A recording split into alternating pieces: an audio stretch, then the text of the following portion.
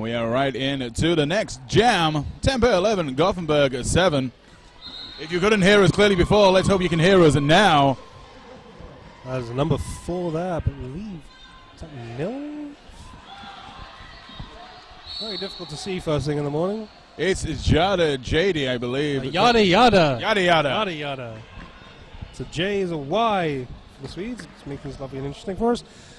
He is in a scoring pass position here behind a strong cue ball, by looks of things here by the Finns. Triangle wall about to be offensed on. Big offense at the front there. Knutson can't do enough to slow him down. We do have that star pass going on at the front. And looks like Jada is on the way to the penalty box. But no, it looked like a cut track, but it wasn't called. And the jam is called to a halt. Perhaps he did not fully re-enter the track. Maybe you are correct. Maybe. Maybe. For those of you joining us at home, we do apologize for the technical difficulties. As I may have said before, you may have heard, never has been a feed that's not had technical difficulties. Nice for us to get them out early doors. 15-11, Gothenburg, Salty Siemens, Tampere, Rolling Bros. Hello, Finickety. Hi, Finickety. On the track, we have skaters doing things. No Modesty Blaze and gets popped up to the outside there by Tampere. We've got a Finnish jammer stuck in the pack. Knutson just slowing him down. Braced with Warlord. Moving to the outside. Makes way through, but No Modesty Blaze. Does he steal lead? No! Lead did go to Tampere, but No Modesty Blaze out on his scoring pass. And looks like Gasket looked and saw, so shuts that jam, comes it to an end. No points picked up on that jam. With just over 7 minutes played, under 7 minutes played in this first period. Gothenburg 15, Tampere 11. I do find it very amusing. We have the two Scandinavian teams here travel all the way to sunny Newcastle to play each other. Two teams that I believe played each other quite a lot. And have a lot of fun those times. It's the best time to play roller derby at 8 a.m. 8 a.m. in Newcastle. In Newcastle. Yeah. In November. Yep. In a Hawaiian shirt. So we are up and at 'em into this next jam. And there goes your lead jammer. That's number 24. That's Esa Tavonen. And away he goes.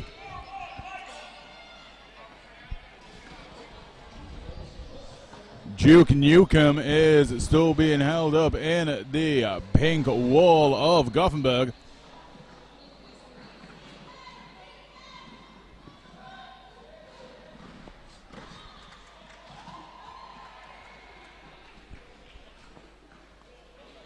And Duke Nukem is out of the pack. Tevenen just stopping that jam before any points can be lost. A full 5 picked up. So Tampere retaking the lead at 16-15, a 1-point game.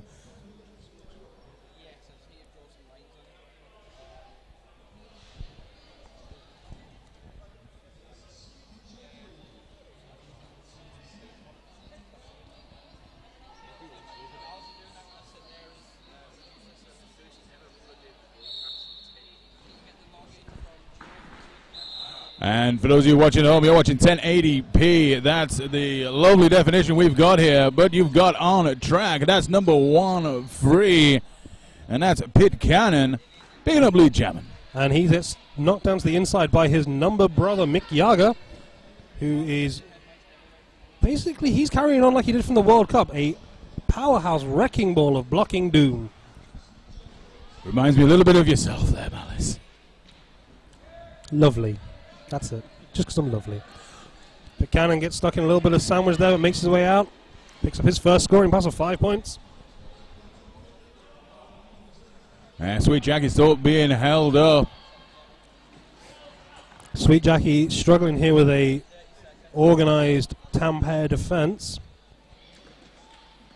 I've seen him skate a couple of times before in person and obviously on feed.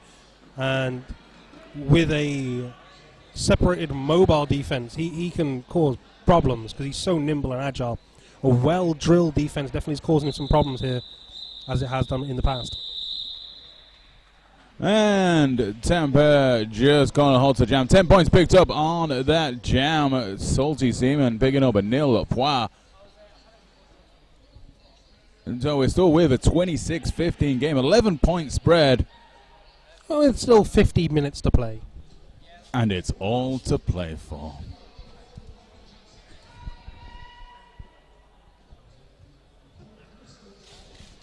Now, I do believe in previous games, it has been Tampere who have won.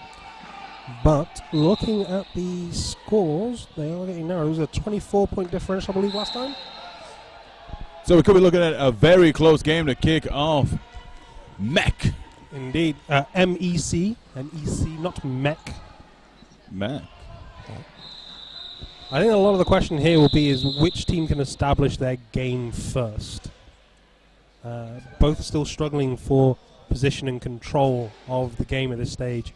No Modesty Blaze definitely seems to be more effective at this stage than the other Swedish jammers. But the Swedish defense is, I think, is the reason for that. They're very much a very controlled unit at the moment. No disrespect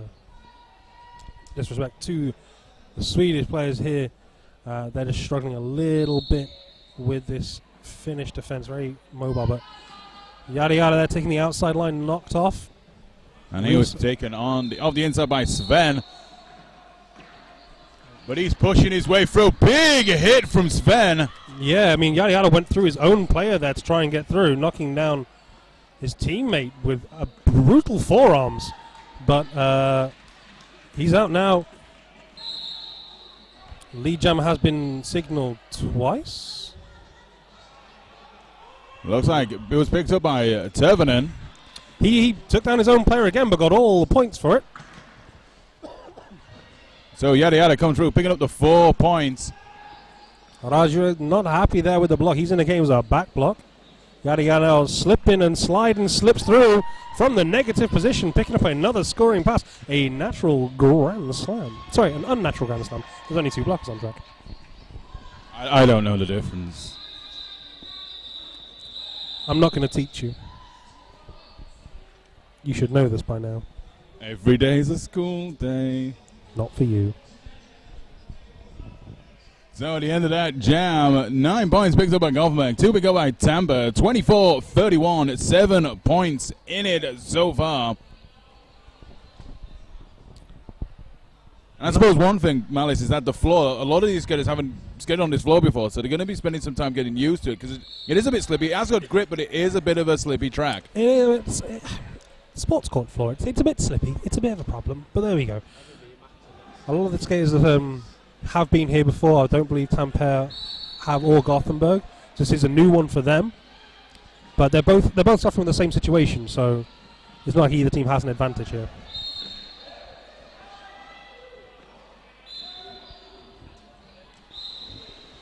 Statman, we don't know. We'd find Panda and ask, but I believe she's working. Every letter slowly. So Tampere. So Tampere coming up against Gothenburg. We're going to sound like Canadians with this, and Tampere. And that's what you want in it, Statman. That's what you've always wanted. Leave us alone, Statman. I've burnt my tongue, Statman. I can't roll my R's. Back on track, though. We do have roller derby occurring. And we do have a power jam to Gothenburg. Duke Nukem there getting knocked off to the inside and recycled back. And again to the inside. Big cut track, and he knows it. He's heading to the bin now. Very aware of what he did. Absolutely. As is the Gothenburg pivot. So swings back towards Tampere. And they've got the chance to start racking up some points into this power jam, which should see them nearly to the end of this jam.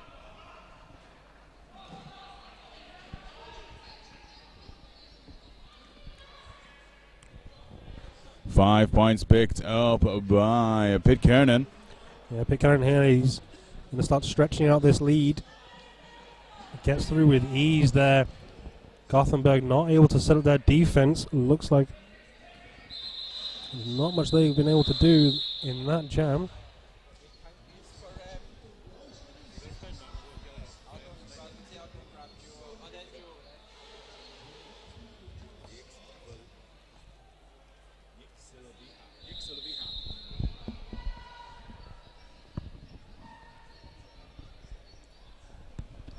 Scores on the board.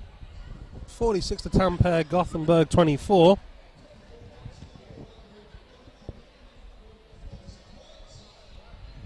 Well, we're just waiting for the scoreboard just to be updated for everybody at home. Our technical maestro is looking at it with a face of abject confusion. And a big shout out to one of our many sponsors here this weekend, Roller Derby City. Roller Derby City supports all local roller derby, provides quality uniforms, merch, and swimwear to skaters all over Europe. So check out Roller Derby City online or at the many events they attend.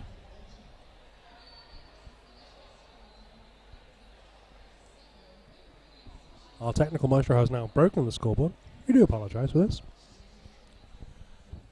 We'll keep you updated with the scores, do not worry. Just listen to our dulcet tones this stressful Saturday morning. It's a lovely Saturday morning here at the Walker. The Walker Activity Dome. I've not even had a real coffee yet. So until the scoreboard just gets updated, which could be a couple of minutes, we'll just keep you in tune. As Mally said, with the scores, 24 playing 46 in favour of Tampere. Back on track. I believe this is still a power jam here to Tampere, who've very happily got on that pack there with Kiski. So he's got a brace 3, which he slips around the outside comfortably.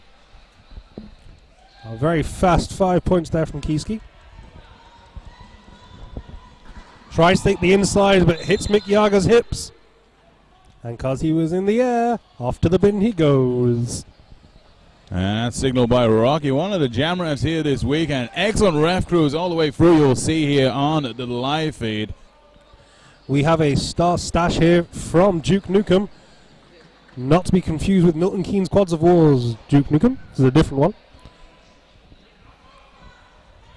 He's been dragged all the way back by Sven there. So that nice light blue wall, just keeping in the Gothenburg jammer.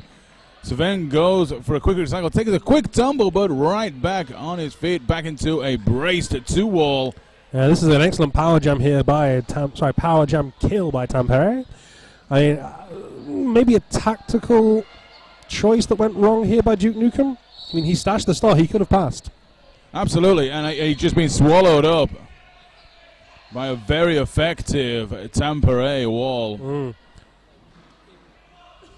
And it's left Kaski to come out and again, just looking for points. Really got the energy flowing this morning. As Kaski has come through again for another 5 points. And Gothenburg now. And Sven's caused another penalty. He's gone straight back to the bin and looking a little defeated as he sits down there in the Armour Flex penalty box. Jurit at the front doing what he can against Kaski, but no dice, the Finnish jammer there, bulling his way through for another scoring pass. I do believe you do have the scoreboard back up and working again, so we will be at 65-24. That is a 41-point differential. Remember, kids, maths is fun. But difficult.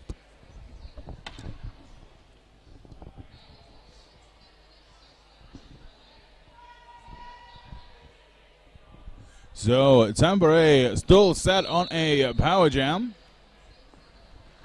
They have really started to come strong in these last 5 minutes. Really started to pull away from Gothenburg.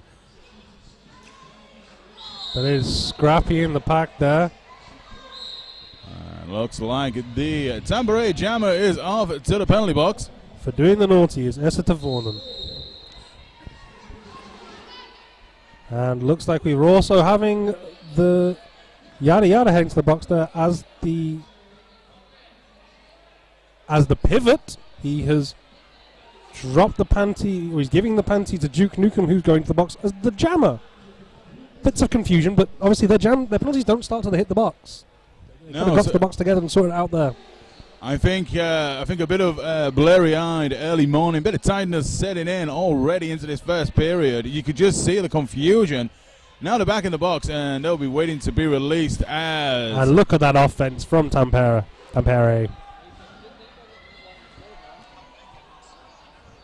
Esa Tavonen now making his way through for his scoring pass.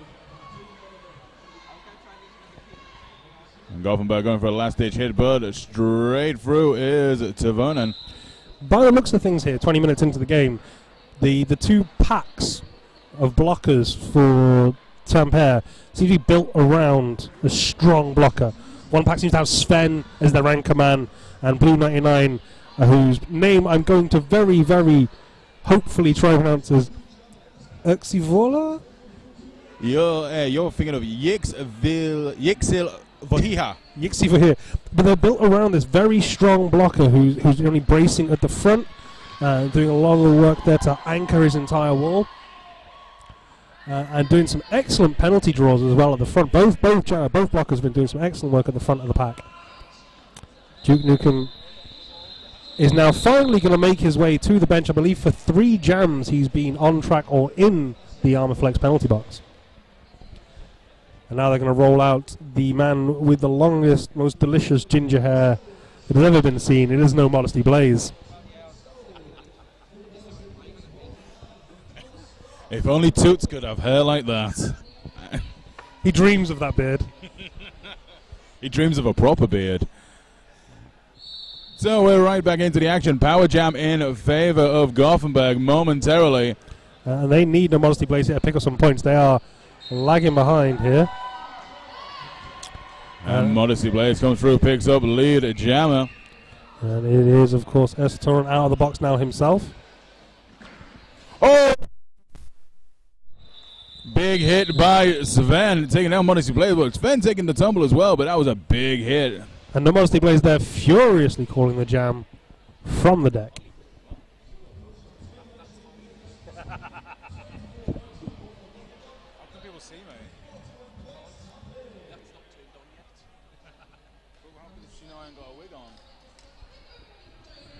For those of you reading the YouTube feed, the checkerboards are querying why Bear said he'd be in a wig and that he's not. The question is, how do you know? I don't know if people can see me right now. I'm worried if someone's actually got a camera on me, or a sight, or a scope. It's probably the satellite's just tracking you. Oh, there's picture in picture. No, Hide! Hide there. We're both in horrific Hawaiian shirts. It's not good. Oh, yeah. At some point, there's got to be a picture of us both. We've got Hawaiian shirts going on here. It's a lovely morning here in Newcastle. Yeah, we're bringing the sunshine from sunny Hull and sunny Manchester. All these sunny places in the UK. The hottest of places. So 24-65. Still looks like we've got a conversation going on in the middle. Still going to be waiting for what the query was regarding. Here we go.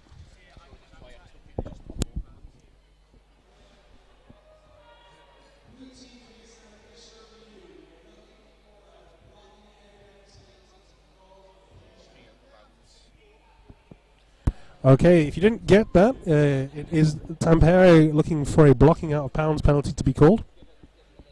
I believe on the jammer. Would be no Modesty Blaze, but I didn't hear who the person they were accusing of doing the naughty was. But we shall find out shortly. It is the lovely Shref head reffing today.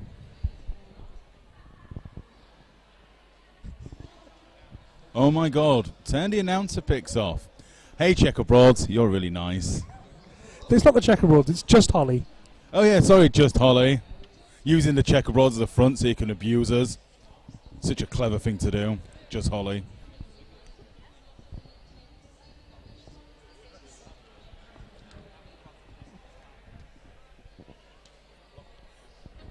So, if you're here this weekend or you're thinking of coming down, don't forget to check. Hold on.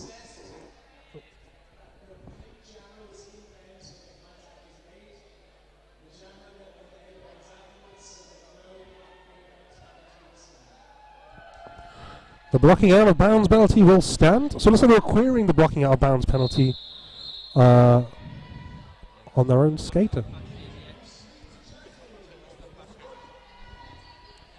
I don't know if you picked that all up, but the call stands. So it looks like the penalty we're looking for, they didn't get it. We are right back into the action here with just under 10 minutes of this first period to play. 24 Gothenburg, Tampere 65. And Tampere looks like it picked up a cut track penalty. As Nilf heading to the bin, the pivot for the Salty Seaman. Sweet Jackie gets some offensive assistance from Mick Yager, trying to break apart the Tampere wall. Outside now from ear block. And Kusa as well goes in for the big hit, just trying to take off Sweet Jackie, but Sweet Jackie is staying strong, but comes from. We believe he went to the box. Must have been an incorrect call. He must have misheard the call for Nilf and headed himself. And it looks like the Gothenburg blockers wasn't aware. Comes through, picks up lead jammer. Yeah. Pitcairn there went into Mick Yarkin. Looks like he took a secondary impact to the head there, but he's okay.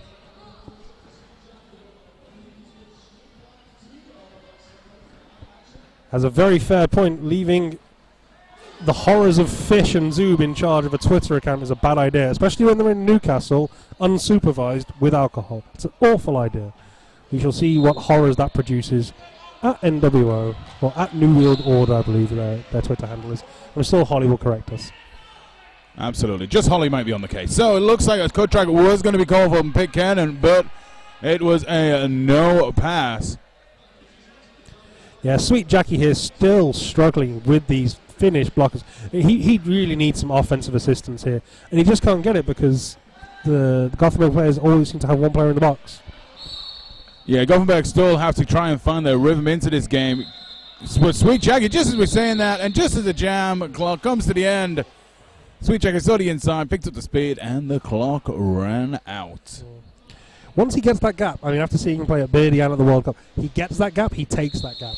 But the Finns have generally been very well drilled, and the Swedes haven't been able to give them the assistance they need. And we do have a timeout called here by Gothenburg.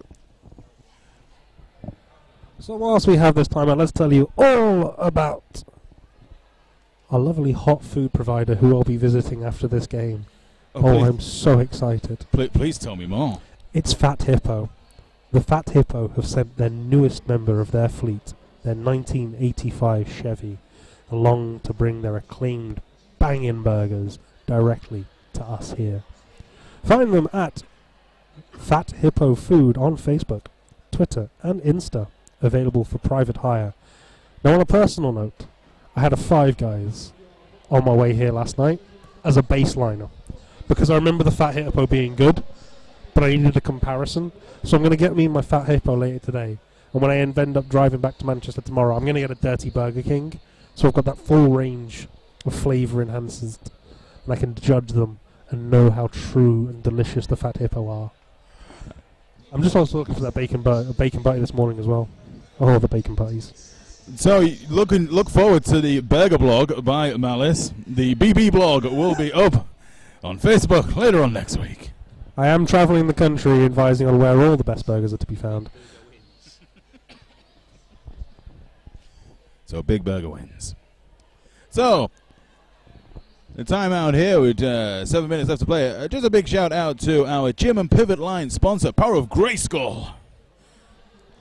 And they are bespoke handmade sportswear. Every item is designed and made in our studios in the UK. We can make to your measurements at no extra cost. Do team or group orders on one-off unique designs. Want your pets on legs? We can totally do that. Over in the Vendor Village this weekend, come and say hello. The Power of Grayskull, making your legs happy. And actually, I have a pair of sponsored Power of Grayskull leggings. I don't want to see them. As does Holly. I know I'm legit holding a microphone that says "I heart men in leggings," which can be seen if you want to look. This is not my microphone. I'd like to point out. It is your microphone. It is not my microphone. It is your microphone. Look, I heart men in leggings. It's not my microphone. Don't look at Bear. He's horrific. My mum could be watching this. She's not though. She's not. She's embarrassed by me. But I also do. I don't own a pair of their leggings. I bought one for my other half. They are wonderful. She loves them muchly. She's very happy with them. They're lovely people as well. Lovely people. Yeah, absolutely. Very friendly. So go check them out online. Oh, Pop into the merch village if you're coming.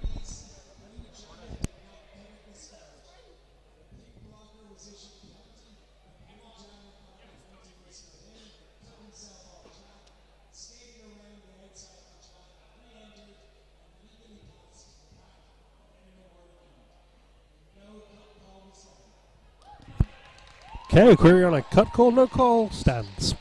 There we go. I think it was to do with the confusion with Pitcairn heading off track early on. Yeah, there seems to be a couple of confusion with a couple of the penalties given out in that last jam, which does happen. Yes, well, he meant jam sponsor. It's very early. We've barely had a coffee between us. Be nice. Back on track, though, we have skaters doing things as Kiski again makes his way through, picking up points. So Kaiski, yada yada, Kaiski coming through, picking up the 5 points. Yada yada on the way to the penalty box for a cut to the track.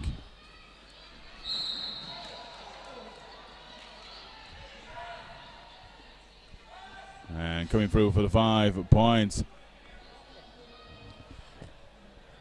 Yeah, we're hoping to have the head ref microphone patched in for the games later on, but for this game we'll keep translating from Shref to the rest of you what's going on. You can translate. Well, I translate for you anyway. As a level 12 ref, I don't get involved in official reviews. Back on track though, Yaya has stashed the star as he exits the penalty box. I think he's trying to be a bit sneaky here. Runs into his own blocker though on the outside line. Tampere very aware of this, knocking off to the inside. Again, Gothenburg are not dropping their pivot back to be an option. So the stash is irrelevant because the pivot's nowhere nearby, so they don't know what's going on. They know it's still going to be yada yada. They're focused entirely on him. And he's still getting big attention. Big hit from Sven, but yada yada stays in. Now he gets taken off. Yeah, but he's knocked off to the outside, and I believe he went down anyway off track. So no pass, no penalty, which is irrelevant anyway because the star was stashed. So no harm, no foul.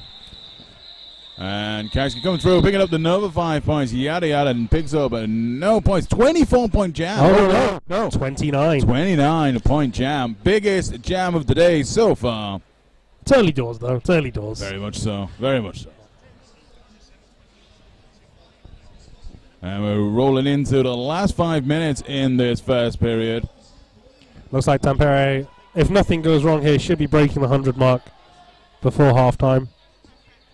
And Gothenburg being sat on the 24 points pretty much into, I think, the 8th minute into this first period.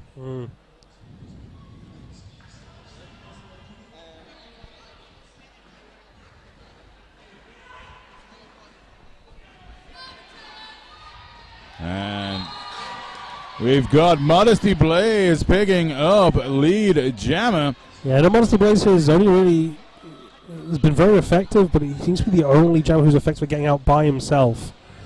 I believe the rest of the Swedish jammers really do need some offensive assistance. And it's surprising. I mean, I know they're looking like they're working on a free jammer rotation. And Gothenburg really haven't had a chance to use Modesty Blaze as much as they would like. Well, Duke Nukem came in as a relief jammer at about the 15-minute mark for just a brief session, and he spent 3 jams on track. Sweet Jackie has been unable to make any headway by himself because he's not had the numbers to give him assistance. I mean, they're rolling Sweet Jackie out here, and they've only got 2 blockers on track. So unless they roll out offense from the whistle, Sweet Jackie's going to be struggling.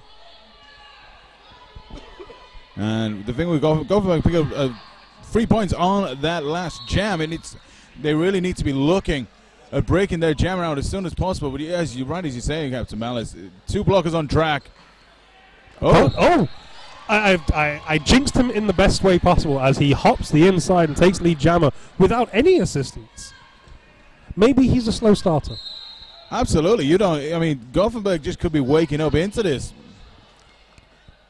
I mean, previous experience I have of watching Gothenburg play, they seem to be very strong starters and then fell away in the later parts of the game. But this is still early. There's still a whole second half to play.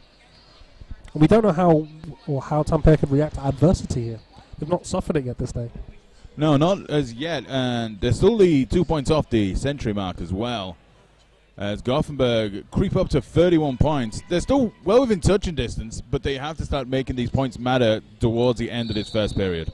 Yeah, I mean, in the first 10 minutes of the second half, if Gothenburg don't get a couple of really big power jams, they're going to struggle. But Yada there, just unopposed on the inside line, takes lead jammer.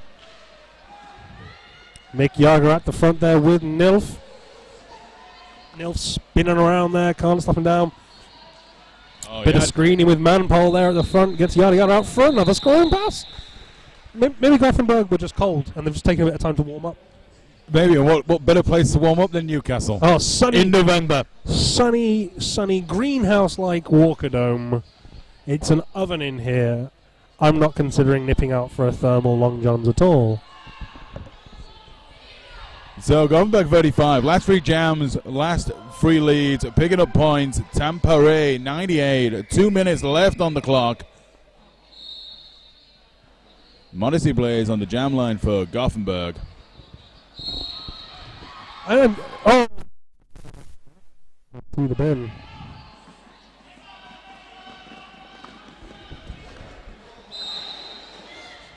Chirp of the whistle. Can't pop him off on the outside. Nope. Lead jammer going there to Tampere. So it took about 23 seconds for the lead jam for Tampere. They will be looking to break that century. Well, Holly, it could be a second win for Gothenburg. It could also be the fact that there was no coffee in the building until 5 minutes to 8.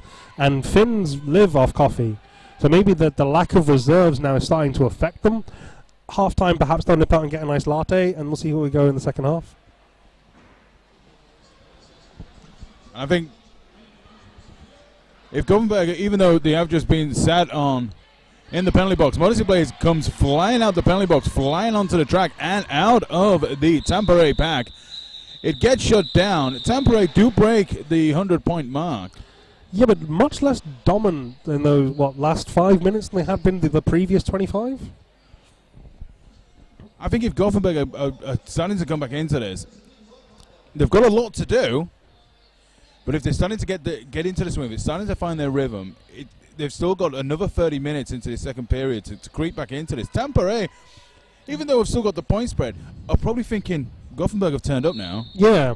It's, again, how do you deal with that adversity? I mean, if they start picking up some silly penalties, do they spiral? Do we see what happens? I mean, here comes an excellent offense from the outside there. But they're still strong in the pack. Nil's still on there. 2 blockers still in front. Mick Jagger. Oh, yeah, switch to the outside. Back to the in. Mick Jagger's still got him. He's popped to the inside. Now they're running him back.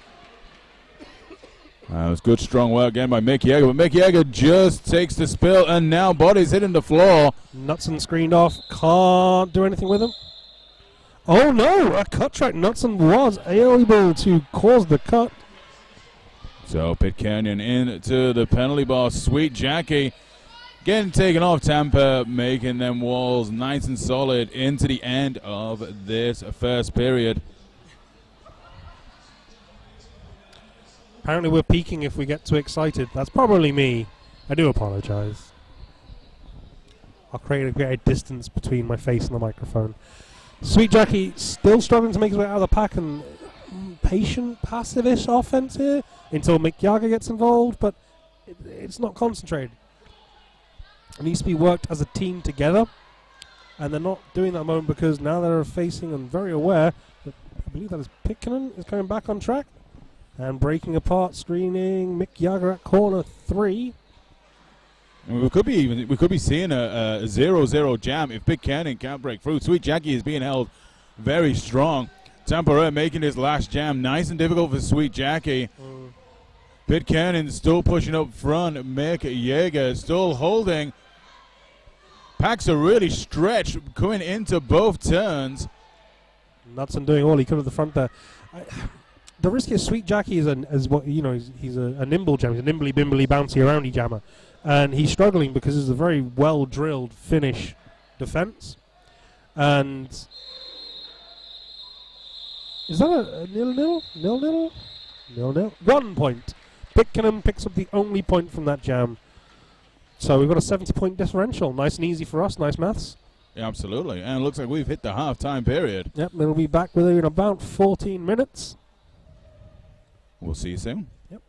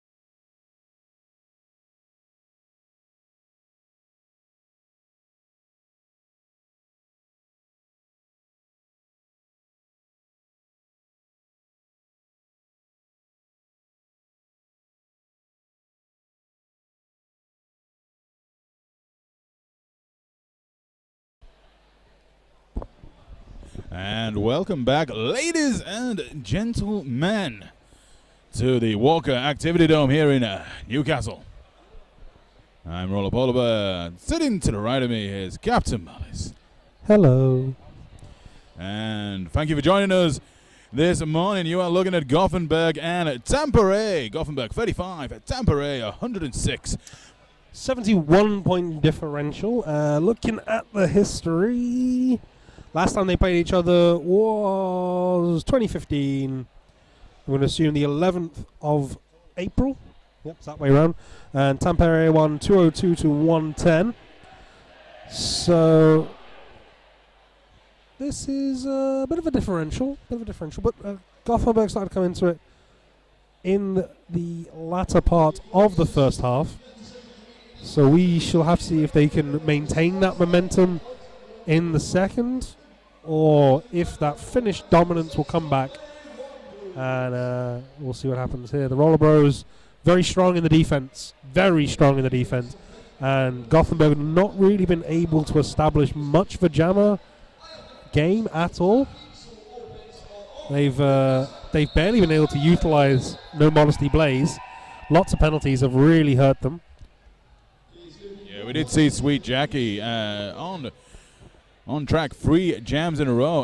Duke Nukem. Duke Nukem. Duke Nukem. 3 jams in a row. He was stuck in the box at the end of the jam. So we've still got 30 minutes of wheelie smack action coming at you as we dance into the second period. Boys from South Wales here, big fans of Salty Seaman cheering in the crowd. They made a lot of good friends there at Beardy 2015. Warlord whiffs on the hit on Kiski, who is your lead jammer. No Modesty Blaze fighting out of the front of the pack. Mick Yager comes in with the wrecking ball hits, as he always does. And he opened up just the inside for Modesty Blaze just to break out. Kiski gets taken off on the outside and calls off the jam. Few techies at home. Once again, we are rocking it at 1080p, 60 frames a second. My techie colleague here, 60 Quad Bit, is proud, so proud of this wonderful stream we have here today. Shabba. 0 frames dropped so far today. Just you wait till I start getting on that Snapchat. Oh, then it's going to be on. But back on track, I believe we have here Yada Yada squishing his way through on the inside. Stumbles to a knee. And you've got it. Tervanen pulls through. Nilf there recovers at the front, but he's all by himself. Both jammers flying through, but Tervanen picking up your lead. Now both jammers in a sprint. Yada Yada has the leg length advantage.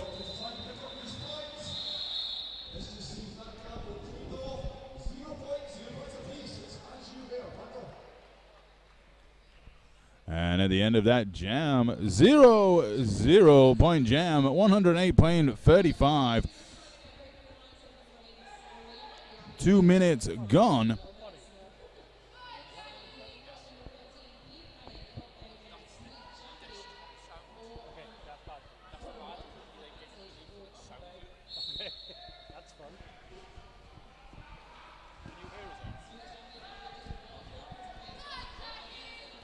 Sweet Jackie dances the outside, gets lead jammer on his toe stops.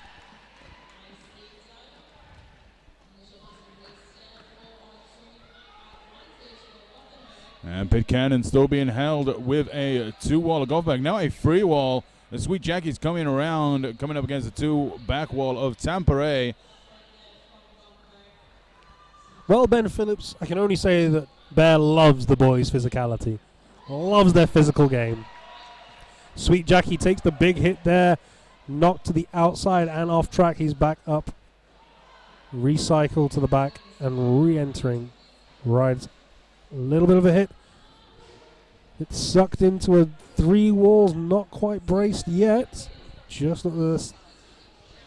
4 of them now. Mick Jagger drops back to try and break them up for him.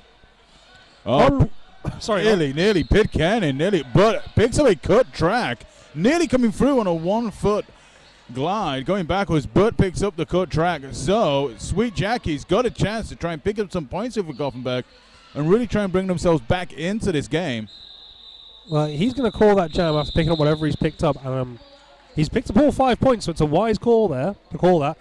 And here comes the Viking himself. It is No Modesty Blaze. Modesty Blaze, we've seen him show some excellent physicality so far in this first period. Now dancing into the second period. Gothenburg really picking up, going into the 40-point spread. So a 68-point game in favor of Tampere. But Gothenburg just chipping away ever so slightly at that point differential. Well, this is what they want to do here. You want to roll out your best blocker, so your best jammer on a power jam. And here comes, like it says, No Modesty Blaze. And he's going to have nearly the full 30 to work. I mean, he's got past 2, 3. Mick Jagger again at the front, but excellent defensive work there. I believe that was Erpokkakonnen doing some wonderful blocking there to knock the Modesty Blaze off on the second straightaway. Modesty Blaze only got the 1 to beat. Slips, rips, lead jammer. Oh, big hit going in from the Tampere pivot. And Nilf there goes down clutching his face. But unlike a footballer, he's back up and skating. I believe No Modesty Blaze going to go for the back block there. He thanked his referee for his penalty, but went himself. And I think for the first time today for Tampere, we might have a star pass, but it looks like there has been an issue with this. It's the conga line, the illegal procedure. So we're going to have the switcheroo, and he's going to have to pick up his panty off the floor when he is released. So Modesty Blaze comes out of the penalty box. And he's now going to try and work his way past those last... Oh no, I was about to say last 2, but Tampere recycling got all 4 back in front of him. He's fighting the links, which is the wise choice, but he's pushed to the outside there. Great work from the Tampere blockers, taking down Modesty Blaze. Basically hugging him into a 4-wall and just clipping him off. It was very wise play. They pulled him into it, allowed him to push himself wide, and just guided him that way. Big hit from No Modesty Blaze, but he takes himself off track in trying to power through those strong Finnish blockers. No Modesty Blaze again taking another tumble there. Forearms penalty. 3 to beat. Mick Jagger in the screening position. You're seeing Caro go into the penalty box. So Tampere lose their pivot just at the end of that jam. Gothenburg getting on to 44 points. Tampere on 108 with just over 6 minutes of the second period played.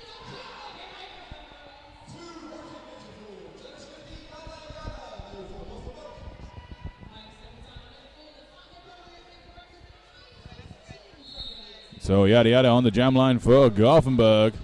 Both of them take the inside line. Yada Yada gets sucked into it, but Kieski picks up a cut. Yada Yada's been recycled all the way to the back. 1 to beat. Still 1 to beat. Bit of offensive blocking there from Knutson. Gets him out. Lead jammer goes to Yada Yada. And I think that's what they've been missing from the first period. Gothenburg going for that quick offense and just breaking their jam out very quickly. They was able to do that. And I think they have to grow into that confidence. No, they've finally got 4 blockers on track. That's why they've been in the penalty box so much in the first half. They've not been able to really get much of a blocking offense going on. They've been too busy defensive. This is one of the few jams where all 5 Gothenburg skaters stayed on track for the entire jam. Yeah, the penalties were really an issue in the first period for Gothenburg. But Gothenburg now 47, 108, so they are chipping away at this scoreline now. They've stayed on track. They're establishing their defensive lines better. They're getting their jammers out faster. If they give up a real negative position here, then the momentum is killed. They need to keep this going. So they're keeping the brace 3 at the back here. Knutson's peeled off to the front for offense. Sweet Jacket, so he's just trying to mix it in with them. But that's what happens. They can't get him out fast enough. The Finns can make their way out themselves. Yeah, and you're just seeing it just there, a quick apex shove from Kaiski. Catching the Gothenburg pretty much unaware, picking up lead jammer and now flying around and looking for points. Kaiski's a demon. He's so fast and explosive. He's caused every team he's played at the World Cup problems. Yeah, he really got the speed and agility, really causing Gothenburg all manner of problems. But they are being sucking him in here as Nilf goes for a quick recycle. But Sweet Jackie is still being held by that forward of Tampere. Yeah, and see, he needs that offense. He's really, like, when they're drilled and they're set up like this with the 4, he needs the offense. When he catches them unaware, he's fine. But they can't peel someone off for offense at the moment because Kieski is such a problem. Oh, great work from Kieski, going around the outside. Now, sorry, this is where Gothenburg should just be swarming and breaking the Finnish blockers apart here. And they've not. They've gone for a star pass, but then.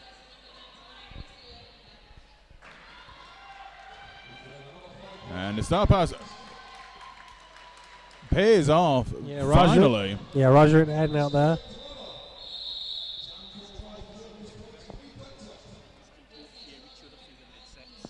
Oh, we can do anyway. Yeah, I can hear.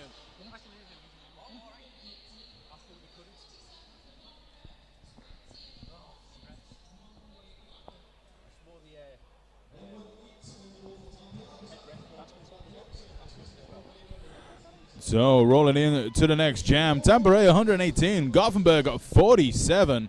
So Tampere just extending that lead. Here comes that sprinting start from No Modesty Blaze, and he hits that wall hard. Runs the outside. That is not a man you want to give a run up.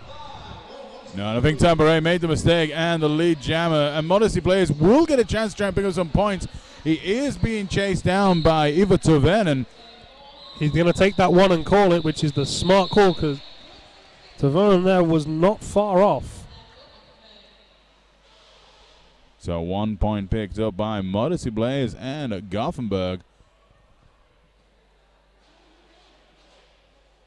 Yada yada here with the star again. I cannot see the Tampere jammer.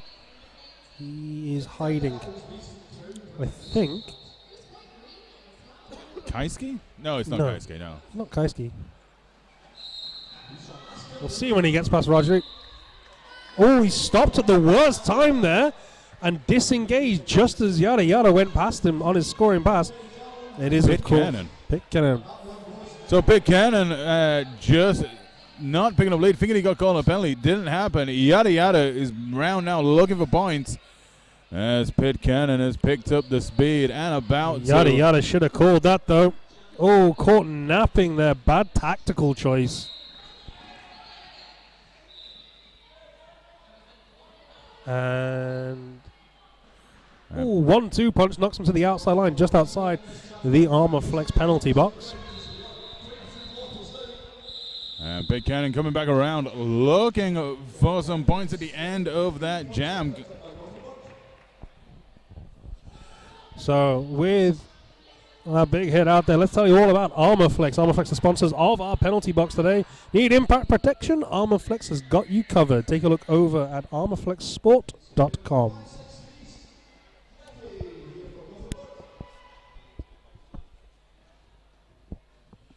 So Gothenburg here, they're struggling to get back into this. Tampere have more established their game. I mean, admittedly, they've only scored 16 points so far in this second half. But Tampere have only scored a few themselves. 16 themselves, I think. It's been fairly even, actually.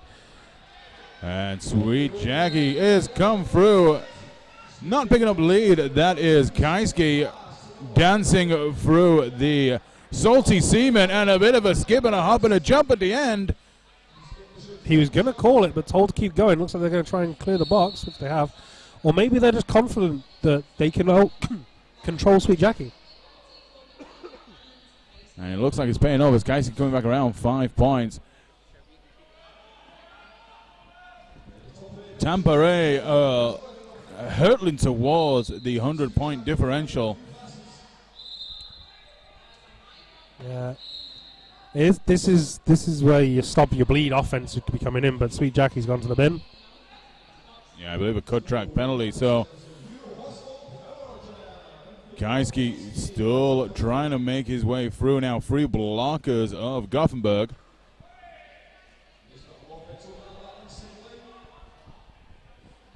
5 points picked up by Kaiski.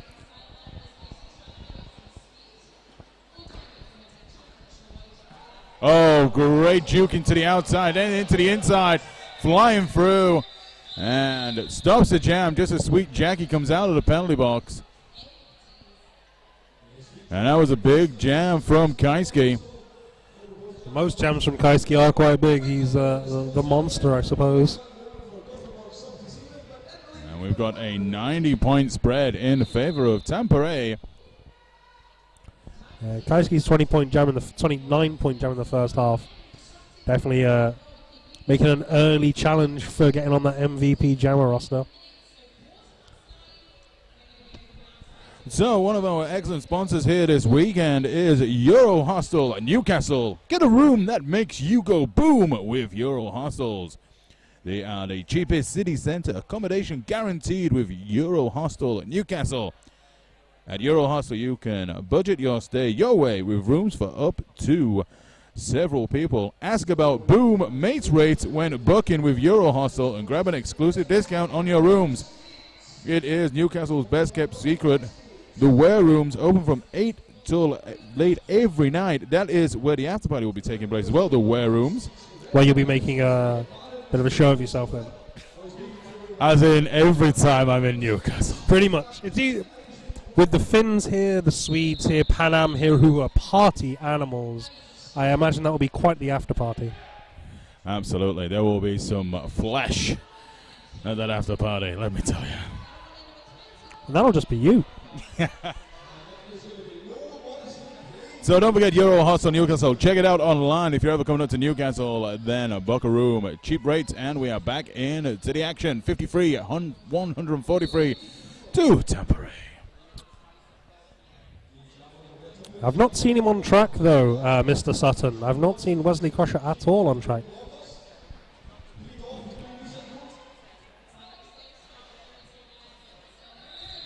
So Tervinen and Modesty Blaze out on track. Tervinen picks up the lead jam, and Modesty Blaze going to the penalty box on a back block penalty. Yeah, that's the one problem you can call with No Modesty Blaze's game. He's such an aggressive jammer. He flies into the pack and can be drawing those back blocks quite easily.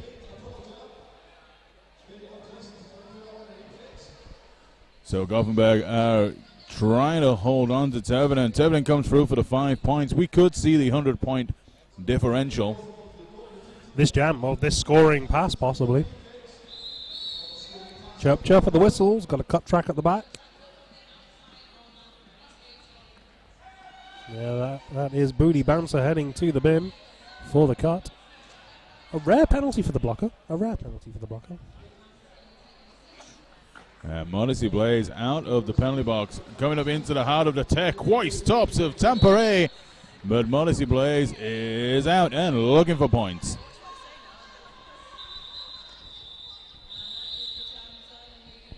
Kusa on the way to the penalty box for Tampere.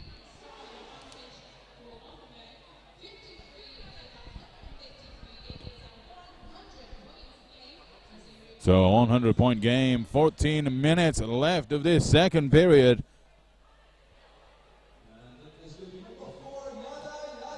And we got Yada Yada back on track.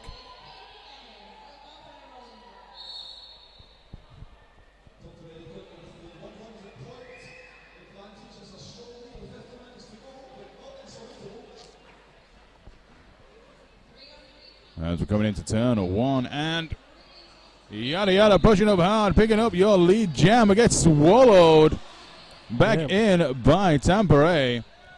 Hit by a very, very aggressive 1-2 punch though. Pit Cannon still being held up by the pink wall of Gothenburg as Yada Yada evades the big hit, goes on the outside, now starts picking up the speed, but gets taken off coming out of turn 4.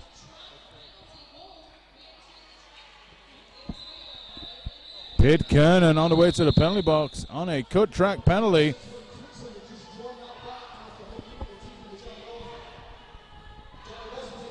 And Gothenburg 57 playing 153, and they are set on a power jam.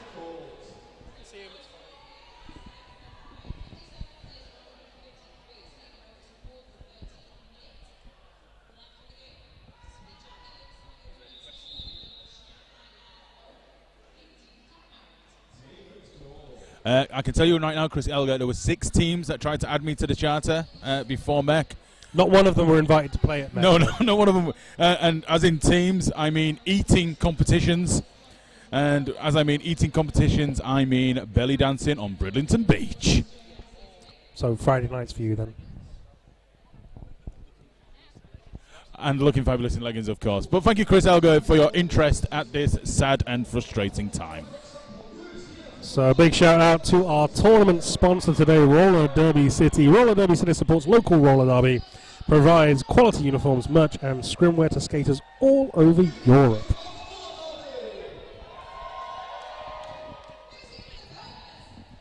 And as you can see, the venue is filling up nicely, even at this early hour of 9:15. You can see most people still in their coats and hoodies. Some people have brought blankets.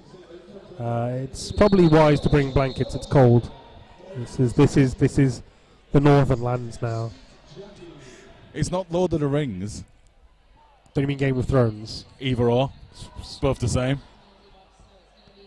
Get out. They are. Get out. They are. You're dead to me. So, back into the action on the track. We've got Sweet Jackie up jamming for Gothenburg. And he's got Mick Jager in the pack trying to disrupt it for him, but he's stuck out front and trying to find some space as Mick Jager still cannot get enough trouble there. Sweet Jackie knocked up to the outside line there just before corner 3. And Sweet Jackie being recycled all the way back. It's again that turquoise wall. They need to start disrupting that wall. Gothenburg need to start disrupting the front of that pack. Aside from the roller derby, I think this is definitely the contest between the teams with the 2 best uniforms. Apart from maybe the Mannequin Beast, they have a lovely logo, a lovely design, but there's definitely a strong 3 here. It is lovely. Yeah, that beautiful turquoise. It is a lovely turquoise. It really is, and it's a baseball setup as well, and it's very nice. I have my curtains are the exact same colour in the living room of my house. Sad, isn't it? So welcome to Decorate Your Homes with Captain Malice. He can come round and in the space of half an hour destroy your home with turquoise. Everywhere. Turquoise everywhere. Looks like we got Nilv into the bin there for the naughty. Kaiski doing what he does so well, coming Score through. 5 points, then another 5 points, then another 5 points. It almost seems effortless. He will pick up the speed in a moment, just like now, just like you're seeing now. The way he just glides into the pack, then picks up the speed. Mick Jager gets the takeoff. You've still got Sweet Jackie still being held up. What he does, I mean, honestly, watch Kaiski here. You won't see him until he comes around onto the engagement. He's currently at a steady pace, nothing too aggressive, and just glides in and waits. And that's waits you to commit and then explodes. And it's a really wise style. You see it with Reaper. Reaper waits for you to commit and then uses his explosive speed to take advantage of it. It's the same style of jamming. That sort of wait, aha, you committed, I'll take advantage, thank you very much. And I think this is what's happening with Gothenburg at the moment. Gothenburg, even though they were chipping away at the lead, they've kind of just faltered recently in the last couple of jams. Sweet Jackie just had a torrid time out there on track. It's as I said at the beginning of the half, really. If they couldn't maintain that momentum, they'd fall away again, which is exactly what's happened here. Because Tampere have been so good at sucking the Gothenburg jammers into these horribly slow derby. Step off there, lead jammer goes to Tampere. And that's Turvinen with the lead. Modesty Blaze being held up now by Sven. Sven again putting in a great show here for the blockers for Tampere. Excellent work from him. I mean, definitely one of the standouts so far for me today. Absolutely. And also Yiksivliha as well, number 99 for Tampere. Has been excellent in that bracing action. I would like to point out, I do mean the Sven on track, not tournament head announcer Sven, who sat behind me, really happy about all the things I've been saying about his work. Wait, what? That's not Sven. Our Sven? He'd never shave his beard. The beard's his life. He's like Samson. It's credit where credit's due here. This is, I mean, Kieski Urbakunen and Tavonen, Pikkonen, they've all had their games, but Sven for me has been the one who's just been destroying the souls and the energy of the Gothenburg Jammers here. And even though Gothenburg have got good blockers, they haven't been as organised and they haven't been as together. The drilled, yeah, it is the drills. When you look at them setting up, they're sticking with the 4 for the most part. Sometimes a brace 3, but usually it's the 4. And it's not really utilised that much, but with a less active offensive blocking style that Gothenburg seems to prefer, their 4 blockers are just destroying the cardio, the stamina, and the energy of all of the Gothenburg Jammers here. And when you can, when you can double up with Kaisi just going, yeah, I'll lap you for a bit, you don't really need them. No, you're absolutely right. And that's the thing with Tampere, they've pretty much dictated the gameplay from the get-go. And Gothenburg have crept into it in places, but you're just seeing Kaisuke there just spin his way out of trouble as Tampere have just swallowed up the pivot now. We've got the star pass, which has been successful. Warlord taking us off for the first time, I think, here as the pivot. I think the key difference here is Gothenburg tend to be blocking individually still. Tampere are blocking as a team. Yeah, I think you're absolutely right. And I think the interesting thing is, as you said at the beginning of the last jam, the way they set up very rigid at Tampere. They knew exactly what they were doing, whereas Gothenburg were disjointed. One blocker went to the front, 2 were at the back, one kind of got swallowed into the middle of the Tampere back. Someone needs to take charge of that and get them together. Speaking now, I'll put my bench manager hat on for a minute. They need to really drill their blocking, I think. For whatever they do after this tournament, they just need to drill blocking, and blocking as a unit. My team, that we're currently working on a brace 3 with a loose offense, and that's just been drilled for months, and it's now very strong. That's our preferred tactic. It works for us, but it's been drilled and drilled and drilled and drilled, and that is all we have drilled for 6 months, and it's working. And that's what they don't seem to have. But then you've got to remember, the Scandinavian teams struggle for opponents. They can't really utilize the things they put in training into practice that often. I think I remember when I was talking to some of the Gothenburg skaters at Beardy 2015. Hundreds of miles they have to travel for training.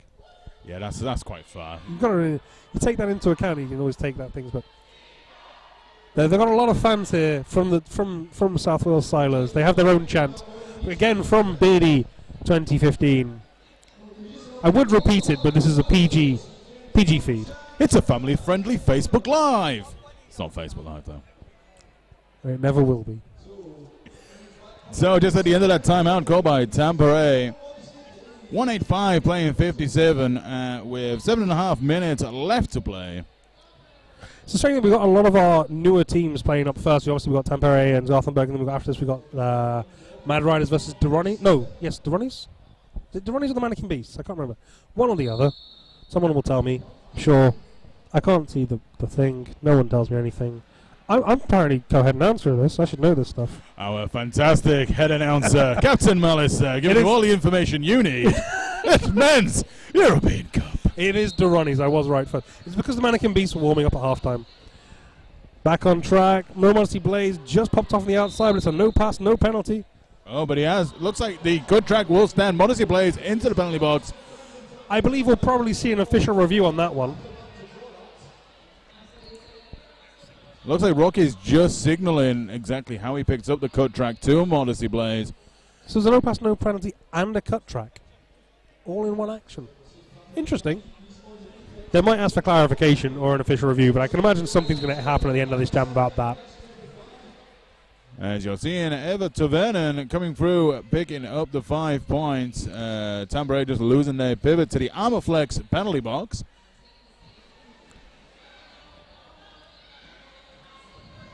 And Modesty Blaze out of the penalty box for Gothenburg. Tavernen being just swallowed up here by Gothenburg. That is the 4th time I have seen a Gothenburg jammer power through their own blocker to get through the back.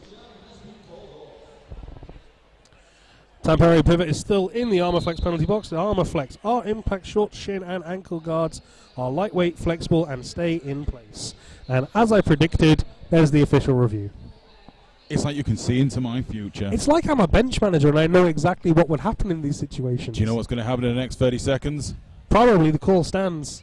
I'm 1 for 15 with a bench with official reviews. That's what always happens to me.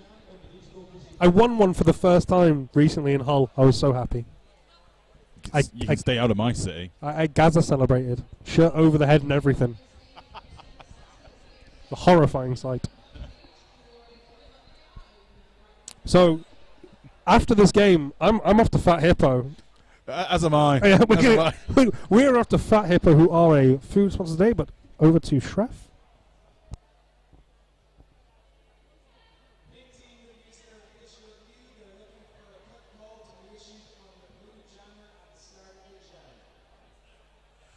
Not what I thought it would be. They're looking for a cut call on the Tampere jammer from the start of the jam. That's interesting, but it's more beneficial than trying to get a penalty taken away from No Modesty Blaze. He got out of the box, so it's not like they're giving up a power jam here. It's damage done at this stage. Absolutely. It looks like it's been a quick official review as well.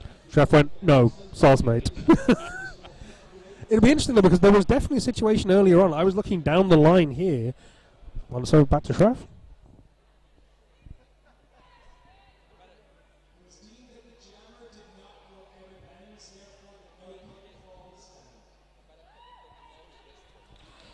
So the jammer didn't go out of bounds, no call stands. So it was a very quick review. But yeah, there was one that saw him step out. Nothing was called. I think he might have not actually have gone past anyone as he stepped outside. But yes, Fat Hippo, the food sponsors. I'm off to get me as much food as I can get, because the Fat Hippo sent their 1985 Chevy along to bring the banging burgers directly to us here today. Find them at Fat Hippo Food on Facebook, Twitter and Insta, available for private hire. They are pretty damn fantastic burgers, and we're back on the track. Sweet Jackie is trying to break out again of this turquoise wall of Tampere. Tampere's turquoise tortoise. Kara up jamming for the first time today, gives a little wave to the Gothenburg pivot as he picks up lead jammer. I think it was an apology. It was more of a hand like sauce mate. Hi, sorry, hi. Hi, sorry, hi. It appears they cannot hear Shref, but if you do have any question of what happened, I will let you know what's going on. And Kara picking up the first points in his jamming furrow into this second period. Sweet Jackie breaking out of the Tampere wall. Tampere breaking the double century now.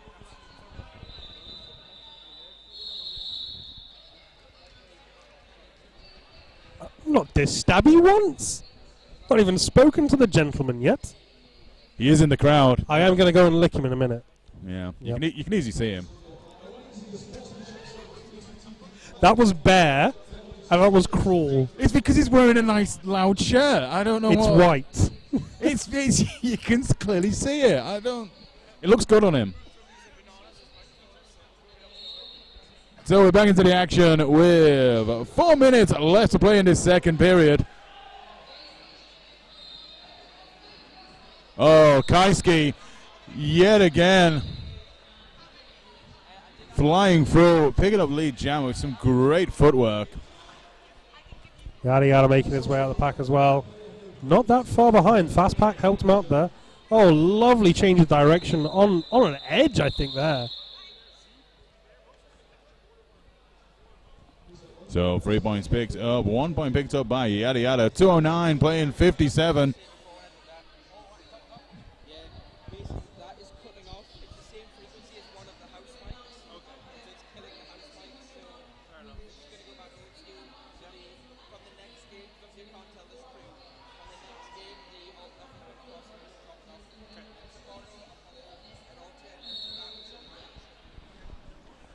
For those of you listening at home, sad that you didn't get to hear Shref's dulcet, lilting tones today. The head ref mic feed bit is breaking things. Soz. We should have it working tomorrow, but in the meantime, we're going to kick it old school. An alt ref's going to wander over with a clipboard and tell us what happened, and we'll go from there. And if you need to message anyone about it, why not message Stevel about your concerns? Stevel is currently in the crowd eating. He would love to hear your messages about sci-fi. All applications to Stevel as Mick Yeager. Big hit on Devenon. Mick Yeager only does big hits. Yeah, it's not just a glance. It's never a glance. Thing is, there's always the possibility as a big hitter to get lulled into the act of just being a hitter. He's generally quite well targeted. The only times things go wrong for him is when he gets caught out at the front.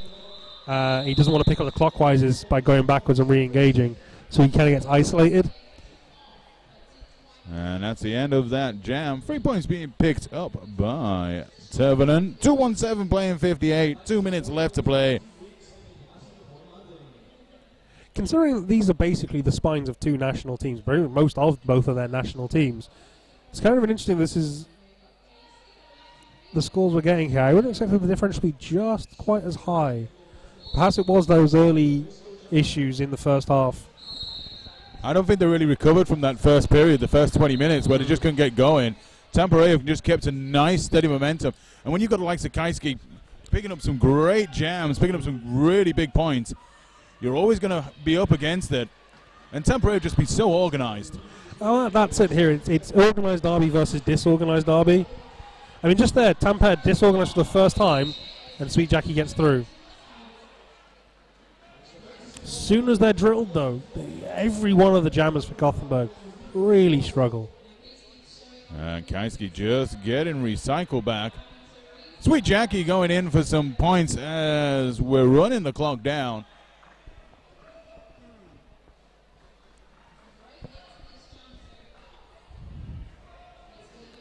Kaisuke spins around the outside.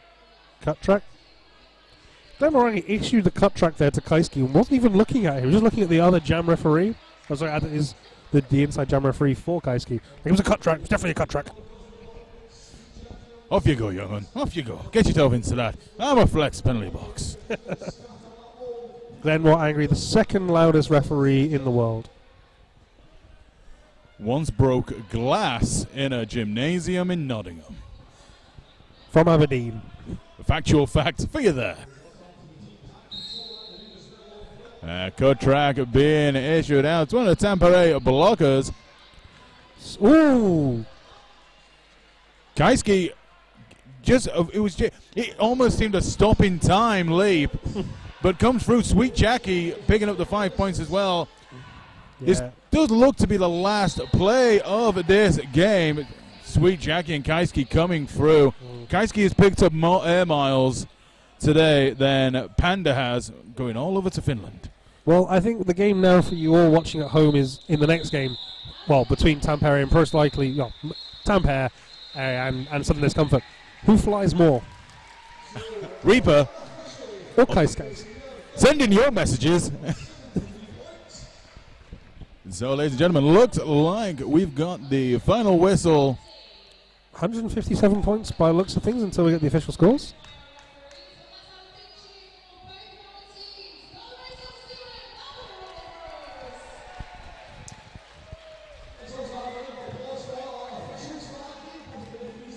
So that's also just one more reminder here. The Power of Grayskull, one of our lovely sponsors here. Bespoke handmade sportswear. Every item is designed and made in our studio in the UK. We can make to your measurements at no extra cost. Do a team or group orders or one-off unique designs. Want your pets on legs? We can totally do that. Over in the vendor village this weekend, come and say hello. The Power of Grayskull, making your legs happy.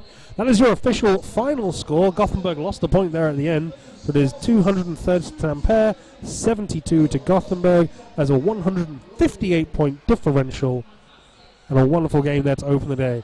We are going to be back with you at approximately 10 o'clock with Ronis of Germany versus Spain's Mad Riders. I have been Captain Mallet alongside the ever problematic Roller Polar Bear. I like wheels.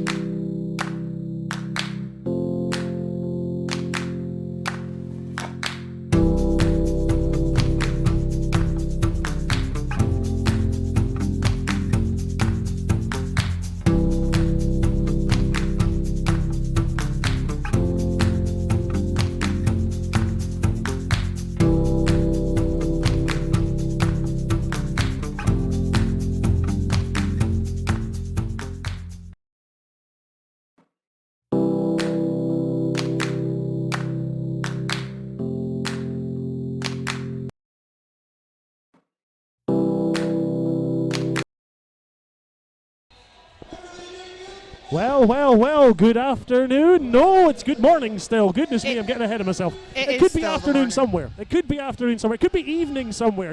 I've just lost track of everything, to be honest. Completely lost track of it all. Goodness me. Anyway, welcome back to the Walker Activity Dome here in Newcastle, folks, for the Men's European Championships 2016. I'm one of your hosts for this game, Smack Lamore. Joining me is a voice that people may be used to hearing alongside me regularly. Yes, I'm Jason Casey here today. First time announcing at MEC. Looking forward to it. And we're underway. First game underway now. Second game of the day between the Ronis and the Mad Riders. First game of the day saw Tampere Rolling Bros picking up a victory over the Gothenburg Salty Seamen, 230-72. But this second game getting underway, bogged down a little bit in that first turn as they try and work their way round the corner. Who's going to come away with the first lead for the game? Looks like it goes to the Mad Riders. Mad Riders skating in grey and green today, and Ronis in red. Back again, working through in their early star pass by the looks of things from the Ronis. Play now slows down as they come round turn 3, heading into turn 4, and a track cut called. Looks like the Mad Riders jammer is going to make his way to the penalty box. So early on, we've got a power jam already. Of course, our power jam sponsored by Euro Hostel Newcastle. 5 points in the sky for Ronnie 23. Now this is going to be both very easy and very difficult because they're all called Ronnie. All the Ronnies. But they just have different numbers. It's going to be an interesting one to keep an eye on. Luckily, they've all got different numbers, so we'll see that as he goes through for another 5 points. First blood to the Ronnie so far, 10-0 in this first jam. Less than 40 seconds to go. Mad Riders jammer standing in the bin, so it looks like he'll be returning to track soon. Indeed, Mad Riders, of course, took lead jam early on because he was sent to the penalty box. No lead jam. This one will run the full 2 minutes, so no one's calling it. Less than 30 seconds to go now. Ronnie's 15 to the Mad Riders, nothing. This is opening up an early lead for Ronnie's. Although, no, it's actually the Mad Riders out of the penalty box and points on the board. Big hit on the Ronnie's jammer there, but no pass, no penalty, so he continued on. Again, bash down into the middle of the pack. Slowing down now into turn 3. Again, Mad Riders jam. Time runs away, clock ticks out. Wow, that's a high score in an early jam. The first game we saw for today was quite a tense, quite a close affair for the first couple of games anyway. But now, Ronnie's 23 to the Mad Riders 7 in the first jam. Straight out the gate on this one. Yeah, start with number 23 on the jam line, and number 23 will get you that mint points as well. I think what might give them the edge so far for Ronnie's is their more experience. Yeah. Mad Riders only formed last year, so... For a team that only formed in early 2015 to be here at MEC 2016 kind of says a lot about the progression they've made. Slow start for the jammers on the line. Absolutely no give off of that jam line, but it looks like Ronnie's trying to take the lead at the front. Mad Riders holding back spill as they come in between the jam and pivot line. Fast reforming by Ronnie's though, but there we go. Lead jammer for number 32. Inside line, looks like that's Crash Adrikut taking lead jam there, or is it Hay? It's one of the two. Hay. Is it Hay? Hay. 22 and 32. Their colour contrast between the shirts is hard to see from our vantage point. And it is very early in the morning. That's, look who's jamming for the Ronnies. That's Ronnie. What do you know? Fancy that. That's strange that. It's number 3 Ronnie jamming for the Ronnies. This is going to be fun to call. But we'll never get it wrong. It looks like there was a call-off at the end there from Hay, but track cut called by one of the outside pack referees. Mad Riders are going to start this next one down by a jammer. That means we've got a power jam for the Ronnies to kick off the next one. Power Jam sponsored by Euro Hostel Newcastle. Big thanks to them for sponsoring that. Lining up on the Power of Gay Skull jam line now is Ronnie, strangely enough. Funnily that. I'm never going to get that name wrong. But that's the best thing about it. I always worry that they may have changed the pronunciation between each Ronnie. Well, the bench coaches who are female are Ronyas. Lead jam for number 308. Ronnie, strangely enough, in the red. Pack stuck down right out of turn 2, trying to push their way round. Offense moving in to help their jammer. Solid clear round, late block, almost called for a low block there on the end. Number 22, Crash Adrikut, took a spill but managed to keep himself small and keep himself away from the jammer, avoids the penalty, stays on track.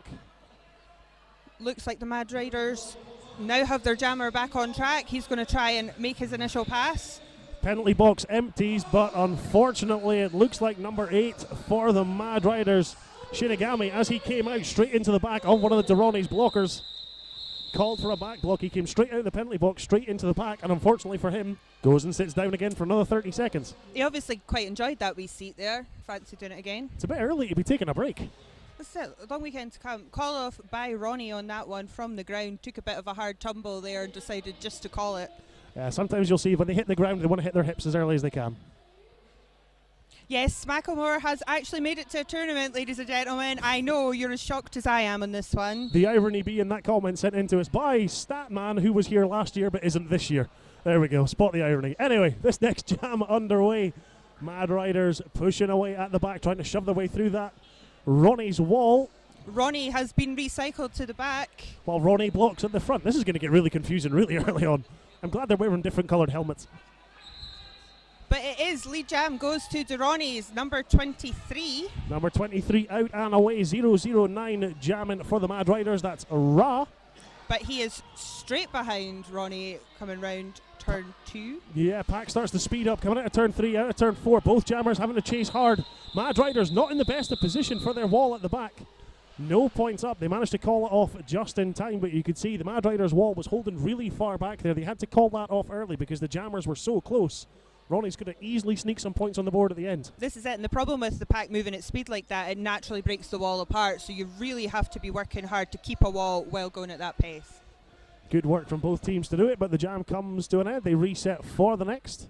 Let me guess. Jamming for the Ronnies. I'm going to say Ronnie. I think that's a pretty safe assumption. Nicely done for a slow start off the line. Again, you can see both teams holding solid walls to begin with. The Ronnies take the Mad Rider jammer back out of turn 4. And are really doing well holding him back. He's barely made it over the Power of Grayskull jam line. And that whole solid wall of Mad Rider blockers right at the front. Oh, and it looks like a forearms Forearms call. penalty assessed to number 3, Ronnie, the jammer for the Ronnies. He'll make his way to the penalty box. Euro Hostel sponsored power jam for the Mad Riders. And he takes lead jammer. And he is joined by 1337 Ronnie, who we are renaming Reaper Ronnie. We'll go with Reaper Ronnie. He looks a little bit Reaper-esque. It's the beard mostly, I think. Beard in the stance.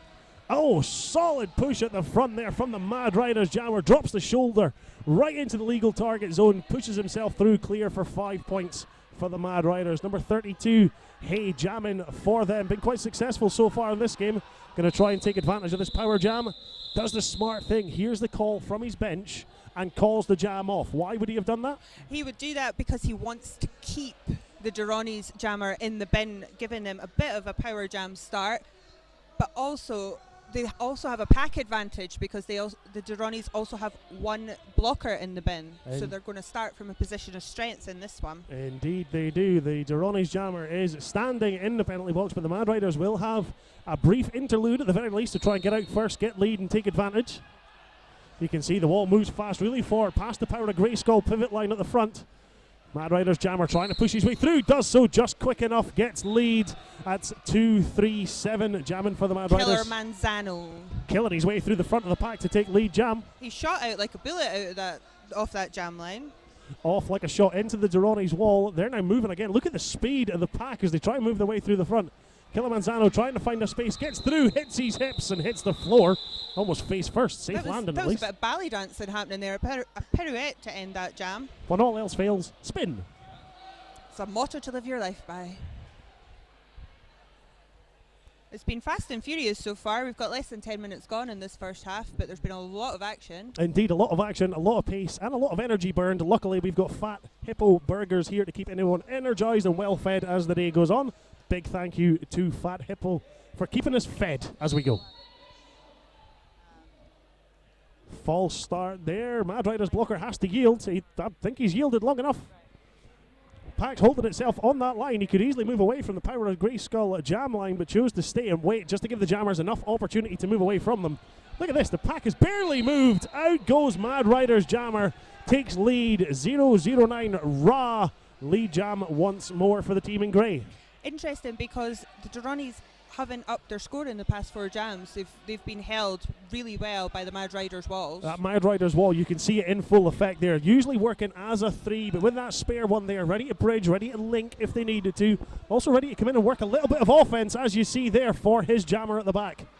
They definitely, the worry going into this game was that they would be slightly outclassed just due to inexperience, but they're really showing that they've been working hard in the past year.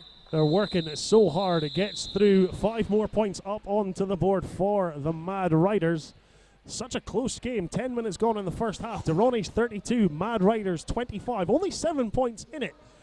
I know we're still early in the game, but the fact that they're holding it this close, considering how much of a lead Ronis built up in that first jam. Absolutely, yeah. It's they're definitely not giving up without a fight, which is great to see. Especially this early. We definitely don't want them giving up only 10 minutes into the first half of a long game. Mad Riders they're here for a long weekend. And if they're anything like some of the French squads last year, they'll be highly entertaining throughout the whole weekend. I think they're going to be entertaining from start to finish. Ronis now trying to push forward, get lead at the front. That Mad Riders wall again, solid 2 wall at the front. Takes off number 23, Ronnie jamming for, oh goodness me, has he got it? No, he hasn't. I thought he may have been called on a cut. Cut track called on number 32 for the Mad Riders, who is Hay. Hay is on his way to the Armour Flex penalty box. He'll take a seat for 30 seconds. Power jam for number 23, Ronnie for the Ronis. And that is the 3rd power jam they have received from a cut track. Gonna have to watch those lines on the outside. A lot of times it's the easiest penalty for jammers to pick up. You can see they try and work their way, try and find gaps on the outside. No cut track, but certainly lead jam goes to Ronnie. And I think as well, you've seen a couple of cut tracks where it's been skaters coming back on after they've been hit off, not recycling back fully. Just stepping on a little bit too soon. Blockers doing well to recycle and try and draw those cuts. It's been great defensive work from both teams so far, despite the score being as high as it is after only 12 minutes. Still a great defensive effort from both teams. Both teams back to full complement. The bin is empty, and we have the Mad Riders jammer back on, who's been held at the back by the Ronis 4 wall. Shinigami trying to recycle the Ronis jammer back as far as he can. 3 points put up onto the board for the Ronis. Nothing up for the Mad Riders at the end of that. So now a 10-point difference. 18 minutes left to go.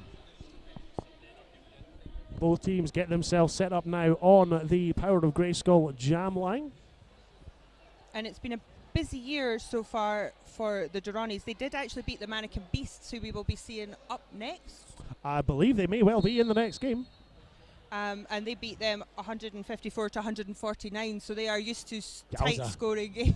5 points of a difference in that one. Going to be worth keeping an eye out for the Mannequin Beasts up next here at the Walker Activity Dome. Against the Lincolnshire Rolling Thunder. Oh, LRT. Bit of a local team. Never mind what I'm saying. Inside line. Away goes Mad Riders jammer number 237, Killer Manzano. He takes lead. And he just seemed to not...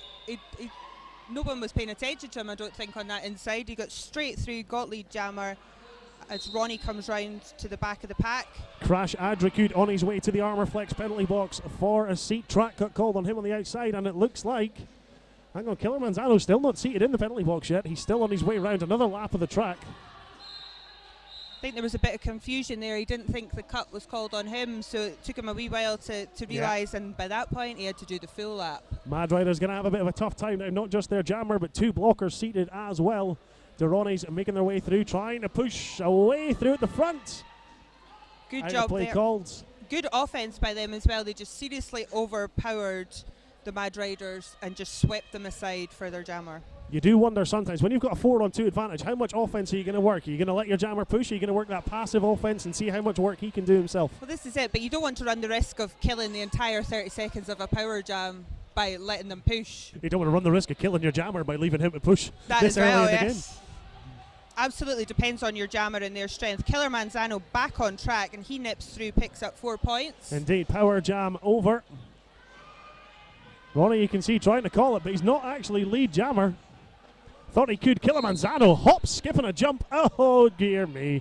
He thought he had it. One toe stop, comes down off track, plants his foot, steps back in, runs away, picks up a second cut track in the same jam. That's going to be a tough one for Killer Manzano to take. But But do you know what? Good for him. He took the risk on it anyway, and he thought, I'll give it a try. Give him his due, but maybe this early in the game, you don't want to be taking too many risks as a jammer, especially for the inexperienced team. They're down a little bit now. If Kilimanjano's going to be so strong in their jammer rotation, needs to watch his penalties this early on. Absolutely.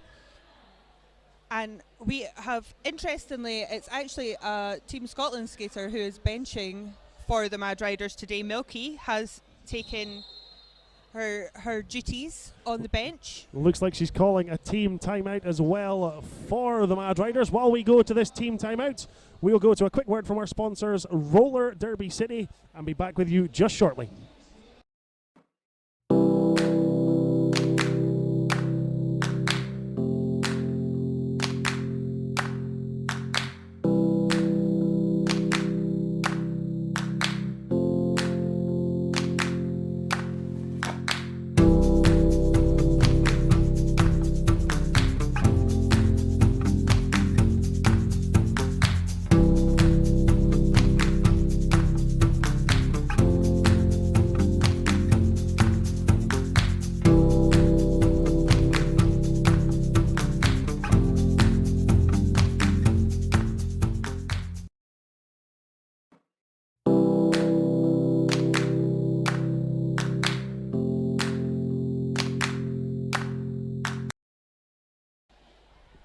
There we go, team timeout comes to an end. Of course, team timeout's limited.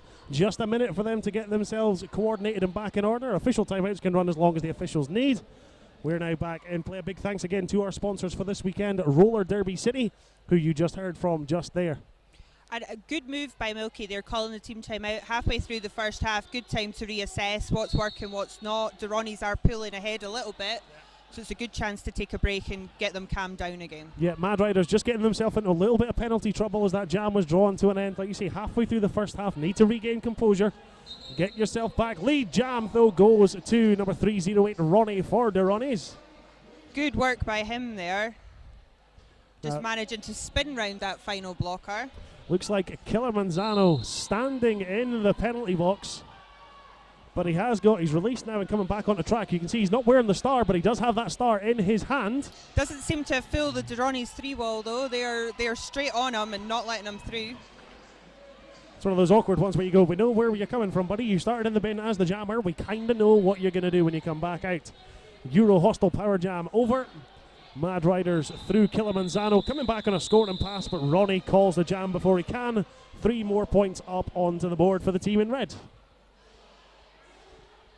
This has been quite frantic so far, but there's been some really good play, some really good offense happening. But those braced walls, the braced 2 walls, have been excellent, particularly for the Durranis. Mad Riders' defence has been solid, but like we say, just a little bit of penalty trouble early on is what's cost them this game.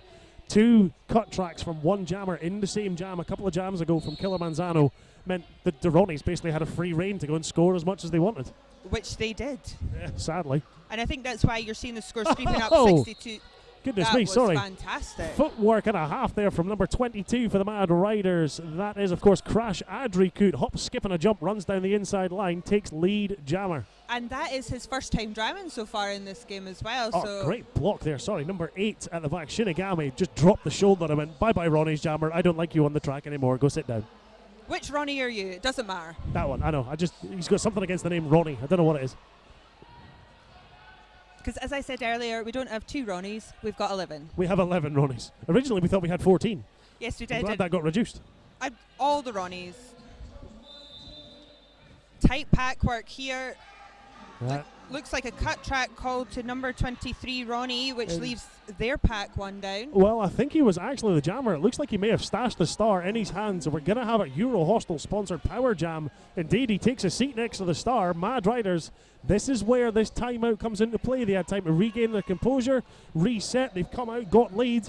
Now they're on a power jam. This will give them a chance to claw back a little bit of that difference that Durrani's built up earlier. Oh, and the Mad Riders jammer goes down on the infield, recycled right the way back. And this is what Durrani's are doing well. They're not allowing themselves to be split up by the Mad Riders. They're reforming and staying tight as a pack. Speaking of tight, you can see the block there came in from number 981 Ronnie with the tight pink shorts. Yes. You can't really miss him from a mile off. Pink Ronnie, as he will affectionately be called now. Indeed, I'm glad I actually had to take a second glance. I didn't think he was wearing shorts to begin with. Yeah. It was a little bit distracting. I know there's tactics and advantages come into play. I don't think turning up to play in your pants is probably one of them. I have to say, it's never a tactic I've recommended while I've bench coached. It's not it's something I've seen teams work on at training sessions during the week. Distraction. Distraction. Anyway. And we're starting. Ronis have their jammer in the bin, which means we have got a Eurohostel Newcastle power jam to start this one off. Indeed, Mad Riders trying to take advantage. Never mind, Ronnie comes out of the penalty box. Power jam over. Comes out and takes lead. Because he started that jam in the penalty box, he of course is still eligible to gain lead jammer coming out of the bin. If he's sent to the bin during the jam, no such luck. Not sure if maybe the Mad Riders thought that they could just take it a wee bit easy. They were starting with the jammer in the bin, but they were caught short on that one slightly. Maybe went a little bit too slow for their own good. Ronis though take full effect, ran out, got lead jammer, and kind of worked out quite well for them. Big thank you again to one of our sponsors, Wicco Skates. Your feet cold, they need a hug. Wicco Skates handmade custom boots from Finland. And it looks like we've got I thought it was Killer Manzano back on the line there. Oh, it's no one on the line now, unfortunately. That's Ra009 for the Mad Riders. He goes to the penalty box, Euro Hostel Power Jam and lead jam for Ronis. That was a cut track called on round that one. Indeed, he sits down in the Armour Flex penalty box. That's the 6th cut track for the Mad Riders so far in this game. They really need to have a look at those lines during half time. To be fair, it's one of those sort of black and yellow lines. Maybe a little bit hard to see when they're getting caught up in the speed and the pace of the game. Durrani in pushes his way through. Number 667 jamming for them now. And first time jamming for 667 Ronnie today. That particular Ronnie is first time jamming, but it's not the first time we've seen Ronnie jam. No, there's been lots of Ronnie jams today. I know. I was starting to think they were being a bit harsh on Ronnie and making him jam every jam. Turns out he's been blocking every jam as well. Must make it easy to, if you're the bench manager of the Ronnies and you're trying to shout someone on track, what do you just scream Ronnie and hope the right one turns I was going to say, I think it would make it more confusing. You shout Ronnie and all of a sudden 5 people stop and look at him before you know it, the opposition's got a free line. Jam comes to an end there. 3 more points up on the board for the Ronnies and nothing up for the Mad Riders. The Ronnies now lead 75-34, less than 10 minutes to go in the first half. And it looks like we're getting an official review called. Once the teams come in, we will hear from our head referee to let them know what exactly the team is calling an official review for. Once they call that, we'll switch across to our sponsors and come back with an advert. If you just give us a couple of minutes, we'll find out. It looks like it may be the Ronnies that have actually called for this official review. Not sure. It looked like it might be the Mad Riders. It could be. Oh, apologies, the Mad Riders. Do you know what's confusing me is because Milky's wearing a red T-shirt. Yeah. I'm waiting to see those who may have watched the live stream of some of the other men's tournaments this year. MRDWC over in Calgary. Milky was, of course, the bench coach for Power of Scotland over there for that, and she may have tried to pinky swear the referee. Let's hope she did. Well, it's always worth a shot.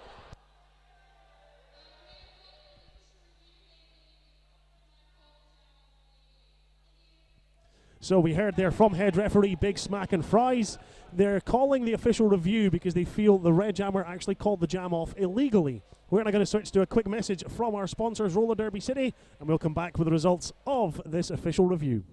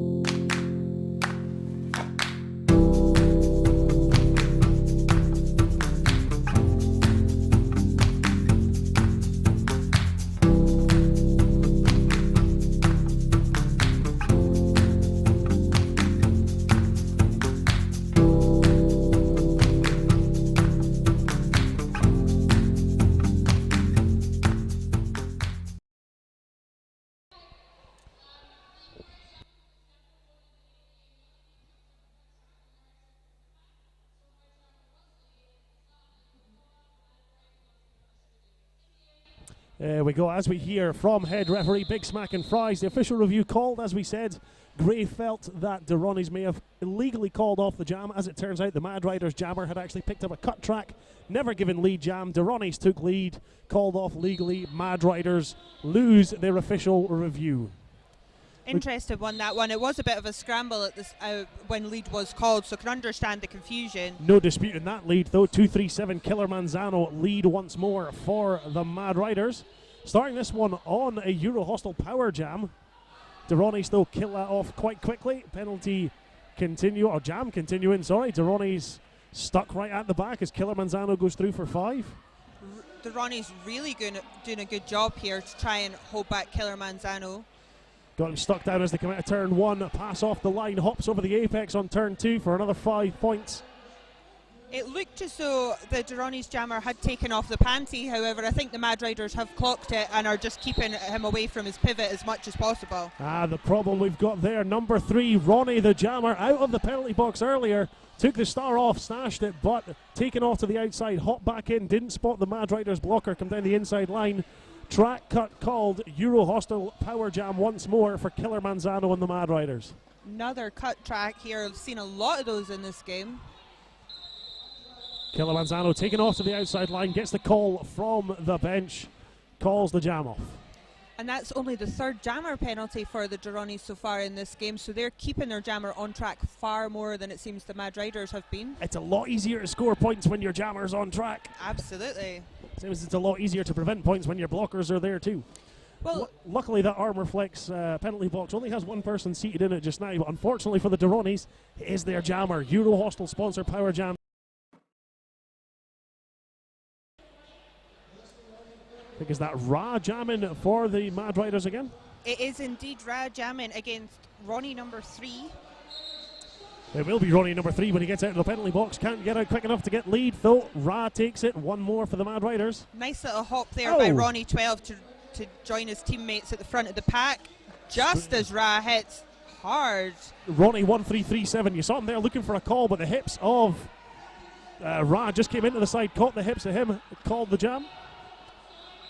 There he goes with the call. 5 points up for the Mad Riders to finish. Clawing back a little bit of that difference. We've now got a score balance out 7-5-5-7. 75 to Ronis, 57 to the Mad Riders. So we've got a palindrome score. That one. I don't know big words. That's what I'm here for. I'm here for the words. I do numbers. I know it's a 7, a 5, and a 5 and a 7. Speaking of numbers, just over 7 minutes left to go in this first half. God, it's been quick. It's flying by so far. And we're only on game 2 of day 1 of a 2-day tournament. Oh, now those numbers are confused me now. So we have got Crash Adricute on the line. We saw him earlier on trying a little bit of success when he got onto his toe stops and ran down that inside line. Went to work it again. Ronnie saw it coming and says, nah, you're not getting that twice in a row, buddy. Sorry. Great awareness from the Ronis and just really clocking what the jammers are doing. But then he went and did it again, and this time it did work, and he gets lead once more. However, cut track called on Ronnie 308. He's heading back to the bin. Another track cut called on a jammer, and it's becoming a bit of a habit. It's not a habit they want to get into. Meanwhile, Mad Riders trying to do their best, sending in number 33 to do a bit of O for their jammer. Crash Adricute wasn't too sure if he'd kept himself upright and on track at the right time there. Recycle back by Ronnie 33. Oh, and a big hit by 33 on number 86 for the Mad Riders. That is Adrian Bloody, the captain. Just came in and says, no, thanks, I don't want you there. Get out of my way. Jam called off by Adricute on the floor. 4 points up on the board, though. Nothing up for the Ronis. And we'll start with a Euro Hostel Power Jam for the Mad Riders once more.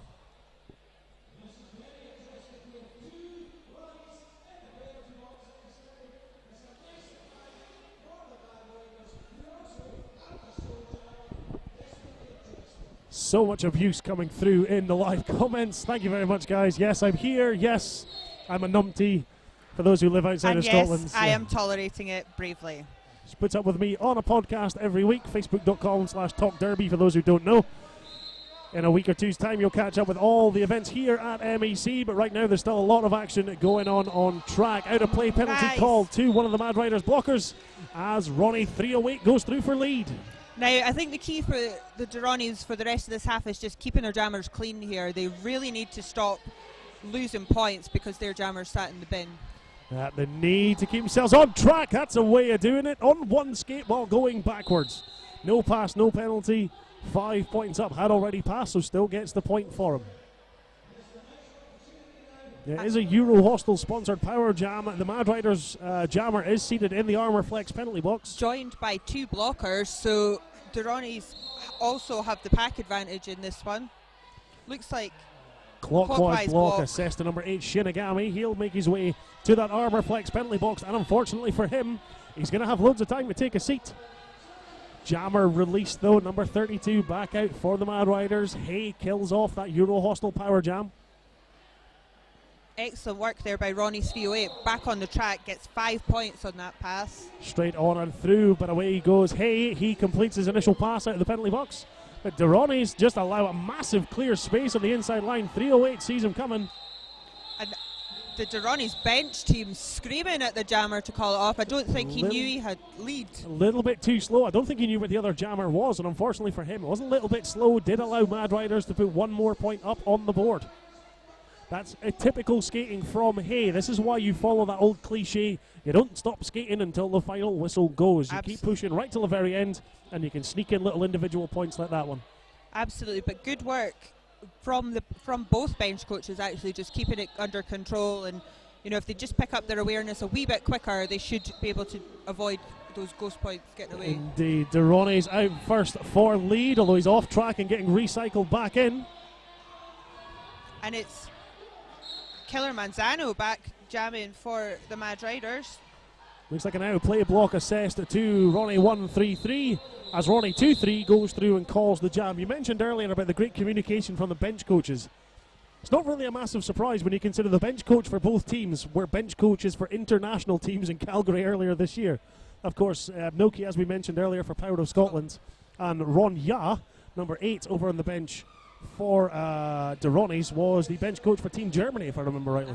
Okay, who did very well in the tournament in Calgary this summer. Certainly very, very vocal for a bench coach, which is kind of what you want. There's a few people listening to this who I'm sure can relate to vocal bench coaches. I have to say, having announced in some games with German teams, their supporters are also very, very loud. Indeed. Loud whistle there, though, for Ronnie 667 as he goes through and takes lead jammer for De Ronis. That's the second lead jammer he's got so far in this game. Second for him. Comes in just quick enough. Mad Riders jammer still being held right out the corner of turn 1. Mad Riders really suffering because they are not getting together. They're not walling up. That's them doing it now. However, that's what allows such easy passes to be completed. Shinigami tries to chase down the De Ronis jammer at the front. Didn't work out too well. Crash Andrikut, you can see he loves trying to take that inside or outside line. Get onto the toe stops. Hop, skip and jump and run his way down the inside line. On the outside line, take his pick. He just loves the tape. Another 5 points by De Ronis. That's taking them over the 100-point mark now. 109 up for them, 62 for the Mad Riders. Minute and a half left to go in the game. And it's a cut track called on the Mad Riders jammer. That is Killer Manzano. It's Crash Andrikut, I think, actually, who's out there. This is what we were saying about him. When he likes to take that line, be it inside, be it outside, he needs to be careful of what he's doing. He hugs the line so close that he's constantly running the risk of track cuts being called. One thing you hear from a lot of bench coaches now is this whole shallow water thing. Yes, it's always easier. You know, you say go for shallow water. However, that is, people block the lines, and that's now where they're going to enforce the cuts. That's what they're going to try and do. Yeah, going up the middle can sometimes seem like the toughest option, but actually you're safer there. Yeah, sometimes the safest one. You can't cut the track if you're in the heart of the track, sadly. Lead jam did just go to Ronnie number 3 before he landed on the deck. But a track cut assessed to Ronnie. It looks like he'd got through and got lead, but was called on a track cut. He'll take a seat in that Armour Flex penalty box. And we're going to get a quick jammer switcheroo as Crash Andikut's going to be released. That means we've got a Euro Hostel sponsored power jam for the Mad Riders. Oh, and I think it's starting to get quite frantic, quite high energy as we head into half time. Indeed, both teams don't need to keep themselves composed, need to keep themselves controlled. We've still got a second half of this game to go. I think the bench managers will be having strict words with them back in the changing rooms at half time, just telling them, if you guys keep going like this, people are going to start to fill out, and you're going to start to see a lot of high numbers of penalties. You don't want anyone too heavy on the penalties this early on, not just in the game, but in the weekend as a whole. And Failure to reform called on one of the Ronis blockers as the Ronis jammer goes out and away through the front. And this is obviously both teams' first time at the men's Euros. Great showing from both so far. Absolutely, yeah. And it's it's great to see new teams coming through and playing and actually getting to see this derby in the UK. Looks like another track cut penalty called on the Crash Adrikut. He'll take a seat in the Armour Flex penalty board as Ronnie number 3 puts 5 points up on the board for the team in red. And it looks like that Armour Flex penalty box is full. This is it. The seats will be warm in that penalty box, I think.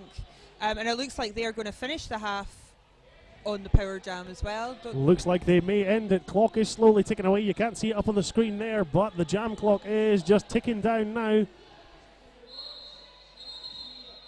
And as the clock runs down, 5 more points for the Ronis to finish. Nothing up for the Mad Riders. But it looks like you can't quite see it there. You can just see it on the screen. Looks like the Ronis are calling for an official review. So before we actually head off, we are going to get some official review information here. Before that happens, so we're going to go to a quick advert break.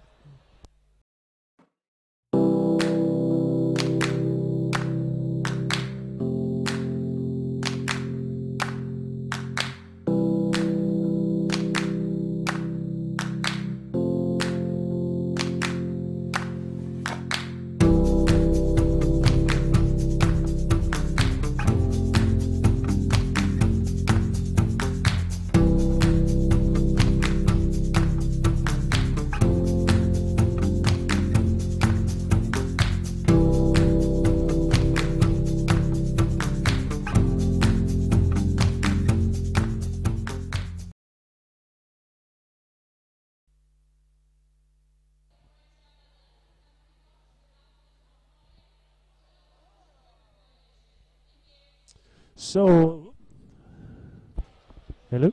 Sorry, yeah, I couldn't hear myself there. So it looks like the official review is being called by the Ronis. They feel the Mad Riders jammer actually left the penalty box, Crash Adrikut, without having his mouth guard in. So they're looking for an equipment violation call on the Mad Riders jammer. That could make things interesting. We'll see how that one goes in a few minutes' time.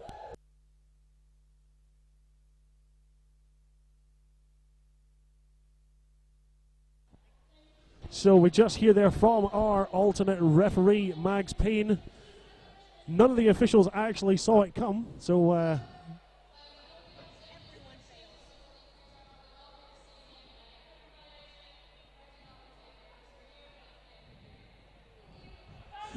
big smack and fries, just direct and to the point. They don't retain their official review, but it's the end of the period anyway, so it doesn't matter.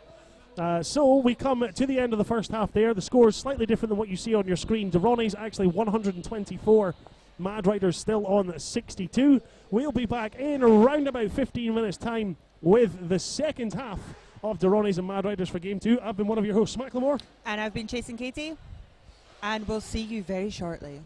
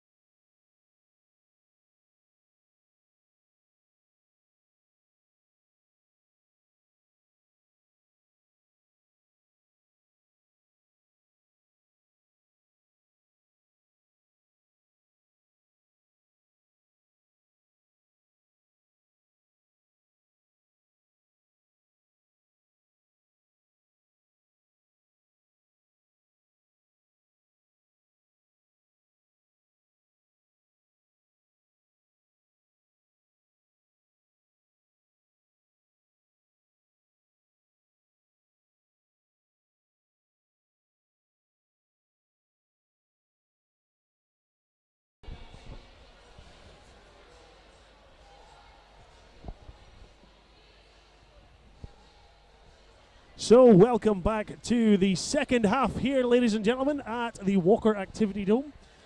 Ronis 124, Mad Riders 62 so far at the end of the first half, or as we say in Scotland, haggis, iron brew. Subtitles are apparently required for everything. Thanks very much, Statman. At least I'm here, you're not. And King Crazy as well, who was joining in that madness. King Crazy, get back to work. Or just enjoy the second half of some fantastic derby. It's been a great first half. It's been a great start to the weekend overall. Like we mentioned earlier, the first game, Gothenburg Salty Seamen 72 to the Tampere Roland Bros 230. Big scoring game to start off. This one a little bit closer. It has been, although looking at the score, it looks like Ronis have double the points of the Mad Riders at this point, but I don't think that's really a reflection on the gameplay so far. It's been a lot of solid defensive work from both teams so far. The walls have been so strong. Absolutely, but interestingly, both teams have had an equal number of lead jams so far in the first half. 50-50. 50-50, and however, it looks as though the Mad Riders have lost their lead 3 times. Which makes life a wee bit more difficult for them. They can't keep their jammers on track. Looks like so far there are no skaters on either team over 3 penalties. And it looks like the best jammer so far is number 23 for the Ronis, who has got lead 3 out of 6 times so far. In this number 23 for the Ronis. That's Ronnie, for those who weren't too sure. Funny that. Strange how that happens. Both teams now back on track. Referees are set and in position, ready to get the second half back underway. I'm going to guess it's Ronnie jamming for the Ronis. And I think we're starting on a Euro Hostel power jam for the Ronis. We are. The jammer is standing though, so I think it's Crash Andrikut standing in the penalty box holding the star for the Mad Riders. Not sure if that is going to wind up being a stash or a pass. Could be either. He's certainly being deceptive. He's out on track now, still holding it in his hand. Ronnie's out through first. Number 23 takes lead jammer. Interestingly, it's a star pass is what we ended up getting. Killer Manzano now with a star in his hand, trying to get it on his helmet for the Mad Riders. Doesn't get a chance to do anything with it though, as Ronnie calls it. First pass we've seen so far in this game, and interestingly, the Mad Riders have 3 jammers on 3 penalties, all but one of which is a cut track. That's going to be one for them to keep an eye on. Track cuts, like we said, Crash Andrikut was coming in difficult with track cuts earlier because he loves to hug the lines of the track. Loves to hug inside, loves to hug outside, needs to try and stick to the centre and keep himself in control. He's a friendly guy. He just wants love and hugs, but unfortunately he's not going to find any on this track the way the teams have been hitting. Might find plenty of love, but I doubt he's going to get much in the way of hugs. Ronnie, number 3. Wow, what a shoulder. Charges his way through. Clears the inside line, takes lead jammer, closely followed by 009 Ra for the Mad Riders. Ra used slightly less than the other 2 jammers for the Mad Riders so far. However, if they keep racking up the penalties, they might need to utilise him a wee bit more. Could see him used a little bit more, even just through energy more than anything else. If they did overuse the likes of Crash, Andrikut and Hay in the first half, they might look to Ra a little bit more now to try and claw back some of that points difference. Because the other thing is you don't want to exhaust your jammers in the first game of the weekend. No. Ronis now 128, Mad Riders 62 with 28 minutes left to go. We are in the second half now of this game. And it's 667 Ronnie lining up for them. And it looks like that might be Killer Manzano starting with the star this time for the Mad Riders as they line up on the Power of Grayskull jam line. Wonder how many of these guys may have had a fat hippo burger at halftime. I'll definitely be going for one at the end of this game. Fat hippo. Now we've switched away. Sorry, Greg. Track cuts were called a lot earlier, but it looks like I think we may actually have 2 penalties being issued now to Killer Manzano. It looked like a back block initially. Called on a back block. May have queried it with his jam ref. He's now been issued an insubordination. That means 2 penalties. He'll be seated for a full minute. And the Ronis will be taking advantage of this one. Nice move by 667 there. Spun his way around the outside of the pack. Managed to stay on track to get 5 points. Direction of gameplay assessed to Anvil or Hammer. He makes his way to the Armour Flex penalty box. Filling up a little bit now for the Mad Riders. Jammer and a blocker in. Opens up a bit more space on the track for Ronis. Pack recycles back as they try and keep control of the 2 Mad Riders. Blockers at the front. This is why you can't leave a gap. The middle. It was like a hot lightsaber through a tauntaun. There you go. Oh, now you're getting geeky on it. Hey, I have to do it sometime. 143 to 62 as this jam Oh, runs good down. one-footed work there to keep on the right side of that outside line. Who needs 8 wheels when you can skate by on 4? Oh, and a nice little apex hop there, calls it off. I think you could see Killer Manzano standing in the penalty box. Ronis want to start this next one on a Euro Hostel Newcastle Power Jam. It's not going to start for long though. Obviously we know once the jammer is standing at the most, he'll have 10 seconds left there. And great work by the Ronis so far, and this 25 points in that jam for 667. Solid jamming from the Ronis. A great offensive work from their walls as well. They didn't so much work offense to go in and try and clear space. No. They actually took control of one of the Mad Riders' blockers, took him as a goat at the back and just held him as long as they could.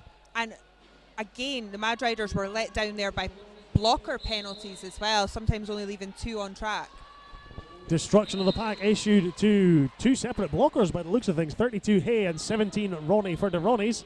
Lead jammer does go to the team in red. Are you fed up saying Ronnie already? Is that? I'm just trying to mix it up a little bit. And quick call off there. Once through, then called out, decided to take the safe option. Yeah, Killer Manzano was out of the penalty box, but he had stashed the star in his hand. Didn't want to concede anything or risk conceding anything. Puts 4 up. It doesn't matter if you put up 1, 2, 3, 4, or 5. If it's still 0 to the opposition, Exactly. you're going to win if you keep doing that. Exactly, and probably going to be the play a lot for Ronis now, because they're going to want to maintain that lead that they've got at the front and not allow the Mad Riders to catch up. So we probably will see a lot of 4 and call off. Yep, jams. don't want any silly mistakes. Just keep it clean, keep it straight, keep it narrow. Keep them on the track. It's the easiest way to get the points on and to keep a clean sheet as well with all your blockers. Lead jam certainly helps.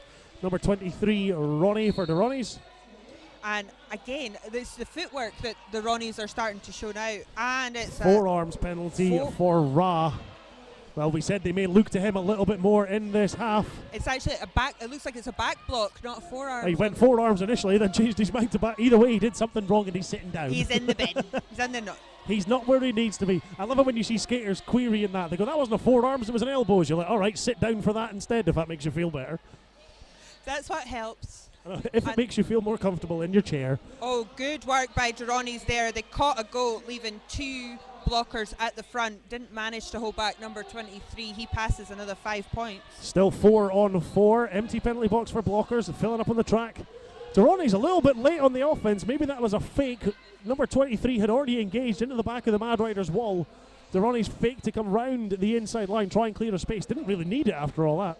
Number 32 attempting a bit of offense there, but the Ronis 4 wall was just a wee bit too tough for him. Couldn't break them apart enough to help 009 get through. Shinigami's been a real standout blocker for Mad Riders so far. Forearms penalty this time assessed to one of the Mad Riders blockers this time. I knew we'd get there eventually. Euro Hostel Power Jam is over though. Raz out of the Armour Flex penalty box, back in play but can't make it back into the pack. Looked like number 23 was suffering there a wee bit. Maybe that's why he decided to call the jam off. Saw Ra was back on. Looks like we may be getting an official review called by, I believe, the Mad Riders. We'll get the details of that official review in just a couple of minutes. While they set themselves up for that, they'll give us a chance to say thank you to one of our sponsors, Double Threat Skates. A massive thanks to them. Without them, tournaments like this can't happen. And obviously a massive thanks to Roller Derby City as well, our main tournament sponsor for this weekend. And interestingly, 100% lead jam status for Ronnie so far in this half. Really managing to shut down. And I don't know if this is where the kind of edge on the experience will really help them, because they can regroup and take the next step. Indeed, Mad Riders kind of need to get themselves reset. Our head ref has the mic.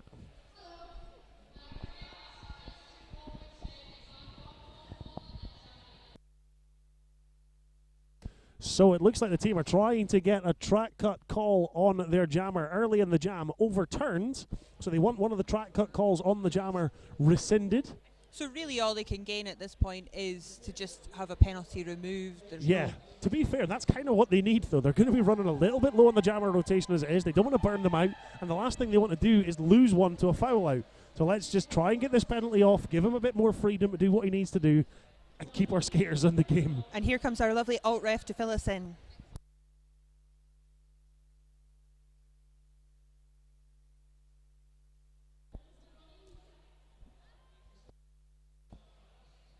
Looks like they were actually looking for a call on a back block, which Right was at the called start of the jam. right at the start of the jam.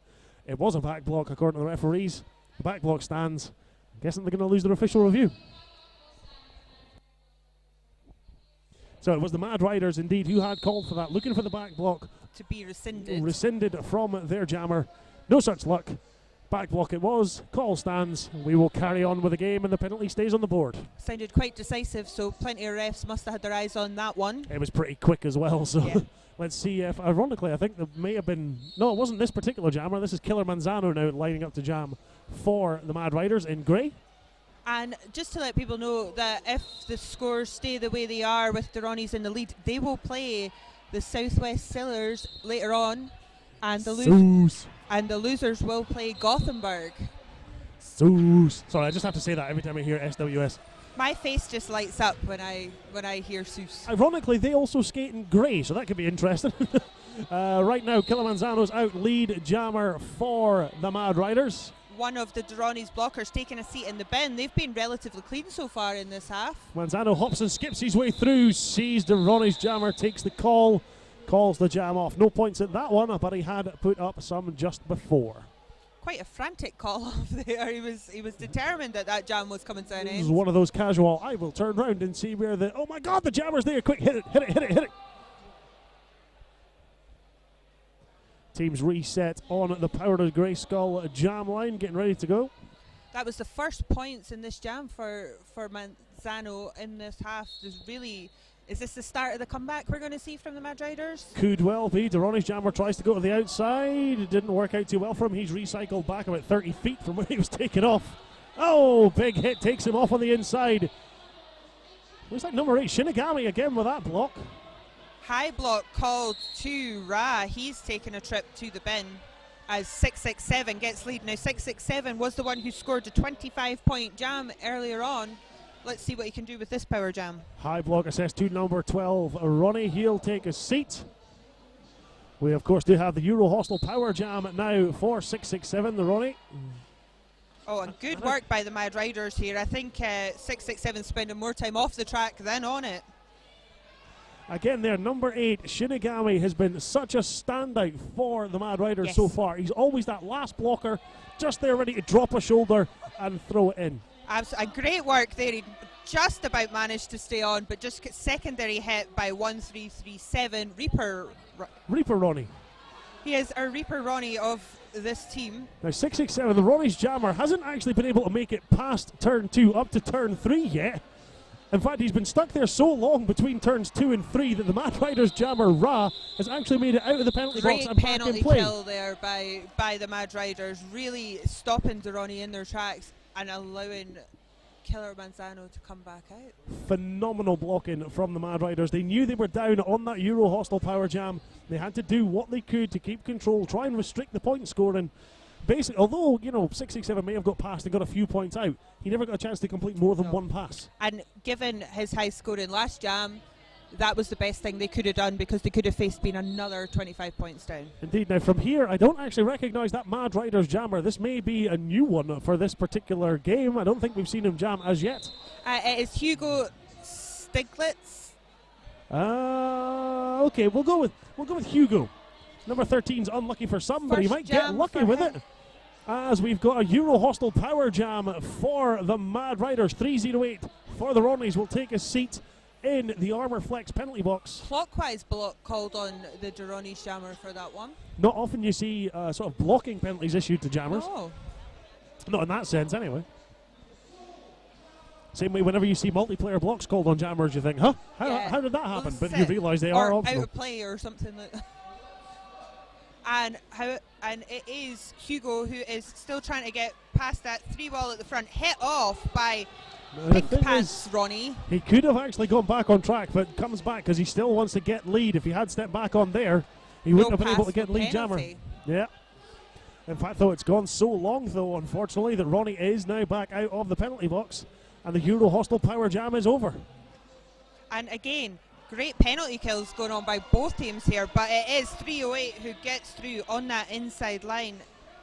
Indeed. No lead jammer for this one. It is going to run the full 2 minutes, although we've only got 37 seconds left to go. Durrani's 185, Mad Riders 66. Apologies, our score seems to have frozen on the board, and the time. We'll keep you running, so we can just see the clock from where we're standing. 5 points up on the board for 308.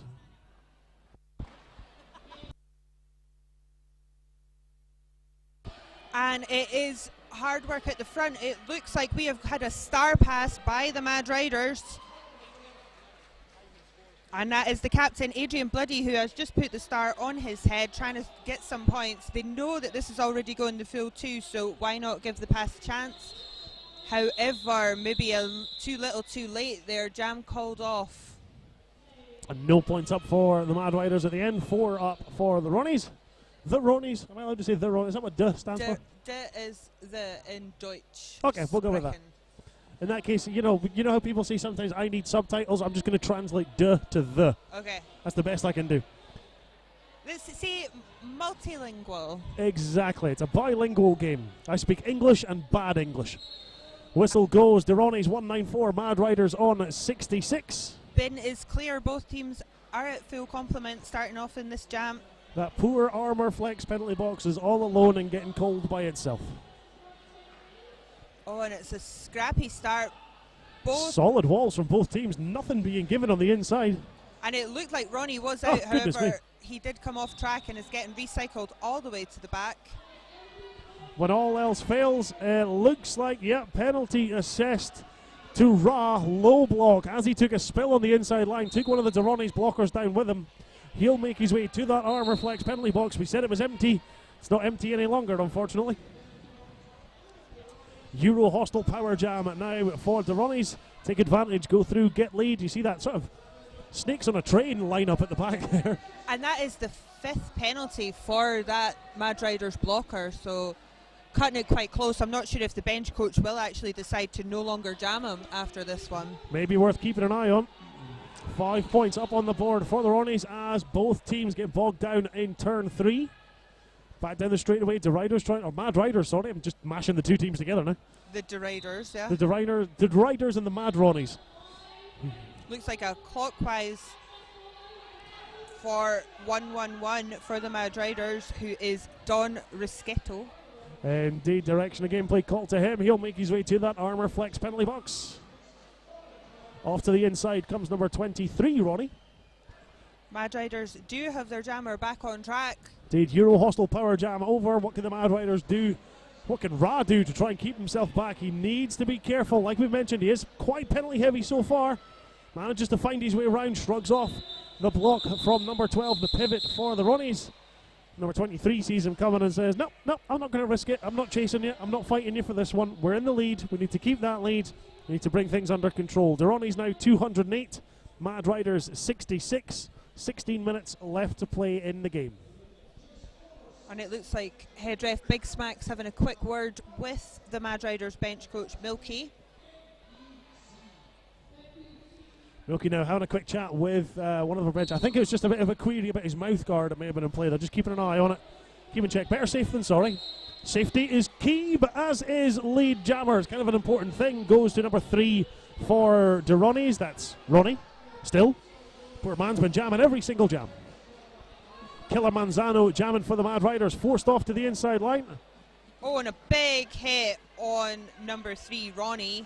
But he was straight back up on his feet and powering through. But the Mad Riders are just going full force now. I think they've turned it up to 100%. Working full offense, works to full effect. Mad Riders get a space on the inside line that allows Killer Manzano through. Weirdly, it looked like there were 2 pivots on track for the Mad Riders in that jam. Such confusion. I don't know if it was perhaps because May have been one he coming had out of the the penalty star box. pass. He started as the jammer, but he had been the previous pivot, and he took it off. So much confusion. Yeah, he took it off to do the star pass, but in taking the star off, I thought it was the pivot that exposed came back out of the penalty box. That's what I thought. I was like, The hang on. pivot has returned to play, but there's a pivot already in place. So many stripes on helmets. I just wondered if someone had painted their helmet to look like a pivot cover. Such confusion. Luckily, there was only one jammer per team. Everyone tries to keep an eye on them. Durrani's jammer now trying to push his way 6-6-7. Great success early on in this half. Works to full effect again, takes lead jam for the Ronis. Mad Riders jammer. Whoops. Looks like track cut called on number 32, Hay, who we haven't seen jamming in a few jams recently for the Mad Riders. He'll make his way to the Armour Flex penalty box, takes his seat, and we have a Euro Hostile Power Jam for the Ronis.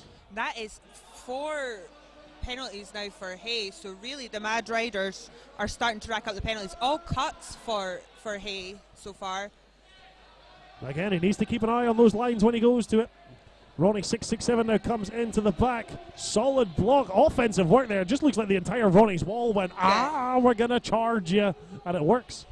I have to say, great work for the Mad Riders. In the first half, I was talking about how they were really separate quite a lot, but although they are separate right this second, they have been working hard to tighten up and stay together a lot more. It's definitely yielding some success. 3 wall forms up to the front, tries to hold back as one of the Mad Riders blockers on the deck hits himself back up on the track.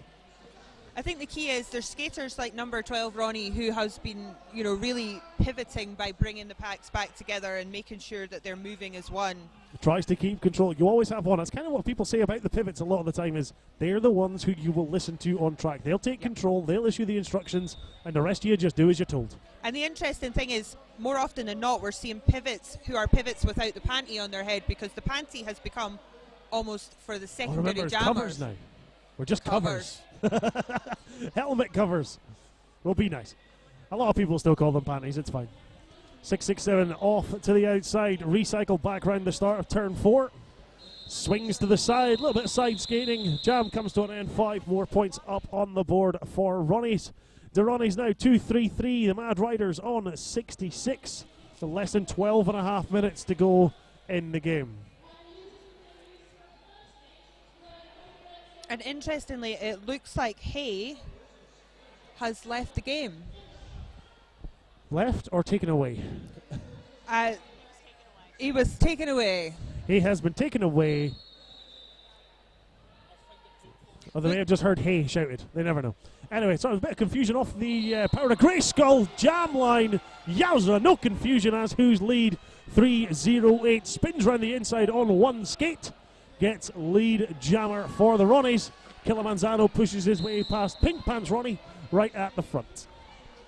Good work there by the Ronnies again.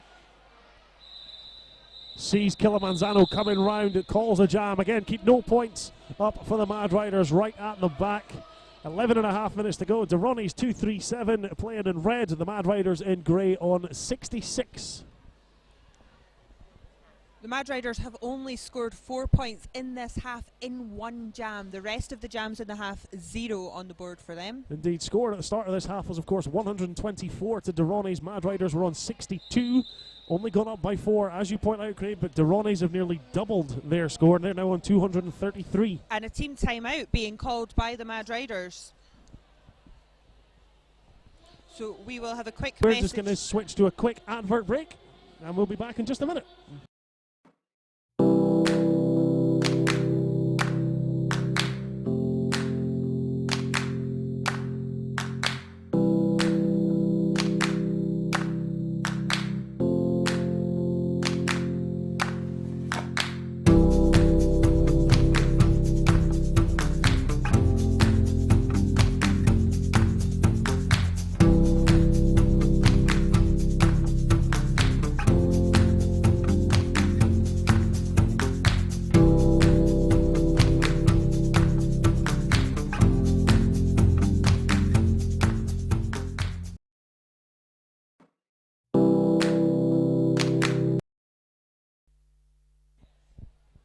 Okay, we are back from that team timeout, ready to get this game back underway. 11 and a bit minutes to go in this half. Mad Riders got 1 blocker in the bin starting this jam. 1 down, 4-on-3 advantage for the Ronnies as they set off. Off the Power of Grayskull jam line, Mad Riders moving close to the pivot line. Both teams slowing down, nothing really to find in between the two of them. And it looks like we have got a new jammer on the line for Indeed, the Mad Riders. Probably the most effective jammer we've seen for, or most effective blocker, sorry, we've seen for the Mad Riders. Number 8, Shinigami now jamming for them. Wonder if they're deciding. Oh! Big hit there. That was number 13. Yeah, blocking out a play assist, though he had dragged himself a little bit too far past at the front. Now I'm wondering if the reason the Mad Riders have put in Shinigami is that they're just going for power now. Power and just bouldering their way through the pack. Didn't work too well, though. He's taking the cover off his head, tried to pass it over the top. Goodness. Oh. Goodness me. Pink Pants Ronnie is going to have a red face after that one. Oh, Shinigami nice. dropped the shoulder and went, oi, get out of my way. Put the star back on his head as he comes round. Absolute powerhouse. That's just showing the versatility of the man. Fantastic blocking so far from Shinigami and showing that he can take the star even, Star. and push his way through as well. Durrani's now 241, Mad Riders 66, less than 10 minutes to go.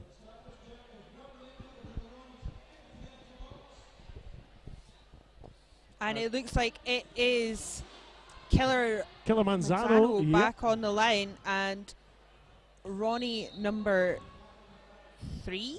I believe so. You're correct there, Craig. I kind of feel sorry for Killer Manzano. He doesn't have sort of the Mad Riders' actual shirt, their uniform. He's just wearing a grey T-shirt, and we all know grey shows the sweat. Yes. On the plus side, at least none of the rest of the team can question his commitment, because you can see it. He's literally wearing his commitment all over him. He has been working hard. Multiplayer block assess to number 83, Anvil or Hammer for the Mad Riders.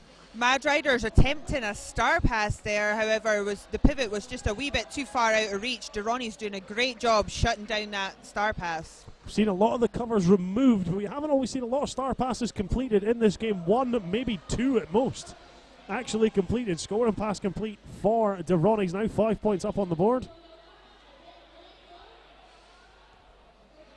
246 to the Mad Riders 66. Oh, Hup skimming a jump around the inside line. That completes his pass. 5 more points there, as we do actually see. No, we don't. No, I don't know. Yeah, it's Killer Manzano still has the star in his hand, but he's starting to look like he's getting some tired feet. He did have it in his hand. He did try and pass it over the top. It was almost like the pivot had it in his hand, but just didn't want to actually take it off him. Sorry, we'll leave you to run by yourself. 4 points up on the board to finish that one for Durrani's. Nothing for the Mad Riders. So still just the 4 points in this half for the Mad Riders. Durrani's now 255, so they've more than doubled their score from the first half. From a bench perspective, I have to say, if I was the Durrani's bench coach, I would have told the team to keep that jam running, because they currently have a blocker in the bin, and it would have been a great opportunity because Killer Manzano was so tired looking. Yep.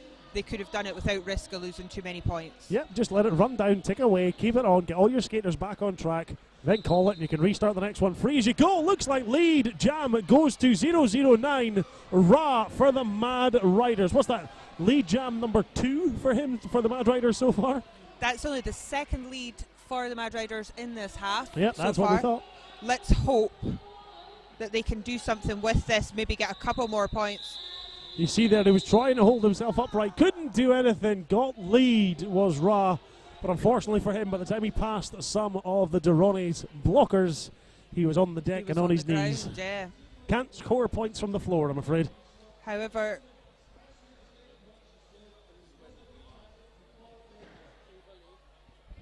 it looks as though the Mad Riders are taking advantage of having a little bit of a chat. Team timeout has now been called by bench coach Milky. I would imagine that the team timeout will be getting used just kind of to break the momentum of Durrani's here. They have racked up a lot of leads, a lot of points, and we'll be back after this short message.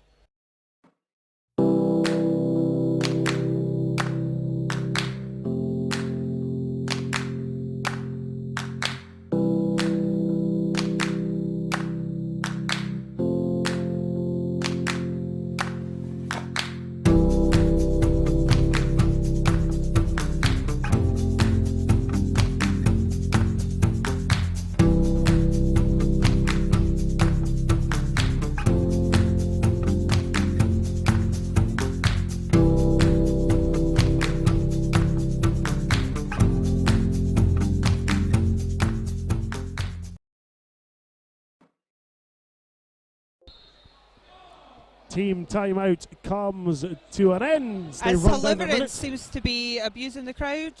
That sounds about right for Deliverance, if I'm brutally honest. I'm surprised it's taken him this long. Well, you know, it's the first game. He's still warming up. He's still That's his first game, yeah. Yeah. Giving the crowd a chance to warm up ever so slightly. get ready for the deliverance of it all. And we are back on track, and Ronnie's on the line for Ronnie. I am absolutely stunned. I cannot believe that Ronnie is jamming again. I'm getting the hang of the jammer rotation now. Their names are slowly coming into focus. And it looks like Ra again. Not sure if that's Ra or if it's number... you know something? It's not the best of angles we've got over here. May well be Ra. You know something? You're absolutely spot on, Cray. That is indeed Ra jamming, but unfortunately not quick enough. 308 red. Ronnie takes lead for the Ronnies. Ra trying to knock Ronnie off track a little bit there, but actually did more damage to his own lap. Tried to do what he could. Didn't quite work out well for him. Jam comes to an end. Calls it off. No points up for either team. 6 minutes left to go. Ronnie's 255. Mad Riders on 66.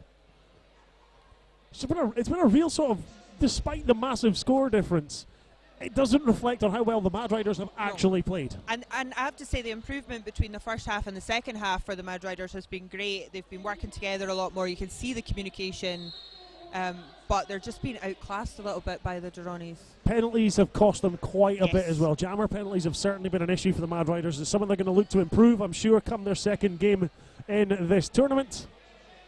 Oh, and the Mad Riders Jammer recycle back, had a bit of a slip there, but he's back on his feet, and both teams tied down now between the Power of Grayskull, Jam and Pivot Light. looks like a 4-wall. 4-wall apiece for both teams. No one in the Armour Flex penalty box. Of course, as soon as I say that, track cut called on number 23, the Ronnies Jammer, Euro Hostel, Newcastle Power Jam for the Mad Riders.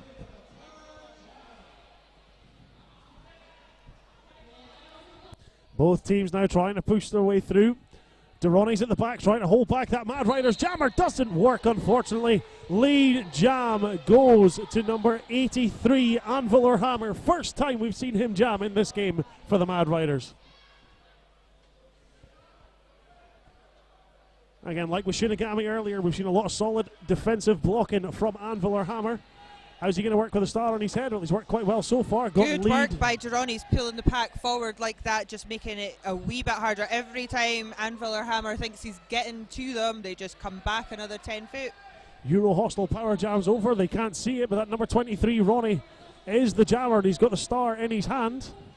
Seen that happen a few times so far in this game. They'll retrieve that star off the helmet, hold it in the hand as they come out of the penalty box and try and throw the opposition off. But actually, it's been the Mad Riders trick du jour more than it has the Ronnies. Oh, there's one on your mech bingo cards if you're watching live here in the call. Watch a ref take a spill. Happens to one of our OPRs. Unfortunately, referees are just as at risk. Cut track called on Anvil or Hammer. Euro Hostel Power Jam now for the Ronnies. Who has been recycled all the way back to the other end of the universe. And actually, great move recycling him back there, because that just killed the end of that jam and stopped him from scoring anything, taking advantage of the start of that power jam. Restricted it a heck of a lot. 255 for the Ronnies. Mad Riders 69. 3.5 minutes left to go. Can't believe the Mad Riders have only scored 7 points in this half.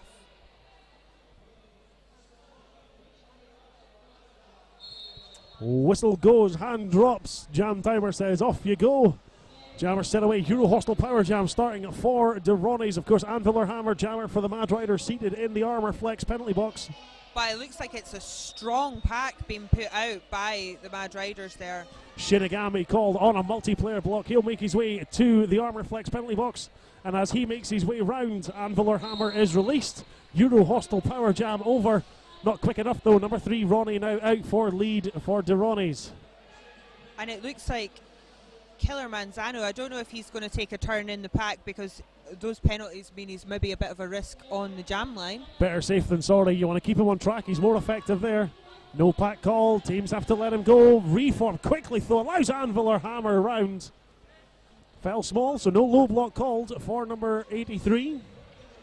Luckily for him, it means they can keep the jammer on. You don't want a Euro Hostel Power Jam at this time of the day. Really starting to see some tired legs out there. Ronnies look pretty comfortable. Maybe their endurance work's been stronger, or they've done a bit more prep work, but really now the Mad Riders starting to look quite tired. Mad Riders are going to be struggling a little bit more as well, given that they lost Hay earlier on in this second half. Yes. That's obviously put them down a skater, which also means they're restricted on the rotation they can use for their blockers. And Hay, I think, was also taking a turn in the pack, doing quite well as well. And Star pass from Anvilar Hammer, one blocker turn jammer to another blocker turn jammer. Shinigami now has the star. And was that from pretty Oh. much straight out the bin as well? Did he take that star? Anvilar Hammer out of the penalty box was just pushing. Shinigami comes out of the penalty box and says, I tell you what, I'll take the star from you, let me do this. I think he thought it was 10-pin bowling the way he just pushed those blockers to the side. In that case, strike. 259 to the Ronis. Mad Riders on 69. Less than a minute and a half to go in this game now. Safe to say that the Ronis are probably going to walk away the winners, or skate away the winners, but Mad Riders have put in a hell of a show for a team that's only just over a year old. Absolutely. Great game, and they can be very proud of their performance.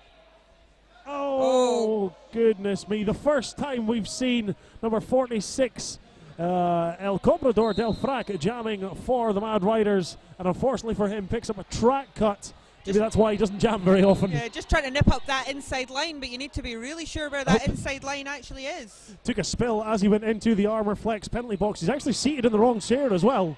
And he was joined by the Durrani's jammer, so it was a quick changeover there. Quick switch around. A bit of a strange one, though, because... and he comes out and cuts again as he makes his way through.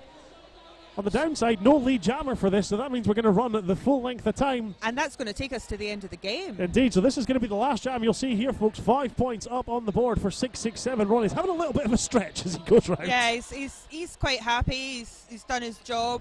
Team comfortable win, nearly at a 200-point differential in this score. Looks like 1-3-3-7 assist to an out-of-play penalty. He'll make his way to the Armour Flex penalty box.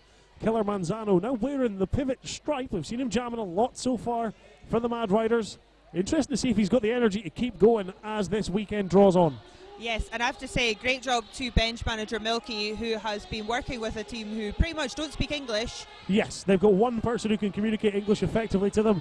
And But Milky, oh, goodness me. oh, big hit there. Milky has adorned her arm with Spanish words Yes. so that she can tell her team effectively what to do. Those who are keeping an eye on it, you may see anytime Milky comes over to the middle, she's got, it's not a tattoo, that is actually Spanish translation written on her arm. Oh, and it's back to the bin for the Mad Riders jammer. Misconduct. It looks like blocking while he was down. It's a misconduct penalty, so I think he was maybe blocking while he was on his knees on the ground, engaged with the wrong player. And is that his third trip to the bin in this jam? I think we understand why he doesn't jam very often. Yes.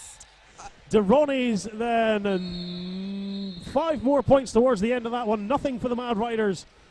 We'll get the final confirmation of your score in just a minute, but the Durrani's do move on as victors in this one. They will be taking on, I think we did mention it earlier. They will be playing Seuss at 6 o'clock this evening. So Durrani's will play again later on today, taking on SWS, the South Wales Silures.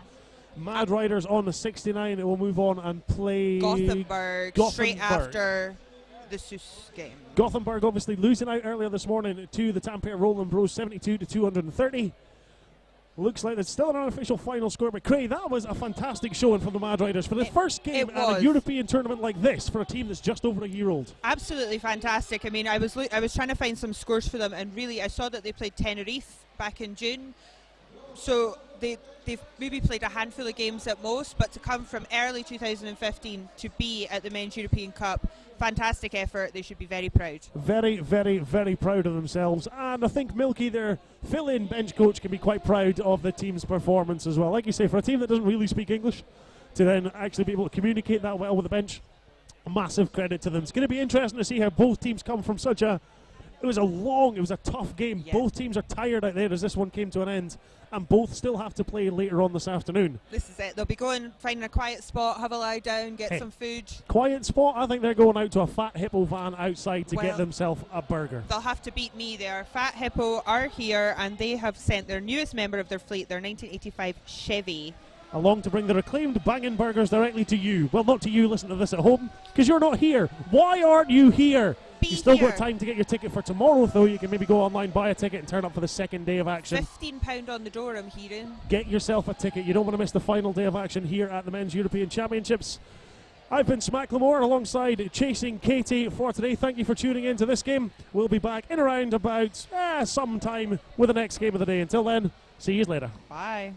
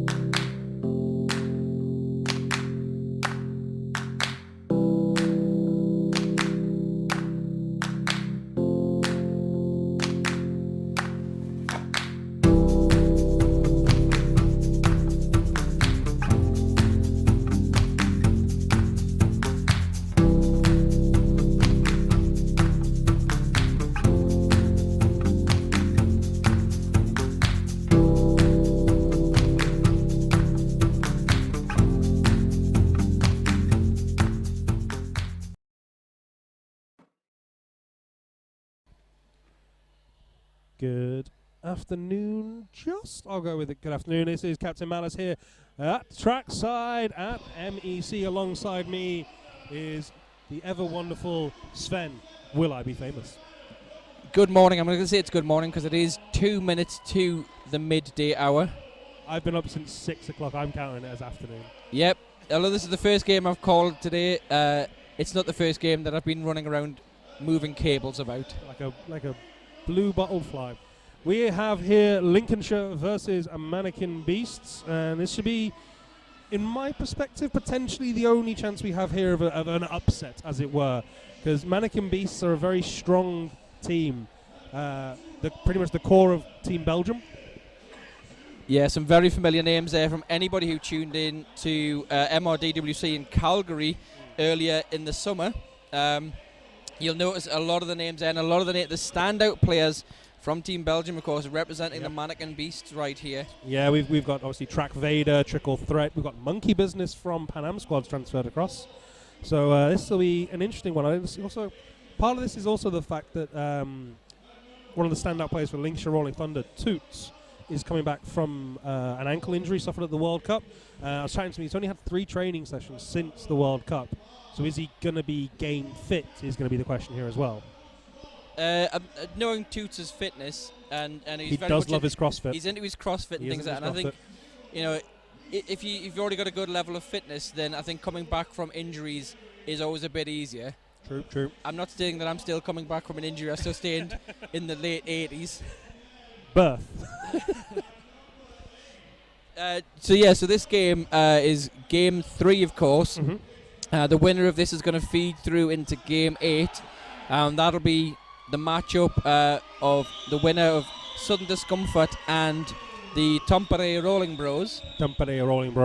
And of course, the loser of this game will go through to game 11, which is tomorrow. Which will be the loser of this versus the loser of Tynemveer versus Pan Am squad, which is our next game after this. But it looks like we're getting ready on track, so the time to Derby is ticked down. It is bang on 12 o'clock over here in the UK. Yeah. Toots is starting on track here. Should be a good early judge of how well he is coming back from that ankle injury. Lots of high fives and hellos. I mean, a lot of friendships formed between these teams probably during the World Cup and other tournaments historically, while travelling amongst these teams, going to lovely events such as MEC. And everyone is lining up now, getting ready to start this game 3. Okay. It looks like it's Fenno lining up on the jam line for Lincolnshire. Interesting choice when you consider you've got Sully on the roster. Maybe they're saving for an Odor. Fenno definitely probably got, I think that is Trickle Threat there with the star. He's has the glasses at the back there. With the hockey helmet there is Track Vader. One to watch, I feel, today. Always a very, very strong blocker as he goes in with the offense on Ned there. Fenno sleeps through on his toes on the inside. Lead jammer on the straightaway, and here comes some offense from the Belgians, and Trickle Threat out of the pack. Yeah, so Trickle Threat, of course, we did also mention earlier, was a standout player, and I think it's a name that is well known in European men's derby. He was very impressive at Beardy 2015.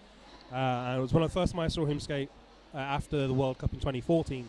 And his exponential growth and talent, he's definitely a known quantity at these stages. But I mean, just that opening jam there, the tightness of the pack rolling around into turn 1, neither team giving up anything. Fenno, of course, broke through for lead, but it wasn't long until the call-off was forced. Nope. Neither team getting a point on the board so far, though, as we get into jam 2. We do have a Lincolnshire blocker in the bin. Track Vader doing double duty here. He's back on. Lead jammer Sully. But it is Silver lying. Another one who was very impressive at Beardy 2015. Right on him, and he's going for him. And we've got a fast pack here. It's good to see Tomahawk blocking. I think he does often jam, but I think blocking is his best position personally. That's my personal opinion. But I do like his blocking style, so let's see how this works out for him. Still got this fast pack here as Sully's on his scoring pass. Jukes the outside, tries to pick up a point. Did he get one? He did not. Yeah, great hip check from Flash Bandicoot. Just forced him to the outside into that call-off.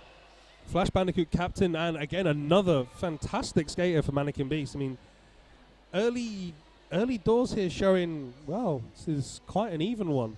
Nothing scored. Looks like we've got Holy Smith, I believe it is, stepping up number 5-5 for Lincolnshire in the next jam. I can just about see a number. I can see a star for the Belgians, but no sign of any diesel play. Slips on the outside there. I think that's Animal. Yep. Once again, tight pack. Neither team here want to be the first to give it up, but Smith takes oh, it's the Saint. Sorry, it's the Saint. I thought it was 5-5. It's actually number 5, the Saint, as we get a power jam now. And now we do have a chance here for the Saint to score points, and there's the first ones. This power jam brought to you by Euro Hostel Newcastle, who are a great sponsor of the event, the official event hotel, and of course sponsor of Newcastle Roller Girls this season. The fact that it's taken nearly 3 minutes for the first points to be scored is very impressive from both sides, but let's see how this goes. This is a second scoring pass. Nice little hop across the apex from the Saint there to pick up that pass. So now we're seeing Lincolnshire finally getting the foot in the door and getting some points on the board. And controlling the pack well. Just holding LaBouche right at the back of the pack here and controlling that pack speed well. LaBouche going one up, but runs. Well, Deadly Nedley saw everything happening. I was like, well, I'll just knock it out of the way. Thanks, mate. Looks like we're going to see back blocks it back to the Euro Hostel power jam for Lincolnshire's Animal. Heads to the Armour Flex penalty box. Yep. That's 2 for 2 for him. That's not a good start. And the Saint here is pretty much unopposed and picking up all the Lincolnshire points so far.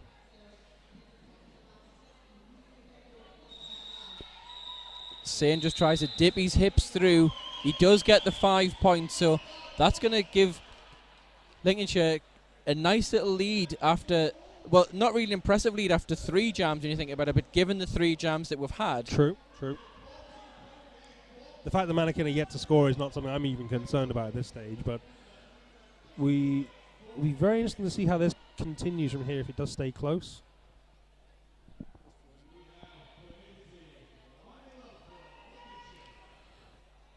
The overlay is causing a couple of issues, I'm afraid. We are just going to have to give it a quick refresh.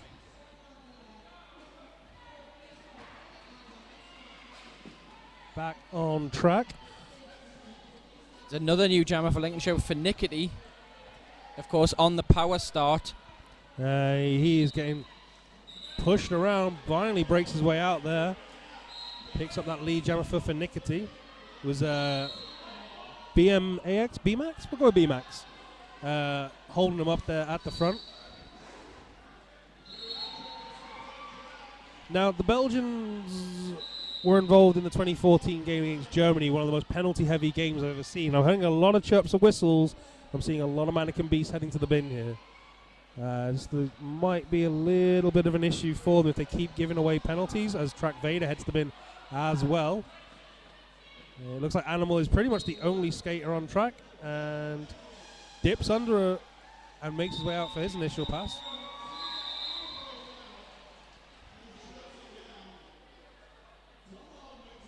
So it's 29-0. And we've currently got 3 Mannequin Beasts in the penalty box right now. I think Track Vader was waved away, so he's going to have to stay on track. Looks like we're having a little official powwow going on. It's not a review. Little quick meeting. So I had a lot of chirps of whistles, but I didn't see anything happening personally, but there we go. So while we're in this moment, we'll just give it a quick shout out to Wico Skates, one of our sponsors. Your feet cold, they need a hug. Wico Skates, handmade custom boots from Finland. Wico Skates, of course, have been here the last couple of years at MEC, but now, of course, they get to watch some of their Finnish counterparts skating on track, as well as being here to represent Wico. Doesn't look like there's anything going to come of this. Oh no. Righteous Oxide is calling over bench stuff? Yeah, looks like he's just calling the captains in. Some words to be told. Going back to game 1 I worked this morning, which was the Finns, the Tampere Roller Bros. Very impressive display from them. They're going to have a very tough game against Southern Discomfort coming up. I don't think that's going to be an upset, but I definitely think that some of Discomfort are going to have to work for their points there. Well, you've also got there some rematches from MRDWC when Finland took on England. A lot of SDRD representing for England. A lot of the Tampere Rolling Bros representing Finland, including my namesake Sven. Yes, Sven. I actually had a quick word with Sven after that game. I was very impressed with Sven. Sven was one of my best blockers for that game. Along with the man whose name I cannot pronounce. I keep trying and I'm failing. I do apologize every time I butcher it. He was blue 99. There were lots of letters. I'm sorry. I'm just gonna be sorry. Looks like we're out of that official timeout and we're back onto the track now. Fenno looks like he's going to be going against, I believe it's Trick or Threat. Trick or Threat with the glasses. It's always the easy way to spot him. But there's only one blocker on track really, so Trick or Threat's going to have a lot of work to do as he just jukes, jives, stays in bounds, run on 2 toots in front of us. Ned there with a shoulder and arm into him. And then he goes in for forearms. Trick or Threat out of the pack. And a lot of penalties all in quick succession there as we get half the pack leaves to go and sit in the penalty box. Now the track advantage switches in favour of the Mannequin Beasts. Well, this will be very interesting if the Mannequin Beast can now take advantage of this, because Lincolnshire obviously have a lot more experience as a team playing without a full 5 on track. And the players we know, we've got Bino and Geriatric there with Sully to jam. That's not a weak line. So it's can they take advantage of this slight pack advantage? Well, they've got Geriatric and Benno on for Lincolnshire now. It looks like we're going to go to another official timeout. I think it was just one of the jam refs just quickly checking when exactly players left the track in the pass to put up the 3 points. So that looks like, I think that could be the first 3 points gone up for Mannequin. It is the first 3 points.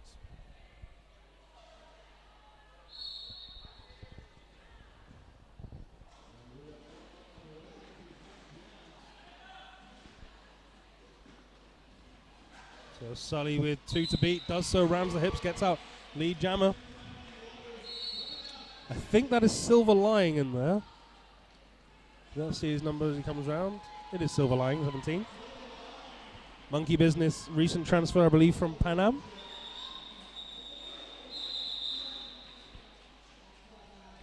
Do apologize. We are still having a couple of issues with the overlay. It looks like going to be an issue with the connectivity to the scoreboard laptop. You know, the wealth of IT experience just sat either side of me here, and we can't fix a bad Wi-Fi signal. Yeah, we'll send someone to put some more water on the damp string that's connecting the two. Yeah. I like to put the can of Coke around the antenna as like a dish, parabolic. It kind of works. But the score is currently Lincolnshire Rolling Thunder on 40. The Mannequin Beasts are on 3 as we get the Saint back to track now. Picks up lead immediately for Lincolnshire, and the Animal right at the back of the pack just being held up, almost forced into a cut by Ned. Just being recycled all the way back to the jam line before he's allowed to start. The Saint already in on his scoring pass now. The Saint has definitely improved his game recently since British champs. His jamming is very explosive here today. I'm really enjoying his work already, and we're only 8 minutes into the game. Running that line well.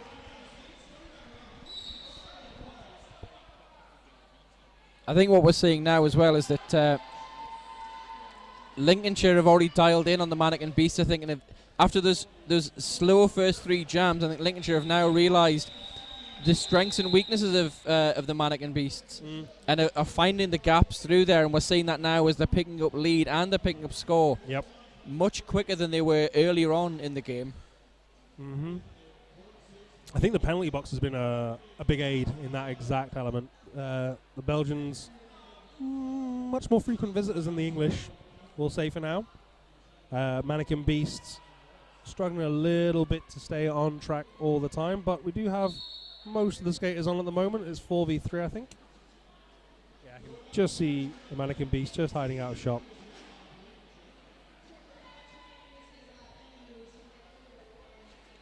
Much slower here as for Nickety. Gets a little bit of offensive assistance from Smith. That broken apart track phase now on its own. And there it is. Once they break them apart, they can make their way through a lot easier. Murdoch heading to the bin. Finickety, of course, always easy to spot with his kind of custom signature anime style leggings that he wears. His Dragon Ball Z leggings. Yeah. I wanted to say Dragon Ball Z, but something in the back of my head said Airbender, and I thought I don't want to be the one that makes that kind of. I'm very sure the internet will correct us if we get it wrong. They do love to correct you if you're wrong. Well, I don't want to be the one that everyone kind of shouts fake nerd or something at in the street. Now 50-point differential currently as Lincolnshire Rolling Thunder on 53. The Mannequin Beast still on those 3 points they picked up earlier.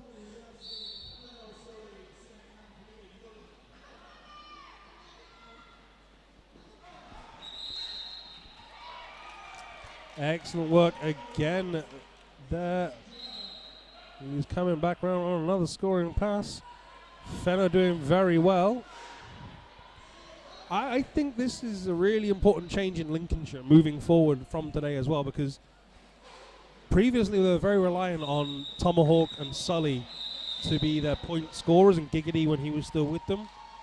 And now they're finding the Saint and Venno, Finickety, all picking up points here. Yeah, I think it doesn't help. I think the kind of inexperience of Mannequin Beasts is maybe showing through a bit here. They are getting a lot of penalty trouble, and we're seeing it's never just one player going to the penalty box. It's two as we go into a team timeout. Looks like from Lincolnshire. I think that's a bad idea. They've got momentum here. They should have been carrying it on. This may pay more in favour to Mannequin Beasts, who do need to reassess things here.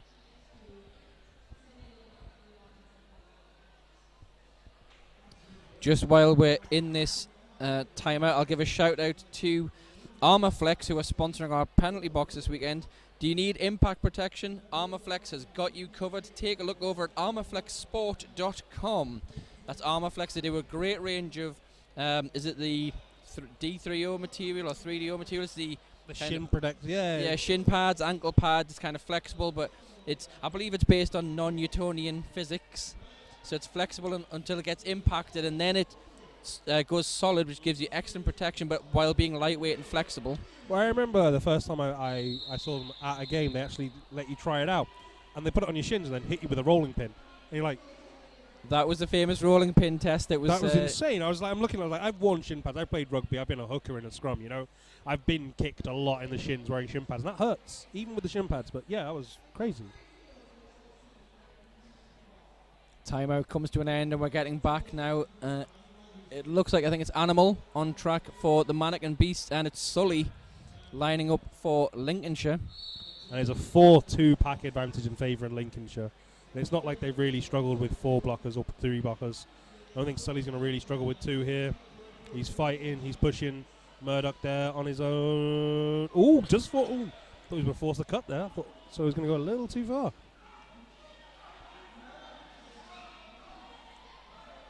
Tomahawk can see there with the pink leggings doing enough. Big hit there to the inside from Gazabite.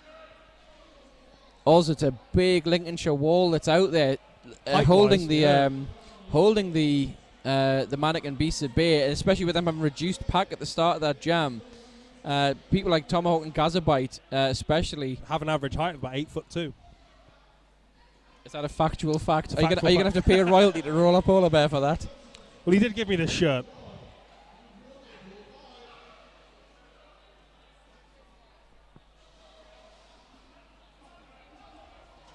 It is based on non-Newtonian physics. Amazing stuff, Statman. It's like if you get a bag of bird's custard, put bird's custard in a Ziploc bag and hit it with a hammer. Science. Other brands of custard are available.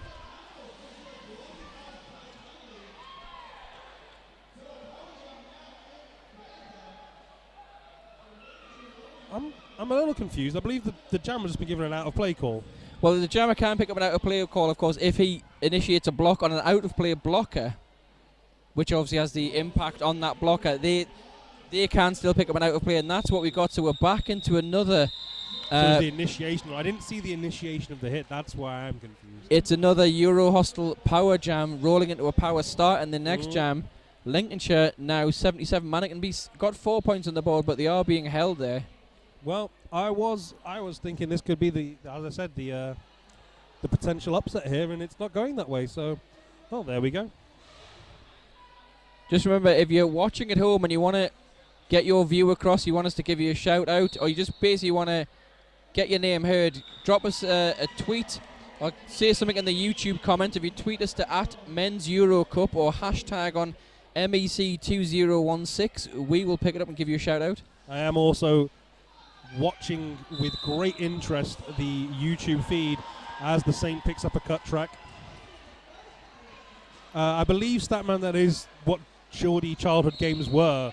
They didn't have many toys, just bags of custard in Ziploc bags. That's all they had. Sometimes a stick if they were lucky. So more penalty trouble, more power jam action in favour of Lincolnshire here as we see Animal pick up the cut track. So the Saint released.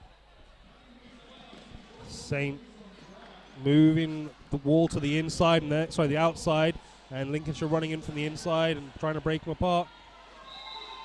Track Vader at the front. Can't do enough on his own.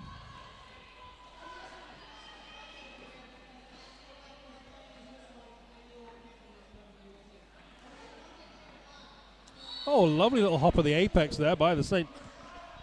This is turning quite the one-sided affair here. I feel I may have sold Lincoln and short earlier on there. I think it's that thing of Lincolnshire have had a good season this year in the Brit Champs, and I think that regular play at high level, it helps, especially against the variety of teams that they've played against in the Brit Champs. True. Different styles of play. It's taken them a couple of jams to dial it in, but then once they get the measure of the team, you can see now the way the blockers know how to which way to sweep against the Mannequin Beasts. Well, it's the experience thing. They know what to do to lure the Mannequin Beasts into the trap they're setting. Had a tweet from Phoenix and Flames who says, "I want to see the Mannequin Beasts play Seuss. Not only is the uniform similar, but they all look the same. They all look like Seuss. Confusion." 2 points going up for Mannequin in that jam. But Lincolnshire have hit the centenary. Trip digits in 15 minutes. I should say the century, really, shouldn't I? They've not hit 100 years, they've hit 100 points. Yes. I'm going to go with yes.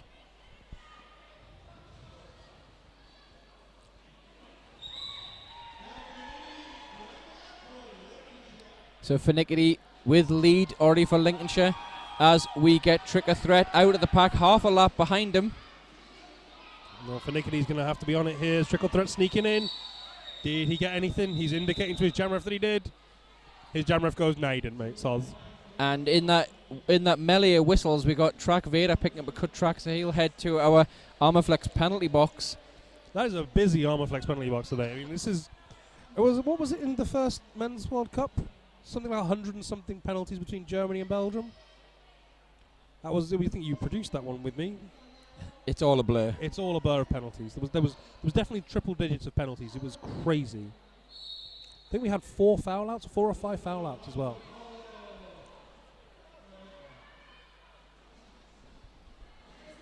They're all beardy and grey, lovely people. I think Mannequin and Seuss do have a lot in common. Skate, grey, beards, tattoos, quite lovely. Yeah, I'll go with that. Nice bit of jammer recycling there from Silver Line, but he's now been recycled himself. And there comes Fenno picking up lead. You know, Fenno and the Saint really, really have impressed me today already. Like, I'm very, very impressed with in Lincolnshire as a whole. I mean, hopefully they can take this on from here. And it'd be interesting. I mean, most likely they'll probably be playing South Wales, I think, Lincoln, if they win this one. South Wales will be playing... I've got it written down somewhere. South Wales will be playing... South Wales are playing Ronis. So if South Wales beat Ronis, they will go into the matchup of Game 10. whereas the winner of this one will go into the matchup of Game 8. I do apologise. So we what? Lincoln we play in the game 10, which will be... Where's the winner line? I'm looking at the winner line. Is it the red one? There'll be sudden discomfort.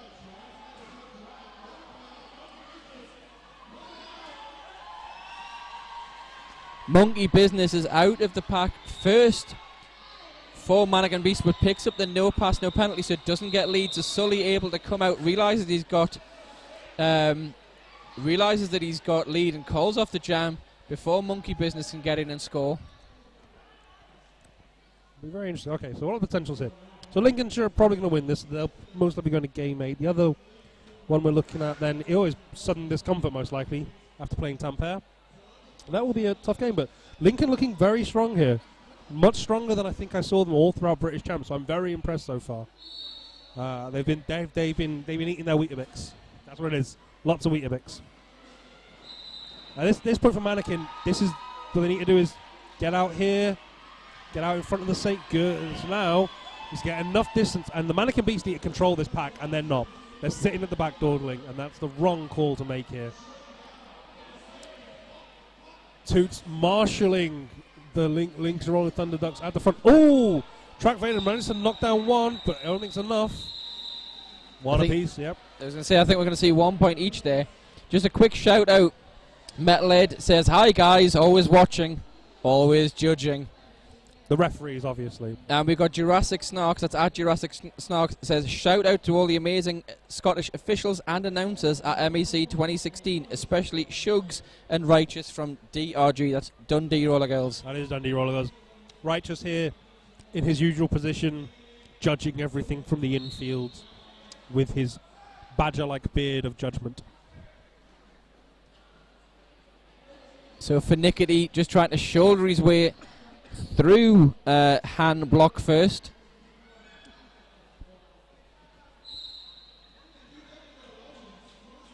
And we got a forearms on Silver Lying, so Finickity's unopposed from any jammer, gets out. Stubble there indicating lead jammer 2 for Nickety. Euro Hostile Power Jam, now Lincolnshire. Still got 100 points clear between them and the Mannequin Beasts. We could be looking here at quite the silly differential.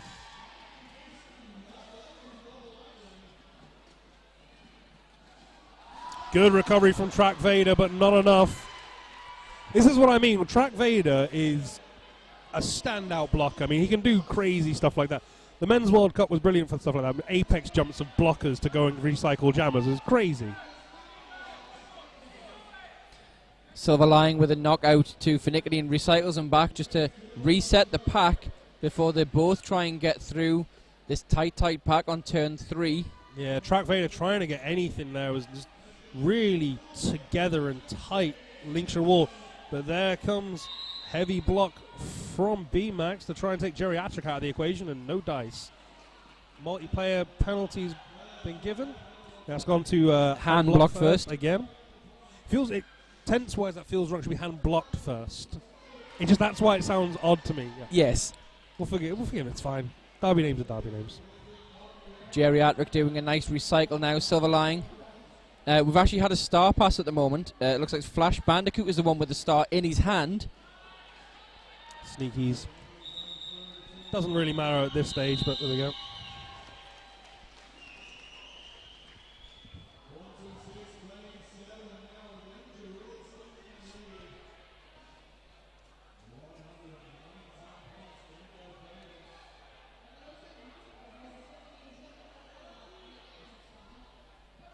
Well, my prediction of there possibly being an upset here is gone. It's a good thing I originally predicted Lincolnshire to win this game.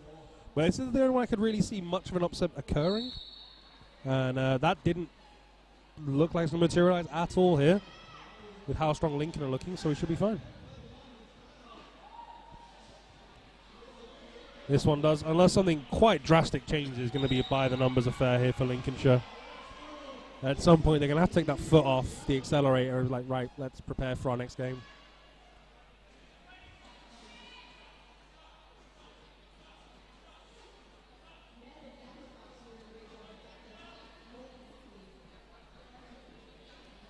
So Mannequin have seemed to have upped their blocking game in the last couple of jams. It's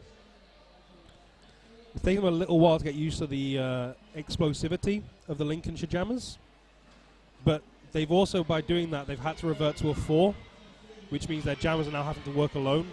And Monkey Business is a powerful skater, but that is a horrible cube he's having to deal with. But a lovely star pass to Animal. That might be the best tactic for them here. Engage the wall, commit the wall, pass over the top of it. The only problem that is, of course, is every time you haven't got that star in your head, you're not getting the points. So whereas it is good to force a call off, get your jammer out, you're not going to bridge the score differential if you do that. True, but at this stage they're doing nothing to reduce the score differential either. So tactically speaking, it might behoove them to reduce the differential by doing so. Behoove. So going to give a quick shout out to our Jam and Pivot Line sponsor, the Power of Grayskull. The Power of Grayskull, making your legs happy. Slow, gently rolling back start, but Sully starts the zigzagging through the pack. Just being held up against a 3-wall at the front, rolls around the outside of Flash Bandicoot, but gets knocked to the inside.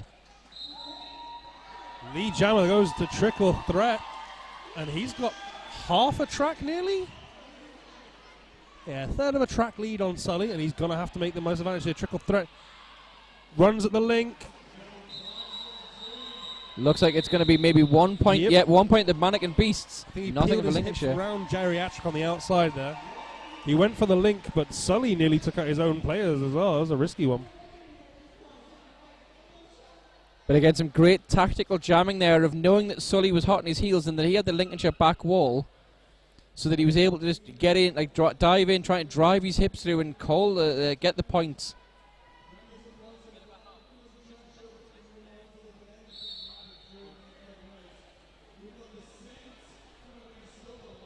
So Saint for Lincolnshire against Silver, lying for the Mannequin Beast now as we get the pack splitting into 2 braced defences. The Saint manages to skip the inside line through the Mannequin Beast, get rid of his own blockers and picks up a lead. But Track Vader in that action actually opened up the door for the Saint beautifully. Just the problem, he's on the wrong team. Little Joker picking up the cut track call. So Mannequin Beast suddenly switched to having the defensive advantage here on the pack. Saint takes a knock to the inside, just calls off from the seated position.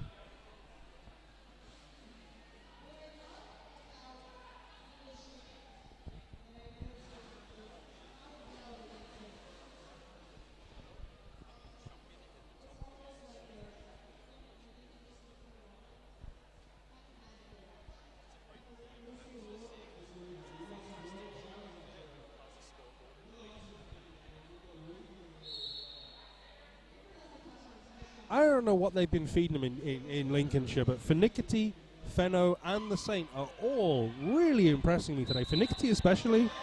I mean, not to take anything away from the trickle threat, picks up lead jammer there, but I'm just watching his actual skating. He's really come on since British Champs. I'm really loving his work. Trickle threat, though, he's chatting to his blockers there, who's letting him through. No packs called. Runs into Gazabite, and Tomahawk calls 2 points. Again, the game's shifting, so you can see that Mannequin are now kind of finding their feet against Lincolnshire and have started picking up lead more. They're starting to score more. They're actually starting to they're taking some more dominance over the pack. But is that Lincolnshire realising they're 126 points in the lead and it's like, well, it's all right to give up 1 or 2? I mean, at this stage, yeah, we've got a whole second half, but things would have to go quite drastically wrong for Lincolnshire to lose here. But there's no room for complacency in roller derby. True enough. Everything can go horribly, horribly wrong very, very quickly. But at what point in this game are Lincolnshire going to start looking towards their next game? I mean, here we go. Lead jammer picking up by Fenno there. And it's a power jam. And we got a misconduct call on Monkey Business. So that's probably going to be... I'm going to make the...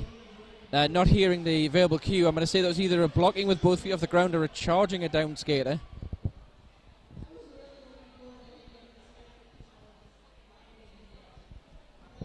So now, on the Euro Hostel Power Jam, Fenno rolls around the front of the pack, picks up the full points, calls off the jam.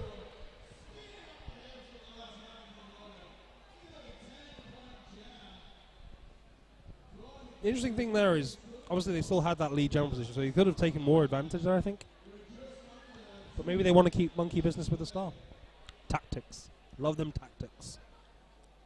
So it is obviously middle of November, and you're probably thinking now about Christmas, and if you're not sure what to put in your Christmas list, want to try some antics, get your hands on some gumballs or discuss duros on the Reckless or Heartless wheels, the guys from Green Monster Roller Sports are the experts. So you can, if you go online, you can find them. I believe it's grnmnstr.com. Green Monster. Without the vowels. That's the way I remember it. No vowels.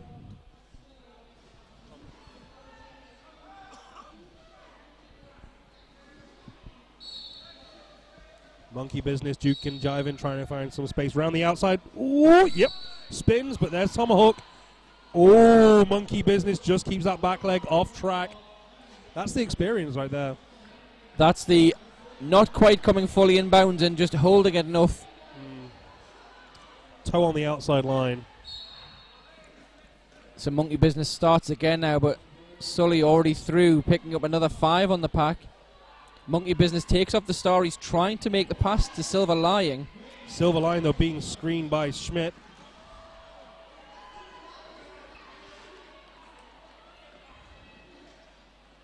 Star has been dropped right now. Oh no, actually it's a hard shell. Thought it was a star being dropped as it went through. We talk about Sully's agility, but he's very powerful. For quite a slight guy as well, like Reaper. Very slight but very powerful skater.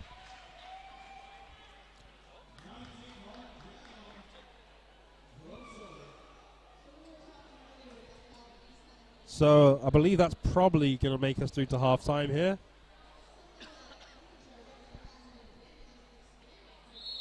There it is. 165 to 10. But a score differential, it's been pointed out on Twitter by a couple of people, a score differential that isn't really reflective of the gameplay that we're seeing. No, I mean, it's been the power jams. That's as simple as that. Mannequin Beasts are giving up too many penalties, too many jammer penalties, and Lincolnshire are more than capable of taking full advantage of that. And that's what's happened. Simple as. I would imagine that the Mannequin Beasts will now, as a team in this half-time period, talk about what's been working for them against Lincolnshire, what hasn't been, and I think we'll see them come back even stronger in the next period. Yep. We've seen them grow and get stronger as this first period has gone on anyway. They'll probably, I think they should probably be more static with their defense, less aggressive, and that'll suit them a lot better. But we'll see in the second half. That's my tactical opinion. You can see that they are letting Lincolnshire dictate the speed of the pack, and they're getting drawn into those sprint races, which Lincolnshire are going to win when they've got the front wall. You know, it gives them the advantage that they can let their jammer score the points before calling it off, before the Mannequin Beast can get into their wall to start scoring. So they've got to stop themselves being drawn into those situations and getting into those races, or allowing their players to be recycled way back to the straightaway. Where they can't control the pack speed. True. But we'll discuss it further in the second half, and we'll be back with you in approximately 13 minutes.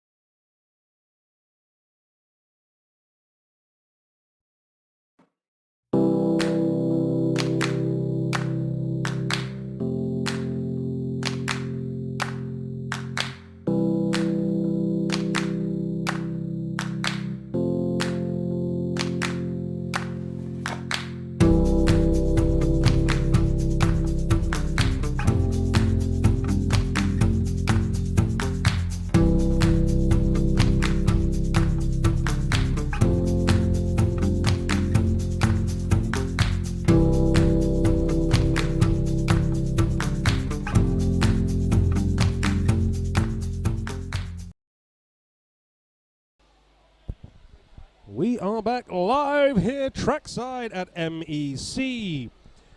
Hello, Rob Steele. We are at half-time. We're not anymore. We're back. You can hear me now. It's wonderful. So it is still Captain Malice with me, Sven Will I Be Famous, and let me just put the names up. You can tell I'm not practiced this, and the feed director has gone away to get changed for his next game. He is playing. It is us here, but we're all and we're good to go. It looks like we are seconds away from the whistle.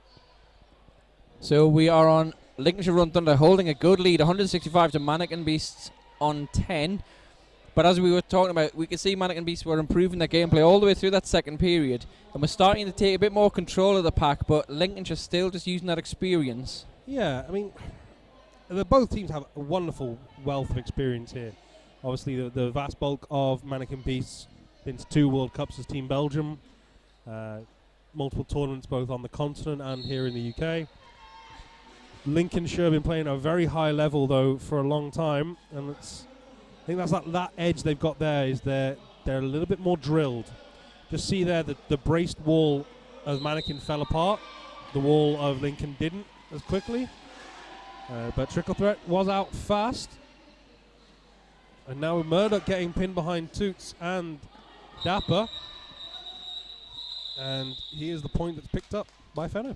But that's the experience you can see. Lincolnshire, they kind of corralled a single player, held him at the back because they knew that it was going to be a quick call-off. So get 1 point on the board, it still moves your lead up.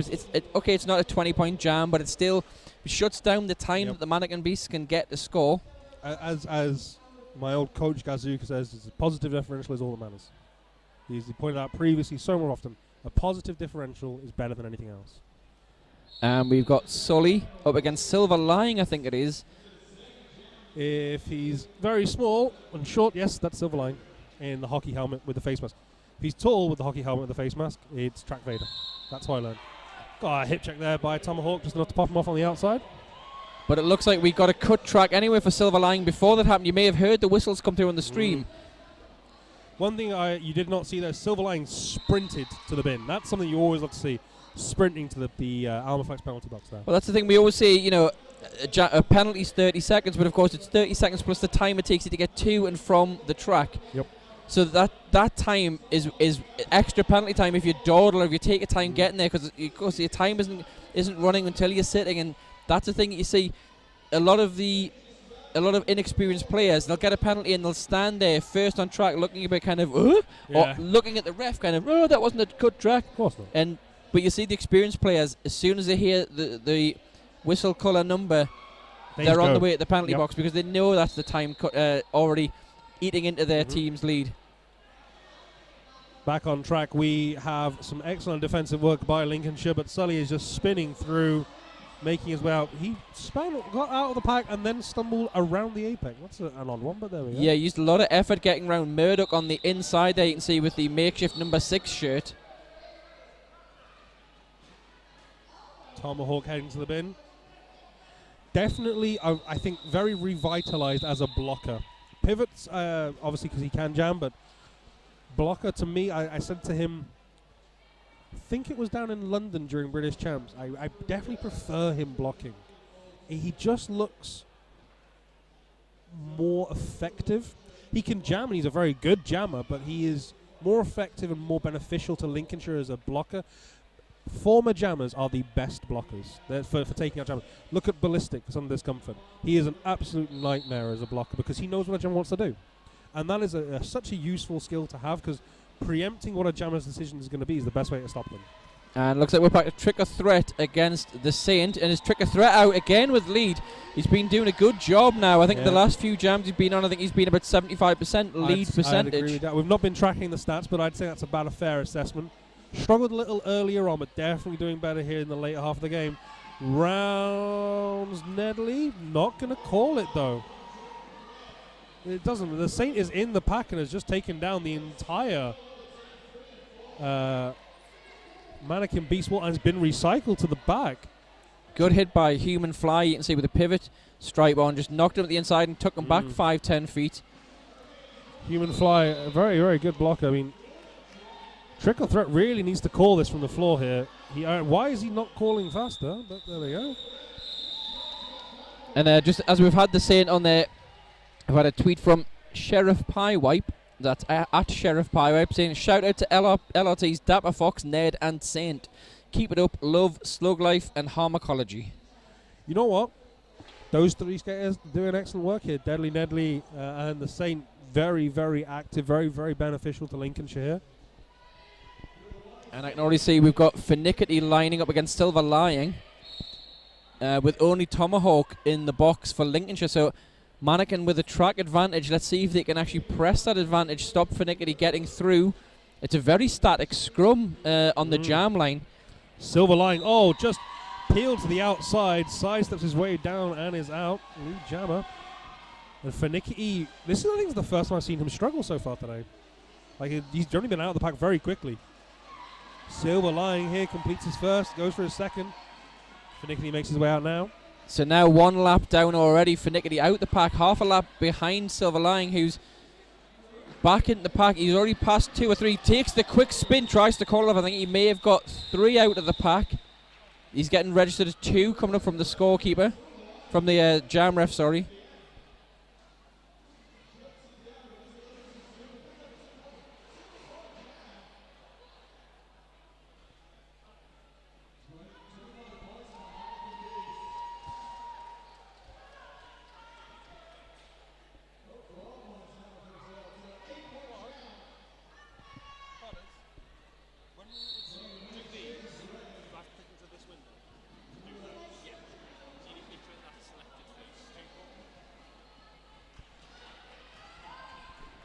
So Fenno back jamming for Lincolnshire again, having an outstanding game.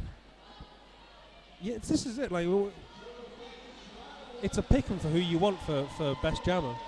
I mean, Fenno, been fantastic. Finickety, been fantastic. Sully, fantastic. The Saint, fantastic. I mean, that's the entire 4 jammer rotation for Lincoln here have been brilliant. This is going to be a very tough one for the pickings of best jammer here.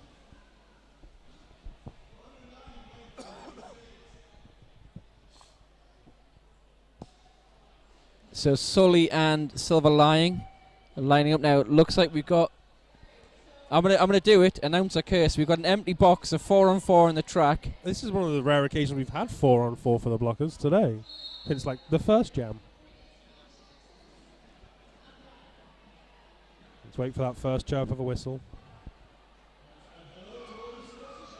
Tomahawks in amongst that Mannequin Beast cube. Oh, lovely by. Sorry to interrupt you there.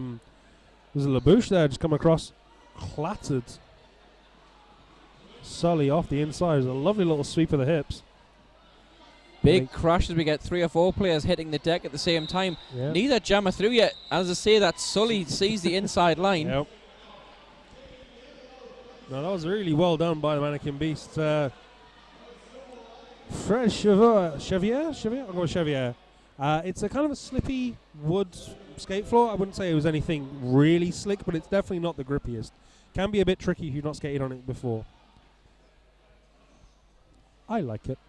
It's an odd floor, knowing like skating here, 3-4 times a week sometimes. It's an odd floor in times. Sometimes it can have like a greasy feel to it, and if it's not been swept. Well, I think sometimes it does get polished, or other events that happen in this hole can leave like a residue, and you do get greasy spots. But otherwise, it's got a really good grip to it. Obviously, in winter, you've got the moisture. The fact that it's a colder floor. The rubber's colder in the wheels. Or the urethane's colder in the wheels. Yeah. David Telford there with the Troll Logic answer. It's a wooden floor. Yeah, it's also true. I like it. It's quite a new floor here as well, and it's been varnished about 4 times in the last couple of years. It's very shiny. The floor experts are flying in on YouTube. It's a sprung sports floor now. The Sully, though, is still skating and picking up points. LRT now past the 200 mark. 20-point jam so far already for Sully as the time ticks down. Nothing on the 29-point jam from Kieski in the first game. So far, I believe that is the biggest scoring jam we've had today. I'll take your word for that, but I will go and check the stats centre later on. Of We course, will check the stats. last year at MEC, we set and then Mannequins. broke a record. Yeah. It's crazy. 49, and then I think, did we get a fifth? No, did we set the record? We equaled the record of 49 points, I believe. Mm. On his birthday as well. Well, happy birthday. Oh. So the Saint now just trying to get his way through, but takes a nice bump to the inside and recycled all the way back to the jammer line by, I think that was Murdoch, I think it was, that took him all the way back. Trickle threat going for a cut track there. Back block picked up by the Saint, so we go to our Euro Hostel Power Jam. It's going to be a power jam and then a power jam switcheroo as Trickle threat's already in the bin. He'll be coming out flying in a moment. So a quick jammer switch over in our Armor Flex penalty box. Good communication to his team of blockers there for the offense. I don't know if it was a pre-planned attack because he did indicate one. I don't know if it was attack number one. I don't know. But he is through now on his initial pass, Trickle threat. Moving a little slower than he was earlier on. I think the impact of the game started to take it to him. Tomahawk not able to capture him on before he engaged on the pack. Saint got a bump to the inside, just managed to hold his toe stops and take the knee before he re-entered the track. Spins Tomahawk there at corner one, does Trickle threat, makes his way out on his scoring pass. Little Joker's having a great game blocking. I don't know if you saw just earlier in this jam there, he managed to wipe out most of the pack down on turn 3. Again, a ridiculously experienced skater is a Little Joker. One of those things, he's been skating since the dawn of time, I believe. The dawn of time. What, since men have been skating in the UK? Definitely, I mean, I think Joker was one of the original men's derby skaters. He was. Probably the only more experienced skater in terms of length of time skating is possible in the UK anyway. Is possibly Hugo Boss. And that's because he was skating since he was a kid, and he's close to 50 now. He made his first pair of roller skates as well, which I think is hilarious. True, basketball shoes, skateboard, wheels and trucks, and a screwdriver, and some drill. Made his own skates.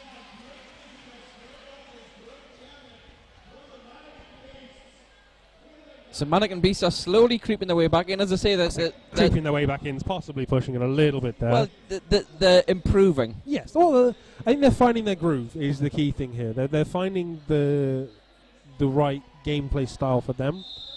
And we get a Lincolnshire timeout called.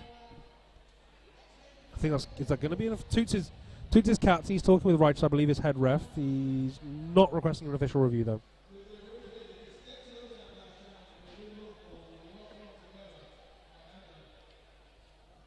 I'm just going to give a shout out. I'm going to basically plug something here. If you're at home and you've got access to the internet, can you please go and vote for Newcastle Roller Girls in the Aviva Community Fund? So if you go to aviva.co.uk/community-fund. So basically, Newcastle Roller Girls have applied for funding to the Aviva Community Fund, and if they get it, they're going to host an international WFTDA tournament right here at the Walker Dome. They've already got the date saved for that, which is March 25th, 26th next year. And as I say, it will be an international, if I get my words right, international Woofter tournament. But they've got to get that funding. So if you go to aviva.co.uk/community-fund, you get 10 votes to use for any of the charitable causes and the good causes that are on there. But if you put all 10 of your votes in for Newcastle Roller Girls, we could see in March, we can see some really good coverage of an international Woofter tournament. When you say international, do you mean nation states or Like WFTDA teams? WFTDA teams from around Europe. Ooh. And maybe further afield. I would like to see that. Although I cannot vote for you, I used all 10 of my votes for my mother's organisation. I do apologise. You know, it's a good company. I appreciate it. Back on track, we saw their monkey business came with a bit of a run-up, similar to the options possibly used by the well-known Jamie Dodger or Jamie Danger of many of the UK men's teams. That run-up is always a good option, I find, if you do struggle, because it gives you that momentum. Engage that pack a little harder, make your way through. Hand blocked first. It is blocked first. There's an apostrophe D in his name. We've just got the wrong information. That makes sense now. Hands heading to the bin for Nickety, who is just on fire today. Makes his way out on his scoring pass, and he's already back in the box and gets hit hard by his own teammate Gazabite. Makes his way through, picking up. Let's see it. It is 5 points.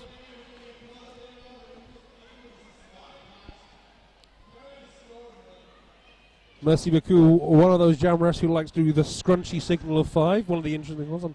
You seen the scrunchy signal? This one, yeah. I'm a thumb wiggler fan myself. I like the thumb wiggle. Well, if I ever do jam ref, which is very, very, very rare, Yes. I do the hand flip. You're a flipper. And there we go, another demonstration of that. The scrunchy. The scrunchy hand. I was in the restroom. We were discussing the different options before. The wonderful times of a tournament official ref rooms. Nicky just looks over his shoulder, sees he's picked up hands block first point, and he sees that he's got human fly in his rearview mirror. And again, the quick call off trying to shut out the Mannequin Beast getting any more points on the board. Still got 16 and a half minutes of play left on our regulation clock. Lincolnshire 2-2-2 to the Mannequin Beast on 35. And we've had at Grace R6 shouting out on both the YouTube and the Twitter feed simultaneously saying, "Come on, Mannequin Beasts."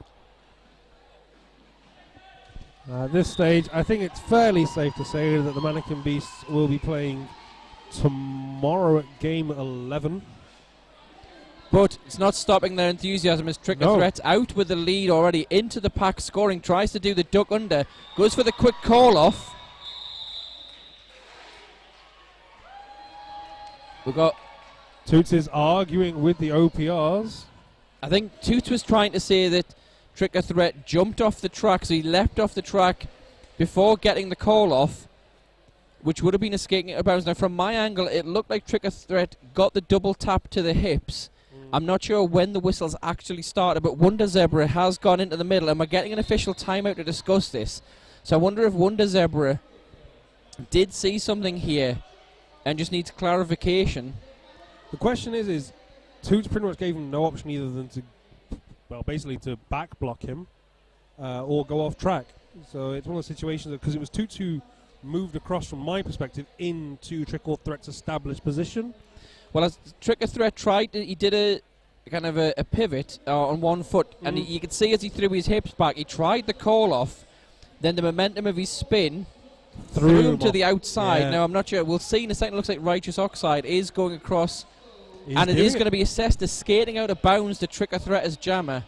So it looks like Wonder Zebra had picked up the skating out of bounds, but obviously it wasn't called in the, in amongst all the whistles of the jam call off. So we are going to get another Euro Hostel power jam. Yep. Although Trick or Threat looks like he's sitting as a blocker at the moment.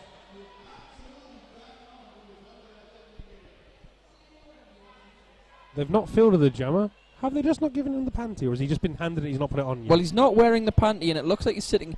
It looked to me like he's sitting in the. No, there it is. It's on now. A blocker seat. He's just put the panty on now. Ah, okay. Yeah. So we get 5 seconds. Oh, I don't know if it was anyone else could see that, but Tomahawk could reach the cross with his ridiculously long legs and put his toe stop on the line as the pivot. Unfortunately, no one got caught for it, but it's a lovely trick when you see it get pulled off. I think Matt Lovin did it quite effectively, I want to say last year. Stuck his leg through the wall and put the toe on the line. Very clever. Like it. Sully out lead for Lincolnshire, and he's already through, picked up his first scoring pass, just tries to get around Track Vader, but Track Vader hits him while he's airborne, trying to make that kind of straightaway leap, and knocks him to the inside before recycling him back. Sully prefers the inside line.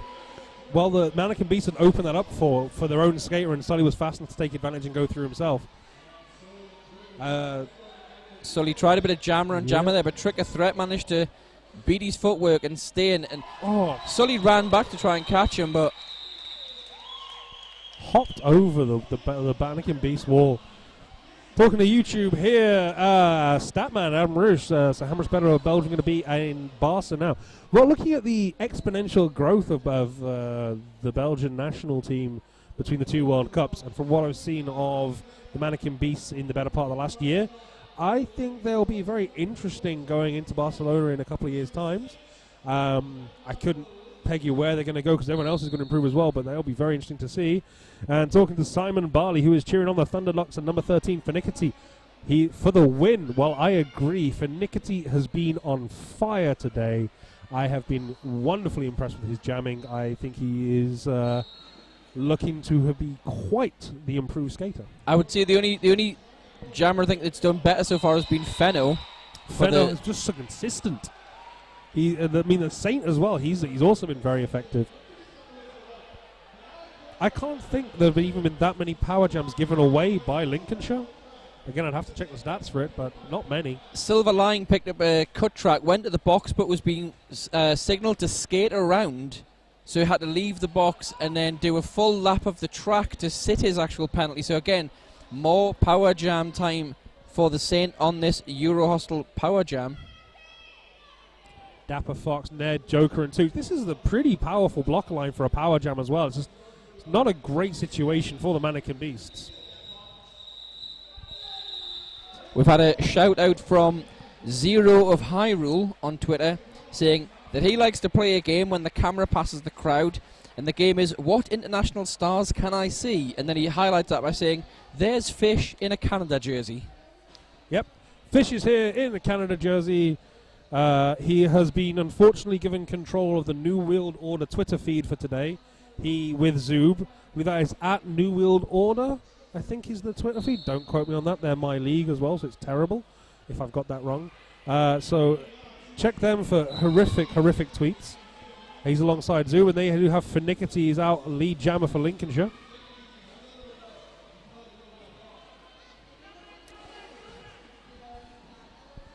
B-Max there just looks like tried to clear the Lincolnshire wall, but actually cleared his own wall, allowing Finickety to just race up the outside for the 4-point pass.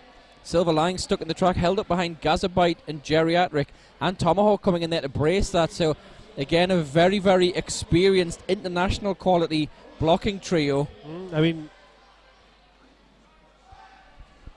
Gazabite, 4 years ago I was at a boot camp hosted by the Thunderdome by Rainy City with Gazabite, and he's done fantastically since then. Looks like we're going to have a little bit of a switch. It's a cut track picked up by 17, which is at least Silver Line. Silver Line having a lot of penalty trouble as a jammer in the last couple of jams especially.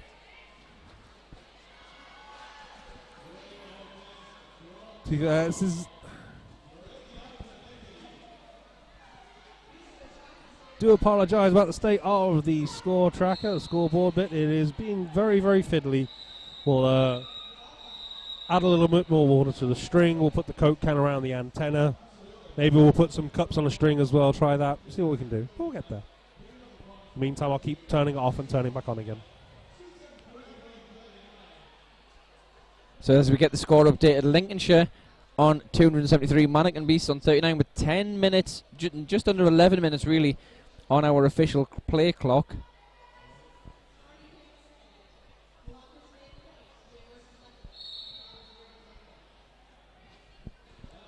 So now back to Fenno again. I think for me the standout blocker, jammer of Lincolnshire so far in this game. As I said before, he's just been so very wonderfully consistent. He's really struggled. He's just pushed and fought his way through comfortably. And Silver Line going back for a forearms penalty. Called from the outside, so it looks like he tried to take a whip around or shove off a Lincolnshire blocker and gets picked up on the outside. So again, more penalty trouble for Silver Line, who's spent more time in the Armorflex penalty box in the last two jams than he has on track. On track, yep. We can't see the board from here, but he's got to be close to the 7 now, I think. It's a cut track. We cursed him with his consistency. He's very consistent for a very consistent cut track. Oh, soz mate. So we'll get the jammer switcheroo.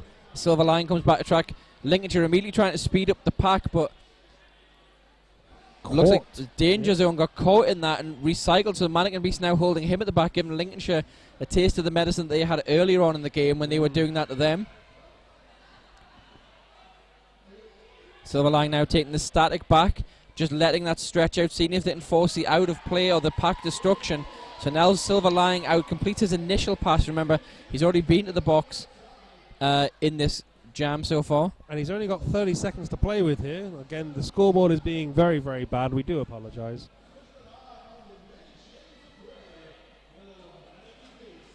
Fenno just fighting 3 to beat at the front. 4 to beat. 3 to beat. none to beat. Beat them all. And he has the 5-point power jam. 5-point pass. I say jam a lap point, I should have said there. I think he got most of the points in the pass before. He just had to come back and complete it.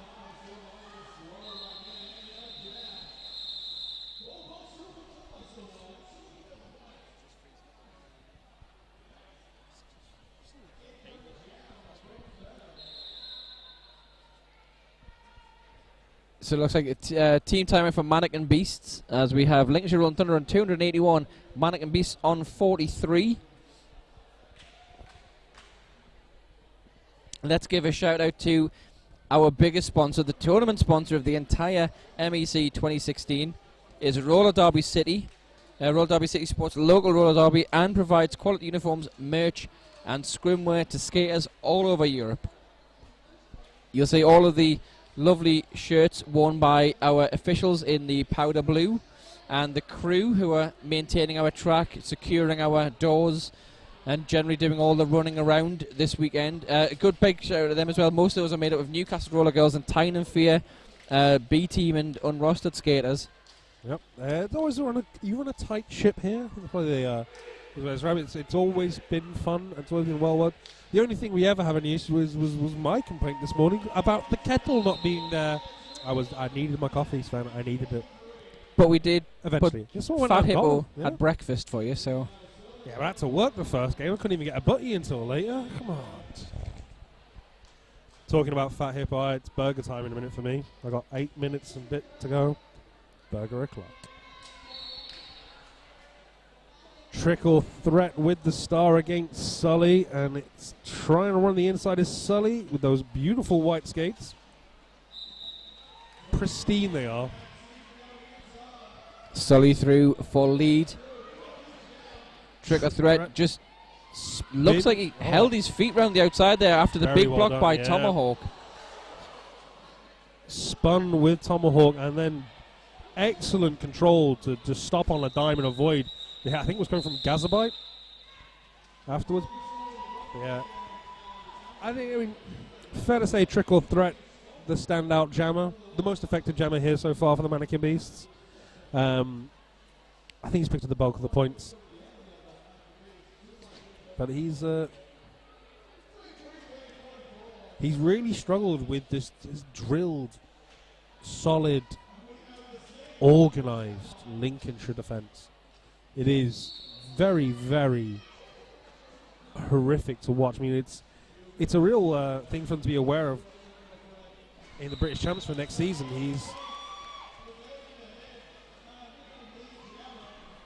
Sorry for the break in communication there. We've just been harassed by a blue bottle the size of an owl. This is giant fly. Sorry. Track Vader heading to the bin himself.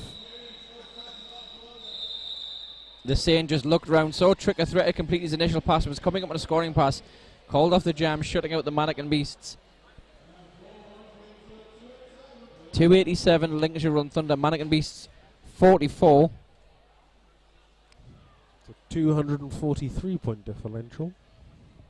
Maths. I would say, and that is mathematics. Yeah, it is mathematics. My league will be so proud of me, my ability to count. So Fenno lining up, and against, looks like the Animal. Yeah, the Animals really struggle with penalties. Not as bad as Silver Lining recently, but definitely not had some great goals. But he's at the front. Oh, rounds Tomahawk.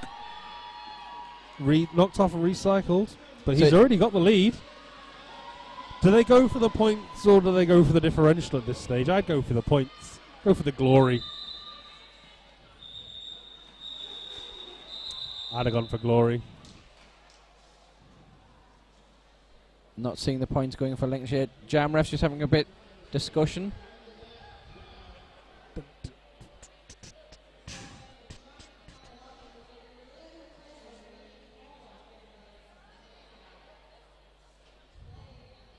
Did you see points? I saw some points. Looks like it's 2 That's not points too going for difficult. Lincolnshire there. 289.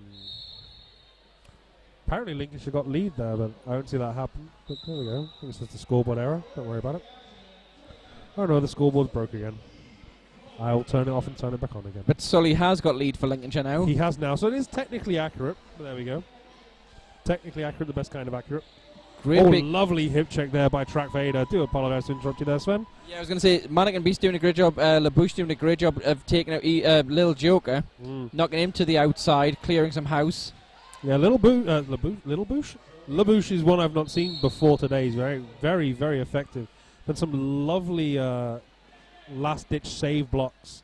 Caught the Saint perfectly a few jams ago.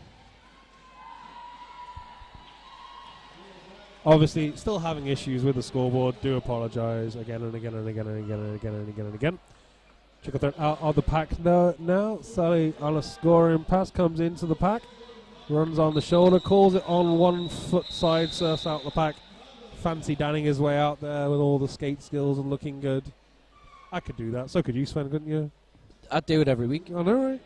Apex jumps on 1 foot, side surfing out the pack. Which is even more impressive considering I'm a referee. I know, right? You have to do it as a referee.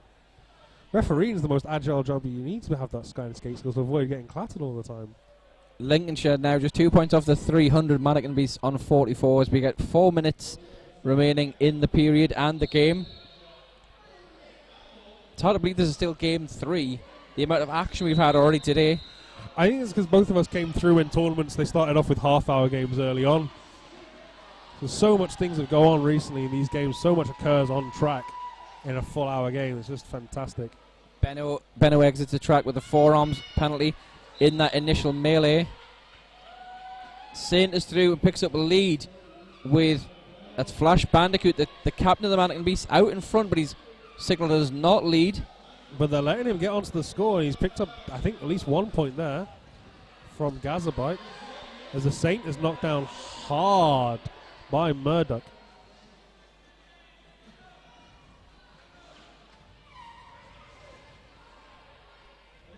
So both jammers here having a hard time getting through the pack. I guess some very tired legs out there after this game, because they say the scoreline isn't showing the effort that's being put in on track by both teams.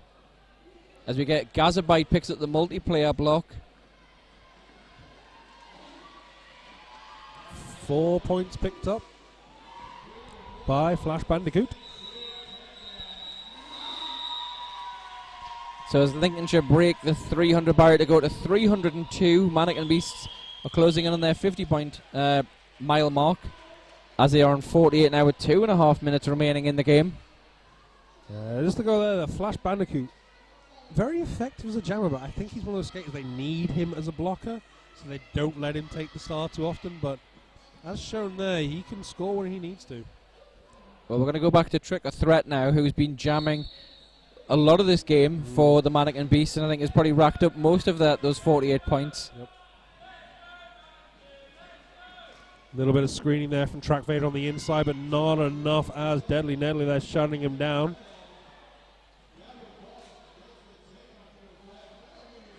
Everyone's dragged to the back. Big hit to the inside on Ferrari. Back up, rounds the hips of Murdoch. Murdoch and Track Vader have been doing a great job blocking for the Mannequin Beast here, and again we saw that just there they were holding up Fenno enough just to take some speed out of his skates, make him work to get through the pack. Murdoch is one of those unsung hero skaters as well. He does all the little dirty jobs of a blocker, and they're fantastic work. One thing I do love is the fact his name is also the way we pronounce the first men's European roller derby cup. Yeah, there is a video that I made at that event where I went around and got everyone to pronounce how they think it should be said. Murdoch was the original way we'd all went with. Is it Murdoch? Yeah, Murdoch. And now it's his name, and I find that always just reminds me, harkens back to those good days of the futsal and half-hour games and knee starts. Ooh, me age. Oh, nostalgia. Do a 4 Yorkshireman sketch at this rate about it. Back on track, we've only got seconds left to play. Slow work as Sully is trying to find some way past B-Max. So again, I mean, another one of these packs where it almost goes backwards, it creeps backwards at the start of the jam. We've got Labouche there trying to bridge them between the two. So there's Labouche tries to go for the hit, but Sully's smart enough to pull back and force the whiff. Oh, wonderful. That is what you like to see. Benno just goes, you've given me enough of a side to me to take out your entire wall. Thanks. Well, at the same time that Labouche went back to try and play offense for his jammer, that was when Benno decided to do the same thing for Sully and just broke up the wall enough for Sully to get through. Sneaky star pass, but did enough there, did Benno again. This is it. I mean, we're looking here at a Lincolnshire team, and I'm trying to pick out the standout players, but this blocking is a team effort. Like, they're man for man, their blockers are doing excellent work to hold the Mannequin Beasts. I mean, even the ones you expect to be the standouts, the big names, the internationals, they're doing the work, but all the skaters here are, for both teams, really putting the effort in, really doing excellent work. And it's appreciated by this crowd. So although the scoreboard is showing 13 seconds, that is the unofficial final, as we get Lincolnshire Rolling Thunder roll up to 380, and the Mannequin Beasts held to 48 points. 270 point potential differential there. So that will get our that'll get the outcome of our game 3. So Lincolnshire Rolling Thunder will progress to playing game 8 tomorrow at 9 o'clock in the morning, and they'll be playing against the winner of game 5 today, which is Sudden Discomfort or Tampere Rolling Bros. And the Mannequin Beasts will go on to game 11, which is tomorrow at 3 o'clock, and they will be playing the loser of the next game between Tampere and the Pan Am squad. Which could be a very, very interesting game, considering Monkey Business used to play for Pan Am squad. Playing here, and is that going to be a big loss for them? That shall be very interesting. But what I can only say here is the game 5 tomorrow, sorry, not game 5, game 8 tomorrow at 9 o'clock, Lincolnshire Rolling Thunder. They are here with a purpose. Well, again, though, I mean, I think the whole purpose of this tournament, especially this year, was to really grow men's roller derby throughout Europe, and we've already seen Tampere, the Ronis, and now Mannequin Beasts. And Gothenburg. And Gothenburg, of course, and the Mad Riders. We're all seeing yep. what is out there in Europe right now, and the way the Mannequin Beasts have played and improved, and we've said this time and time again, we've said this during the World Cups, that the less established teams, when they play against the more experienced teams, you see them learning, they see them gaining the experience, and they will take that back and build on that, and you know that next year, or the next game, yep, Mannequin Beasts will come back and we'll see probably a team that will improve 50% again. Yep, this is always it. Steel sharpens steel. You learn more from a loss than a win. Every other old adage that we always try on these series are true. And the next time they play, they'll be better. And the time with that, and the time with that, and the time with that. You don't learn anything from a win. It's why you have to always try and find a greater challenge. But the tale of the game, I think, was Lincolnshire's experience, able to change the game and read the opposition the way they were playing the game. And control it. That was the key thing. They used that experience to control everything. Pack domination. Yes. You single out the player, you get the goat, you get the quick points. But we saw some tactical jamming from both sides there. That was great. We saw the throwing your hips through, getting the single point, trying to get the quick points. Peeling someone off so your jammer can get that single point as well. There's always things with them. Excellent work both sides. But we'll be switching over to some lovely messages from our sponsors. I have been Captain Mallet, and we will be back with you at 2 o'clock for our next game, which is Tampere versus Pan Am squad. It's bye from me, and it's bye from Sven. So we'll see you in about half an hour. But right now, a quick message from our sponsors.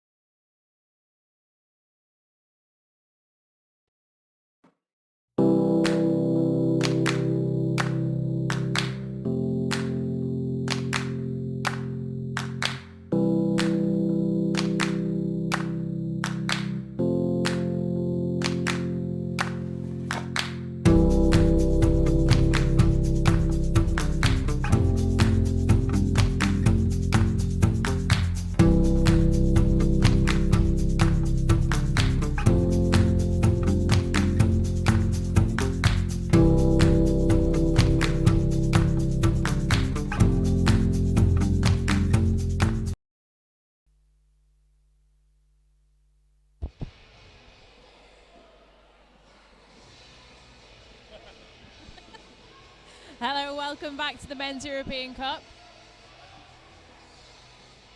Apologise for that full frontal of my hair there. All right, so you're back with myself, Panda. And I am Archie. Thanks very much for joining us today. So the next game that we're going to have is going to be Pan Am Squad versus Tyne and Fear. So let's have a little run through the rosters. Okay, Pan Am Squad are in the yellow with the black trim. Captain 00 Mirage, 009 Colonel Aramaking, 101 Painkiller DM, 112 Booyah, 13 Lucky B, 176 Paul Dance, 187 Brutal Jilux, 223 Poopa Test, 427 Alligator, 68 Wheelie, 69 Gons Power, 708 Candle Hero, 8 Bad Mojo and 981 Maelstrom. And playing in black with the yellow trim, just to keep things interesting. We've got Tyne and Fear Roller Derby, number 0 Barnabash, 1 Dark Matter, 13 Pablo Diablo, 181 Tank, 26 Chemic Al, 44 Kamikenzi, 46 Blockbeard, 50 Bull, 6 Yogi Bear, 60 Quadbit, number 64, 762 Jamunition, Captain Dog, 82, 83 Nicholas Rage, and 9 Moon. We've got about 10-second countdown now before the first whistle's going to go. And it looks like we're starting with Dark Matter and Pooper Test on the Power Grayskull Jammer line. I was about to jump in, Panda, and say all 8 blockers on track, but the game hasn't yet begun, so that would be very unusual if that wasn't the case. That would be an odd start indeed. But then again, you never know what can happen. Oh, whistles straight off the line there. So let's have a look at what penalties we that's have. the pivot there for Pan Am Squad. Few more whistles, and that looks like I believe misconduct. Poopa Test is going off there. So it looks like we're going to have a Euro Hustle Power Jam.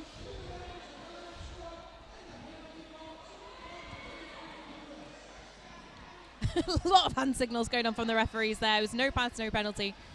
Coming around the outside now. And it was a 4-point pass. There was no pass, no point for Dark Matter. But the first point's on the board there for Tyne and Fear. Pan Am Squad's pivot now back on track, getting back to his blockers. And that's 5 points on the board. 5 more points on the board for Dark Matter. Poopa Test now standing, has now been released. He's going to inch on just behind the pack there in turn 4. Straight into the back of the pack now behind Dog. Nice it on the outside. Oh, is that a no pass? Yep, very powerful jamming there from Poopa Test, blasting his way through, but jam called off before any points can get picked up. So good start there for Tyne and Fear. Had a little bit of a look at the stats for both of these teams before jumping onto the feed, and we noticed that Tyne and Fear are reigning against Pan Am Squad for any games that they've actually played at MEC. They've won the ones that they have played so far. And we've got a timeout getting called. official review is being called here by the Pan Am Squad. No, by Tyne and Fear, apologies.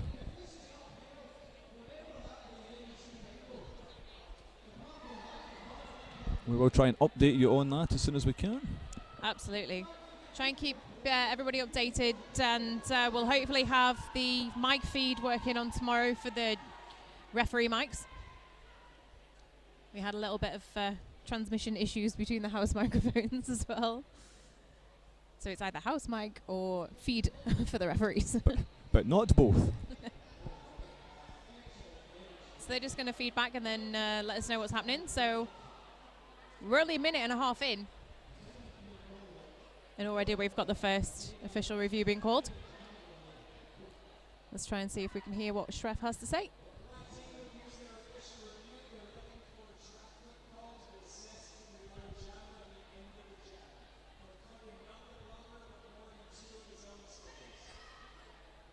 So it sounded like that was Tyne and Fear looking for a cut track call on Pooper Test as he on the very last couple of seconds before the jam was called. And it looks like it was, from our perspective, personally, it looked like it was possibly a no pass, no penalty, but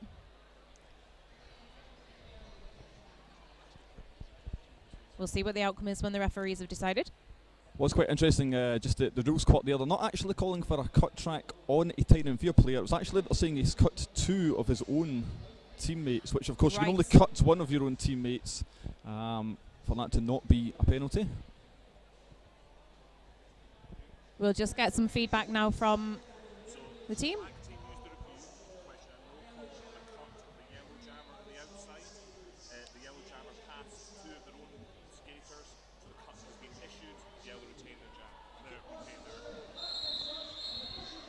Okay, so just to update on that, that official review has been upheld, so Pooper Test is going to be in the Armorflix sin bin, and we're going to have a power start for Time and Fear.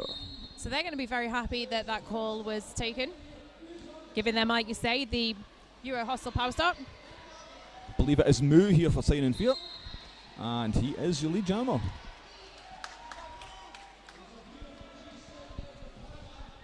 Well, a very interesting start to the game so far. We're only a couple of minutes in, and we've already had our first official review. Moo now coming round on scoring pass, looking for a break down the outside, but knocked to the outfield and having to recycle as Time and Fear lose their pivots at the penalty box. So they're going to see Bull taking a seat for 30 seconds. Pooper Test now released and back on track once more. So the initial pass to complete, coming off of the back of Tank and recycling the back behind Blockbeard. I've taken a spell off of Tank before, that is unpleasant. He's quite sturdy on his wheels. Pooper Test now out and completing that initial pass, so looking to get some points on the board at this right here, but Moo is going to be keeping quite a keen eye on where he is in the pack. Moo pretty much unchallenged there, taking up that inside line. But he's not going to call it, so some more points on the board for Time and Fear and the first points on the board for Pan Am. Jammers matching pass for pass there. This time called off with, I think, a couple of points will have been picked up by Moo. Yep, 2 points on the board. So Time and Fear with an 11-point jam, Pan Am picking up 4. And we're just over 3 minutes into gameplay. So as you can see on your screens, hopefully you can see on your screens, the Pan Am squad playing in yellow and Time and Fear playing in black. But both of our teams favouring both colours. Inverse colours today. Looks like we're going to have 60 quad bits here for Time and Fear, and I believe that is 00 Mirage for Pan Am squad. So I think we see a relatively familiar jammer rotation from both of these teams, something that we've seen throughout the years. Let's see how that plays out today. Time and Fear having previously taken the win over Pan Am in the last couple of times that they've met. And it is Mirage picking up lead jammer. Lead jammer picked up by Mirage. 60 quad bit still working his way on that outside line, judging to the inside. And he is also free onto a scoring pass. Bit of a tumble on the inside from Bad Mojo. 360 Apex jump there to get the call off. Looks like 3 points picked up by Pan Am squad. Nicely done winning that jam.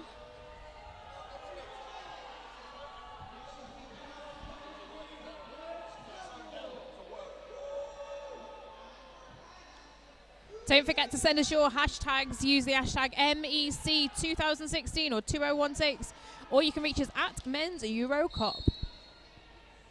Okay, it is Pablo Diablo now, number 13 for Time and Fear. Extremely powerful jammer. He often just powers his way through. However, that is announcer's curse because we have 112 Booyah, lead jammer for Pan Am squad. But Pablo is out now and chasing down the pack. The pack's moving at quite a speed through turns 3 and 4. Nice little pass on the inside, a bit of an apex hop, skating backwards. Some lovely footwork. 4 more points on the board there for Pan Am squad. I fancy this is going to be a close one, Archie. Yeah, Pan Am squad getting a little bit of momentum here. There's a few good jams in a row. Going to be Pooper Test now for the Pan Am squad, who do have one blocker currently in the Armorflix sin bin. And it looks like it might be Cam McKenzie jamming for Time and Fear. Jam underway. Cam McKenzie immediately challenging a tripod at the front of the engagement zone. Pooper Test trying to just muscle his way up that inside line. He's just moving the pack further forward. That's all he's doing. They're not budging. Nicely done on the inside from Cammy. A lot of tussling in that pack as they come through turn 2. Pooper Test still with a couple to beat. Newcastle are reforming here round the front. Big and hit. I believe a cut track penalty drew on Pooper Test. Big hit from Chemical there, drawing that cut. He's going to be happy about that. So we have a Euro Hostel power jam.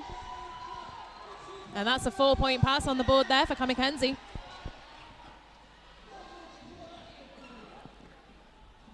Tiny and Fear now trying to get control of this pack by retaining a Pan Am squad blocker at the rear. He's now fought his way through. They're reforming at the front, stopping them forming a wall here. And that's going to be 5 points on the board. There it is. Pack now stationary between the pivot and jammer lines. Anticipating Kamikaze coming in, goes in for the booty block. I think I'm actually paid off, but a huge hit there up at the front from 101. That's Painkiller DM causing some pain there. But nonetheless, 5 more points on the board for Kamikaze. Tide and Fear extending that lead. Pupates still back on track, but not having much luck here. Knocked to the outfield by Yogi Bear, and Yogi Bear taking a hit off Bad Mojo and bumping into him, but it looks like we potentially had a blocking out of bounce penalty called there. Yeah, blocking out a bounce called there on Yogi Bear. Pupates still working extremely hard here now, pushing that 3 wall at the front. Kamikaze is whittling that jam time down. It's not often these days that you see jammers just allowing them to use the full 2 minutes. But there you go, 3 more points on the board. Maybe a tactical decision from Tiny and Fear that Pupates already has had a few cut tracks drew on him, so they're maybe thinking, see if we can keep him locked in this rotation. I think you're right. So that was the 21-point jam there for Tide and Fear. Scores as they stand at the minute: Tide and Fear 41, Pan Am squad 11. Pan Am playing in the predominantly yellow colours, Tide and Fear in black. It looks like Dark Matter jamming for Tide and Fear. I believe it is Paul Dance for Pan Am squad.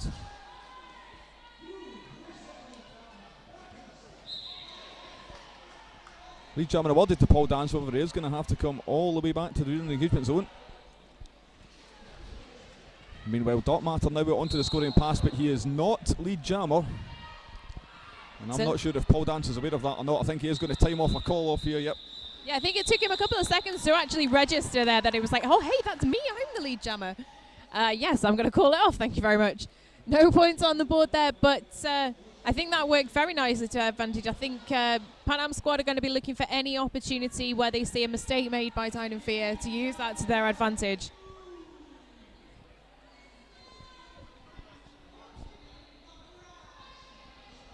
Okay, looks like we're going to have Mirage again for Pan Am squad. And it's Moo number 9 for Tide and Fear. And Mirage working right round that outside line. Lead jammer. And he's already almost lapping the pack. Very nicely done. Pack barely even past turn 2 as Moo is finally out of the pack, completing that initial pass. Bad Mojo is going to be off for a seat in the penalty box. And that is the 4 whistles ending the jam. 4 points on the board there for Pan Am squad. Pan Am squad just chipping away at that lead. Takes us to a 27-point game. So it's a 3-on-2 pack advantage on the track now for Tide and Fear.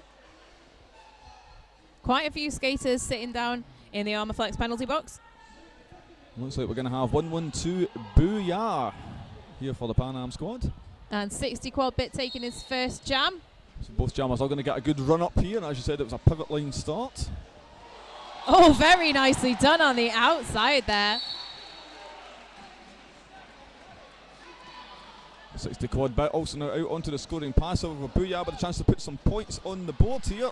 I think Booyah has taken Tide and Fear by surprise. Just bouldering his way through the back and picking up 4 more points. He got the shout to let this jam run, however 60 Quad Bit going straight through, getting the 4 points as well. And that's the jam called. Just waiting to see how many points were picked up there by Booyah on that final pass before they called it. It's 4 apiece as it stands at the minute. I think that's the update there. So 4 points apiece. No, we've got another two added there by Rocket. Ah, yeah, go. So Pan Am squad winning that jam 6-4. So 21 for Pan Am squad, 46 for Tide and Fear. Just over 19 minutes of gameplay left as we go into the next jam. Looks like Pablo Diablo up against Mirage, and Pablo is taking a that one in the morning. Yeah, I think he was hoping he could just get around on that 1 foot there, but his wheels just went from underneath him.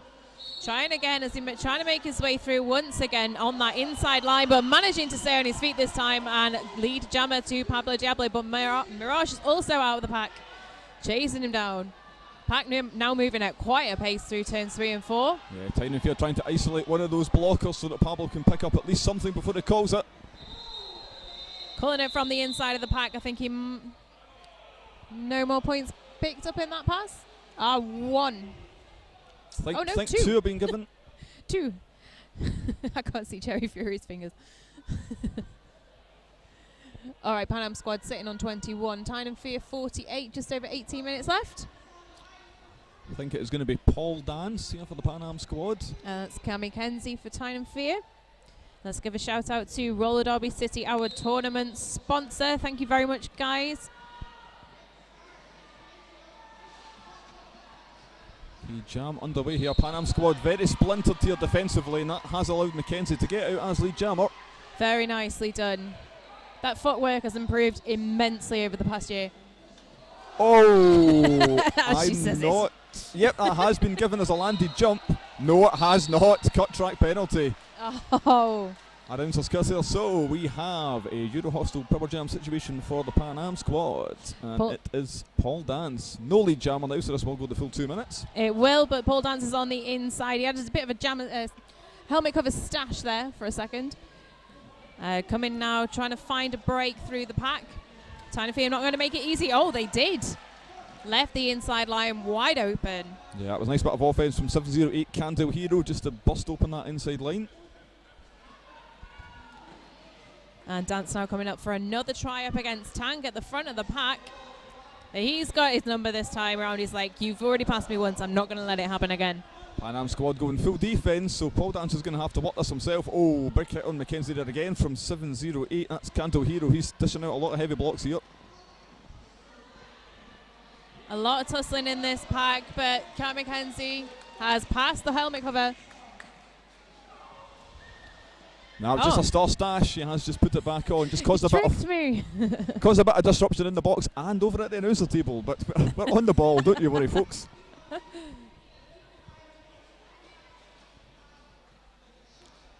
Really good defensive tripod here at the front from Tyne and Fear. Yeah, Bull holding up. Sorry, Pan Am squad just deploying the pivot there to try and bust that open, which has paid off. 5 points on the board. Yeah, nicely done. It was a bit of pivot on pivot action as they were trying to. Bull was really trying to hold that front line, but needed his teammates to really make an impression. Paul Dance now coming around again for another scoring pass. Did he manage to pass? No, I thought he might have got one. So after all that hard work, that was a 2-point advantage for the Pan Am squad. 10-8 jam. But they're definitely starting to inch toward that Tyne and Fear lead. So 56 plays 31. Yep, just a 25-point game. We're almost halfway through. Looks like we have Booyah once more for the Pan Am squad. We have an empty sin bin also. And we've also got, try and see who that is jamming for Tyne and Fear. It looks like maybe Dot Matter. Yep. Dot Matter is slowly punching his way through at the front here, and he is lead jammer. Taking the whip off of Dog's t-shirt there as he come through. Oh, and a huge hit landed. Just bouncing off Dog. He made it look like he was just like, nah, that was easy. So Booyah also onto the scoring pass, but Dot Matter already picking up the points here as he weaves in and out. So we've got Bad Mojo's going to be taking a seat in the penalty box for a cut track, and that's the jam called. 4 more points on the board for Tyne and Fear there. So that takes them to 60. Pan Am squad on 31, so almost half. Just shy of 15 minutes gone in the first period. Looks like it's going to be Pupa test here for the Pan Am squad. Had a bit of penalty trouble in his first few jams. I think he's just going to want to put that past him now and get on. Just had that checked out. It is 3 penalties he is on already. A lot of games still to play. Moo jamming for Tyne and Fear, trying to find a break down the inside. Is he going to find it? Looking for that line, hoping that his blockers will break it for him, and they did.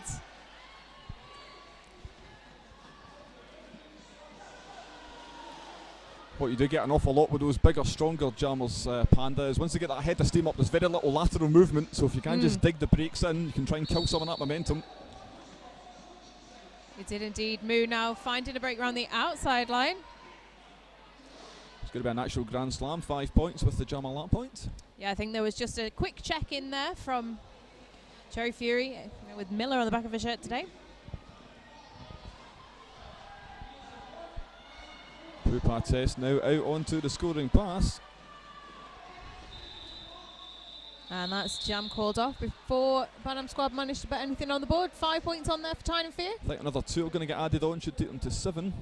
Indeed they are.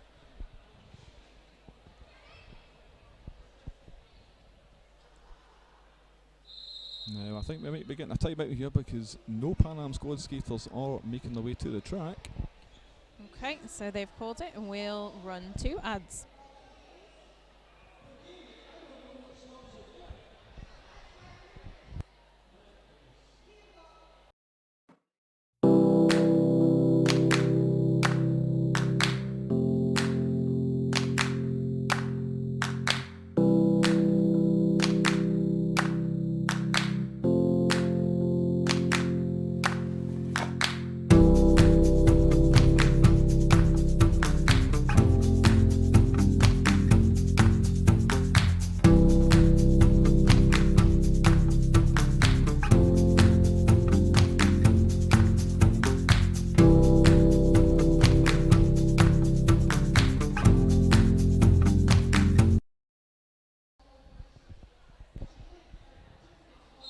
And back as the whistle goes for the end of the timeout. Just wait to see who's going to be taken to the track for the Pan Am squad. I think it's going to be 0-0 Mirage as the jammer here.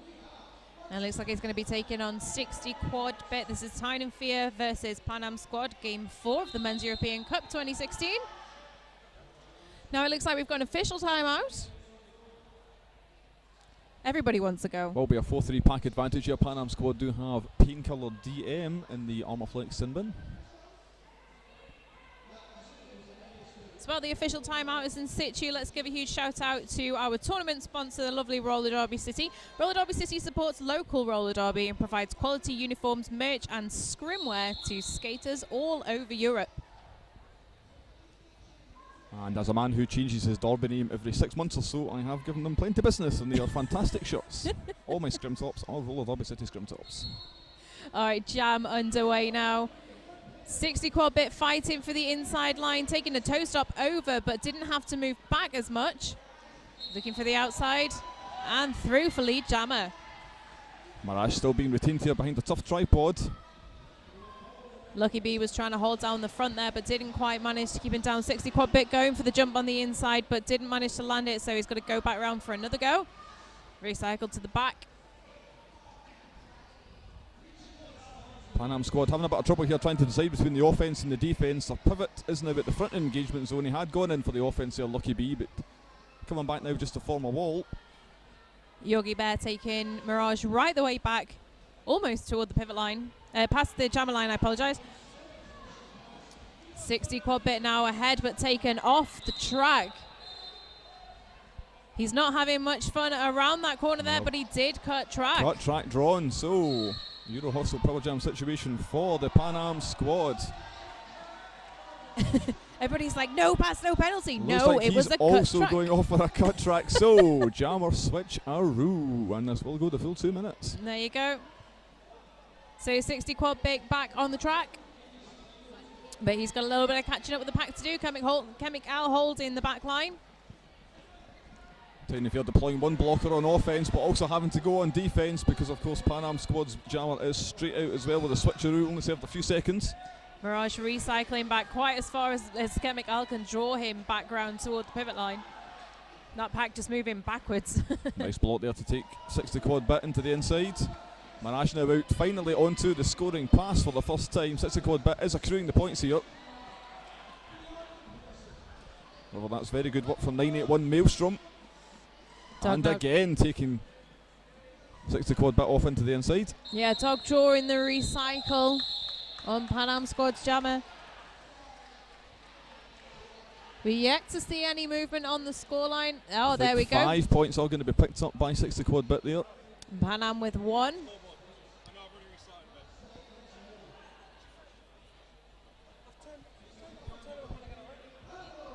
So we're hoping to get you an updated scoreboard on the screen before long, but the scores as they stand: Pan Am squad 32, Tyne and Fear 72. It's a 40-point game. Looks like we have Pablo Diablo going up against Paul Dance. PD versus PD if we're going to play initials bander.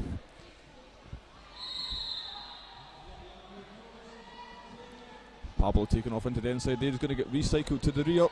Paul Dance with a bit of hustle bustle here trying to make his way through. He's got one to beat. Oh, knocked to the infield and having to recycle again. He didn't actually need to recycle all the way back behind the pack, but I think he just did because the momentum carried him that far. And Pablo Diablo has now made it out as lead jammer. Paul Dance still struggling at the front here. He is now also through onto the scoring pass. Got Bull goated here at the rear, but this could just play into him providing offense just like that for Pablo. Now calling off the jam. 1 point for Sign and Fear, and 1 point for Pan Am Squad. 1 point apiece. Nicely done. So that'll be 33 plays 73 with 10 minutes left on the clock. We're just refreshing the scoreboard for you. Apologies, we are having a few technical difficulties with that, but hopefully the stream's coming through to you loud and clear. We've already had some good feedback online on Twitter and Facebook about the quality of the stream, so thank you very much. Keep it coming. If you want a shout out, please use the hashtag MEC2016. Okay, looks like we have Dark Matter, and I think that's going to be Booyah, number 112. Yep, and Booyah is lead jammer. Booyah has definitely been making a good impression on these packs. So certainly surprising, I think, Tyne and Fear at this point in time. And misconduct penalty on Booyah, so Euro Hostel Power Jam situation for Dark Matter as he scoots up that inside line on 1 foot. That's going to be 5 points with the not on track point for the jammer. Absolutely talking of surprises, he was quite surprised about that one. Coming back through on another scoring pass now as we have a cut track whistle call from the outside. Okay, Mikal just uses a battering ram there, getting Dark Matter through. That's going to be 5 more points on the board. Exactly right.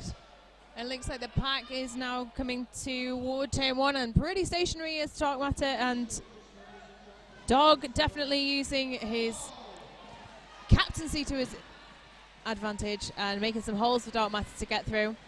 Booyah now back on track, fighting at the rear here. Going to take that inside line.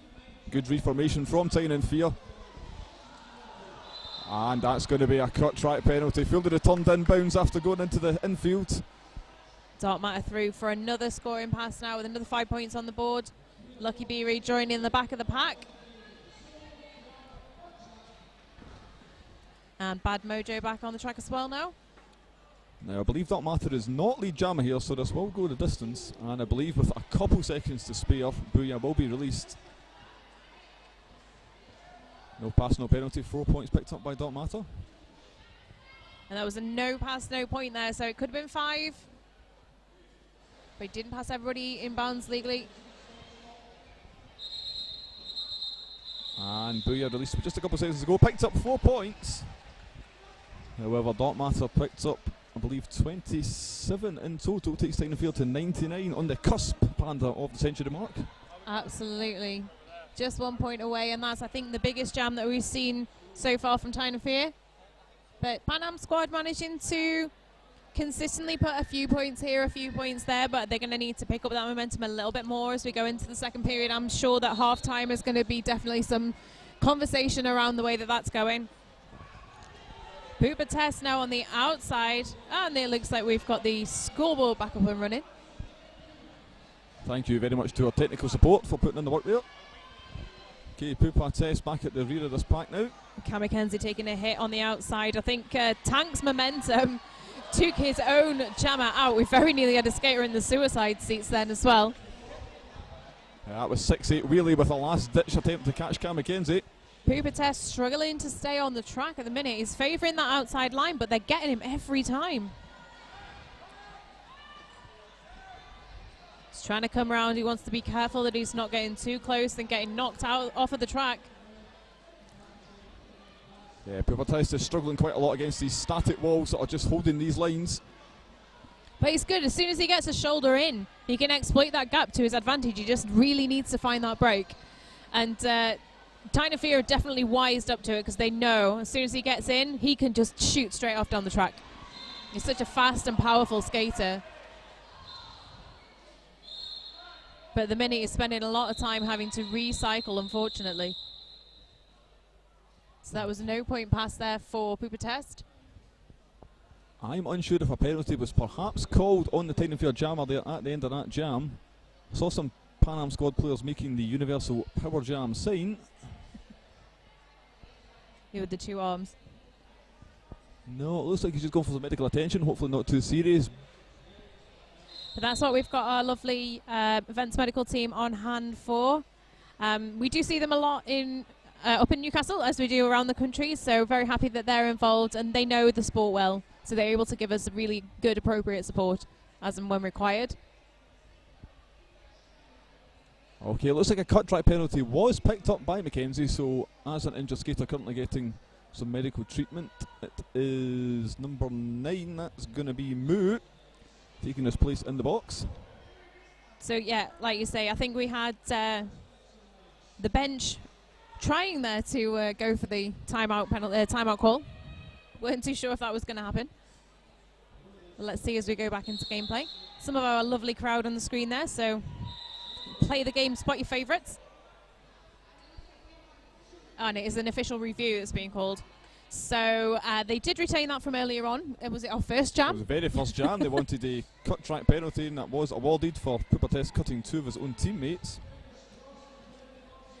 Right, so we're going to find out a little bit more about that, and as soon as we hear back from our alt ref and our referees on the inside, we'll let you know.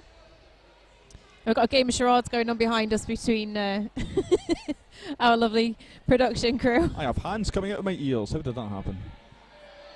You and I are very colour coordinated with the microphones today. I feel like I'm glowing the same colour as just Cher nice as look. well. We'll need to turn the volume down on my jacket later on, but don't worry about that. Maybe my hair We're too. going to get an update here.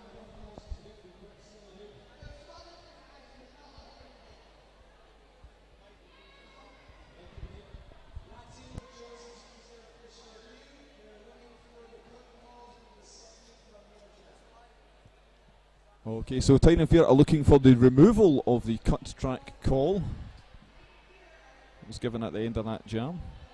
So we're going to, the rest are going to feed back, and then we'll hopefully be able to call that back to you as soon as we know more. So apologies, you're just going to look at our faces where we are just sitting listening. That's not the most attractive part of roller That's my derby. listening face. Just a quick shout out to our sponsors, Euro Hostels. So up in Newcastle, we got these guys putting up a lot of our skaters this weekend. Get a room that makes you go boom with Euro Hostels.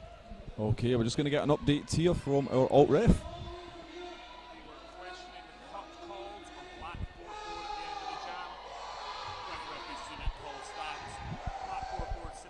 We've got Deliverance running some fantastic Mexican waves through the outside there. Okay, so official review has been lost. It is a cut track call that does stand.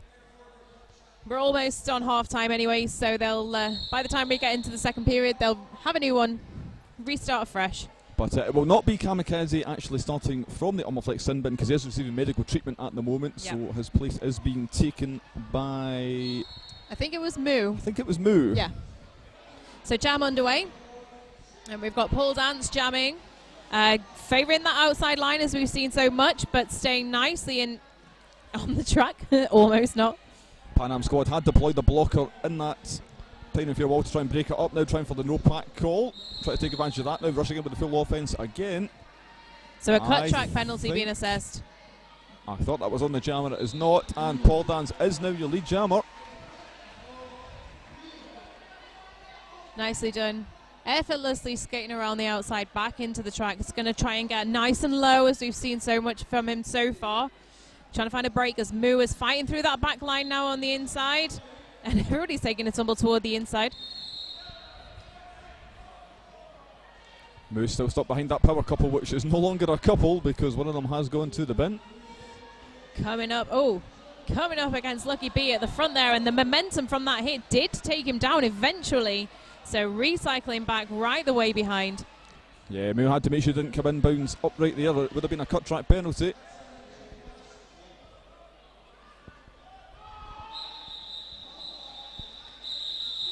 Paul Dance calling that off. Looks like he's picked up 3 points for the Pan Am squad.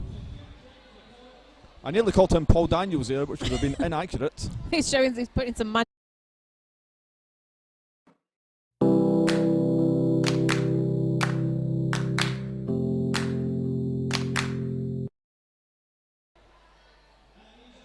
Looks like we are going to have Booyah now for the Pan Am squad. And 60 quad bit jamming for Tyne and Fear. And we've still got one of the Pan Am squad in the penalty box. Yeah, 4-on-3 advantage here for Tyne and Fear. Opting to go full defence now, sent one on offence as Jammunition. 60 quad bit facing off up against Wheelie. We're taking Wheelie down. Really good reformation there from Pan Am squad to recover that situation, and lead jammer has been won by the Pan Am squad. Nicely done, some great offensive blocking there from Pan Am squad, keeping 60 quad bit down so that their jammer could, taking a tumble. Almost looking like he was going in for a crowd surf. Took out his own teammate, but that is not a penalty, just very unpleasant. Unfortunate, but still managed to get the 5 points on the board there, Archie. Got the 5 points and completely unimpeded there for another full pass, getting the jammer that point as well. And 60 quad bit is now out. Finally out of the pack. Skating a little bit weary there. I'm not sure if he's perhaps taking a little knock. I think that might have knocked the wind out of him a little bit. Yeah, Pan Am squad are opting to let this run. They think they've got 60 quad bits number here. Jammunition's going to be taking a seat in the penalty box by the looks of it. The crowd goes wild as Booyah exits the track. Oh, and it's a penalty. Low block call assessed by Rocky there. So that's the end of the jam. So it is going to be a I think Euro. the jam has been called dead for an injury, unfortunately. Oh, so right. Just wait and see there what's happening. Booyah was lead jammer. He got the cut track call, so he couldn't have called it off. Thankfully, skater involved is back under their own momentum, going over to the senior medical area. That's what we like to see. So if the jam has been called off for that reason, then that particular skater is going to be sitting out for the next 3 jams. And that's probably going to take us toward the end of the period, as we've got just over 2 minutes and 20 seconds left. Tyne and Fear 104, Pan Am squad on 55. Yep, so this will be a Euro hostile power start here for Tyne and Fear. So we've got Jammunition in the penalty box. It's 4-on-3 pack advantage to Pan Am squad. Oh, I apologise. It is a 3-on-3 pack. But they've got Jammer in the Armour Flex penalty box. 5-second call about to go. Oh. No timeout call just as we're about to go there. Just keeping us on our toes, Panda. Looks like when we do get going, it's going to be Pablo Diablo. So, yeah, provided nothing changes, that's the way it's looking at the minute. So, just a quick update on that last jam was 16 points for Pan Am squad. Tyne and Fear only put in 3 on the board. Like you said before, 60 quad bit did look like he had the wind knocked out of him a little bit as he was starting to tire. By the time he actually managed to exit the pack after a whole minute. That is the absolute worst thing in the world as a jammer. If you get the wind knocked out of you and you're not lead and you just have to keep going. Just please, blow the whistle. Then you look over and your pivot's in the bin and you're like, oh boy. And it's like, could it get any worse than this? Technically, yes. But we don't want to think about that anyway. So, let's give a couple of shout-outs to our sponsors. Our tournament sponsor, Roller Derby City, who support local roller derby and provide quality uniforms, merch and scrim to skaters all over Europe. Okay, and that is the end of that timeout. So, it will be the Euro hostile power start here. Pablo Diablo poised as the jammer, just behind that Power of Grayskull jam line. So he's got 3 of his own blockers on the track to help out. 3-on-3 pack on the track. Dog going forward, that's the pivot to take that pivot line. Looking like he's maybe going to try and draw a false start here. Dog holding that front line, as you said, but Pablo Diablo using it to his advantage. Oh no, he took a knee and it was a forearms penalty, which I think caused that fall. So Bad Mojo is going to be taking a seat in the penalty box. Bad Mojo doing a good job to escape that offence here, but Pablo is now out as lead jammer. So pack just picked off 1 by 1. And Jammunition is going to be back on the track very shortly. So Tyne and Fear with the whole advantage on the track right now. 5 points on the board there for Pablo Diablo. I have played against Pablo Diablo several times, and once he gets that head of steam up, he just always seems to get through any sort of gap, even for a bigger guy. He's more agile than you would expect. Bit of a double threat there in terms of skating, because he just pretty much blocks as he goes. And he doesn't even think anything of it. It comes so naturally to him. Okay, Pan Am squad's jam are just poised to be released back now on the track. That will be Booyah from the previous jam. Just looks like he's fighting his way through a crowd here at the minute. He's trying desperately to find a line. Barnabash trying to create some holes for him to make a path through with Chemical, but they made the path through for Booyah. Oh, and tumbling down Pablo Diablo and taking out Maelstrom. And another 5-point pass on the board there for Tyne and Fear. Yep, well-timed call off, calling that off before points could be picked up by Booyah. So 119 for Tyne and Fear, Pan Am squad 55. The scoreboard is up to date, which is great. Lovely to know everything's working.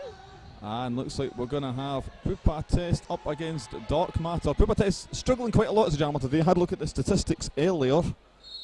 Looks like he's only picked up 4 points so far, and he has also picked up those penalties.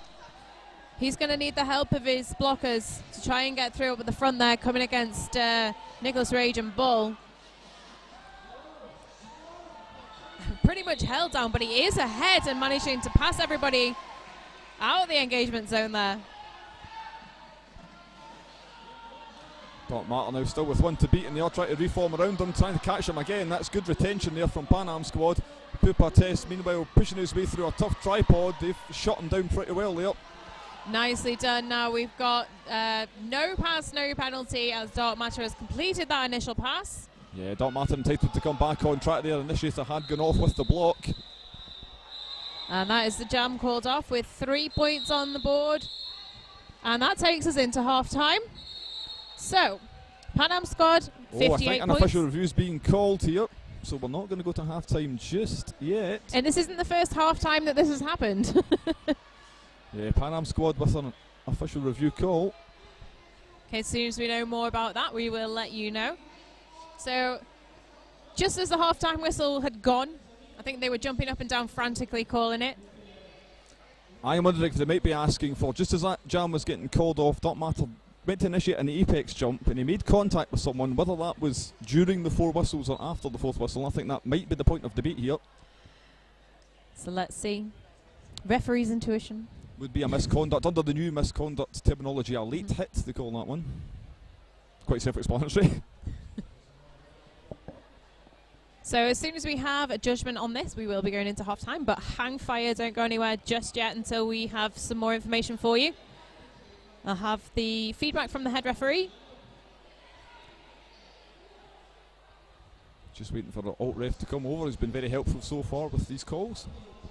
Yeah, we've got an amazing crew that we have to thank for getting the tournament up and running for us. We wouldn't be able to do this without our non-skating officials, all of our volunteers, all of our sponsors, and all of the announcers as well. Everybody for getting involved and being able to bring this to you. I want to say thank you to Quadders and Tyne and Fear for getting all the streaming equipment set up so that we can actually do this. It's great to be able to bring this now. It's the 21st century. It's fantastic. Also Events Medical Team keeping everyone safe as well. Thanks very much to them. Yeah, it looks like we had a couple of hits that just needed a little bit of attention in this game. Nothing drastic so far. I think in the past couple of years we've had some pretty drastic hits that have required like hospital attention as well. But it's good that these guys are here. They understand the sport really well. They go to roller derby events a lot, so they're here to give us the help and support we need. So let's get some more information from the alt ref, and we'll let you know further shortly. They were requesting a misconduct penalty for leaping contact on the black jammer number 1. The yellow player initiated onto them, so no call stands. Okay, so just an update. It was the incident that we were thinking. It wasn't a late hit though. They were actually wanting a leaping hit misconduct to be assessed. However, referees have decided that the yellow blocker actually initiated. They were the one that moved into the established vector. So initiation on them can't be called against the black jammer, so no call. No call stands, and that will take us into half-time. It has taken us into half-time. So we're going to go and have a break. We'll see you back here in about 14 minutes' time.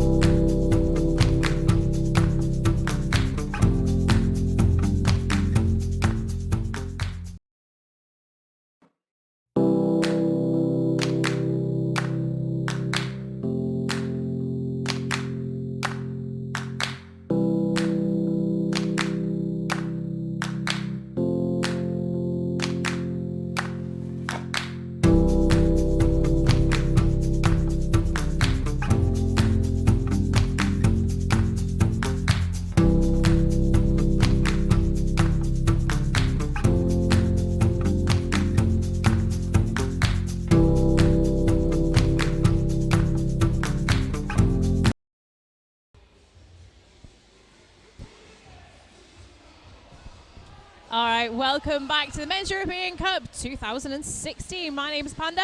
I am Archie. He's keeping me warm with his top today. Can you see it glowing on your screen? I'm sure you probably can. I've got on the other side, I've got Malice with pretty much the same colour on as well. An orange sandwich, you might call This it. is hurting my eyes. All right, so we've got Pan Am Squad and Tyne and Fear. Pan Am Squad on 58 points, Tyne and Fear well ahead on 119 at this point, but it still could go either way. We've seen second halves do a complete 180. Yeah, Tyne and Fear by no means out of touching distance here. Quick update on a few stats from that first half. Currently have Bad Mojo on 6 penalties. He's the only one in real penalty trouble at the moment. Cam McKenzie being Tyne and Fear's best jammer so far. We're just going to get things back underway here. We'll just jump back to the track.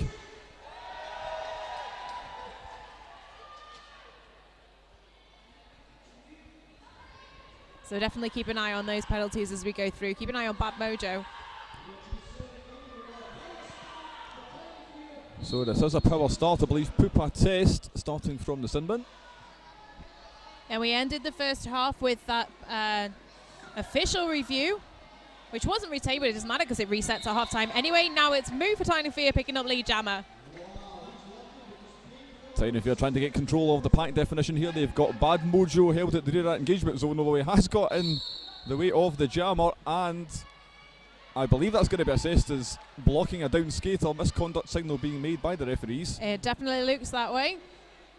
So Move's going to be taking a seat as Pupa Test is released anyway. So he's done his full 30 seconds in the Armour Flex penalty box. So no switcheroo, but it is Power Jam, Euro Hostile Power Jam in favour of Pan Am Squad. Pan Am Squad rushing to open up that inside line. However, Tyne and Fear doing well to recover. There's Dog there just getting back in front, and now Jorge Bear as well. But Pupa Test is now out onto the scoring pass. I'd like to see a bit of a tightening those outside lines from Pupa Test. I'm hoping that he's not going to be flying off track too much around the outside there, because he had a bit of trouble with that in the first half of this game. But I think he's definitely going to be conscious of it. Pan Am Squad deploying Lucky B, keeping the pack definition at the front here with a bit of offence. Bad Mojo. Well, we said before he was on 6. That's his 7th, and it looked like it was an out of play penalty. As Moo now is out and 4 points on the board. Pupa Test was making the call offside there, but he is not lead jammer. That had been picked up by Moo earlier on in the jam.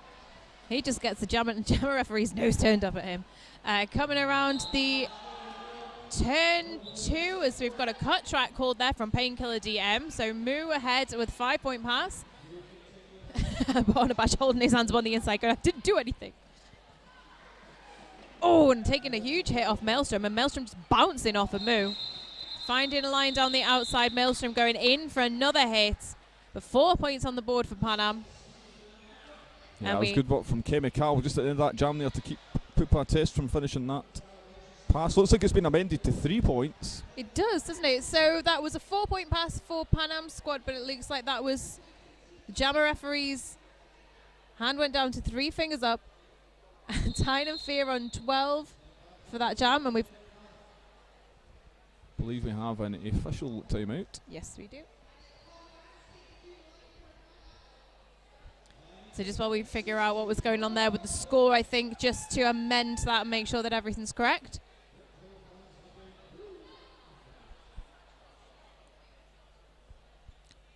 Looks like Broke Deluxe has been directed to the bin. So that's 2 Pan Am blockers off the track. So 4-on-2 pack advantage for Tyne and Fear. Oh, of course, because we had the foul out in that jam, that may well be Yes. Broke Deluxe filling Bad Mojo's place in the bin. But he is standing, so he's got less than 10 seconds left on that penalty. 60 quid bit now recycling behind the pack, but has got the momentum taking it forward. Oh no, taking him on the inside of the track. Recycling yet again as Nicholas Rage comes in trying to make some holes in the pack. Yeah, Nicholas Rage has been doing a fantastic job for Tyne and Fear so far here. Some love on Twitter for Nicholas Rage. Playing for Team Netherlands in the Men's Roller Derby World Cup. Now taking a hit off a Painkiller DM up at the front, but didn't phase him at all. He's going to back to try and make some more holes in that pack toward the back as he holds the fort down for 60 quad bit, re-entering both of our jammers toward the back of the pack, coming up again through the Power of Great Skull pivot line. Jammer line even. And finally, we have lead jammer picked up by 60 quad bit, nearly a full minute of play there. It's taken him a long time to get there, just as we saw a couple of similar jams in the first period, but he definitely looks like he's regrouped, keeping that momentum going with a lovely 5-point pass on the board there for Time Fear. Yeah, nice bit of footwork to remain in bounds. And it looks like we've got a very busy pack in turn 1. Meanwhile, Paul Dance with the Star Stash is now emerging onto the scoring pass for Pan Am squad. Through and completing the initial pass, but 60 quad bit with one toe stop off track, calling it off. Pan Am squad below are frantically making the skating out of bounds gesture there. However, I don't think 60 quad bit did fully leave the track at any point anyway. So a 2-point pass there for Tyne and Fear, taking that 7 points in that jam. 138 on the board. Pan Am squad 62. We are almost into the first 5 minutes. Pablo Diablo lining up to jam for Tyne and Fear. I believe that is Mirage for Pan Am squad. Taking a good run up from turn 4 there. Did it pay off? It's definitely hoping so. But no, Pablo Diablo is out in front picking up lead jammer. But Mirage with some great footwork, very light on his feet. It's like, no, I'm not going to go back in there because that's probably going to be a track cut. Just to be on the safe side, taking it all the way back and recycling behind the pack. Great footwork up and out ahead of Pablo Diablo, but Pablo Diablo with the power and calling it off for a 5-point pass. Yeah, it was a lovely scoop on that outside line there from Mirage. However, all for naught because Pablo Diablo was wise to that, called it off, 5 points picked up. Yeah, very light on his toe stops. Makes it look so easy. I definitely couldn't skate like that.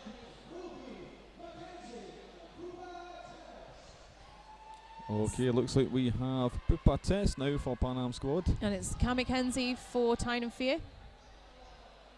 Full force on the track from both of our teams. We have a full pack. Held pretty close to the Grey School power jammer line. Pack was forward there as Pan Am squad deployed that offensive blocker. And it looks like we've got... Oh, nice work from Pupa Test to remain in bounds. Hopping up on that toe stop. Here's your lead jammer. 2 of our blockers already off the track now for Pan Am squad, taking a seat in the Armorflex penalty box. Pupa Test going for the outside line and using it to his advantage now. Definitely tightened up that skating around the outside. Nicely done. Pupa Test trying to call it off, but I think back block penalty has been called. I think that's going to be his 5th penalty of the game. And so we have Euro Hostel Power Jam situation for Tyne and Fear. So 5 more points on the board there for Cam McKenzie. Nice footwork there around the outside from 708. This jam will go the distance because Pupa Test had been lead. Oh, huge hit taking Cam McKenzie out, and he's trying to recycle without having to go all the way back behind the pack. Yeah, Pupa Test standing. Sorry, I'm just going to say a lovely one-on-one blocking there, Candale Hero. However, he is now going to the bin for it, so that is the announcer's curse. Pupa Test back on track now. Trying to take the outside line. Gets free.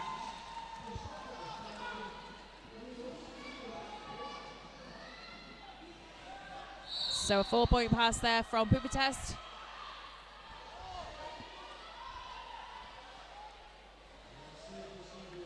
McKenzie out now for another 4-point pass as well. Pupa Test looking for a break in the pack, trying desperately to find a line down the inside. Can he find it around Nicholas Rage? No, not quite yet. Meanwhile, McKenzie saunters round there. That's going to be 4 points. Jammunition taking a knee on the outside as the momentum for the hit on Pupa Test took him down. Recycling Pupa Test right the way back toward turn 1 as the jam is called off. 2 points on the board there for Pan Am squad. 0 on that final pass from Tyne and Fear. However, they did pick up a whopping 23 in total. So 17 point plus there for Tyne and Fear. So Pan Am squad picking up 6. It's not the highest scoring jam that we've seen in the game so far, but definitely in the second half. Timeout has been called, and that looks like that is for Pan Am squad. Yep, Pan Am squad timeout. Just a couple of quick shout outs from Twitter. So Anthony Sweeney shouts out to all the men's Scottish teams watching. Skelpies, Glasgow, Capital City and Brawler Men. Next year, lads. I horror.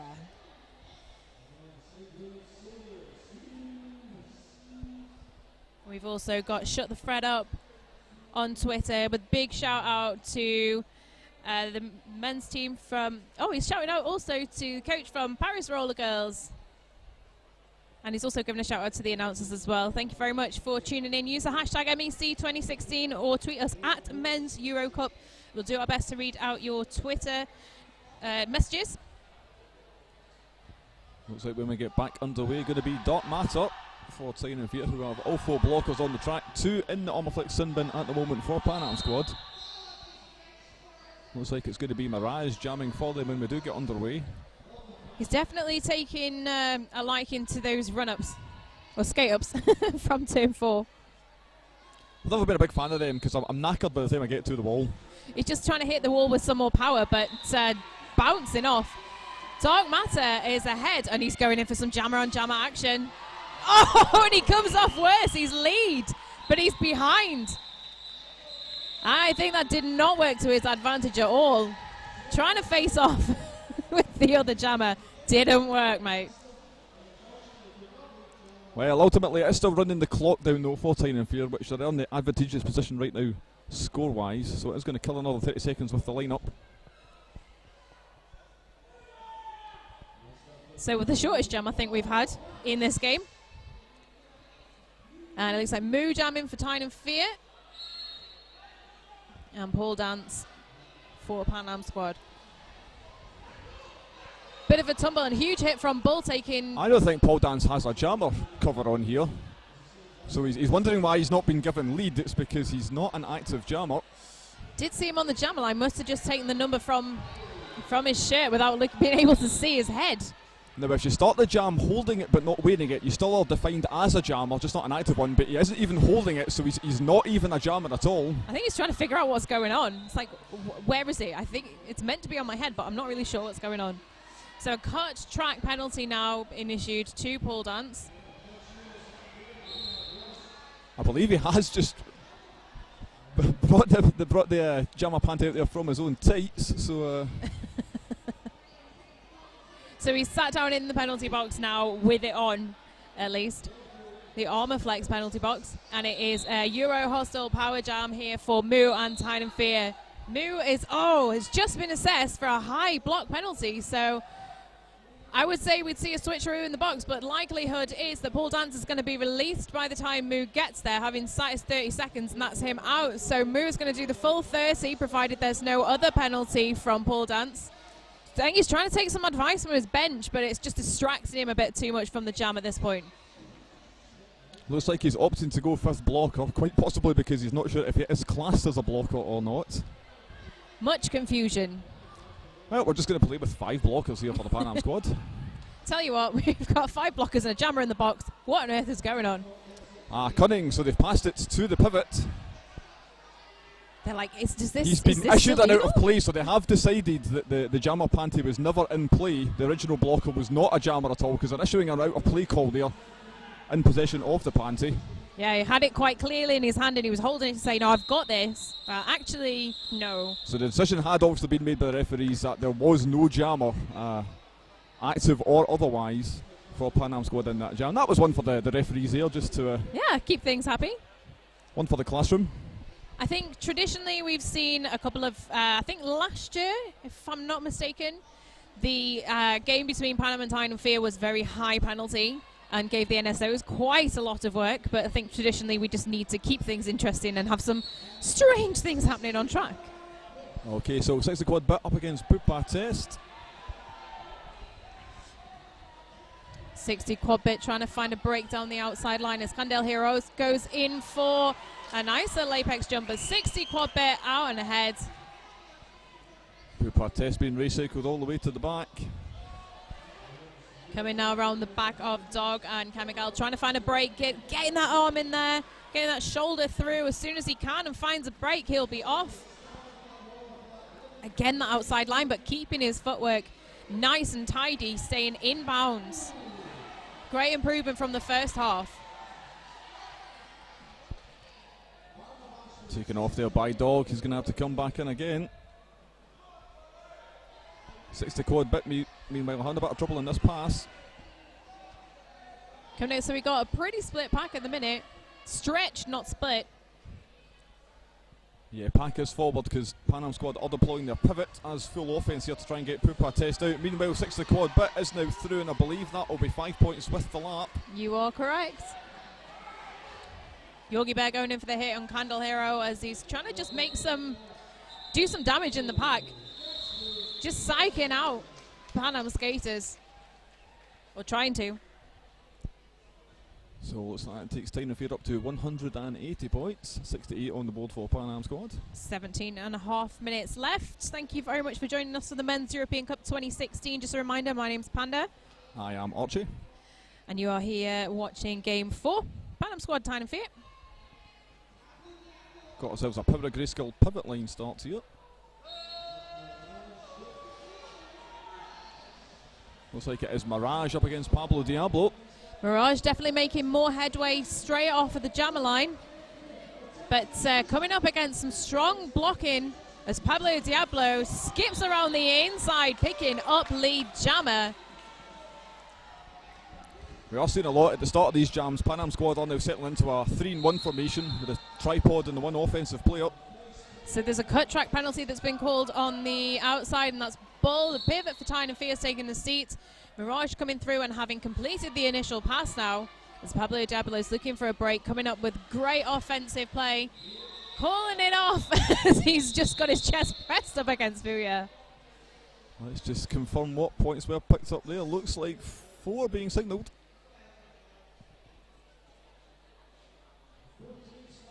Yeah, another 4 points there for Tyne and Fear. 3 on the board for Pan Am squad. 71 plays 184. So we go down towards 16th minute. Going to be Paul Dance now, sorry, for Pan Am squad. Apologies. So Pan Am squad playing in the predominantly yellow colours. Tyne and Fear playing in black. A direction of gameplay penalty. So we've got a 3-on-2 pack advantage for Tyne and Fear. That Armorflex penalty box had filled up a little bit there. Tyne and Fear and Cam McKenzie picking up lead jammer. But Candle Hero is going to be taking a seat in the penalty box as well. One of his blockers is standing, so there's going to be room. They've only got Maelstrom on the track as Cam McKenzie comes around for another 5-point pass. Lovely little dance on the toe stops right on the line there from Cam McKenzie. Alligator now joining Maelstrom up at the front of the pack. Cut track penalty drawn. Touched inbounds there with the toe stops. And Cam McKenzie's not even arguing. It's straight to the penalty box. Get that butt on the seat as quick as you can. Someone's lost a panty there. I think it's Dog with the pivot panty. Having some No, issues with it panties. was actually a wrist guard, I believe, was on the ground Oh. there. So, and we've got a skater tying their shoelace. La la la la la. Bull Dance on the outside now. I think Recycled that's going to behind be a cut Barnabash. track drawn. Yeah, I think Cut you're track right. drawn by Bull. So that means Cam McKenzie, having served about 25 seconds of his penalty time, is back on the track. It's going to be serving exactly the same amount of time. We'll switcheroo in the Armorflex power penalty box. This is Euro Hustle Power Jam for Tyne and Fear. Cut track penalty has been assessed, and it looks like that's on Maelstrom. Cam McKenzie with some nice footwork there, managing to stay on his wheels. Cheering on the crowd as he goes past. Little pirouette, and he celebrated. And another cut track. This is like the favourite penalty of the day. Cam McKenzie nicely done on the outside, coming through for a 4-point pass. 3 more points on the board for Pan Am squad. But Tyne and Fear only 2 points away from the 200 mark.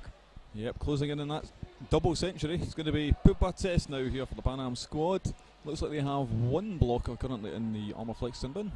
They're one blocker apiece, so it's a 3-on-3 pack. A 60 quad bit takes the Power Grayskull jammer line for Tyne and Fear. Jam underway, 6 squad bit trying to run up that inside line. He's got 1 more to pass, and he is lead jammer. Wheatley couldn't quite manage to catch up quick enough, so 60 quad bet out in front is going to be on a scoring pass very, very shortly. Nicholas Rage and Blockby are taking it upon themselves and taking themselves off of the track as well. Pupa Test rush it up. Oh! Huge hit on 60 quad bit there. And Wheely's going to be taking a seat in the Armour Flex penalty box as well. Pupitas with 4 more points on the board, however. No pack call goes up. 60 quad bits calling that off. I think that's going to be another completed pass. Yep, another 4 points on the board. Takes Tyne and Fear to 202. So that was a 4-point apiece. Draw jam. 78 to 202 as we've got just over 12 and a half minutes left on the clock, Archie. And Pablo Diablo now taking the Public Grayscale jam line here for Tyne and Fear. And it looks like Booyah is going to be jamming for Pan Am squad. Tyne and Fear with all 4 blockers in the cube formation. You're definitely right. It's 4 and 2 pack right out there. Pablo Diablo definitely came off as the tournament favourite from the Tyne and Fear side of things last year, from causing such a ruckus in the final, having picked up a 30-point jam from a star pass. And now through for lead jammer. Yeah, that was the final against Southern Discomfort last year. That was quite the power jam. And had the whole place up on their feet. It was incredible. I couldn't even hear myself think. Dog is going to be lost to the penalty box, and another cut track's been called on the outside there. Yeah, Booyah. He crouched really low, tried to get past that outside line, but he did quite clearly touch outside with those wheels. So it's sitting in the Armour Flex penalty box, giving us a Euro hostile power jam. And I believe that is Booyah now on his 6th penalty, so he's really going to need to watch as a jammer. He's winning the regular rotation for Pan Am squad. Pablo Diablo with a 5-point pass. Pack pretty stationary now up toward turn 1 as Pablo Diablo comes in, and I think just lost in footing slightly. It wasn't a big hit, but he did take a knee. He's coming through carefully, planning his way around that front wall. He's contemplating this very carefully as he's trying to find a break. He's like, can I go here? Oh yeah, I might do. He's a very polite skater. He's always got a grin on his face, I think, no matter what. Now I'm looking over at the Armour Flex sin bin there. It looks like Booyah is being retained, so it is perhaps 7 penalties he has picked up. I think he has filled out. So this jam will go as long as Pablo wants it, up to the 2 minutes.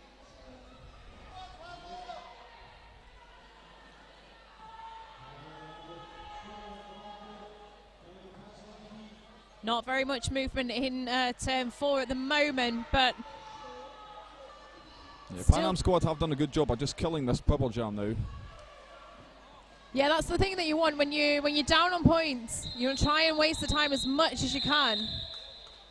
Even if there's not much going on, the clock is still ticking. So 5 more points on the board there for Tyne and Fear. And that was a 15-point jam. 217 to Pan Am squad's 78. Just over 10 minutes left of gameplay here. Game 4 of the Men's European Cup 2016. Now I believe Booyah did serve the full 30 seconds. Yep, so we do have Pan Am jammer back on track. I believe that is Mirage. And we have a timeout. They were so ready to go then. They were poised. An official timeout has been called. Cam McKenzie was already scoring points, I think, in his own mind. Already planning those vectors through the walls. I love the way you say vectors. The vectors. Oh, say it again.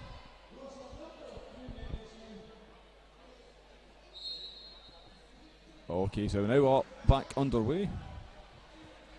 Tripod of Pan Am blockers at the front here, trying to retain Cam McKenzie. So Cammy coming up against the strong wall up at the front there. Some great offensive blocking from Pan Am squad up at the front there. Oh, managing to do a great job holding the back so the Mirage can come through. Just nips through on the inside. Sneaks around picking up lead jammer. So the scoring pass now in situ for Mirage. Some absolutely fantastic footwork that we've seen from him today. Facing off with Cam McKenzie at the front of the pack, but a cut track penalty for Cam McKenzie. So that's going to be 5 points picked up as we enter the Euro Hostel Pubber Jam here for Mirage. He's happy at that, well deserved. Some great footwork there and great play from Pan Am squad in this jam, but now he's having to recycle just a little bit as far back as Jammunition can draw him. Yeah, Pan Am squad were opting for the full offence here, but the danger with that is it can just become one big chase. You're right, we're having to recycle again. He's going a little bit gung-ho down that outside line. And this is where they're starting to keep the clock ticking. Not very much going on, just keep that block in tight as Cam McKenzie comes back onto the track.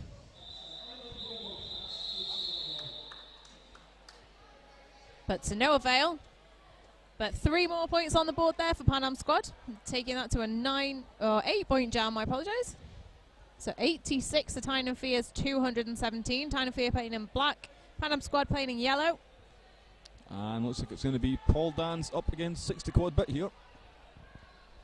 4-on-3 pack advantage for Tyne and Fear. They have Barnabash lingering in the middle of that tripod at the front. I know what he's going to do as soon as 60 quad bit gets here. So all of our blockers back on the track now out of the Armour Flex penalty box. Full force as 60 quad bit squeezes his way around. It's a no pass, no penalties, so he didn't pick up lead. Yeah, but he is going to be scoring points. Hasn't earned the credit for lead there, did not pass all the jammers upright and in bounds.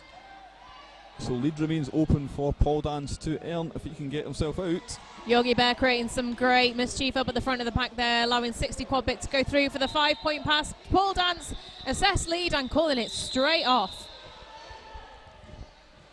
Tactically sound jam there from Pan Am squad. Yeah, that was a smart move. They were already 2 passes down. 60 quad bit just entered in the second scoring pass here. Was going to pick up more points before Paul Dance would have been able to get there. Don't forget to give us a shout out on Twitter. We'll try and read your messages. It's MEC 2016 for the hashtag, and it's at Men's Euro Cup for the handle. 5 seconds till the next jam, and it looks like we've got Pablo Diablo and Pooper Test jamming. Pack is forward. That is, I believe, Alligator there with the offence. Now just making the pack.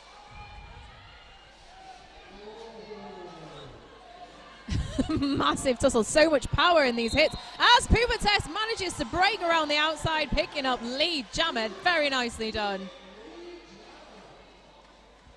Coming through now, juking around the pack, trying to keep that outside line. Doesn't manage to, so having to recycle back. It looks like we have an out of play warning that's been called on Blockbeard. And it is also a power jam. Pablo Diablo's going for the back block there. Not a massively penalty heavy jammer as Pablo Diablo, but it's unfortunate. I think when he does, it could just be to do with positioning and wherever he sort of finds himself. Yeah, I believe that is his first penalty of the entire game, which as a regular jammer's not too bad at all. Nicholas Rage facing off against Pooper Test there, and he's like, I'm not doing anything. I was like, hello, you were in the way. Go to the penalty box. Go and have a seat. Okay, so 5 points picked up there by Pooper Test, approaching the next scoring pass now. Just putting a lot of power into those toe stops and those shoulder checks, trying to find breaks in the walls. Painkiller trying to open up the inside line, but good reformation from Tyne and Fear. Got that tripod, I should say, braced by Blockbeard. Huge hit there, Painkiller's taken off the track. Pablo Diablo just breezes around the track. And as Captain Malice, who was actually sitting next to me but still tweeting anyway, he says, once Pablo Diablo gets momentum, he's like the juggernaut, unstoppable. So you just had your very own shout-outs while sitting next to me on the feed. Well done you. You could have just passed me a piece of paper with that on. Okay, so about 5 minutes remaining now in this game. Currently 94 for Pan Am squad, 2-2-2 for Tyne and Fear. It's 94 for Pan Am squad. That was an 8-point jam for Pan Am. Pan Am with Mirage now this jam. It's a little bit under 5 minutes left. And I think it's Moo for Tyne and Fear. You are... Ooh, wait. He's not on the track, but yes, it is Moo.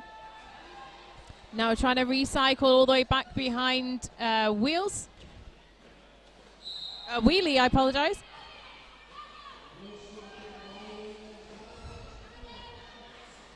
Maelstrom going in for a big hit. Absolutely chased Moo down there. Right into turn 2. He's taking a bit of a personal grievance. He took a big massive hit himself just a minute ago. He whacked his head on the ground. I was wanting to see if he was all right. He got straight back up though. He just bounced. Some of these skaters do just bounce. Mirage now coming through for a scoring pass. Smooth still trying to break through that front line. Maelstrom is not making it easy for him at all. Bit of jammer on jammer action. Mirage calling it off for a 5-point pass. Moo not too pleased with that. Yeah, picked up the lap point while still within the engagement zone, so 5-point pass there for Pan Am squad. Takes him to 99 points on the cusp, you might say, of the century. Yes, indeed. So we've just got over 3.5 minutes left in this game. I think it's pretty clear at this point which way it's going to go. So Tyne and Fear versus Pan Am. Tyne and Fear undefeated against Pan Am, provided they win this game.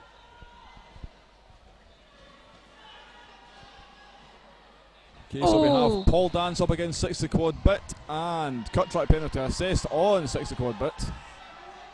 And it looks like Nicholas Rage giving some huge hits in the pack there as well. As Paul Dance looking for some beautiful footwork on one leg as he goes through turn 3, picking up lead jammer. That was exceptional to get down, do the squat and spring back up with the pirouette there.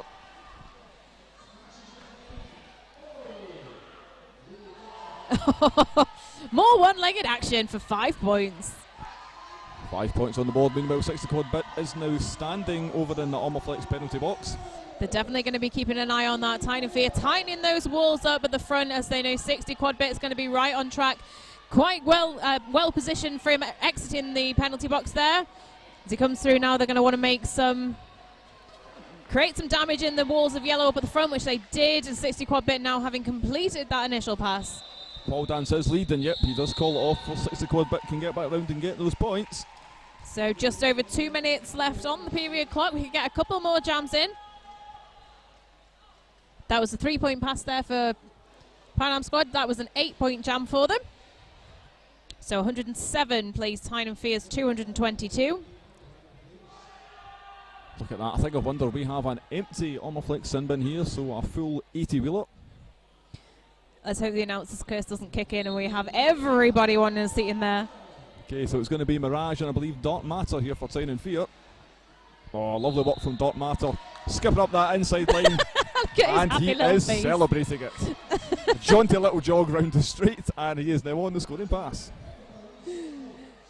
Coming back through up against the wall of yellow in the front there now as we've got Mirage taking the helmet cover and popping it back on.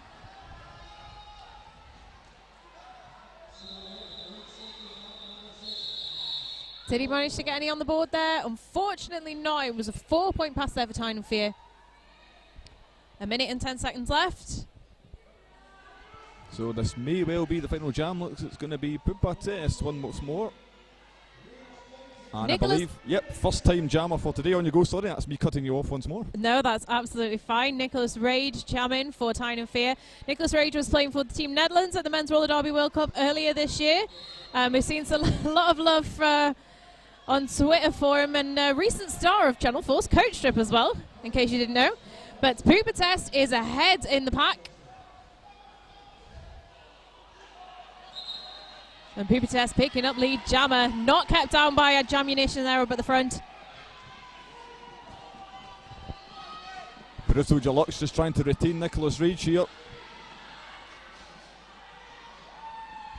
I think his stadium's inbounds, big cheer from the crowd. Yep, Nicholas Rage out on the scoring pass now. He was happy and also possibly surprised that he was inbounds there as well. He was like, I did it. Didn't manage to put any more points on the board. Oh, a timeout has been called. We will have one more jam. 4 seconds remaining on the period clock. So Pan Am squad calling the timeout there, forcing the last jam to be played. They're just like, we want another go at that. Can we please? Scores as they stand at the moment, 108 to Pan Am squad. 226 to Tyne and Fear. We had 4 seconds left on the period clock when that timeout was called. I think it's going to be Cam McKenzie for Tyne and Fear. I can't quite see at the moment who's going to be jamming. Hopefully get an update on those stats as well, because you said a little bit earlier on from the first half, Cam McKenzie was the highest scoring jammer for Tyne and Fear.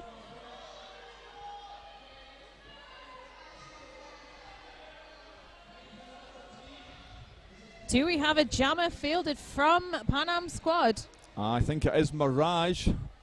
Just trying to look through a line of refs. Yeah, he's just got a good run up there at the back, almost on the actual middle of the apex now. You won't see him standing next to the jammer line. That's why he's called Mirage, I guess.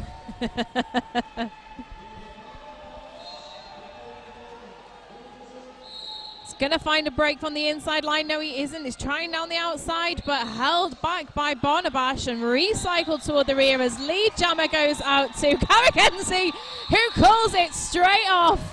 A little hat tip there, helmet tip to the crowd. He's like, I see your call off there.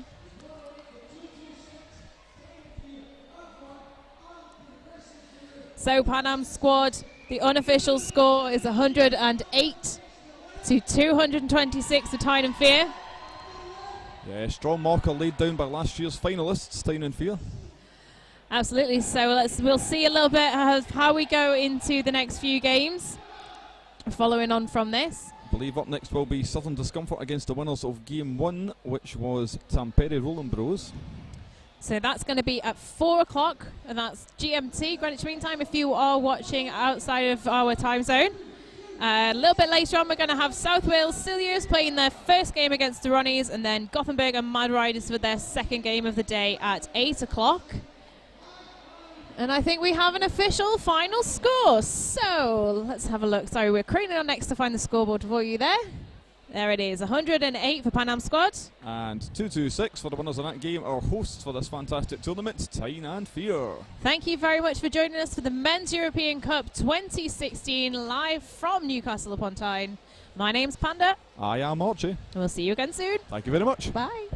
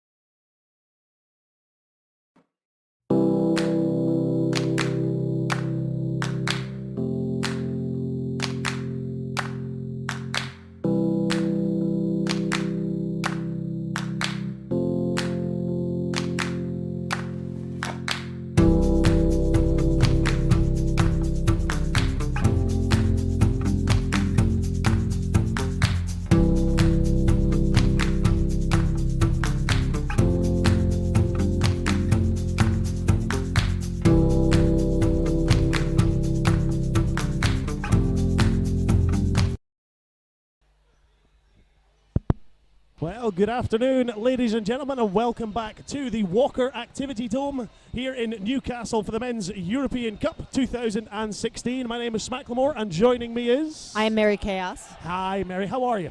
I am doing very well. How's your day been so far? It's been an exciting day of roller derby. It's been phenomenal. So I have not seen... Southern Discomfort is the only team at this tournament that I've seen play live before. So this has been... I've seen some of them play live on like their national teams. Yeah. But that's not the same. There's going to be quite a few recognizable names out on track today, especially Yes. amongst Southern Discomfort. You may recognize quite a few of them from Team England, but you may recognize some of the Tampere Rolling Bros from Team Finland as well. Apologies in advance if we accidentally butcher most of their names. I probably will. I am terrible for wrecking people's I'm names. It's so just sorry. kind of what I do best. I'm American. At least I have that excuse. This is, of course, Game 5 for today on day 1 of a 2-day tournament. We are about ready to get this first jam underway. Both teams are lining up on the track now. I think what we'll do is once the game gets underway, we'll give a quick run through the rosters as the game starts to go. But it's pretty easy to spot who's on the jam line right now for Southern Discomfort. I think it's a man you may be well familiar with, Mary. Yes. His name is Reaper, and he is off to a quick lead jam. He really fancies that inside line. I'm sure we'll see him there a lot. Indeed, 666 may be the number of the devil, but Reaper seems to have the luck of God about him sometimes when you see him jamming. Yes. The man finds spaces where they shouldn't really exist. He's like the only jammer I've ever seen defy the laws of physics. But he doesn't need to find space because he just goes over people. It's like Reaper's at the back of the pack. Hang on, how's Reaper out at the front of the pack? That doesn't make... Like that, there. There was no space on the outside line, yet still Reaper gets through. First score and pass, and first blood to Southern Discomfort. 5 points up on the board. Tampere played a very good game this morning against Gothenburg, right? Gothenburg. Gothenburg. You do The Gothenburg Salty Seaman. I love that name. I really thought that the TH would be not a Silently, less afflection. Yes. Looks like still being held up at the back. Number 93, that's Keiski, was jamming for Tampere Rolling Bros. Unsuccessful to start with. Oh, it's okay. The camera missed it. We won't highlight it too much. You can see But by you the big can see smiles on Sutton. his face. Sutton pointing and laughing. Spectral there, getting it out of the way. It's better to fall between jams than it is during one. Ghost Blocker has been taking out a fair few people today. Just to get a quick run through then of the rosters for Tampere, we've got Kara, Sven, Kwosa, Ior Block, Pitkanen, Essa Tervonen, Varvi Lind, Urpo Kekkonen, Harry Blocker, Keiski, and Iksi Loviha. Well done. I know. I've no idea if I got any of those right, but I'll pretend I did. I got Sven. I know that because he's one of our fellow announcers here today.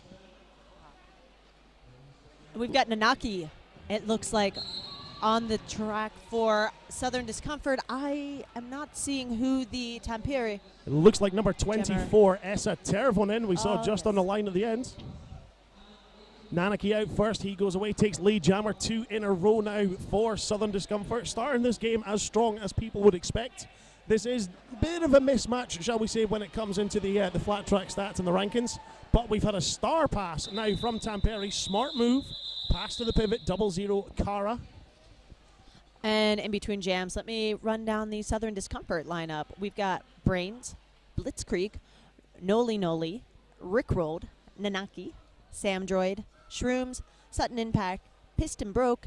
The captain is Spectral Operation. We've also got Shank, Reaper, Illbilly, and Boss Bear. The big question on everyone's lips, will we see a Boss Bear jam as this game goes on? I hope so. That'll be interesting to see as it goes on. We're not going to see it right now, though. Can't quite spot from a distance who the jammer is, but he's small and he's wearing glasses. Got Shank. That'll be Shank. He's small with glasses. Ed Shank. Shank, there he goes. Shank is out and away. You can see him now as the jam ref points to him. He is your lead jammer.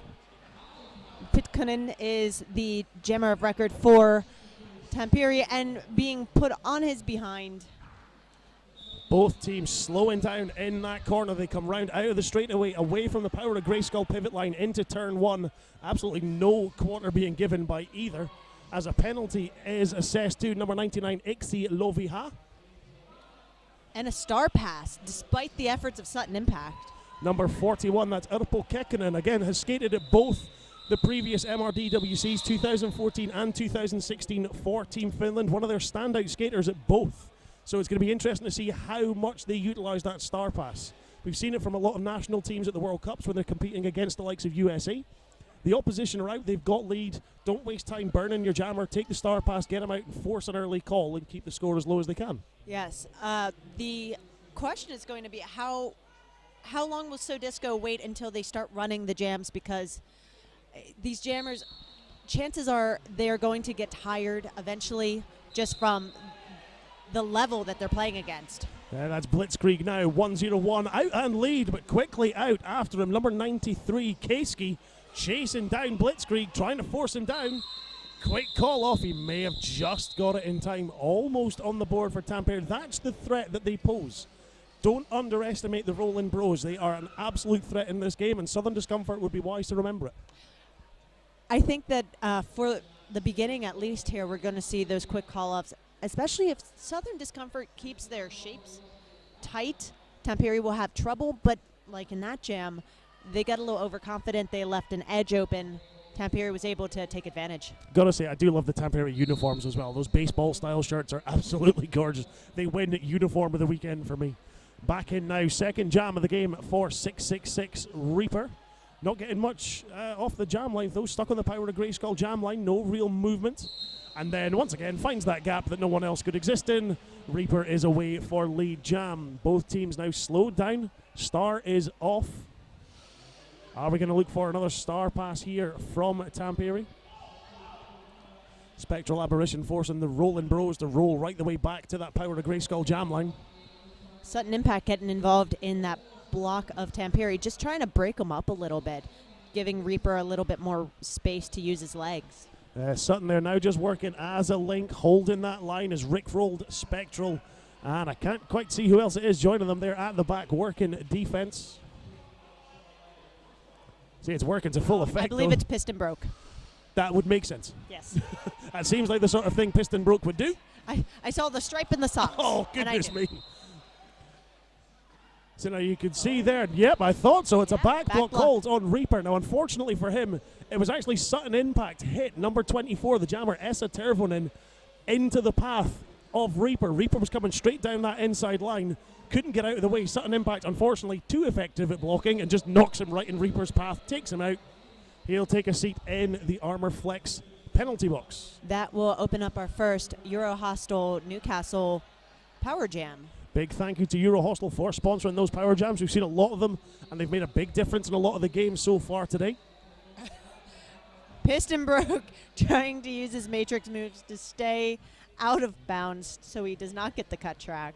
Piston Good awareness Broke, there. a.k.a. Agent Smith. Looks like we've had a star pass now to Urpo Kekkonen. As we mentioned earlier, it could well be a big thing for them coming into this game. Will they utilize his experience? Seems to be doing well for them so far. Just run out by the clock, unfortunately. I wish I could have a little insight into what Reaper was thinking, because at the end of the jam there, he kind of made a look like, it was so, why? Almost there. Southern Discomfort now leading. It looks like the scoreboard has frozen on the screens. Apologies for that. We'll get it reset for you in just a second, but they do lead 32-0. 22.5 minutes left to go in the first half. Got Nanaki and Pitkanen Pushes jamming his for way this through. one. Yeah, it looks like Nanaki's got lead jammer. Everyone is stunned. He's another one that really loves dancing the lines. Nanaki back in the pack. Tampere trying to take him on one-on-one, which is not usually super effective based on his agility. Meanwhile, in the back, Shrooms and Boss Bear trying to see who else is there. They've been keeping Pitkanen at bay the whole time. So I just got the scoreboard fixed and up to date there, and we're finding out how we can fix it so we don't have to drag the technical people over on a regular basis. There's not much space behind here, and I take up quite a lot of it, let's be fair. Nanaki now off to the outside line, being recycled back by block there for Tampere. Looks like we may have had the star pass. 0-0 there. Kara now with the star, trying to push his way past that Southern Discomfort wall at the front. Yeah, it was sneaky when it happened. So much sneakiness. All the sneakiness. These jammers and their star stashes and Oh, their it's passes. Illbilly. That's who I couldn't see.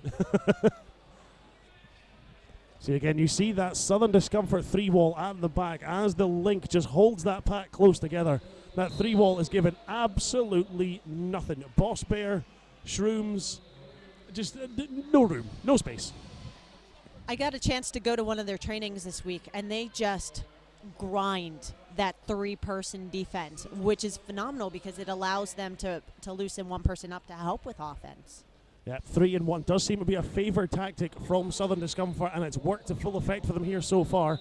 52-0 lead. 20.5 minutes left to go as that jam comes to an end.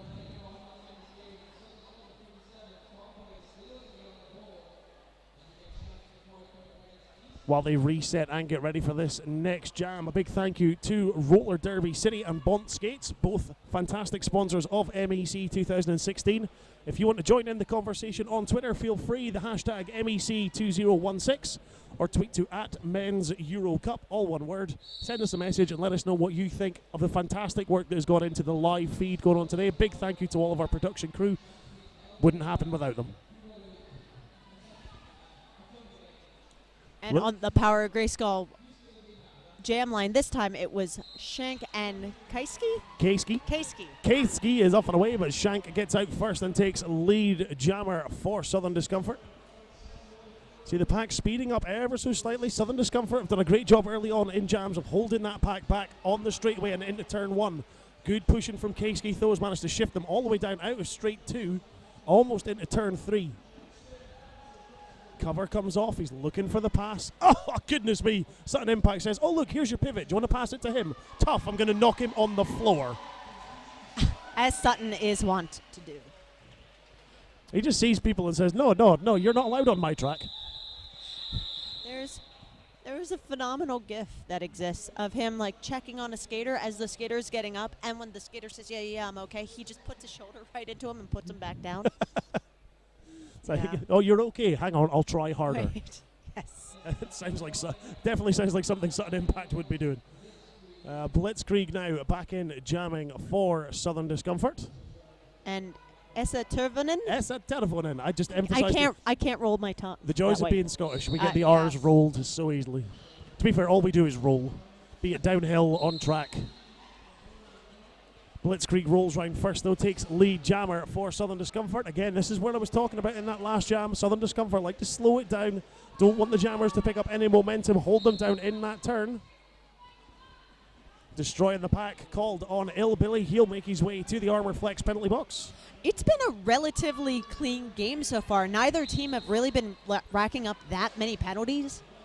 It's been nice having a full complement of blockers on for both teams. Looks like Shrooms is off to join Illbilly, though, so now a full penalty box for blockers. It's the announcer's curse. Just to make me sound silly. Tervonen's out of the pack, though. He'll make his way through now on a scoring pass. Not quite quick enough, I don't think. No points up on the board for Tampere. Twitter link, again, just for those who may be wanting it. Thank you for everyone commenting on the live stream on YouTube.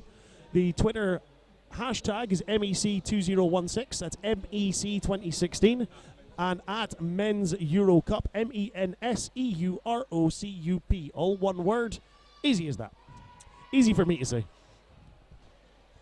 Not necessarily for them to understand you. No, very few people. Finally, we need subtitles for me that would just read haggis, haggis, iron brew, haggis. Which is fair. Reaper's now out and away for lead jammer. 100% success on lead jammer for Reaper so far.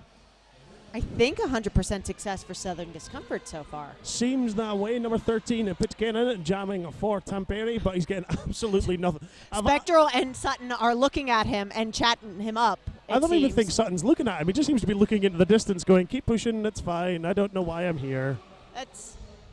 It always makes me laugh when those two they're blocking backwards. And now Shrooms is blocking backwards. I love that Southern Discomfort wall where all four of them are looking at the jammer incoming. And that actually has to be really disconcerting for You can almost see the fear in the jammer's eyes. And the smile slowly creep across Sutton Impact's face.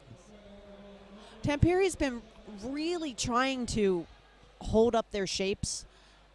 They've been doing a pretty okay job keeping those triangles. I think Southern Discomfort is just a little bit quicker than them. I think maybe they haven't had an opportunity to play at this high level often enough. It seems to be really the train for footwork. that. The Yeah. footwork of those Southern Discomfort jammers. When we've seen Blitzkrieg in for the couple of jams, he's not had the same success that the likes of Mannequin and Reaper have had.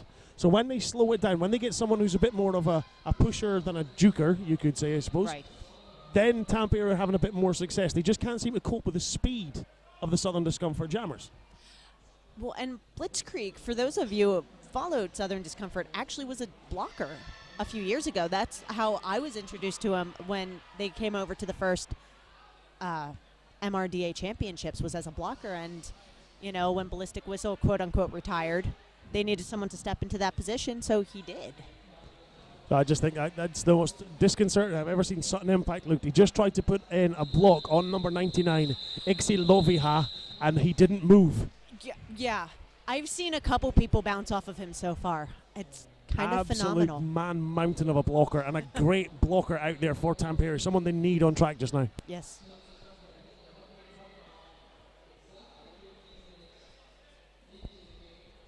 So highest scoring jam of the day so far. They're racked up by Reaper, 30 points, already putting Southern Discomfort onto that magic triple digits of 100 as we get a team timeout being called by the Tampere Rolling Bros. While they do that, we will go to a quick ad break from our sponsors, Roller Derby City.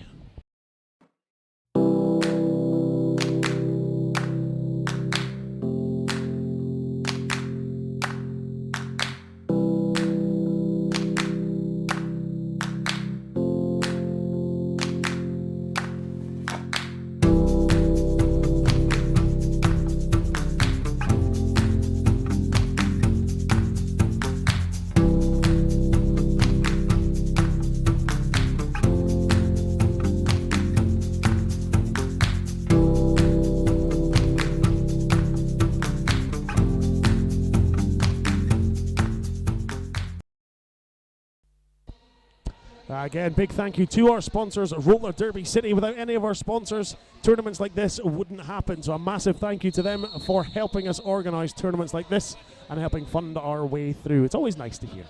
Yes. So as the teams reset, whistle goes to end the team timeout. They come back on to the track. Looks like that may be Shank jamming now for Southern Discomfort. No, I don't see goggles. I just see crouching. 13? Yeah, it's Maybe Nanaki. Nanaki? Yeah, there he goes. Nanaki. I'm sure Shank will be very happy to hear this call. And here you go, oh, is that Shank? No, it's Nanaki. It's another lead jam for Southern Discomfort either way, as the Tampere jammer is recycled back.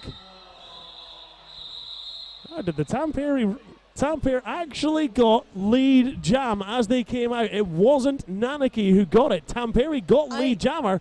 The first jam in this first half. Lead jam for Tampere. And it happened so quickly that I didn't even realize that. I got lost. Yeah, I Oh, wow. saw Boss Bear recycling the jammer back, but did not hear the double tweet. Looks like you may have got in. I heard a double tweet, and I thought it was for Nanaki getting out through the front, but unfortunately not. We've got false start was signaled Yes. there to a couple of the Tampere blockers. They slowed down enough to let. Oh, look, it's Shank. I got it right this time. Yeah. Now he's out on track, and this time he does have lead jammer.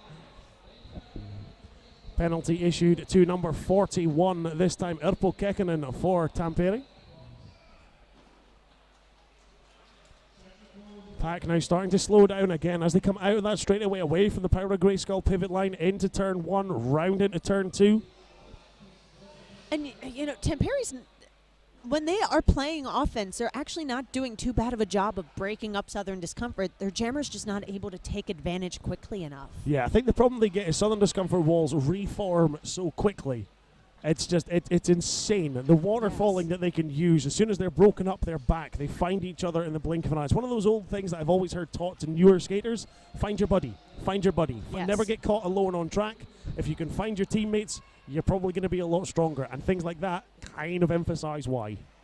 Shank is bound. Oh, there we go. He got through on the inside. He tried to find a couple gaps in between the Tampere blockers and sincerely bounced backwards when he went to hit them. When all else fails, just spin round in a circle. You'll Yes. probably find a gap somewhere. Looks like penalty issued to Southern Discomfort blocker, who's now seated in the penalty box. It was as Piston. Erpen Kekkonen now goes through, having taken the star pass. Oh, you can hear the slight sigh of disappointment from the crowd every time Southern Discomfort call the jam and don't give Tampere a chance to score. I mean, it's smart tactics from Southern Discomfort. Yes. They want to build up as big a point differential as they can. Yeah. But Especially because in the MRDA it is still a voting system. So if they, some people might say, oh, well, this is unsporting. But if the MRDA goes, oh, well, you play Tampere and you only beat them by 300 points, maybe we shouldn't vote you. Yeah, so they've got to keep that in mind. So chances are we'll see them try and accrue as much of a lead as possible. And then they'll give Boss Bear the Jammer Star. see, now again, that was the longest it seems to have taken Southern Discomfort to get lead jam in quite a while. And again, as we mentioned earlier, it's when Blitzkrieg's jamming. Now, it's not a disservice to his jamming ability. It's a credit to Tampere and their actual ability of blocking when they're coming up against that specific type of jammer. And it looks like we've got a penalty being issued to the Tampere jammer, Pitkanen. Yeah, I he'll did not take a see seat. a cut track. I see it now. Track cut called to him. Euro Hostel sponsored a power jam now in favour of Southern Discomfort, and Blitzkrieg looking to take full advantage. You see there, he doesn't go to the outside. This is the difference between Blitzkrieg and a lot of the other jammers you see. His first point of call is usually straight through the pack. He's the old-fashioned blammer. Yes. Poor Harry Blocker is stuck behind. Now Shrooms has come back, but just Southern Discomfort just swarmed around him Boss to hold Bear. them back. Piston broke. Goodness me, Shrooms. I said, Boss Bear actually moved out of his way and said, on you go. By all means. Very kind. Very kind. Shrooms now working at the back, holding back Pitkanen. Nice block there from Kara. Takes Blitzkrieg off on the inside. Pitkanen almost got through at the front there. Pistonbrook was able to nudge his wheels out just enough that he got recycled back. Kara there back in now, trying to work a little bit of offense for his blocker. Pivot trying to clear a space, changes tactic. Decides, nope, let's reform as a 3. Southern Discomfort jammer coming through. Can we hold them back? Clock slowly ticking away. Less than 10 seconds left to go in the jam. Kara doing a lot of work in this jam. Really, really stepping up and, again, holding on to his buddy. Was able... Blitz actually bounced off of them this time. And Blitz does not bounce often. No, he's a big guy. He's a big, strong skater. He's He got a knows strong how to use skating his style. weight. Yeah. He does. That's probably the most polite way to put it. Yes. I was trying to think of the nicest way to put it without being mean.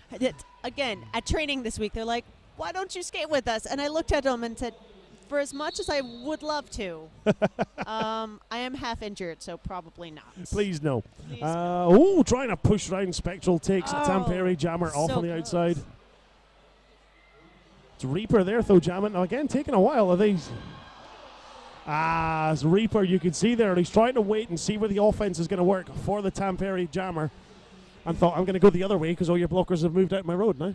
So Reaper, and also I saw this from Sully a lot, and they're both kind of shaped the same. They both have this phenomenal jammer patience. Why press real hard and put yourself into the sad place when you can wait for them to get nervous and make a move and mess up? Exactly. Makes sense. Piston broke now. Track cut called on him. He makes his way to the Armor Flex penalty box. Lead jammer for Keitski and Tampere Rolling Bros. Can the Rolling Bros roll up some points? Offense goes. Tampere going. Oh, takes a hit off. He avoided 99, but then his own player tripped him up. And as Reaper takes a seat in the penalty box, Euro Hostel sponsored Power Jam. You can't see the crowd on the screen, but what you are seeing, that's everyone. The noise, just noise everywhere. There's so much noise. God love it, and quite rightly so. Tampere now on the board, 4 points up for the jammer of record, Keitski. Reaper now back out of the penalty box. Spectral just lining up Keitski going, I can see you. I'm going to wait for you. Whoa! Oh, I So thought they were close. going to have it. Spectral and Piston being the ones blocking that. I mean, those two guys take up the entire track. Yeah, almost an R. Kelly moment there for Kasky. He believes he can fly. Oh, I did not know where you were going with that. Reaper now back out, 4 more points up on the board for Southern Discomfort. And did he get more to end the jam?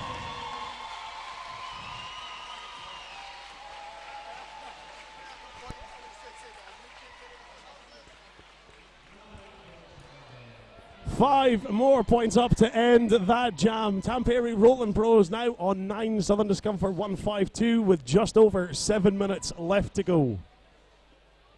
Don't forget, though, this is the epitome of one of those old sporting cliches. It's a game of 2 halves. First one's drawn to a close. It's not done yet, though. Looks like Mannequin now taken off to the outside. He's recycled back, resets himself real quick. Number 24 jamming for Tampere Rolling Bros, Esa Tervonen. No luck, though, as Nanaki goes through first and takes lead. Tervonen's got the star off. Looks like he has completed the pass. Kara. Yeah, that was, again, very sneaky. I think they've practiced this. Round the outside of the blocker, allows Kara through, steps over the apex on the inside. Nanaki says, no, I'm in control.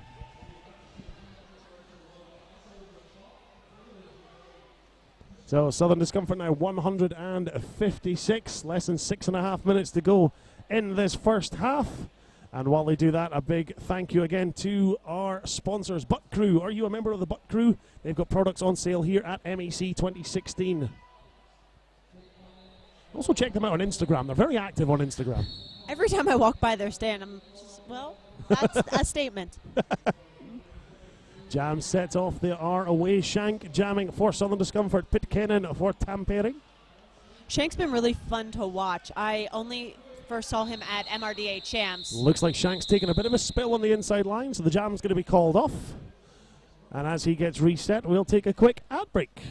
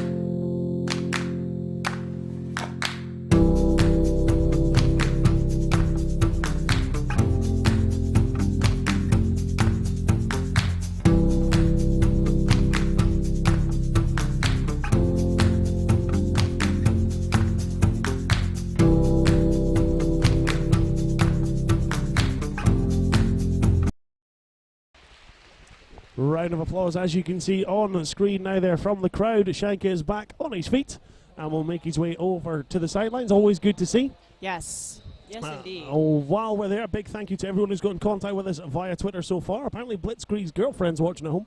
Not only is Blitzkrieg's girlfriend watching and getting a little bit excited, understandably so, he's had a great game so far, but we also have Piston Broke's nephew, Tyler, at home watching this as well, who's got a message in. So, hi Tyler, I'm waving. Tyler. You can't see me, but I'm waving. 5 seconds signaled by our NSO, jam timers for the day. Down it drops. We've got Blitzkrieg jamming now. His girlfriend's going to be happy again as he's out and away. Takes lead jammer. Kasky. Kasky goes. He's trying to push Illbilly's on his way to the Armor Flex penalty box. Almost got out on that one. Now just one to beat, but the pack is moving quick and he's getting absorbed. And then Boss Bear happened. Ouch, I felt that one from here. Meanwhile, some incredible footwork. Again, Blitzkrieg, he really has, in the last year and a half especially, really learned how to utilize his momentum a lot better. So he's not just a simple push type jammer anymore. Yeah, He can do all these dips and fun spins. He's been hanging out with Reaper a fair bit, I a think. lot of footwork improvement from Blitzkrieg, and it's great to see. That big hit we saw from Bossbear was actually called as a high block from the referees. He's now seated in the Armor Flex penalty box as Illbilly stands. He's got less than 10 seconds to go. Womp womp. So Tampere going to start with a 4-on-2 blocker advantage in this next jam. I see Reaper on the line. And I cannot see the number of the Tampere jammer. Looks like number 24. I think that's Essa Telefonen from here. I can see a 2 at the first of his number, and he Yes, seems you to be were the only right. one of those. There we go. Haha. So now they're real slow start. 1-1-1 coming in. Kosa trying to work offense for Essa Telefonen. No such luck though. Recycling them back. Both teams now stuck between those Power of Grayskull jam and pivot lines. Reaper trying to push his way past that 4 wall at the front of Tampere. Goodness me, that's as braced can ever get. Boss Bear comes in and smashes his way through. And quick stop there. We'll take a quick ad break and back in just a few moments.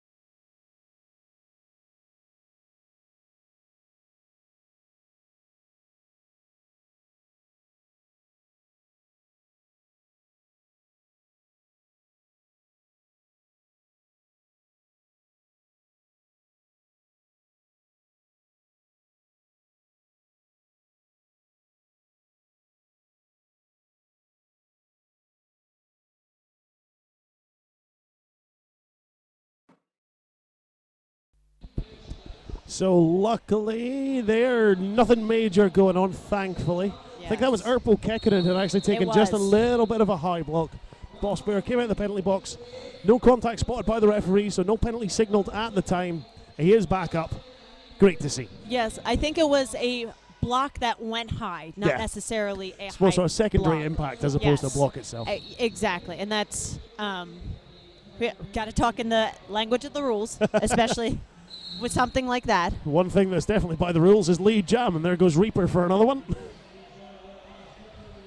Pikkonen in the back of the pack Is that Illbilly, maybe? Yeah, it looks like Hillbilly trying to recycle him Yeah. back out of turn 4. It's taking him about 20 feet back from that Power of Grey Skull jam start line. It's not where he wants to be after the jam's already underway.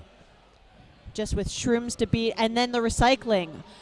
Great Offensive offense work. coming up there from 00. Kara again. Kara's been everywhere so far in this first half for Tampere. Absolutely beautiful offense. We've seen him working solid as part of a 3-wall at the back defensively for Tampere too. 3 and a bit minutes left to go in the first half. Southern Discomfort 174. Tampere Roland Bros off the mark on 9. I think Tampere is giving Southern Discomfort more of a run for their money than SDRD figured they would. Yeah, I think a lot of people are surprised, but I don't quite know why. If anyone watched Tampere this morning, they can see defensively Finnish teams are remarkably strong. You Yes. watch the Finnish international team, one of the best things they do, be it men's or women's, is those walls that they hold. Couldn't quite hold Mannequin back long enough there, but then worked offensively quite well to let Keiski out. Yes, and Keiski, the only jammer from Tampere we're seeing that is Oh, no, I think he just kept okay. jumps. We're Yeah, just but waiting just to see nothing. no, Okay. no points up for Tampere. I think they were watching, Well, looking for. Yes, and I think we're getting an official review from Southern Discomfort on that I wonder one. if they're going to be looking for a low block called on the jammer as he landed Well, that apex jump. It would be a misconduct based on hierarchy. The way he came down, it did just look like the impact, but how much impact was there? Of course, I could be speculating to something completely wrong. They may be calling a query on something else. I am guessing, and I probably shouldn't guess, I know, but that contact was made after the 4th whistle. So that's probably what they'll go for. Yeah. Not so much the low block, because you could say that Sutton might have stumbled, but he did not lose Exactly. positioning. Didn't lose anything from it. He was at the front. He never went down. He never went off track. Our head referee will get the microphone in just a minute and give us an idea on exactly what it is that they're calling it for. And once they do, the alt ref will come over and inform us.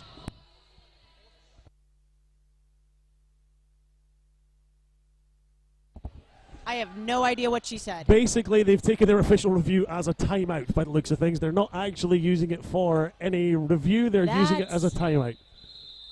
That's really interesting because they have an opportunity to. Now, granted, I know that they're winning by a lot, but they have an opportunity there to use it as more than just a regular timeout. And the way Spectro has inserted himself into the referees, it implies to me that they were using it as more than just a regular It's a timeout. strange one, this, and it does seem to be the bench coaches are in there having a quick chat as well. We'll get complete clarification from our head referee in just a moment.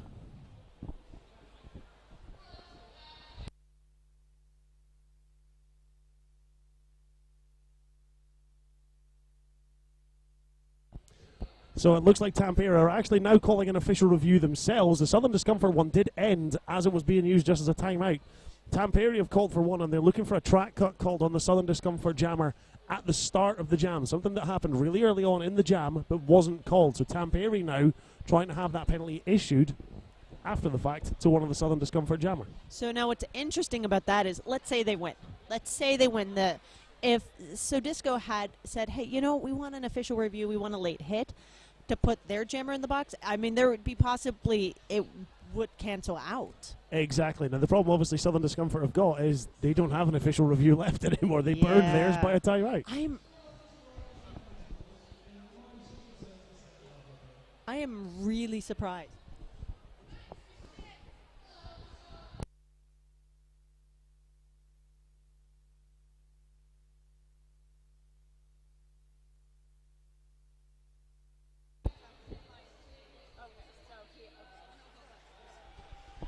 No call stand. He didn't cut. Yeah, no cut called on the Black Jammer. No call will stand, so neither team now with an official review left, although we do only have 2 and a bit minutes left to go in the first period, so Indeed. it doesn't really hurt them too much. Let's hope nothing happens in the next 2 minutes where either team looks at it and says, uh-oh, I actually wish I still had that review left. Number 24, Essa Telefonin now back in jamming for Tampere. And Blitzkrieg out for lead jammer already. I think Blitzkrieg was listening to me earlier when I said it took him a bit longer to get lead than everyone else, and he's now just blitzing his way through every single wall that comes up in front of him. Thus the name. Trying to push. You see, though, he pushes a lot. Oh, hello.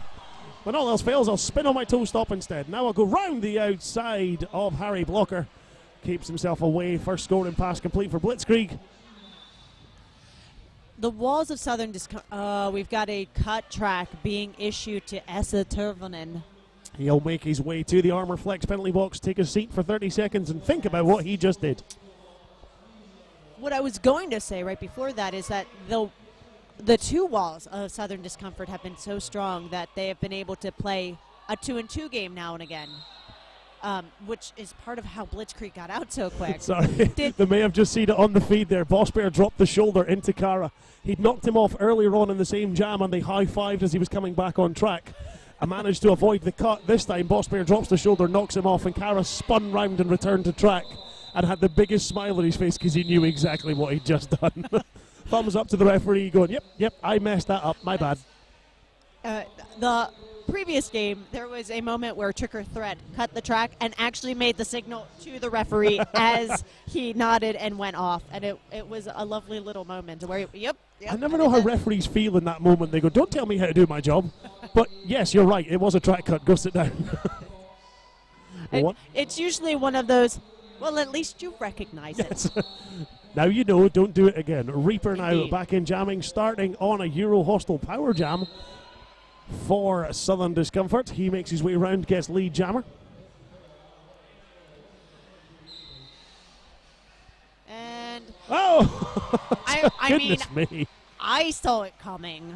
Did he jump both apexes there? I feel like he went from one straight away to the other, just ignored turns 1 and 2. The man can step and jump the apex, so he's those long legs. Sudden impact this time, putting in a block on Sven, and after he'd hit him, oh, son! This is a family-friendly show. Pulled down Sven's shorts. He is a terrible person. I was not sure at first if Sven I don't think Sven was open to the joke or not. At first, it looked like Sven maybe was upset, and then he realized what happened. Oh, no. Okay. I think, Sven's going to turn around and throw things at him. Yeah. Probably his own jammer. A little bit of a giggle, though, at the end there. So we are now at the half-time point. Southern Discomfort leading 205 to Tampere Rollin Bros 9. We'll be back in around about 14 and a half minutes time. We'll give you a rundown of how the first half has gone. Yes. A lead up to the second half. I've been Smacklemore. I'm Mary Chaos. Thank you very much for joining us. We'll see you again very shortly.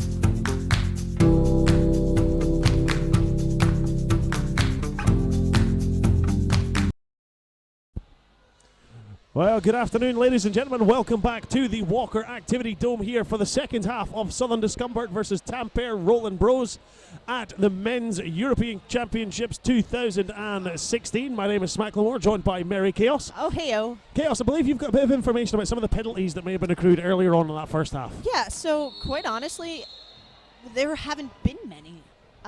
We were saying that it seemed like a pretty clean game. We weren't seeing short packs. There have been a lot of penalties being thrown around throughout the day so far, but Southern Discomfort only has 9 penalties. They have 2 blockers that have accrued 2 each, and that's it. The rest are spread out. And then 11 penalties for Tampere. Which again is almost nothing, really. When you consider how the game's been played so far, that's not really much. I'm just spotting someone walking sort of off towards us straight ahead there. It looks like Shank is actually out of the game now for Southern Discomfort. He's taking a seat in the suicide lines at the front of the crowd. Holding an ice pack, so... Yeah, I think he's taking a well-earned break. We are starting this one off with Reaper jamming and getting lead for Southern Discomfort and Keiski jamming for Tampere. Looks like Reaper got lead, but he's been taken off on the inside line and recycled all the way back to that Power to Grayskull jam line start. Pack hasn't moved very far so far. They've just came out of turn 1, slowly making their way into turn 2. Cover is off. Looks like we might have a star pass. Might have actually happened. It looks like number 93 does have the star now. Yes, Pivot is in a defensive position. I may have actually just got the jammer wrong to start with. It's Yeah. Keiski. Yeah, Keiski dancing, going from lanes 4 to lane 1, back and forth. What I call unsafe driving. Yes. Because you're changing multiple lanes at once, and against a pack like this, I mean, you have to be really fast for that trick to work. Yeah, you kind of have to be Reaper fast. And like Yes. some people pointed out to us at the end of that last half via the live stream on our YouTube channel, big thank you to that. James Brown saying Reaper should be illegal. And Alex Miller saying we should make him wear concrete boots and square wheels. And square apparently. wheels. So basically what we want is Reaper on trainers. Yes. Footwear only for Reaper. And Sven, in a bold move, actually waving hello to Reaper as Reaper just hung out in the back of the pack. I think Reaper had a moment of, no, I'm going to call it off in a second. So why risk injury? Exactly. I'm going to stay back here and relax, don't do it. Nah, I don't really want to go through it. Frankie Goes to Hollywood. Come on. I kind of mixed up the lyrics ever so slightly, but let's be fair. I wish everyone at home could see the look that I just gave Smacklemore. Kind of like that look on Nanaki's face, only slightly more disappointed. Nanaki's away for lead jammer for Southern Discomfort. It looks like number 24, Esa Tervonen, now back in jamming for Tampere. Still held up just past that Power of Grayskull jam start line. Trying to work his way. Your block doing some nice offense there for a moment. He's kind of put himself now against Boss Bear, I think, preempting the need to negate Boss Bear. Kind of sees him coming. It's all the ones on track as Kuosa and Harry Blocker are in there joining in and getting into the action as well. Meanwhile, Nanaki just not coming up against much resistance. I think Tampere's starting to be so concerned about just getting out their jammer. Oh, goodness me, sorry. Jammer Varpy Lynn tried to go through Boss Bear, didn't work, but did manage to take Boss Bear off track with him to the outside. As such, I mean, he can't get lead anyway. Take the no pass, no penalty. Get yourself out the pack and get through. Okay, this is confusing because your block was doing offense and then Kuoso was doing but that one is 1-1-1 and then 1-1-1-1. And then you add in Harry Blocker, who's 7-1, and it just gets more confusing. And Sven, who's 1. So many ones. Oh, and look at this in a twist of fate. We have Shrooms on the jam line. First time jamming in this game so far. I was wondering if they were going to use him in place of... Now, again, tactically, do you reckon they're trying to save the likes of Reaper, Blitzkrieg, and etc. for later on in the day, or do you think this is just utilizing the rotation? I think they replaced Shanks on that one. Shrooms out for lead. Shrooms... Way to negate what I'm about to say, Shrooms. Yeah. Shrooms has shown that he is excellent in a pinch. He has been their alt jammer several times, including MRDA championships. Yeah. Where their jammers needed a rest, or they just wanted to throw something different out there, or injury. Yeah. Looks like a forearms penalty assessed to the Tampere blocker. Makes his way to the armor flex penalty box, takes a seat and puts them down by 2, actually. 3-on-2 advantage now, or 4-on-2 advantage for Southern Discomfort. Now Sven's back in the pack, so... Is it just me who finds that smile from Sutton Impact so scary? Only when I'm wearing a jammer star. It's just, you can see him. He's in the edge. He's on the edge of that floor wall. He's actually high-fiving Sven again just now, but just smiling at him while he tries to push through. It's ominous. Yes. You just see him looking. He looks like he's going to be Austin Powers' next main villain. He does have the mustache for it. Looks like we've got, is that Blitzkrieg now, I think, back in jamming for Southern Discomfort. Yes, against 93 Keski. Going to be an interesting one. We've seen these two match up quite quiet. It's slightly different styles. Again, Blitzkrieg does tend to take that sort of center line. He doesn't jink and jive as much to the outside. Doesn't hug the line as tightly as some of the jammers you'll see over this past weekend, or this coming weekend, sorry. Does get through for lead jammer, though. Yes, even though he is not as jukey and as agile on the lines as some of his buddies, he does know how to use his momentum. He does know how to snap his hips to get around people. Exactly. Keski now completes his initial pass, comes round. Did he get one on? No, just a little bit slow. Thought they may have picked off the point of Boss Bear at the back of the pack, but just missed out on that fourth whistle.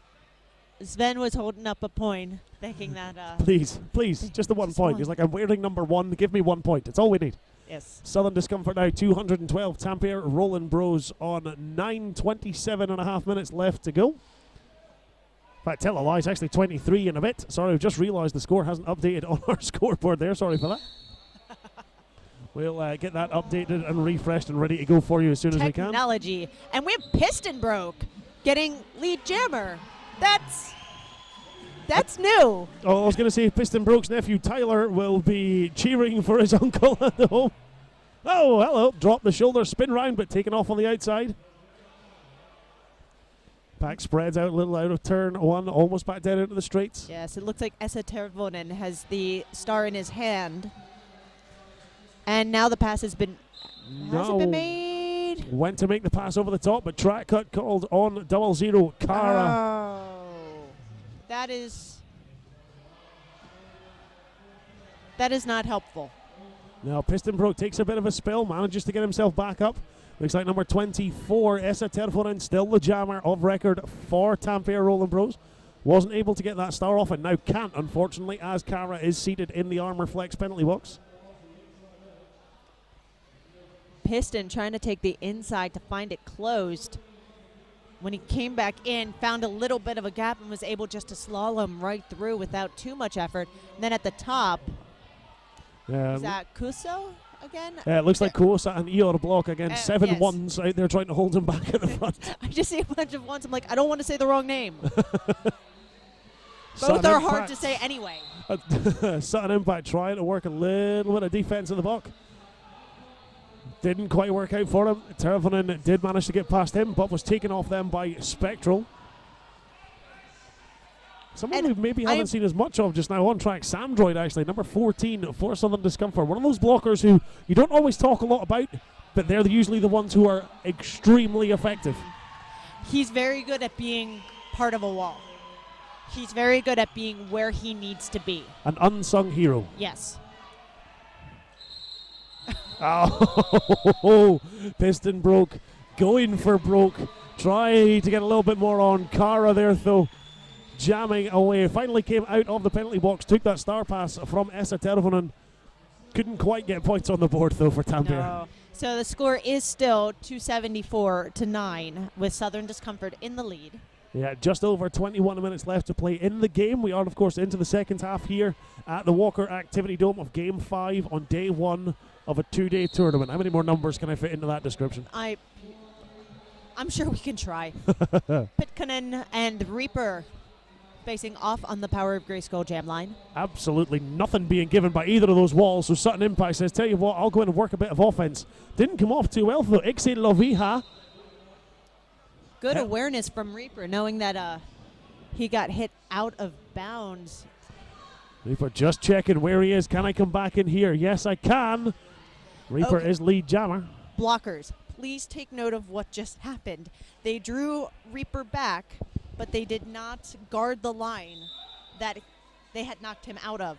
That little bit of space is all Jammer needs to get through, and Reaper's going to go sit down for a cut track. Indeed, he managed it okay coming away from that turn originally when he was out through in lead, but this time no such luck for Reaper. He takes a seat in the Armour Flex penalty box. 30 seconds to think about what he did. Have we had? Looks like we've had a star pass. That's now 303 Varvi Lind jamming for Tampere. And Brains taking him out of bounds yet again. It's Brains, Boss Bear, Sutton hanging out in front just in case. Looks like Illbilly at the back. Yeah. Doing the recycling on Lind. Draws him all the way back round out of turn 3. Not long enough though. Lind is away. Clear at the front, of course. Our hero hostile power jam is over though. Reaper trying to chase him down. Yeah. You can't see the speed that Reaper just gained on the opposite straightaway. Just because they are up, it does not mean that Reaper does not want to pump points on this board. No, exactly. Reaper is a competitive individual. He always wants to win. He always wants to score points. Trying to push, but of course Reaper was lead jammer, so that's going to run the full 2 minutes. Time ticking away now. And ticks away to an end. And did we get 3 more points up onto the board for the Tampere Rolling Bros? Nephew Tyler, you're so welcome for your call out, and I'm sure you do love your Uncle Piston Broke. Most of this crowd probably feel the same way. Yes. Again, as long as they're watching him play and not actually being hit by him. So Tampere Rolling Bros now on 12. Southern Discomfort edging ever closer to the 300. They're on 290. Just over 18 minutes left to go. Can they do it? There's another lead jam for Nanaki. It looks like Keski is back on the line. Having a hard time, yeah. Keski trying to push, hops away around the inside. Beautiful footwork from Keski.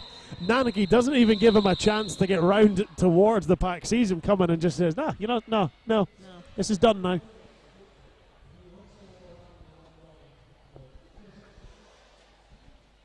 Keski doing a really good job in that jam of the jammer patience. Biding their time. And just sort of leaning toward, he was near the inside line, but it did not look like that was his goal. He was towards the middle of the track, waited for them to come off, and just 1 foot skated through. Yep. Did the smart thing and guided through. Boss Bear now linking those 2 walls together as we start one on a pivot line for Tampere, and the Power of Grayskull jam line being occupied by the Southern Discomfort blockers. Really spread out pack now as they drop back. Blitzkrieg goes through first off and takes lead. Essa Tervonen is stuck in the back, holding the star. Yeah, I was going to say again, we've seen that star cover come off the head of Essa Tervonen quite a lot so far in this second half. Understandably so when you see why he's getting knocked back that far. So, and that's something that a lot of people, they think that you take the star off just to be tricky and just, maybe they won't notice you, and that's not really always. Oh, goodness me. Oh, goodness. Sorry, Blitzkrieg just hopped round Harry Blocker, ran through Sven, and says, nope, I'm going this way. As Boss Bear that was Harry Blocker, put him on the ground. But, Indeed, looks like we may have a brief pause for injury. We'll take a quick ad break.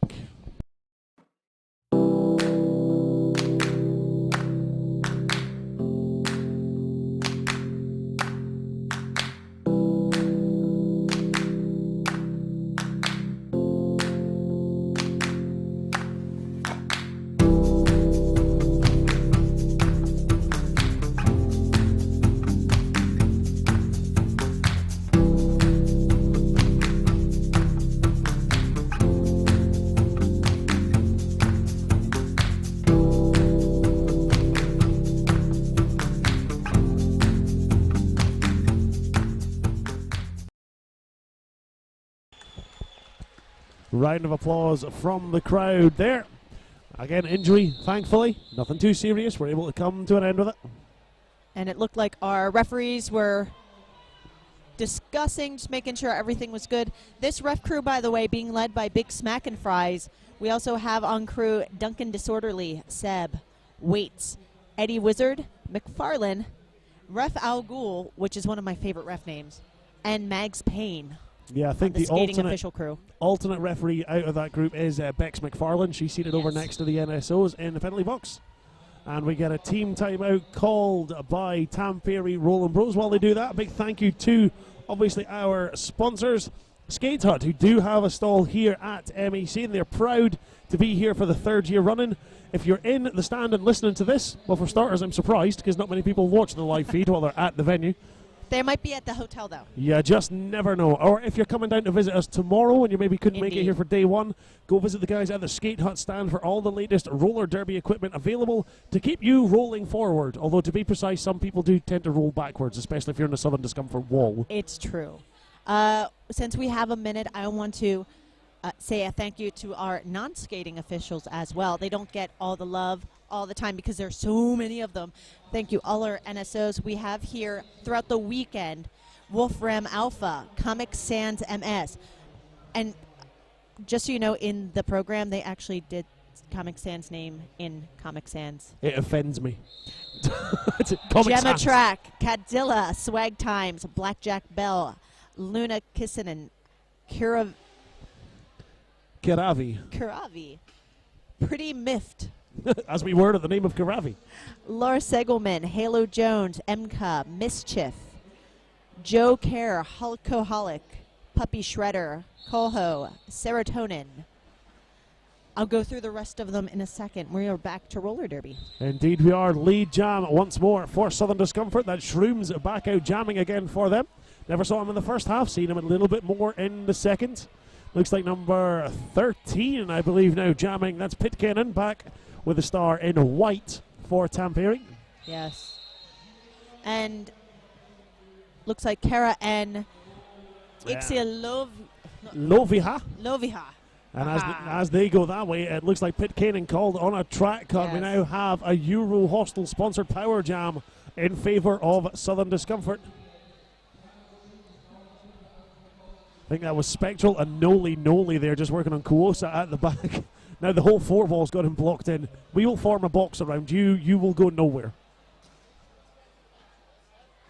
Sutton trying to keep Kara away from the rest of the pack, and Kara a little too agile on that one. Now again, this is what we're seeing from Kara. He's been so effective for Tampere, be it on offense or defense. Absolute power of a game from Kara. 0-0 wearing the pivot cover just now. We've seen him take a star pass a few times in the game. Multiplayer block assessed to Noli. He makes his way to the Armour Flex penalty box. And the Euro Hostel Power Jam is over. Pitcannon's out, and away. Oh, gets a cheer. And then Shrooms, big meanie.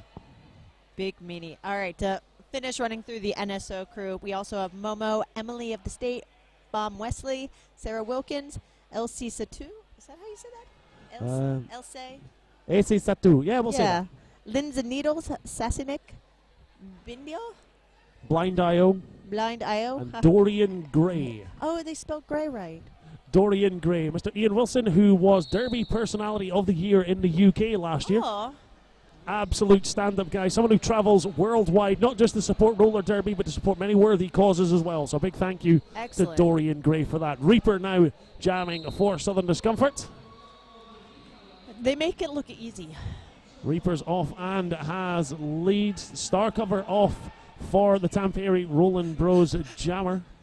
My favorite blocker battle just happened. I was hoping that would go longer, but it was... Ixiloviha? Yes, and Boss Bear. That is not two blockers you would ever want to come between. No. It's gonna hurt. Reaper away through on a score and pass. Direction of gameplay called on Noli out of the penalty box and on his way back to it once more. And hop. Varvy Lind has taken the star pass for Tampere Roland Bros. Number 93, Keski, has passed that star across. We've seen Varvy Lind take that star pass a few more times in this second half than we did in the first. And hop. It's the only words you need for most of these jams is Reaper and Hop. And we have a cut track being levied against Yeah, it's Varvi Lind. 303 makes his way to the armor flex penalty box as Reaper makes his way around the inside line. Ixi Loviha, God bless him. You could see he actually worked there. Boss Bear now coming in offense on Sven. And Sven just says, I'm going to wait here until you come back this way. I'm taking my time. Reaper gets the call and calls the jam off. Means the Euro Hostel Power Jam is going to continue into this next one for Southern Discomfort.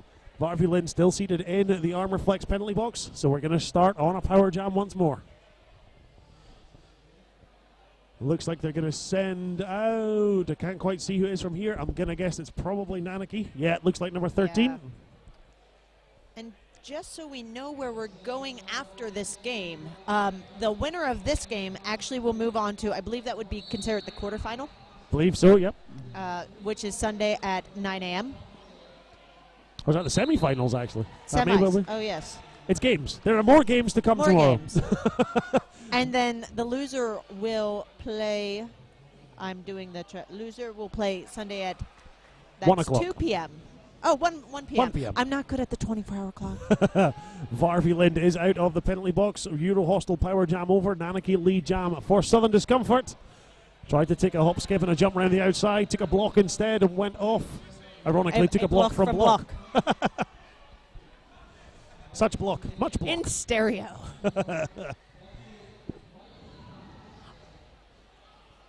Are all the ones on the floor right now? I think all the ones are on the floor right now. Everyone's taking a spill. Luckily, no one is down on the floor, though. Kara is the pivot. You can see he's moving up. Looks like he may be looking to try and take the star pass from Varvi Lind. Think he may well have got it from him now. Trying to work his way around out to the front. Being held up by that 3-wall. Spectral Sam Droid. And who's that? 125. That's Rickrolled. Rickrolled. 123. My apologies. Rickrolled, who is infamous for 2 years ago in Tacoma getting in line with the Des Moines skaters of your mom to collect a gold medal. So I just realized why I'm confused. Our paperwork does say 123, but his shirt actually says 125. That's where my confusion's coming from. Oh. And to be fair, I'm easily confused. That's true. Mandy Sullivan, yes. As long as nothing changes with the outcome of this game, Southern Discomfort will be playing Lincolnshire, and that's going to be an interesting one. Because yes. That first game from Lincolnshire earlier on, LRT were literally rolling thunder. They smashed their way through that first game. Phenomenal performance from them. Coming up against a strong Southern Discomfort team who maybe haven't put as many points on the board as they thought they could have against Tampere Rolling Bros. Interesting to see how they recover from that. Still leading 344-12 just now. Yes. And Tampere will go on to play the loser of the next game, which is the Southwest Surreys. Silures. Oh, my goodness. And they're playing the Ronis. Everyone tends to just call them Zeus. Zeus, right. I've heard that. And that did not make sense to me. I wonder if they have their mascot with them today. That could be interesting if they do. Keep your eyes peeled to the live feed here at the Walker Activity Dome. Find out what's going on with that mascot later. Oh, goodness me. Ixi Loviha takes a bit of a spill there. Slow to his feet, but he is back up. Boss Bear, high five. That's what you like to see. Yes. Respect between skaters on track. Yes, I hit you. Yes, you went down, but God bless you for the effort. Trying to work the same kind of skills if he can on number 13, Pit Cannon for Tampere Rolling Bros. That's the thing about Southern Discomfort. A bunch of them come off as bullies because they hit very hard. Sutton and Boss Bear, chief among them, and Piston. But they're so nice. It's because they're all huge. Illbilly, Brains, Sam Droid, Boss Bear, Sutton, Blitzkrieg. Spectral. They're just huge. Yeah. It's but they're teddy bears. Team. They're such teddy bears. I don't know about teddy bear, but we certainly got a Boss Bear out on track who has been bossing his way around, to be fair. No pack called, reformed as both teams are bogged down in turn 3. Pitkanen just having a heck of a time shaking his head. I think he's just about done. You know, good on him. Taking a hit, obviously tired, but still able to activate his feet and stay in bounds. You know something? I've never seen a team smile so much with this kind of points differential. Southern Discomfort, actually 395 now, slowly approaching that 400 point mark. Tampere Rolling Bros on 12 with a little over 8.5 minutes left to go in this game. We'll get the clock refreshed. We'll get the score updated on the screen for you guys at home as well. But just what a performance from Tampere Rolling Bros. They never, ever stop. There's never a look of dejection on them. They never look like they're out of this. They just look like they're here to enjoy themselves and learn, and they're doing that spectacularly. I believe that was Piston that just went heels over his head on that one. If you're going to do it with style. Yes. So as you were saying that, Tampere is showing the tenacity.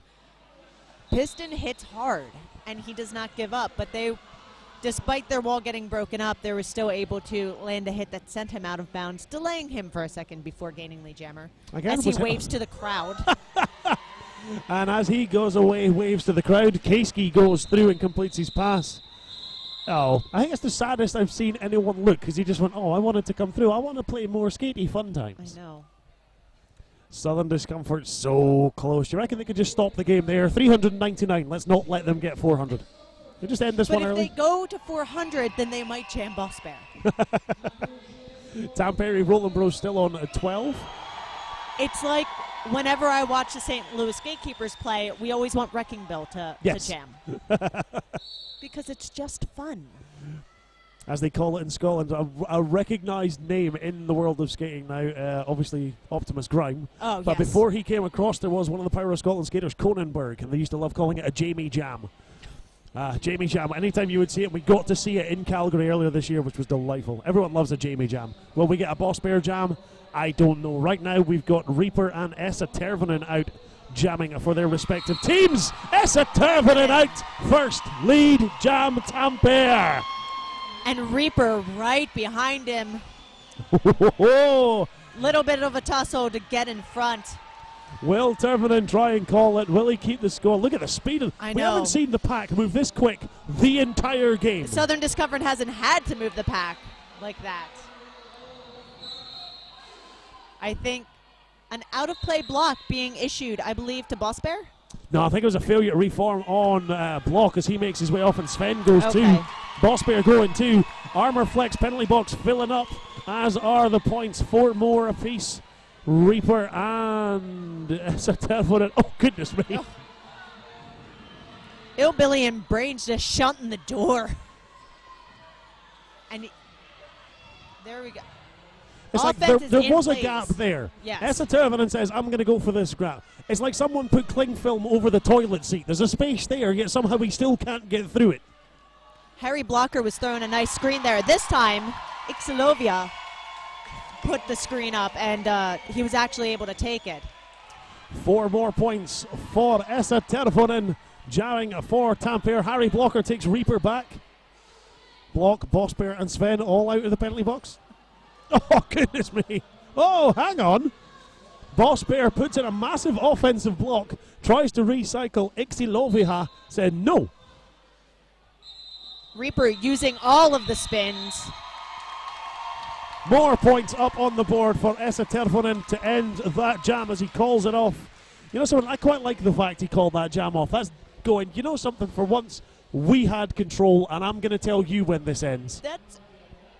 And at this point, that's what they just need to put points on the board. They just need to, at the end of this game, they just need to have points there to say, look, what we did against Southern Discomfort. Yeah, knowing that they're going to lose this game, they could have quite easily run that jam down as long as they wanted to, but they chose not to. As we go to an official timeout, we are now going to go to a quick ad break and a word from our sponsors.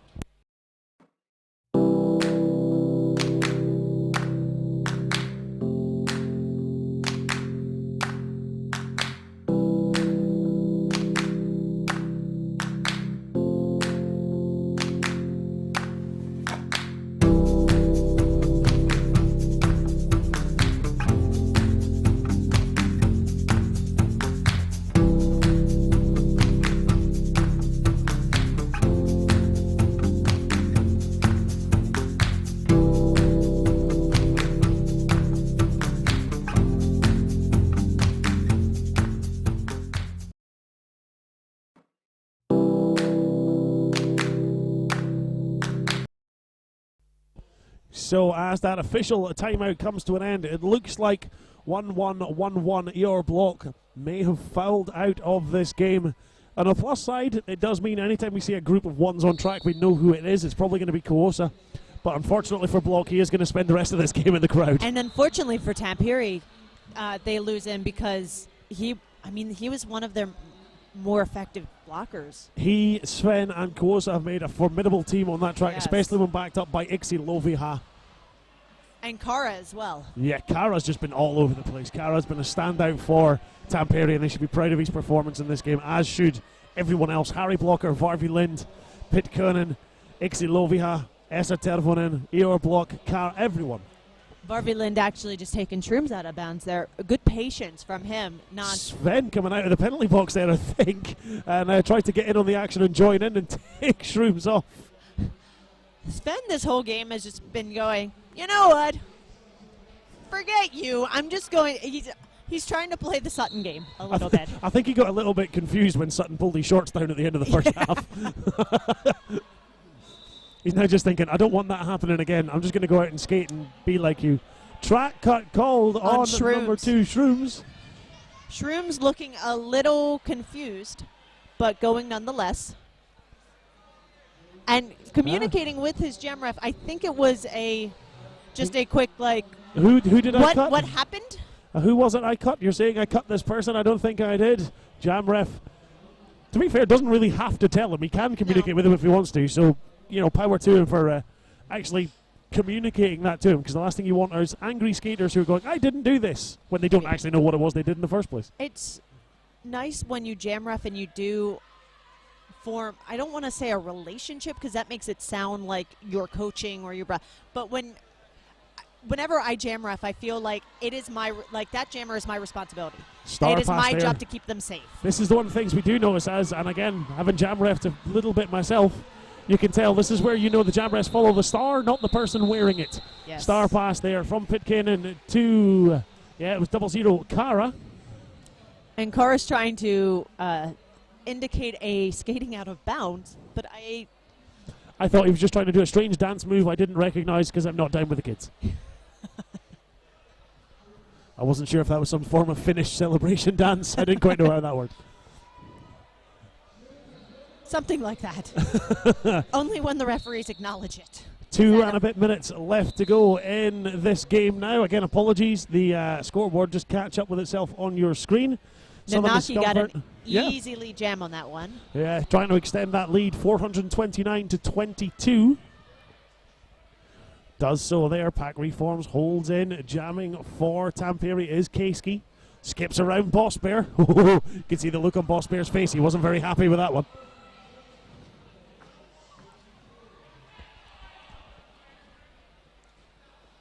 Still trying to move their way around. Another scoring pass up on the board for Nanaki. Keiski now. Cover comes off his head. Ilbilly trying to hold him back. Brains getting out of the action. Back block to Nanaki. Bye number 13. Unlucky for some, and it was for him on this occasion. He'll take a seat in the Armour Flex penalty box. Keiski, you can see, still trying to look around, get that star pass off. You can see once again the pivot in play that he's going to pass it off to is Kara. We saw him take a star pass in the last jam. Is he going to do it again in the very next jam? It's nice fake. The star pass. Beautiful fake. That is fantastic. Absolutely gorgeous. You can see Kara held his hands out. Keiski skates right into the back of his pivot. Says, no, thank you. Tried so to jump close. again. Nailed it to complete his pass. Couldn't quite nail it to go through. Ilbilly with a hip check takes him off. But someone is going for a clockwise. Like, oh, it's Tampere, it's Kara. Yeah, Kara won't be taking a star pass now for the rest of this one, whether he likes it or not, unfortunately. Clock slowly ticking away. 20 seconds left in the jam. 30 seconds in the period. Southern Discomfort 4-3-8 to 22 for the Roland Bros. That was a nice little tiptoe around Boss Bear on the outside line. Euro Hostile Power Jam over, and Nanaki skips and spins around the apex to complete another scoring pass out of the penalty box. Jam comes to an end. Are they going to have time to squeeze one more in? Score is 442 to 25 Southern Discomfort, and No one called a timeout, so this is our unofficial final.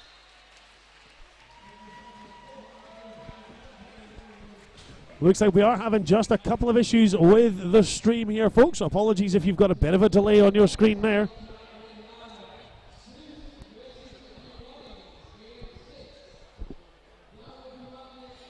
And that means that Southern Discomfort will move on to play the Lincolnshire Rolling Thunder tomorrow morning at 9 a.m. I bet they're thrilled to have that early morning game. And at 1 p.m., we will have Tampere Roller Bros going up against either the South Wales Siluris. These guys skating right past the front of us. Those guys. Yes, or you. the I see you, Ronis. Matt Lovin. P.S. This is the first tournament I've been to with so many teams wearing gray. I know. That is not a common color for the U.S. skaters. So much gray. So much gray. Hey, it's me. It is. It's all good. So apologies to people maybe reading Rosie Peacock's sign there. We'll have a word with her and get her to put that away from everyone else. Apologies for it, folks. Your official final score now, since you can't see it on the screen, we'll give you a rundown of it instead. Southern Discomfort 443, the Tampere Rolling Bros 25. Fantastic performance from the Rolling Bros. That scoreline doesn't do them justice, Chaos. No, they fought really hard. They had some great moments where they came together and worked out.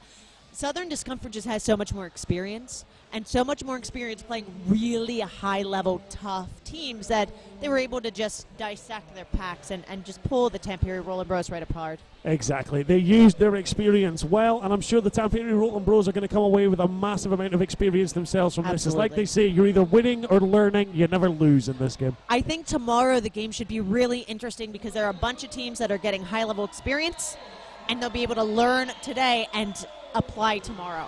Exactly. Speaking of experience, one team that you're going to see up next, of course, is SUS, the SWS South Wales Siluris, taking on the Ronis. Stick around here. We'll be back with that game in around about 25 minutes' time. Yes, indeed. Thank you very much for tuning in here at the Walker Activity Dome for MEC 2016. If you want to get in on the action, go on to Twitter. Tweet at Men's Euro Cup. Use the hashtag MEC 2016. Yes. And let people know what you think of this weekend and what you're looking forward to for the rest of the weekend to come. Mary Chaos, thank you very much for joining me. Thank you for having me, Smacklemore. I think we're going to have a great weekend. Here's to many, many more games just like that one. Indeed. Let's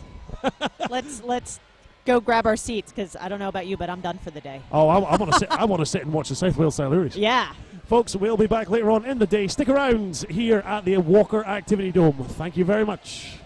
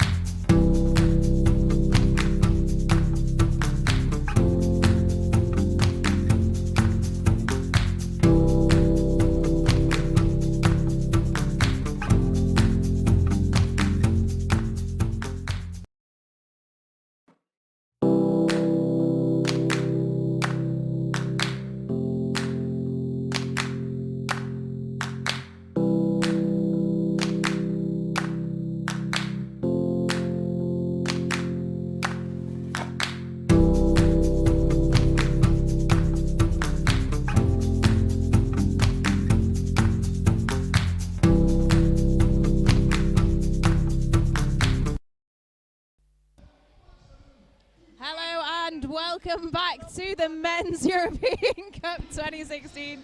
My name's Panda and I'm here with the lovely Suffolk Punch. Hello. Let's show you our lovely faces. Hi everyone! Okay, so the next game that we've got here is going to be South Wales Cilias versus Ronis. So quickly run down the roster. Ronis is relatively easy. Yeah, I called this game in-house this morning, so it is quite easy. So we have Ronnie, and Ronnie. Number 11 Ronnie is Captain Ronnie. On South Wales Cilias side of things, we've got number 1 called Jam Luke, 1337 Matt Lovin, number 2 Shorty, 2828 Fincher Fury, 32 Flying Welshman, 34 Chronic, 36 Ben Phillips who's captain, 43 Clark, 4321 Madley Wiggins, 44 Mr. Stabby, 79 The Mechanic, 88 Chevy Chase, and 918 What the Buck. Okay, so let's go on to the stream. Yeah, we just heard the whistle to start the jam in the next few seconds.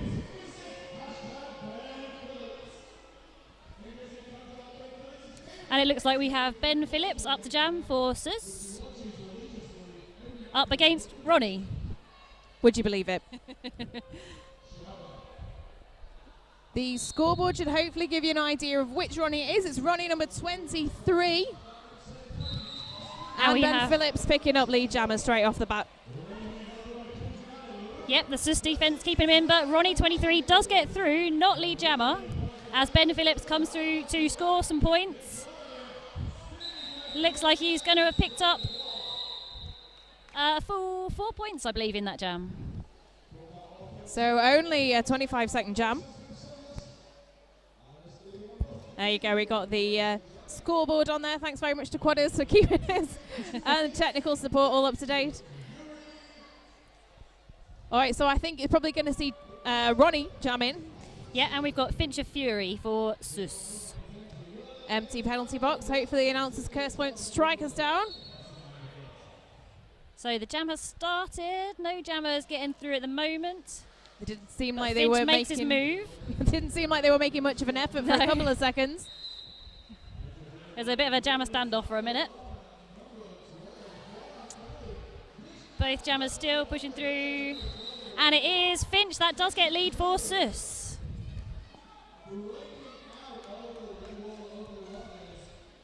So jammer 3, Ronnie, is still in the pack. This morning we nicknamed him Ballistic Ronnie because he looks like Ballistic Whistle. I noticed quite a bit of this, a nicknaming the Ronnies to whoever they look like, because I think there's a Reaper Ronnie as well.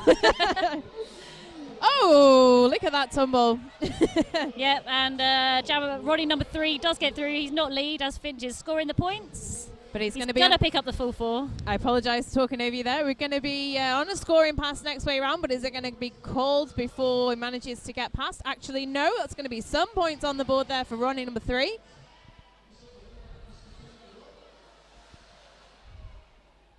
Yes, just deciding not to call that jam. Ronnie's looking really defensive, though.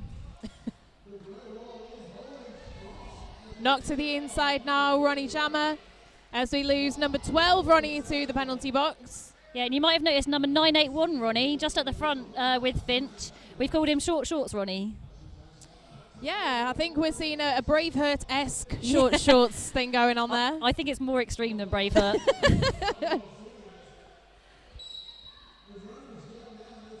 There's a whistle on the inside of the pack there, and it looks like a direction of gameplay penalty was called on Ronnie number 11. Yeah, we've got some lovely defensive work here by What the Buck and Chronic with Chevy Chase on the outside. 4-3-2-1. Elgar does go to the box. And that is the 4 whistles calling off the jam. The 3 points on the board in that last pass for the Ronnies versus 13 for the Cilias. Yep. So the Ronnies putting points on the board in that jam. Very nicely done, and not halted at all by the South Wales Cilias.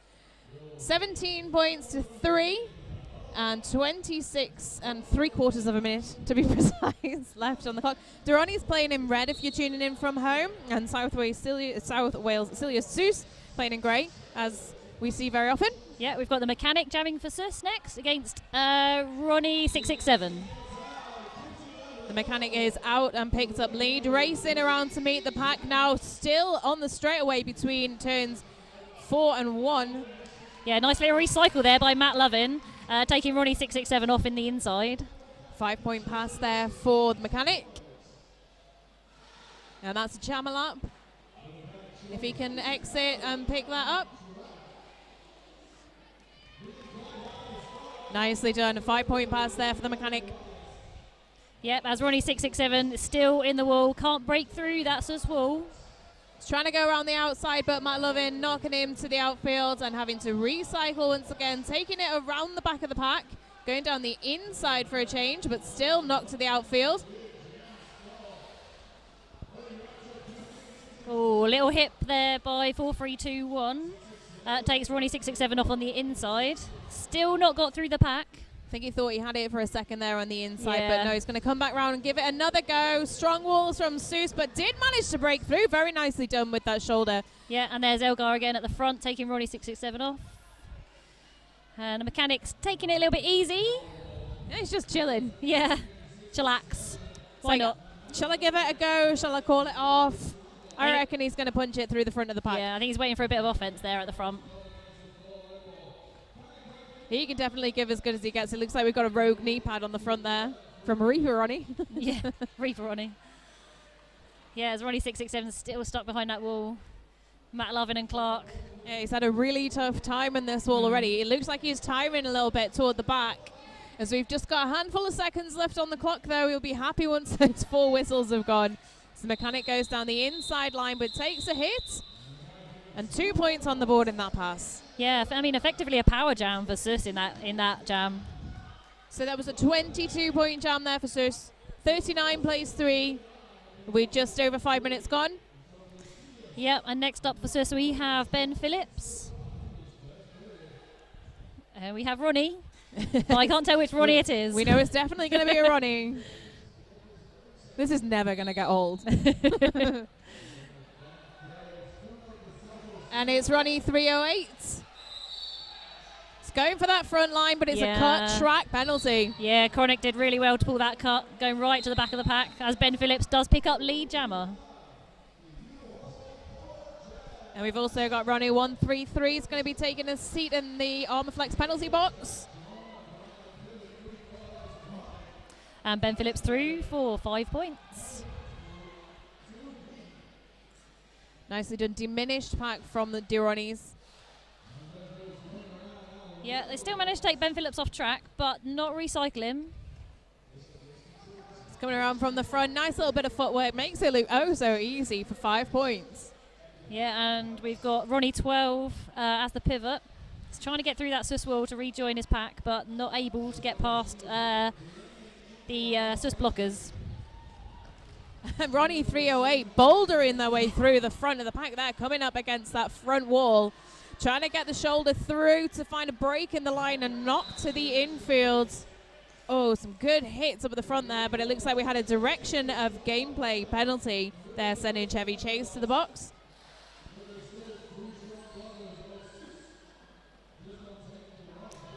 Yeah, Ronnie 308, he's still got the jammer panty in his hand. Oh, he's going to put it back on now. He's decided, you know, I might just wear this again. Some Yeah, kind of fashion statement. It's a pretty groovy helmet he's got on anyway. Yeah, I think he was trying to confuse him, but didn't quite work. But he did get through in the end. And he did score some points. Absolutely. 2 apiece on that last pass, but it was a 17-point jam for the Cilias. Seuss now on 56, Ronnie's on 5. I think Ronnie's are going to be happy they'll be putting points on the board regardless. One of the newer of the teams joining us here this year at MEC 2016. Taking away the experience at least. Yep. Well, Ronnie's, I think, unofficially their team Germany as well. So a lot of them did skate in the World Cup in Calgary. And we have Ronnie that got to lead jammer this time. 23 Ronnie. Great job there. Fincher Fury forced us getting through, but he's not lead. I think he just snuck around the inside. And Ronnie now coming back up on scoring pass, hoping for a break in that wall up at the front, but calling it off with a 2-point pass. Yeah. But 3 on the board for the Ronnies. Yeah, just couldn't get past Matt Lovin at the front. Just give him a cheeky little hip on the side. And it looks like we've got one of the Ronis in the Armorflex penalty box. Need impact protection? Armorflex has got you covered. Take a look over at armorflexsport.com. There's the 5-second call up.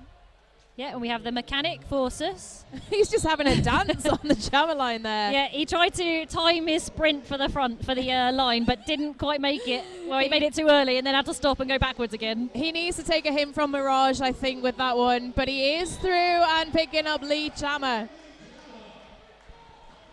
Yeah, and running number 3 manages to sneak around the outside. Nicely done. So is the mechanic just going to keep going? Or is he going to call it off as they're coming into the pack? Because he's getting a bit of a tough time. He's blocked by his own wall getting through. Called it off. Did he manage to pick up? That was a 4-point pass there from Sus. And 1 point on the board for the Ronis. He was happy he picked that one up. Yeah, I think some of his team were shouting at him to call it a little bit earlier than that, so the Ronis didn't pick up a point. But, 1 point, not so bad. Sus still in the lead, 62 versus the 9 for the Ronis. Just over 20 minutes of gameplay left in our penultimate game for the day. Yeah, and we've got Ben Phillips up to jam for South Wales. And it's Ronnie 667 for the Ronis. Ben Phillips through, picking up lead jammer though. Yeah, I think it's a 100% lead for Ben Phillips at the moment. So far, the Ronis would be very ecstatic to break that, I'm sure. There we've got Reaper Ronnie at the front, 1337, trying to stop Ben Phillips. Doesn't quite manage it. This reminds me of Roller Derby Sevens when we have the Kents. Oh yeah, I was actually skating in that tournament. Yeah, they are some really right leggings.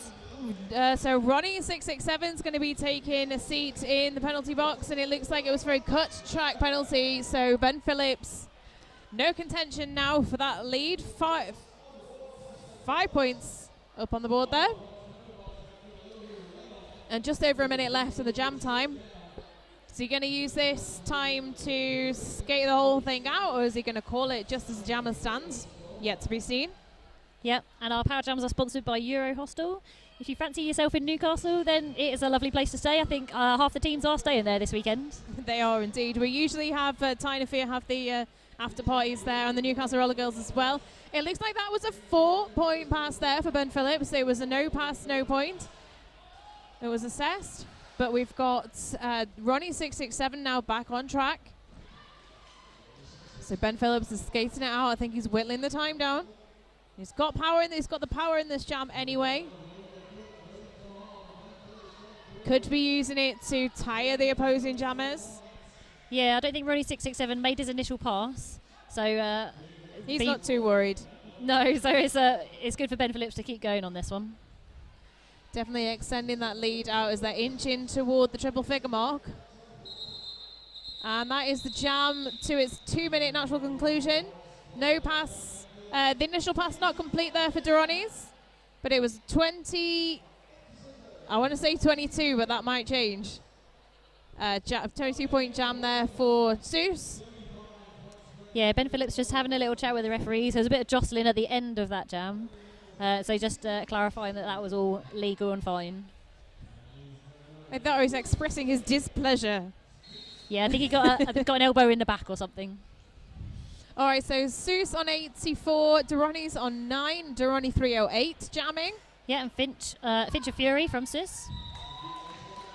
And Finch picks up lead, closely followed by Ronnie. So nice job from Ronnie in the pack there. There's both of our jammers coming up to the pack.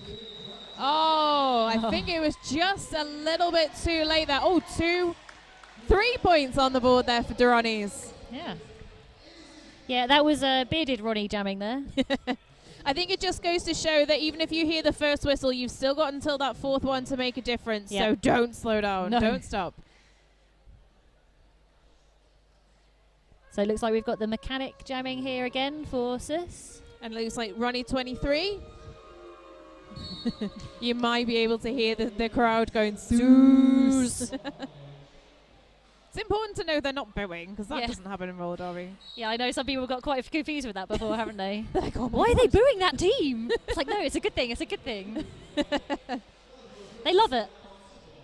Ronis with a really strong wall now up against the mechanic up at front, but he did manage to push it through against Ronnie 133. Yeah, the mechanic, a real powerhouse jammer.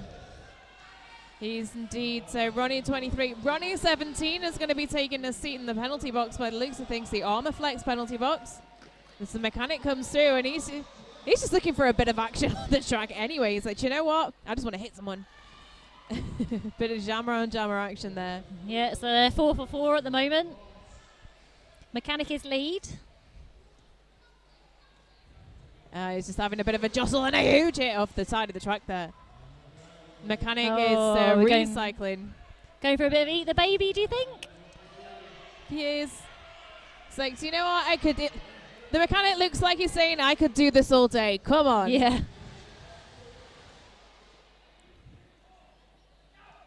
Oh, yeah, and Matt Lovin, a bit of a shoulder hit, takes Ronnie off on the outside. Ronnie 17 back on the track and in the pack now. Ronnie 23 looking for a break on the inside. I think tried potentially to go for the apex jump, but was wiped straight off of his feet as he touched the track line. Straight into the middle with the shoulder. It's like, do you know what? I just got to do it. I've just got to go right through the middle. 4 more points on the board for the mechanic. Yeah, Ronnie 23 being kept in really effectively there by Clark and Matt Lovin on the inside line. It's almost like Matt Lovin's dancing sometimes, the way he spins. Did you notice that we have 2 1-3-3-7s? We do. It's Matt Lovin and Ronnie 1-3-3-7. Apparently it's something to do with computers. Oh. I've been told it's some kind of computer geeky thing. Yeah. Oh, okay. I don't know what. Big love to all the computer geeks out there. I'm married to one. I still don't understand a thing that he does for his job, to be fair. All right, it looks like we've got Ronnie number 3 lining up to jam. And that is against Ben Phillips, number 36 for Seuss.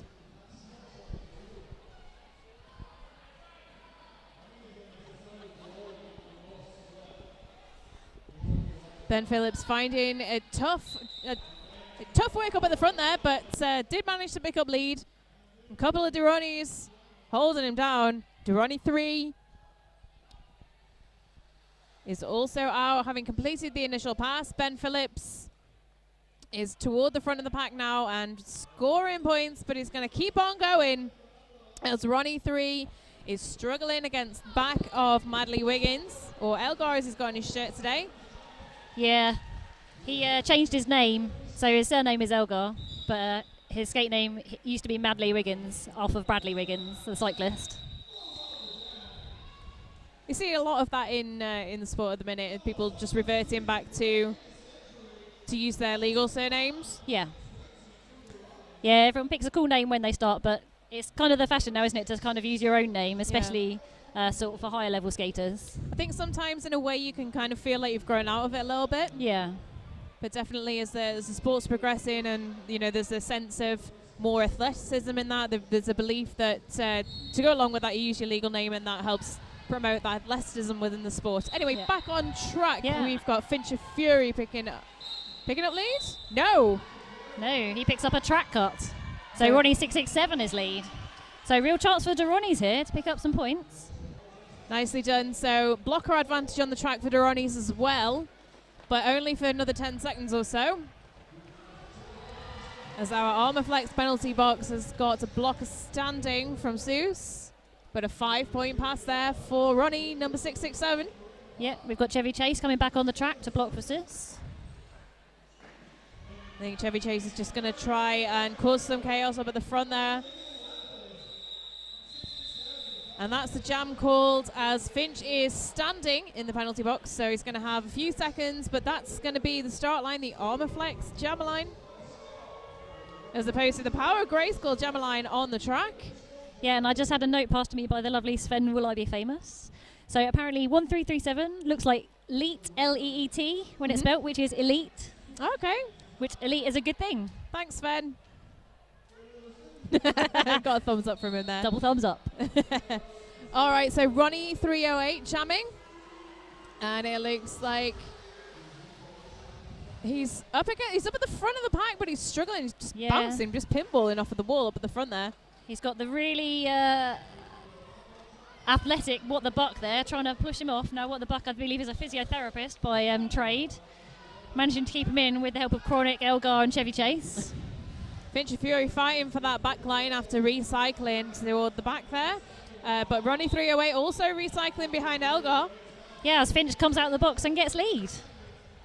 Did very well fought though. There's some really good strong walls here. I think throughout just this game alone, we've seen Duronis tightening up their walls. They are learning as they are skating. And that's what you tend to see from some of the newer teams, but also the teams that haven't necessarily placed quite highly in these kind of tournaments. They learn so fast. Yeah, and you kind of adapt only to whatever team you're playing as well, don't you? You adapt to their strategies. How can you get past? Absolutely. And sometimes you can really pinpoint where they've learned something from by that style in future games. And I think that's quite interesting to see, because you'll see with Seuss, the way that they played in the last couple of tournaments has evolved quite dramatically. And they were the underdog for a little while. Yeah. And now they're coming in as a complete powerhouse. Yeah. Yeah, a lot of people when Seuss started calling them rugby players with skates on their feet, but I think they play a lot more of a tactical game now. You know, especially with lots of national squad skaters on their team. Obviously, Matt Love in Team England and most of the others for Team Wales. You've got, the mechanic. Trips over Ronnie 3-3. Yeah, causing a little bit of a tussle there on the inside of the pack, taking his time just to get up and make sure he's aware of his positioning on the track. It's always important to make sure that you're not going to cause any penalties by standing where you are. And fall small as well. So the mechanic pushing his way through for lead. Yeah, he looks to be limping a little bit, so hopefully he's okay. He's got his skate off of the ground. I think, maybe he did twist his ankle as he went down, and that's why he took his time getting up. But that's the jam called off, and maybe that was a call-off just so he could go and have a sit down. Yeah. Take a little break, I think. Absolutely. So the score as it stands is 113. To 31 to the 31. Ronis. Yeah, that's right. Apologies for talking over you there. What I'm going to do is I'm just going to try and refresh the scoreboard so that updates for you at home. We've got just over 9 minutes left on the clock. Durrani's playing in red and Seuss playing in grey. Yeah, and Ben Phillips have been a little bit of jammer on jammer action there on number 3 Ronnie. We called Ballistic Ronnie. He's recycling all the way back to the front of the pack. Yeah, number 3 Ronnie's not falling for it though. So do you know, I'll just wait. I remember seeing this for the first time at the first men's European championships in the futsal in Birmingham. And I remember the jammer standing off track and sitting down. Just sat there for 20 minutes. I'm not playing. 20 seconds maybe. 20 minutes, that's almost a whole period. I exaggerate. So we've got some roller derby going on now. Huge hits on the pack there. But it is Durrani picking up lead jammer. Ronnie number 3 for Durrani's. Facing off against Ben Phillips and ruining that lead streak that he got. Yeah, he trying a bit of jammer tactics there. Didn't work out, but Ronnie is chasing him down now. He is lead. And he's got a huge grin on his face. And he's going to call it. He was just so happy. He's like, yes! He is very happy, Ronnie. Yeah! Hands in the air to the crowd. They love it. I think anything that they can do, they get some ahead, even just a little bit. Just anything that'll just take those stats away. Yeah. They'll be happy with if that. If anyone was watching the SDRD Tampere game earlier, the first points they scored, everyone went wild. Yes, that was crazy. It was really good fun. I was watching that as a spectator, and it was a lot of fun. So we've got a timeout in progress at the moment. Yeah, team timeout by Seuss. And we've got Ronnie trying to get the crowd going. So the scores as they stand, Seuss on 113, Durrani's on 31, so no movement in that last jam. Just quick time to give you a shout out from our lovely tournament sponsor, Roller Derby City, supporting local roller derby, providing quality uniforms, merch and scrimwear to skaters all over Europe. So we've got Roller Polar Bear on the house mic over there, getting all the crowd going. Heard the little Seuss chant as they go back on track. I don't know if you guys can actually see the in-house announcers, but we've got a lot of bright orange going on today, and it's giving me a headache.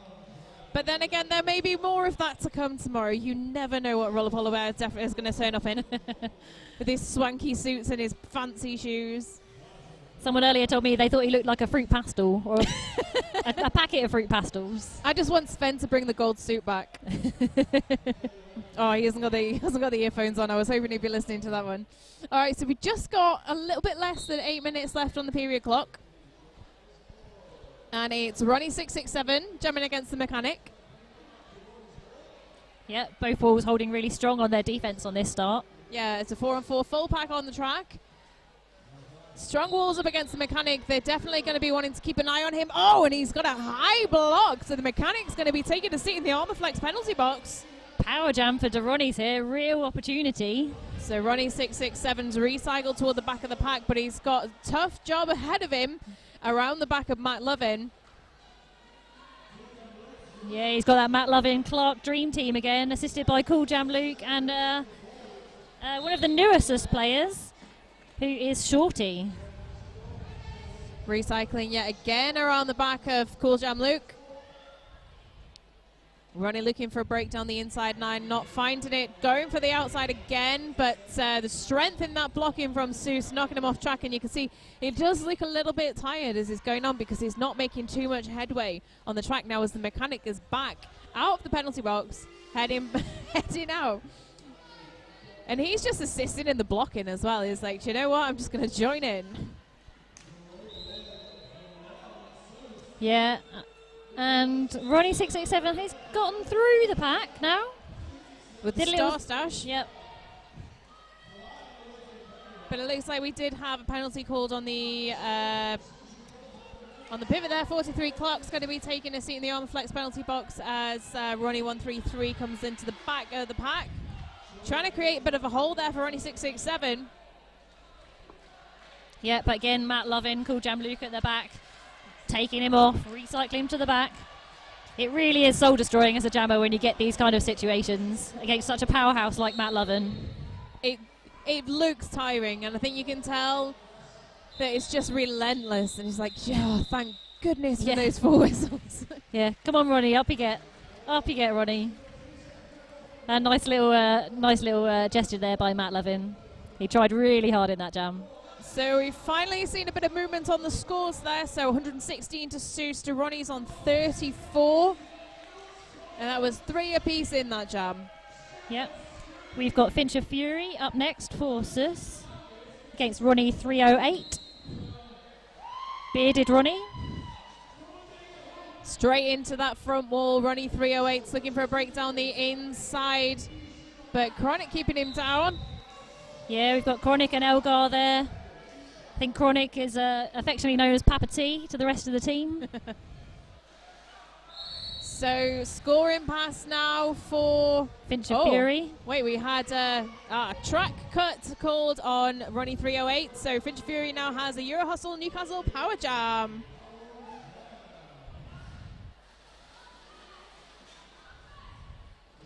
Right down the inside with no opposition, and again around Ronnie 981. 981, yep. Shorts Ronnie, and Ronnie 1337, Reaper Ronnie. Can he do it again? Finch coming around the outside. Oh, knocks to the outfield and I having think to a direction recycle. of gameplay, yeah. Or just on 981 Ronnie, direction of gameplay just on the outside there. Good spot. So 5-point pass there for Fincher Fury. Yeah, as the Sus blockers are preparing for Bearded Ronnie to come back onto the track as jammer. Straight into the back of Elgar and causing some movement there. He's going to get the power from the toe stops as it's going through, but Elgar was trying to draw the cut. Yeah, he wasn't quite quick enough to get his hips behind the back of Bearded Ronnie's hips that time. But Finch is still scoring points. Is he going to try and squeeze a few more in this jam? Well, the pack has started to speed up, now moving at a pretty similar pace of the jammers, so they've got a bit more work to do to catch up. But Fincher Fury definitely going in towards Ronnie 33 at the front of the pack. Yeah, he looks like he's poised to call it. Yeah, he was. I think Ronnie thought he was through there as the jammer, but just caught by Elgar at the front. Takes him all the way back to the back of the pack again as Finch comes round. Little smile to the crowd. I think he had a cheeky little look at the scoreboard, thought, I've only got 10 seconds or less. I might as well just let the time run down. Yeah. And there it is. So a 3-point pass for the Ronis and a 2-point pass for Seuss, but that was 26 points in that jam for Seuss. To the Ronis, 3 in that last pass. So the scores are 121 to 34, as we've got just over 3 minutes left on the clock. Yeah, massive jam there for Fincher Fury. I think Sus, I spoke to a couple of their skaters earlier. I spoke to Finch actually, said that a few of their skaters are not feeling very well and at home being sick. So shout out to those poor Sus skaters at home. Oh no. Your team's doing pretty good though. Get well soon. Oh, well, as they say, Ben Phillips took a tumble on the outside and having to recycle. Duronis drawing back that recycle as far as they can down to turn 4. Ben Phillips now trying to find a break in front of Ronnie 133 and Ronnie 11. Nicely done. Holding him down so that Ronnie number 23 can pick up lead jammer. Yeah, I didn't touch any wood earlier when I was talking about Ben Phillips getting lead all the time, did I? Announcer's curse. It's a real thing. It's a real actual thing, I now know. But Ben Phillips is through the pack now. He's not lead. And Ronnie is going to call it. So 0 for Sus in that jam, but 3 points for Duronis. Nicely done. So just shy of 2 minutes left on the clock as we've got 40 to 142, which puts us at a 102-point game. As we go into jam 18. Yeah, we've got the mechanic up against Ronnie number 3. That is ballistic Ronnie. Just get that scoreboard refresh for you there. That's up to date now. So 142 to 40. Oh, and I think that might be a back block call on the mechanic. Yeah, straight into the back of one of the Ronnies. Sorry, we've had at least 3 penalties from the mechanic at this point before we move into half-time. So at half-time, we'll go over and have a look at the scoreboard and try and get you an update as to what's actually happening over there and see if we've got anybody on any particularly high numbers of penalties. Yep, but we have on a power jam for Duronis. Ronnie number 3 is on a power jam. Gets through. That'll be 5 points. Thank you very much. Nice. There's a direction of gameplay there on Ronnie 981. That's the second direction of gameplay penalty in as many jams, I think. So Sis trying to lock down Ronnie number 3, but he does get through. Another 5 points. This is expensive for Sis.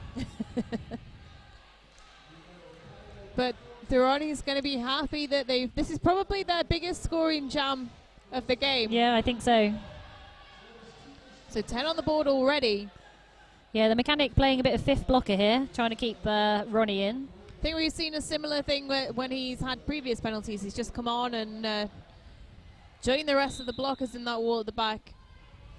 I don't think he likes it when they score points. No. Well, I think sometimes I jam as well, and sometimes you just need a bit of calming down time before you start attacking again. I think sometimes if you do a couple of seconds of blocking, that I know I've done it before, it gives me time to calm down and then refocus. And the mechanic does refocus, he gets through. He's not lead, but he can now score some points. He can indeed, but he's only got 15 seconds left to do so, and that is going to be, well, there you go.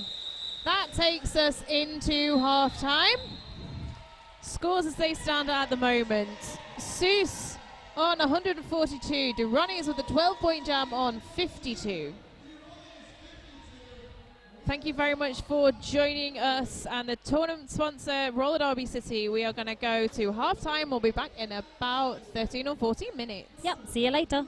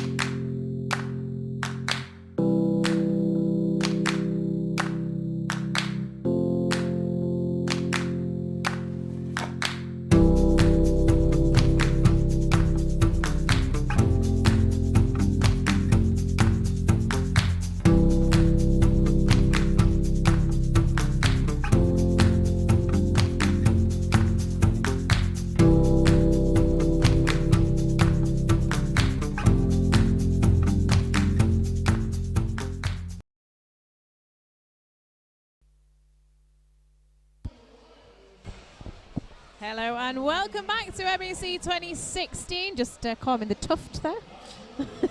My name's Panda and I'm here with the lovely Suffolk Punch. So, if you want to get in touch with us, please do use the hashtag MEC 2016 or you can tweet us at Men's Euro Cup. Send us a message, we'll do our best to read it out for you. Any shout outs that you've got.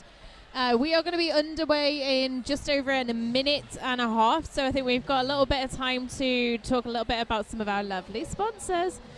So we've got Rico Skates, your feet cold, they need a hug. Rico Skates, handmade custom boots from Finland. Oh, and they're so pretty as well. A lot of the Tampere skaters have the Wico skates on, and they are delicious. Sorry, you can pretty much get whatever you want on there. Yeah, you can. Did you see Shrooms has them as well? He has little mushrooms all over them and cool written on one of them. They do look really good. Also, we've got Double Threat Skates here, Skate Hut, Power of Grey Skull, Roller Derby City, Bond Skates, Butt Crew, Sucker Punch Skates. Oh my goodness, Green Monster as well.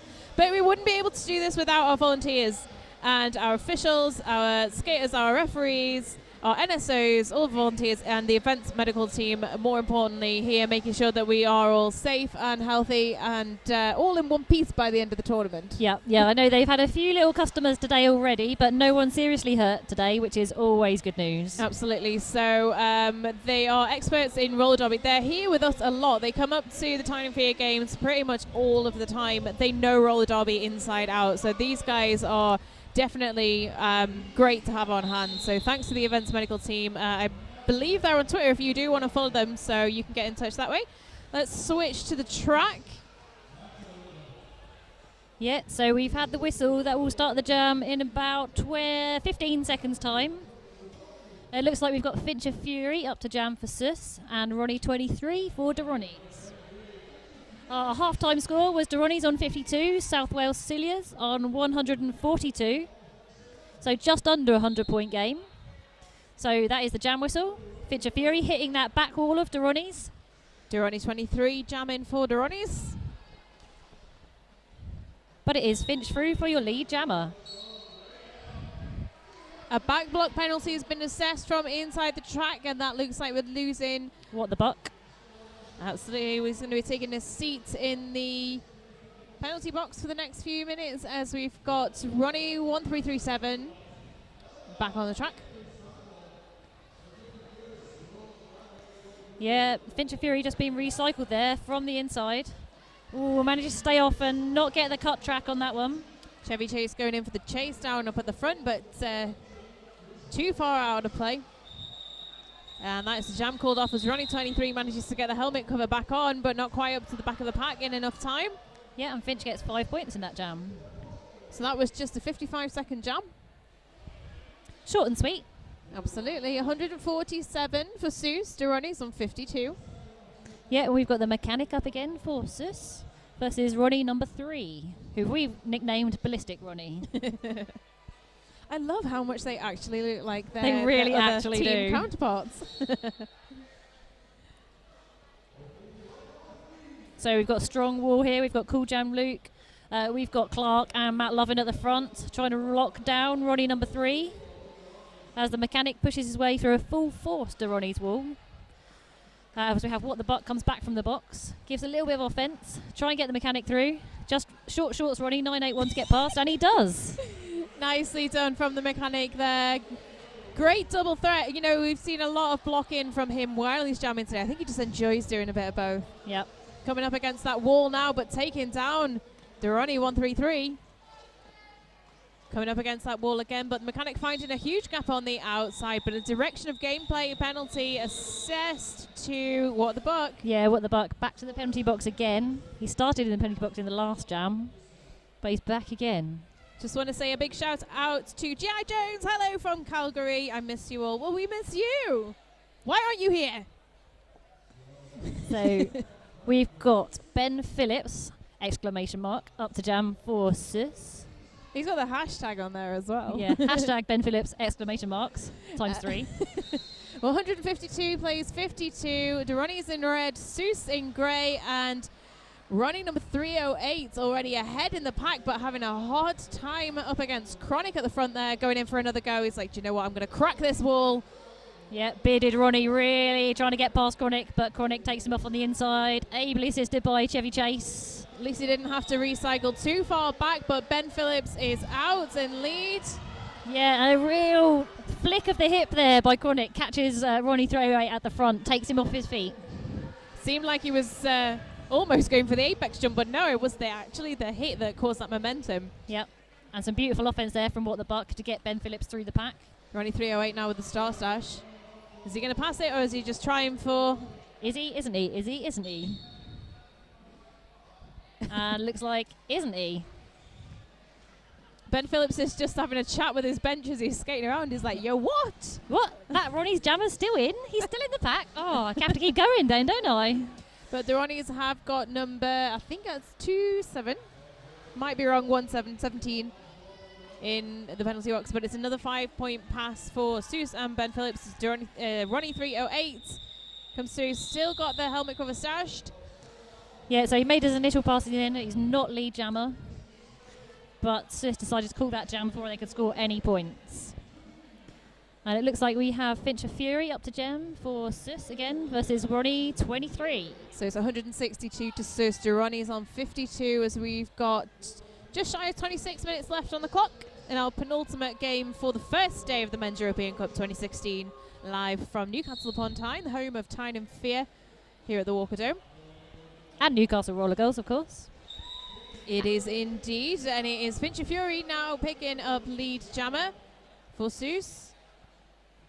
Yeah, it's been great seeing Tyne and Fear and the Newcastle Roller Girls really working together to pull this event off. It's a really, really professionally produced event. Very well organised. Oh, thank you very much. We have to say a huge thank you to Quadders for putting the stream and all the equipment together, because without it we wouldn't be able to bring this. And picture is like my favourite thing in the entire world. Yeah. Anyway, there's some roll derby happening on track. Oh no, there isn't. Yeah, Matt Lovin did a naughty thing and he had to go and sit down and think about it. He's just sitting there shrugging with a grin on his face. Yeah, Seuss picked up another couple of points in that jam. So 164 to 164 to 52.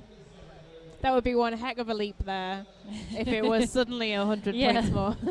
Whoa, I missed that. That was fast. So we've got the mechanic up for Seuss versus Ronnie 3 for Ronnies. So Ronnies from Germany. Unofficially, they are Team Germany. I know at least half of them were at the World Cup in Calgary. I dare you to name them. Oh, I think there was Ronnie. Yeah. I think Ronnie couldn't make it. Oh. But then Ronnie was there. Ronnie 3 has picked up lead jammer. Yep. So good job from him there, as the mechanic is still struggling up at the front of the pack there. I think we've had a nice team talk in half time there, and they're definitely keeping an eye on the mechanic now moving forward. He likes to get low and block with the top of his shoulders, so they're just thinking, how can we counteract that as we go through? So some beautiful acrobatics from What the Buck. Yeah, like I say, he's very bendy. He's a physiotherapist, so he is all about that stuff. He loves a forward roll. Yeah.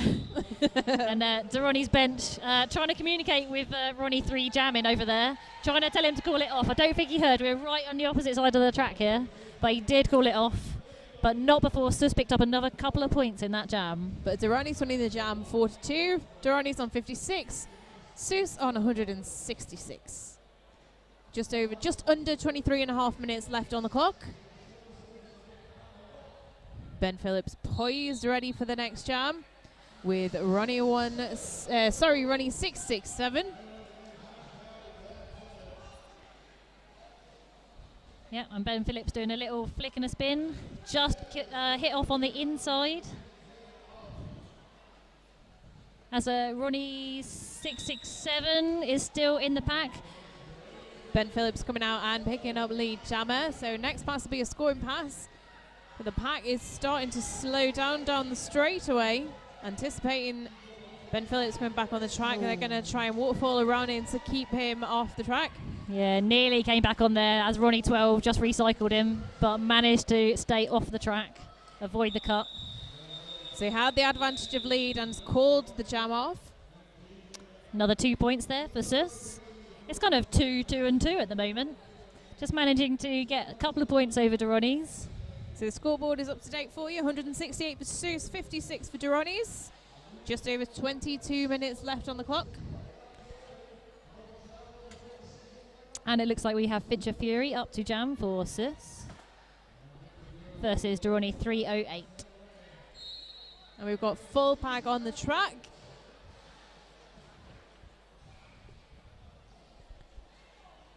A lot of furious tussling going on there, but it is Fincher Fury picking up lead jammer. He's looking at the pack thinking, well, they're busy. I'm just going to go around this wide gap on the inside here. Yep. Yep, nice quick thinking there by Fincher Fury, taking advantage of those little gaps. Ronnie 308 up Ooh, against. as he puts Reaper Ronnie 1337 onto his backside. Strong wall of Sus up at the front there for Ronnie 308, trying desperately to break through, but not really getting the shoulder through like he was hoping for. The no pack call, allowing Fincher Fury just to go through for a 5-point pass. Yeah, just clarifying with his bench there that the bench wants him to keep going. This is a sort of a power jam for Sus. Ronnie 308 still to make his initial pass. He's taking the helmet cover off. He's got it in his hand. Is he going to pass it or stash it? We've seen a lot of this stash it tactics of late. Just depends how easily you can disguise yourself. That helmet is quite an easy spot in the pack. You go, oh, hang on, where have you come from? You must be the jammer. Yeah, another 5 points there picked up by Fincher Fury. So it's a 15-point jam so far. As Ronnie 3-3 is pushing up at the front there. Has he got the helmet cover? Did we have the star pass? Yes, we did. He has got the part and he's putting it on his head. So that's the first, I think the first star pass that we've actually seen reach completion. I'm sure Twitter will correct me if I'm wrong. And another 4 points just there on that last pass for Sus. Takes the score to 19 points in that jam. Overall, Sus on 187, Durrani's on 56. So just over 20 minutes left on the clock. So we have an official review called by Durrani's. So we should hear from the head referee what that is all about. As soon as we know more, we will feed back to you. Hopefully we'll be able to hear the referees on the inside. If not, we've got an alt ref designated for the announcers just in case, which is always helpful, just in case you need clarification. As we hear the house crowd taking up the Sus chant. You tend to hear a lot of this because there are a lot of skaters that have that similar ooh. Yeah. Because there's moo. So we occasionally get the mooing. And then you have Sus. And then you have other skaters in like Middlesbrough Mill Rollers, for example, you got Moose. So there was always the kind of the moo with the moose as well. Yeah, I've not heard that one. Similar kind of thing. Still having a chat there for the referees, but I think we're going to have some feedback shortly. So they're just going to get the microphone, so they're going to pop an ear off and have a listen.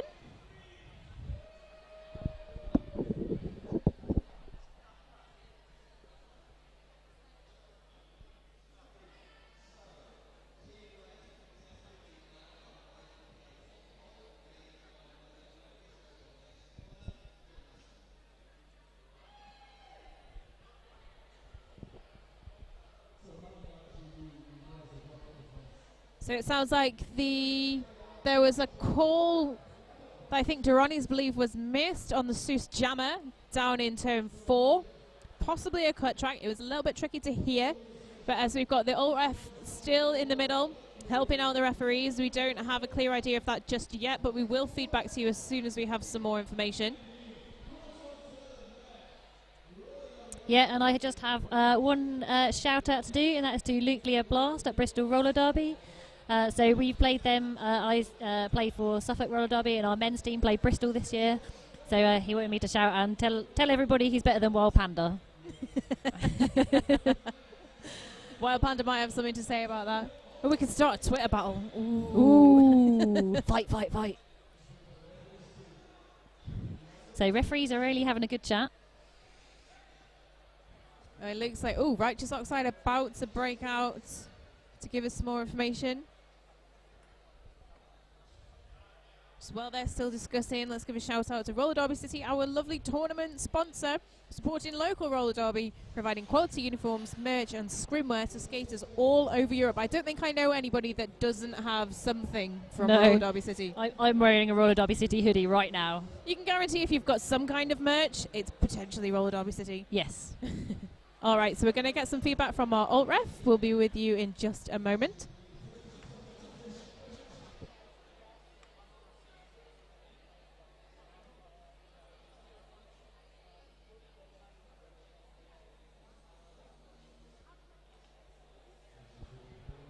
right, so the official line on that is that the Ronis contested an out of play block that they felt should have been called on Seuss Jammer, and this is actually going to be upheld, so the call is going to stand, and Ben Phillips at the moment with the helmet cover in his hand.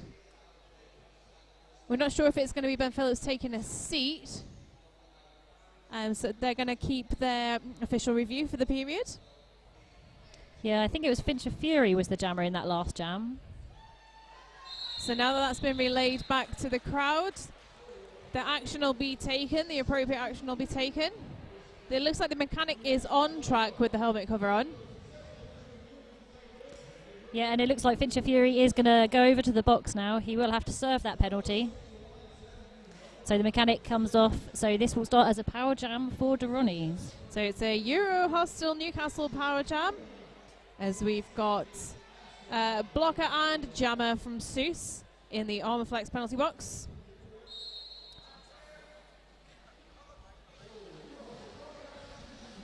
So we've got Matt Lovin, Mr. Stabby and Clark hoping to hold up the defence of Seuss. Oh, Matt Lovin on his own at the back there and took a tumble, landing on his backside. But Ronnie's picking up lead jammer, Ronnie 23. He's only got 3 people to get past. Lovely bit of footwork there. Yeah, no trouble getting around the Seuss wall that time. Ronnie 23 certainly making an impression here.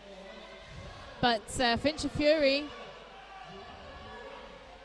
is back on the track, so Power Jam has ended. Yeah, and Fincher Fury is through. He is not lead jammer, but he is now on a scoring pass. Yeah, completed that initial pass very quickly. Just find a break down the inside and use that to their advantage. Yeah, I think he was hoping that Ronnie 23 wasn't going to have seen him speeding around the pack that time, but he actually did. So Ronnie 23 called the jam, so that was another 5 points for Ronnie's and 0 for Seuss So in that jam. 10 points there on the board. So that takes the score to 187 for Seuss. No movement there in that last jam, but Durrani's on 66. And Durrani's have called another official review. Well, so they managed to retain it before because they effectively won the official review. Yeah, so they retain theirs, yeah. And they get to keep it. It's reset at half-time anyway if you're unsure of how it works. And for anybody at home that's watching, this is an MRDA sanctioned tournament. All the games MRDA sanctioned? I think some of them are. I will need to double check that it's all of them. The lovely Sven will be able to confirm that for you.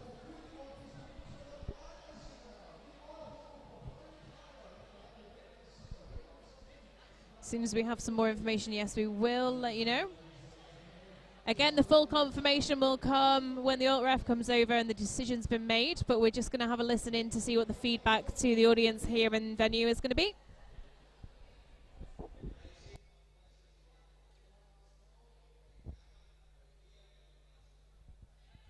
So again, in turn 4, by the sounds of it, the Ronnies are contesting a no call for a forearms penalty over in turn 4. So everything seems to be happening in turn 4. Yep.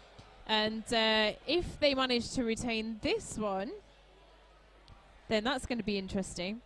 Yeah, well, I think Durrani's bench just in front of turn 4, so I'm guessing that's why they're seeing all those penalties. They're going, do you know what? There's something happening over here. This is like a little black hole of roller derby. All right, so alt ref's going to come over. We'll listen to what's been said. So next up on this track, we are going to have the last game of the day, which will be the Mad Riders from Madrid versus the Gothenburg Salty Seamen. That will be the Game 7, the ultimate game of this day. Okay, so the call that was requested was a forearms penalty on the Seuss jammer. This information is going to be given to the crowd back at home as well, but the call is not going to be made, so the no call will stand, which means Durrani's will lose that official review for this period. And Seuss still have their official review. Durrani's still have all of their 3 timeouts, and Seuss still have 2 of their timeouts.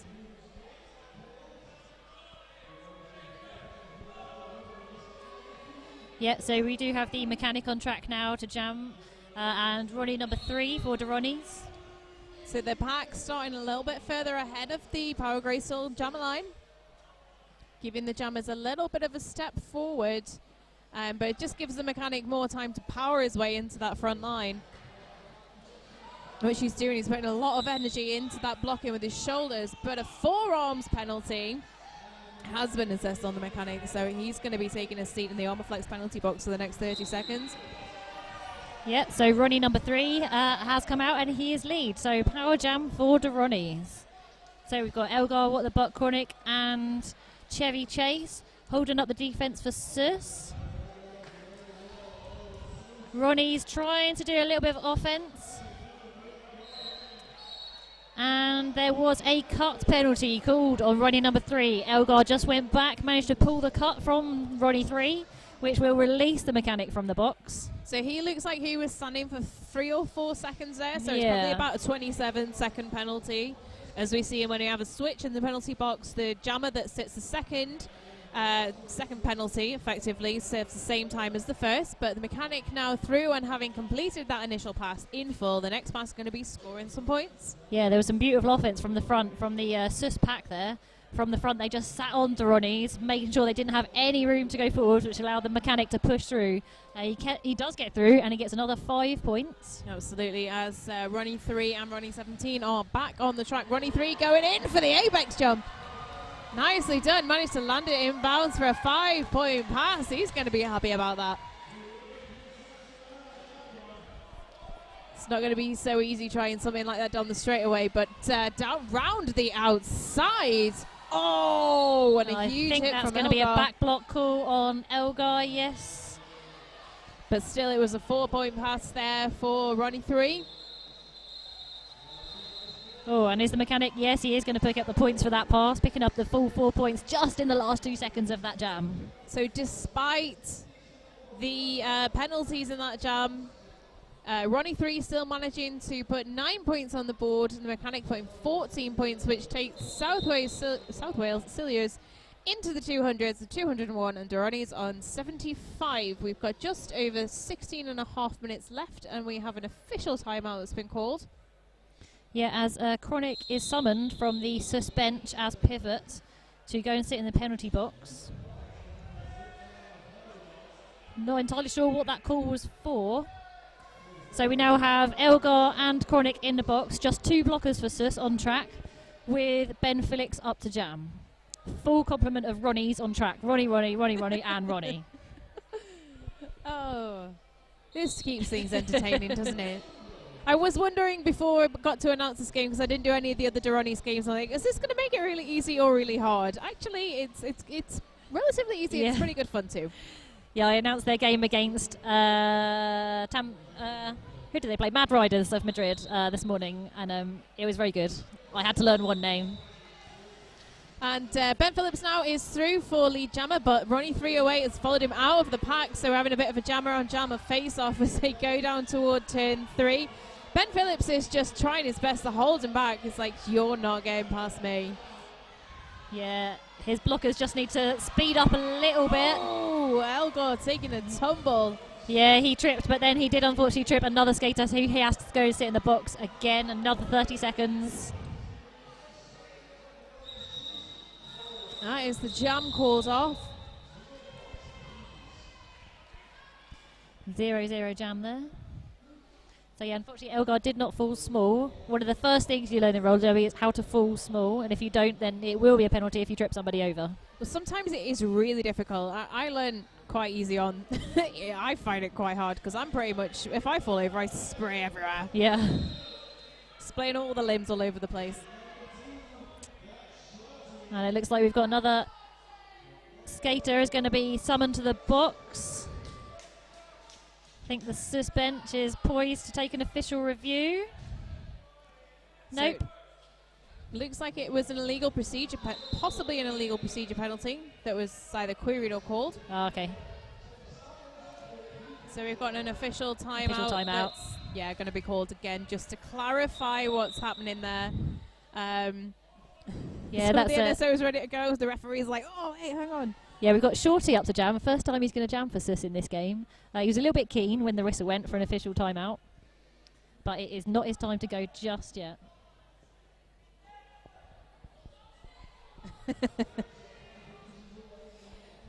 So Shorty's just going to have to wait a little bit longer for that inaugural jam.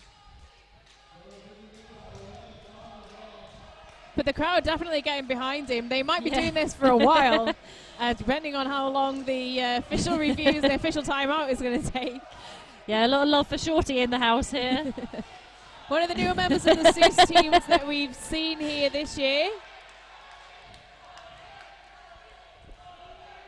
Thank you everybody for joining us on Twitter. Please use the hashtag MEC2016 or tweet us at Men's Euro Cup. If you want a shout out, we'll do our best to read your messages. So Durrani is on 75, Seuss on 201. Just over 15 minutes left in this second period. So Shorty finally getting the jam that he was so eagerly awaiting. But it is Ronis picking up lead. Ronnie 23.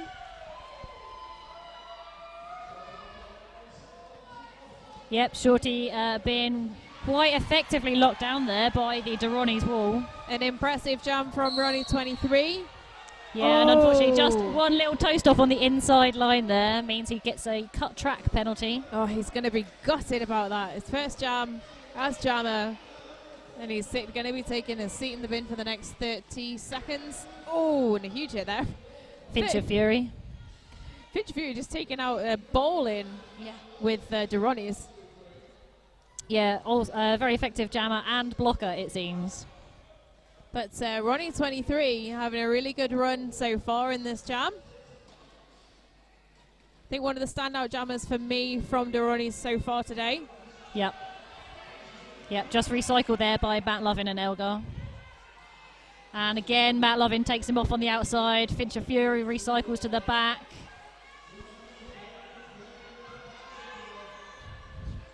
I don't know if they've noticed, but Shorty is back on track. Some of the Ronnies have noticed, not all of the Ronnies. I think they have now trying to reform that wall up at the front there, but the pack, no pack has been called, which means Shorty can complete his initial pass. So the next pass is a scoring pass. He's got 25 seconds, but cut dead. 5-point pass on the board by Durrani's.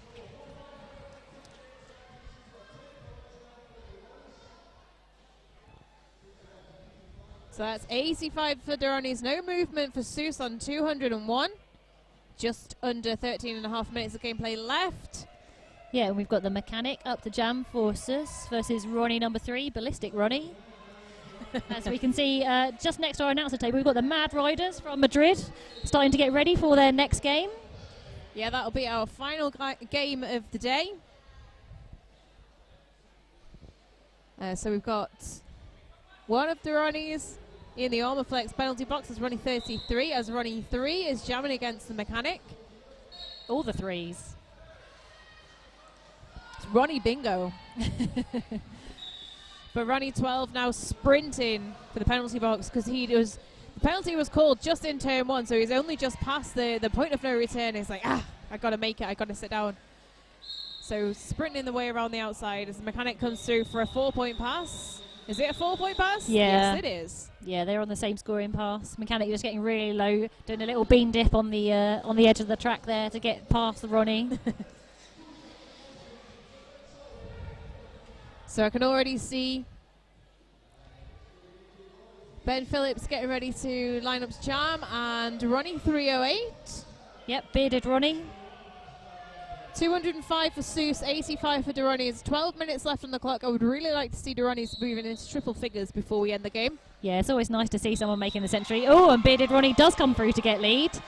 Lovely little apex jump on the inside, partway down the straightaway as well. Saw the opportunity and took it, but now the pack is speeding up, trying to wear the jammers out a little bit, but actually works quite well to Ronnie 308's advantage. Yeah, Mechanic just hitting the back of the pack there. Doesn't manage to pick up any points. So just the extra 3 for the Ronnies in that jam. Takes them up to 88 points. So nice clear communication there from jam referees on the inside, just upgrading that 2 to a 3, making sure the scoreboard have seen that. So 88 for the Ronnies, 205 for Seuss, just over 11 minutes left. The 5-second call's already gone up. Yeah, and we've got Shorty up again to jam for Sus. They're giving him another chance to get through, get some points on the board. Like, I'm not going to go to the penalty box in this one. I will get points. I will get points. He's got Fincher Fury as his pivot, but he does pick up lead. He's going to be very happy about that. Yeah, I think there was a little fist bump. Yeah. It's coming back around now for the pack that hasn't really moved very far past turn one yet. No, we've got Clark and Cool Jam Luke at the back, managing to lock down Ronnie 667 at the back. And nice with a little bit of a bridge from Matt Lovin. 5-point pass on the board there. Fincher Fury on offense to try and get Shorty through and get him some more points. Ronnie 667 with a nice apex jump on the inside. Gets him through on his initial pass as Shorty comes through. This is another scoring pass for Sus, but he does pick up a cut track. Again, another toast up on the inside. He's going to be careful of that next time. I think he wouldn't like to have thought he'd do it twice, but sometimes... Yeah, I think he thought he was through. He was very excited. And very, very close. Yeah, just didn't quite make it. Nice bit of hip work there from Fincher Fury at the front. Takes Ronnie 667 down on to the track, but not off track. But Matt Lovin does take him off track. A direction of gameplay penalty taken out. Cool Jam Luke is making people fly. Oh, we have a high block penalty there. Ooh. It's been assessed to Ronnie 667, 667, who's our jammer.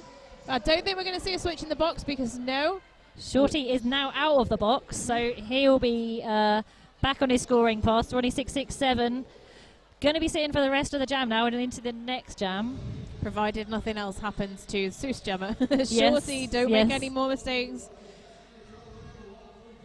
Try and go for that inside line, but knocked to the infield, looking for a break down the front and finding it, taking a run on his toe stops, but I think the time elapsed there in that jam, but that was a 5-point pass for the Ronis.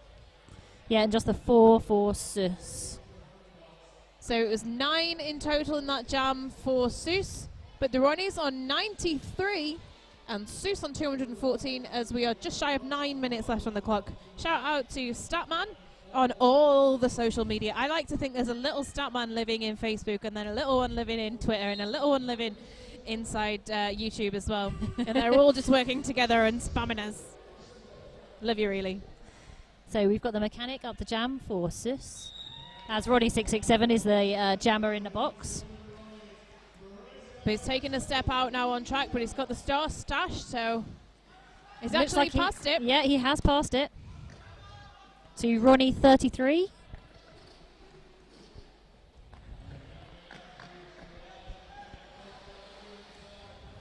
I'm wondering if everybody on Sus blocker side has actually noticed this yet, because you had a few that looked like they had and a couple that were just like, oh, hang on a minute, wait. Does he? Sorry, which one's the jammer now?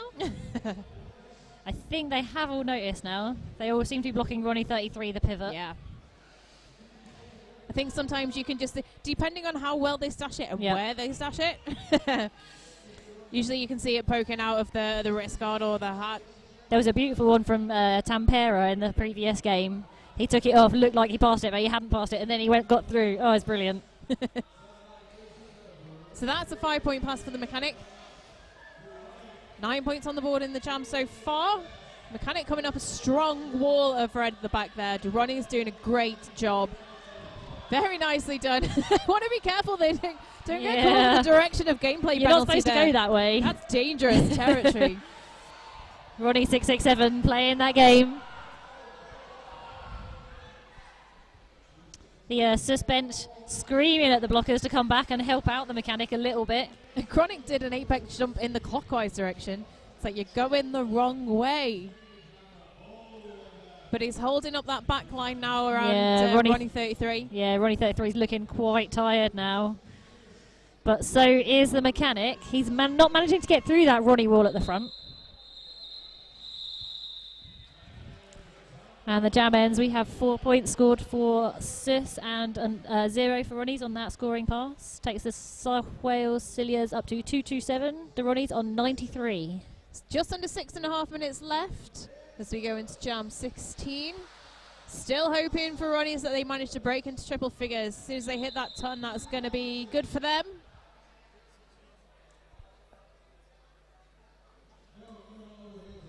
So we have a team timeout here called by the Ronis.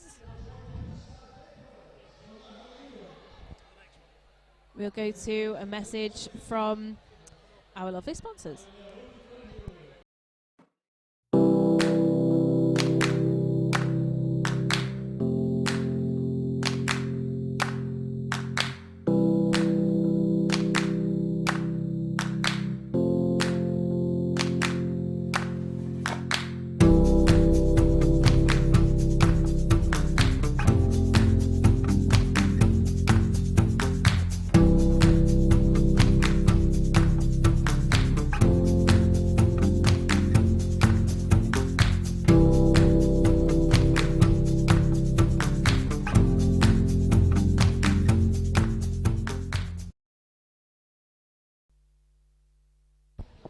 And the jam, the timeout is over, so the jam is ready to start back up again. So that last jam we had a 13-point jam from Seuss. Yeah. And it looks like we have Ben Phillips up the jam for Sis in this versus Ronnie 23. Ronnie 23 finding break down the inside, but quickly covered by Matt Lovin. Tussling for that back line now. Both of our jammers having a tricky time of it. Ben Phillips, unattended up at the front there. But Ronnie 23 for Ronnie's picking up lead jammer. Yep. Ben Phillips was taken off track, but he was a no pass, no penalty at the front there, as the Ronnie's blockers did go off track also. As Ronnie 23 comes up to try and score some points. Taken off by Matt Lovin. He did pick up 1 point. 1 point.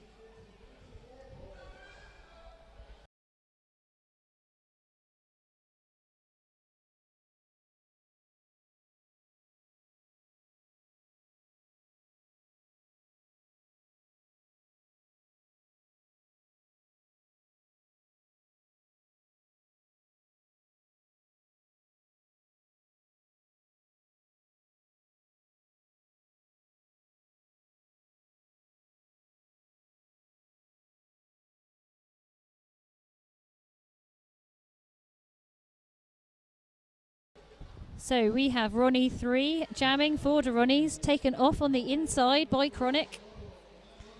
Fincher Fury still at the back with the other Ronnie blockers.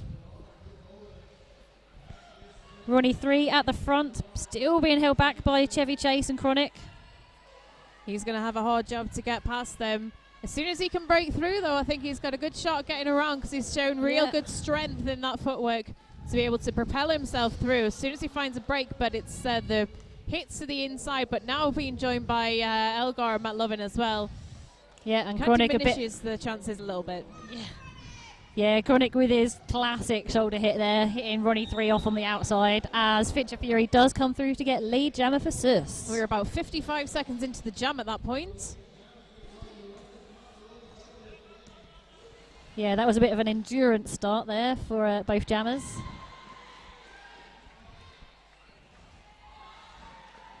And a bit of last minute blocking there by Elgar takes Ronnie 3 on his feet, off his feet rather, but he did get up, he didn't go off track. Finch calls the jam. Another 4 points for Sus in that jam. So the Ronnies yet to put any points on the board in a couple of jams. So 231 for Sus, as we've got just over 3.5 minutes left of gameplay. Yeah, apologies for the little break in the feed there. It is back now. We know people are still watching. Roy McKenzie. Thanks very much for getting in touch. Don't forget, if you're not on YouTube, you can also get in touch with us on Twitter. Use the hashtag MEC2016 or tweet us at Men's Euro Cup. We've got Ronnie 308 and the Mechanic now jamming. Yeah, the Mechanic at the front does get pick up lead jammer. Ronnie 308 still at the back, being kept back by Cool Jam Luke and Matt Lovin. Mechanic comes through. That's a nice grand slam. 5 points there. As Ronnie 1337 was holding up that front line there, rejoins his teammates toward the rear of the pack, coming up against Elgar and going up against the Mechanic, but managing to juke around. But it's a 5 point pass on the board for the Mechanic. Yeah, Matt Lovin Still not giving up. Taking Ronnie 308 off on the outside. Recycled by Elgar. He's trying again for another pass down the inside line, and Matt Lovin is just moving him laterally like a sliding scale on the track. It's going in for the shoulder check, knocking him up to the outfield. Nicely done. Matt Lovin didn't even look like he moved. But there was a lot of power in that shoulder check. And Ronnie 38 picks up a cut. He just came back on track in front of Matt Lovin on that last pass. So he will go to the books, and we will start on a power jam for Sis and Ben Phillips. Power jam brought to you by Euro Hostel Newcastle. At Euro Hostel, you can budget stay your way with rooms for up to, I think, 8 people. Wow. That's got to be a smelly if that's 8 roller derby people. That could get pretty crazy. We've got a lot of our teams staying there this weekend. The after party is going to be in the adjoining bar. The wear rooms, where we do often have the after parties from Newcastle Roller Girls and Tiny Fear up here in Newcastle as well. So those guys are pretty much doing us a favour as much as whenever we have any teams that come and join. So it is a team timeout in situ at the minute. Yep, team timeout for team Ronnie. Team Ronnie, team the Ronnies. It's all Ronnie. It's all Ronnie to me. It's all right, Ronnie.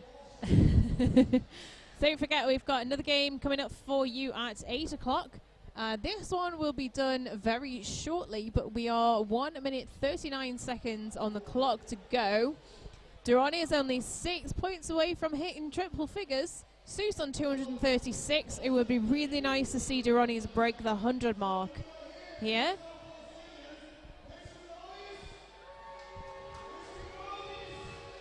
And the in-house announcer's definitely trying to G on the crowd. Some of these guys have been here as long as we have, since 7:30 or 8 o'clock this morning. There was a huge queue forming as we came in. The first game started at 8. The last game's going to start at 8 p.m. So very long days. Thank you for everybody that's been tuning in at home. Yeah, good 14 hours of roller derby there. Amazing. And Ben Phillips does come through to be your lead jammer. Ben Phillips doing what Ben Phillips does best. Yep. I think the curse is lifted now. It's only taken almost the whole game. And it looks like we've had a cut track, so Ben Phillips is going to be taking a seat in the Armour Flex penalty box, and this could potentially be the last jam of the game. Durrani's now with the Euro Hostel Newcastle Power Jam. Jammer switcheroo. So Ronnie 308 will be back on track. He is on his initial pass. Still got to get all the way around, and probably in that time we're going to have Ben Phillips back on track unless some Ronnie magic happens up at the front there. Yeah, and not managing to get past Chronic as the last blocker. He's pretty difficult blocker to get past. It looked for a second like they were just sending all of the Ronnies en masse to break the wall down. Alas, Ronnie 308 is up ahead in his own, but now having completed the initial pass, but Ben Phillips is back on the track. Yeah, we won't have a lead jammer. Ben Phillips was lead, so this will go for the full 2 minutes. And that takes us down to the next 48 seconds. Are we going to see Ronnie's putting those 6 points on the board that I'm so concerned about, apparently? So this is probably going to be the last jam of the game. I think you're right. The period clock is only going to have 10 seconds on it now. Oh, no. Yeah, Ronnie 308 picks up a cut track. Just pulled by Clark at the back there. So Ronnie 308 should be on his way to the box. I don't think he's heard the referees. Oh, no, he has now. Maybe he was trying to make his way out and was just taking some residual energy from those hits and taking his time. But Ben Phillips with another 5-point pass. I'm so sad that the Ronnies don't manage to have the time to put those additional points on the board. But this is going to be a Seuss win, and that is your unofficial final. 241 to 97. Oh, only 3 points shy. So close. So as soon as that's final, we'll confirm. I think it's just showing their experience and their power there. I'm not sure that that was fully 100% for them. So maybe we'll see that in the next game. Obviously, who will they be playing next? Because they won that game. They will be playing the winner of Tide and Fear and Pan Am, which was Tide and Fear. Yes, it was. So tomorrow we are going to be starting a little bit later, so 9 o'clock. Which means you can potentially have a little bit of a lie-in suffer punch. Thank you very much. You're welcome. Thank you, everybody, for joining us. We will confirm the final score as that comes up. Just to let you know, do get in touch with us using the hashtag MEC2016 or at Men's Euro Cup on Twitter. That's the final score. Yep, 246 to South Wales Cilias and 97 to De Ronis. South Wales just going into the crowd to grab the major. They're a sheep skull on a stick. As the skaters take their skate arounds, have a little hug, sweaty man hugs. I really love all the camaraderie that comes with roller derby. Men's roller derby, I think, especially has a little place in my heart. I've seen a lot of friends here skating today as well. But especially when you've got newer teams like this that actually come out and they put their heart and soul into it, and it's a huge learning experience for them, and we can see them going from strength to strength, game by game, jam by jam. Yeah, and absolutely. then, next time we do this, I imagine they're going to come back stronger and better, and they're really going to give everybody a run for their money. Yep. Yep, you can see a few of the Mad Riders from Madrid just joining the track for the skate around there. They'll be playing next up against the Gothenburg Soti Seamen. So we'll be handing over to Sven and Chasing Katie for the feed for that game. My name's Panda. And my name's Suffolk Punch. All right, we will see you again soon. Enjoy the rest of the day, and I will see you tomorrow. Thank you very much.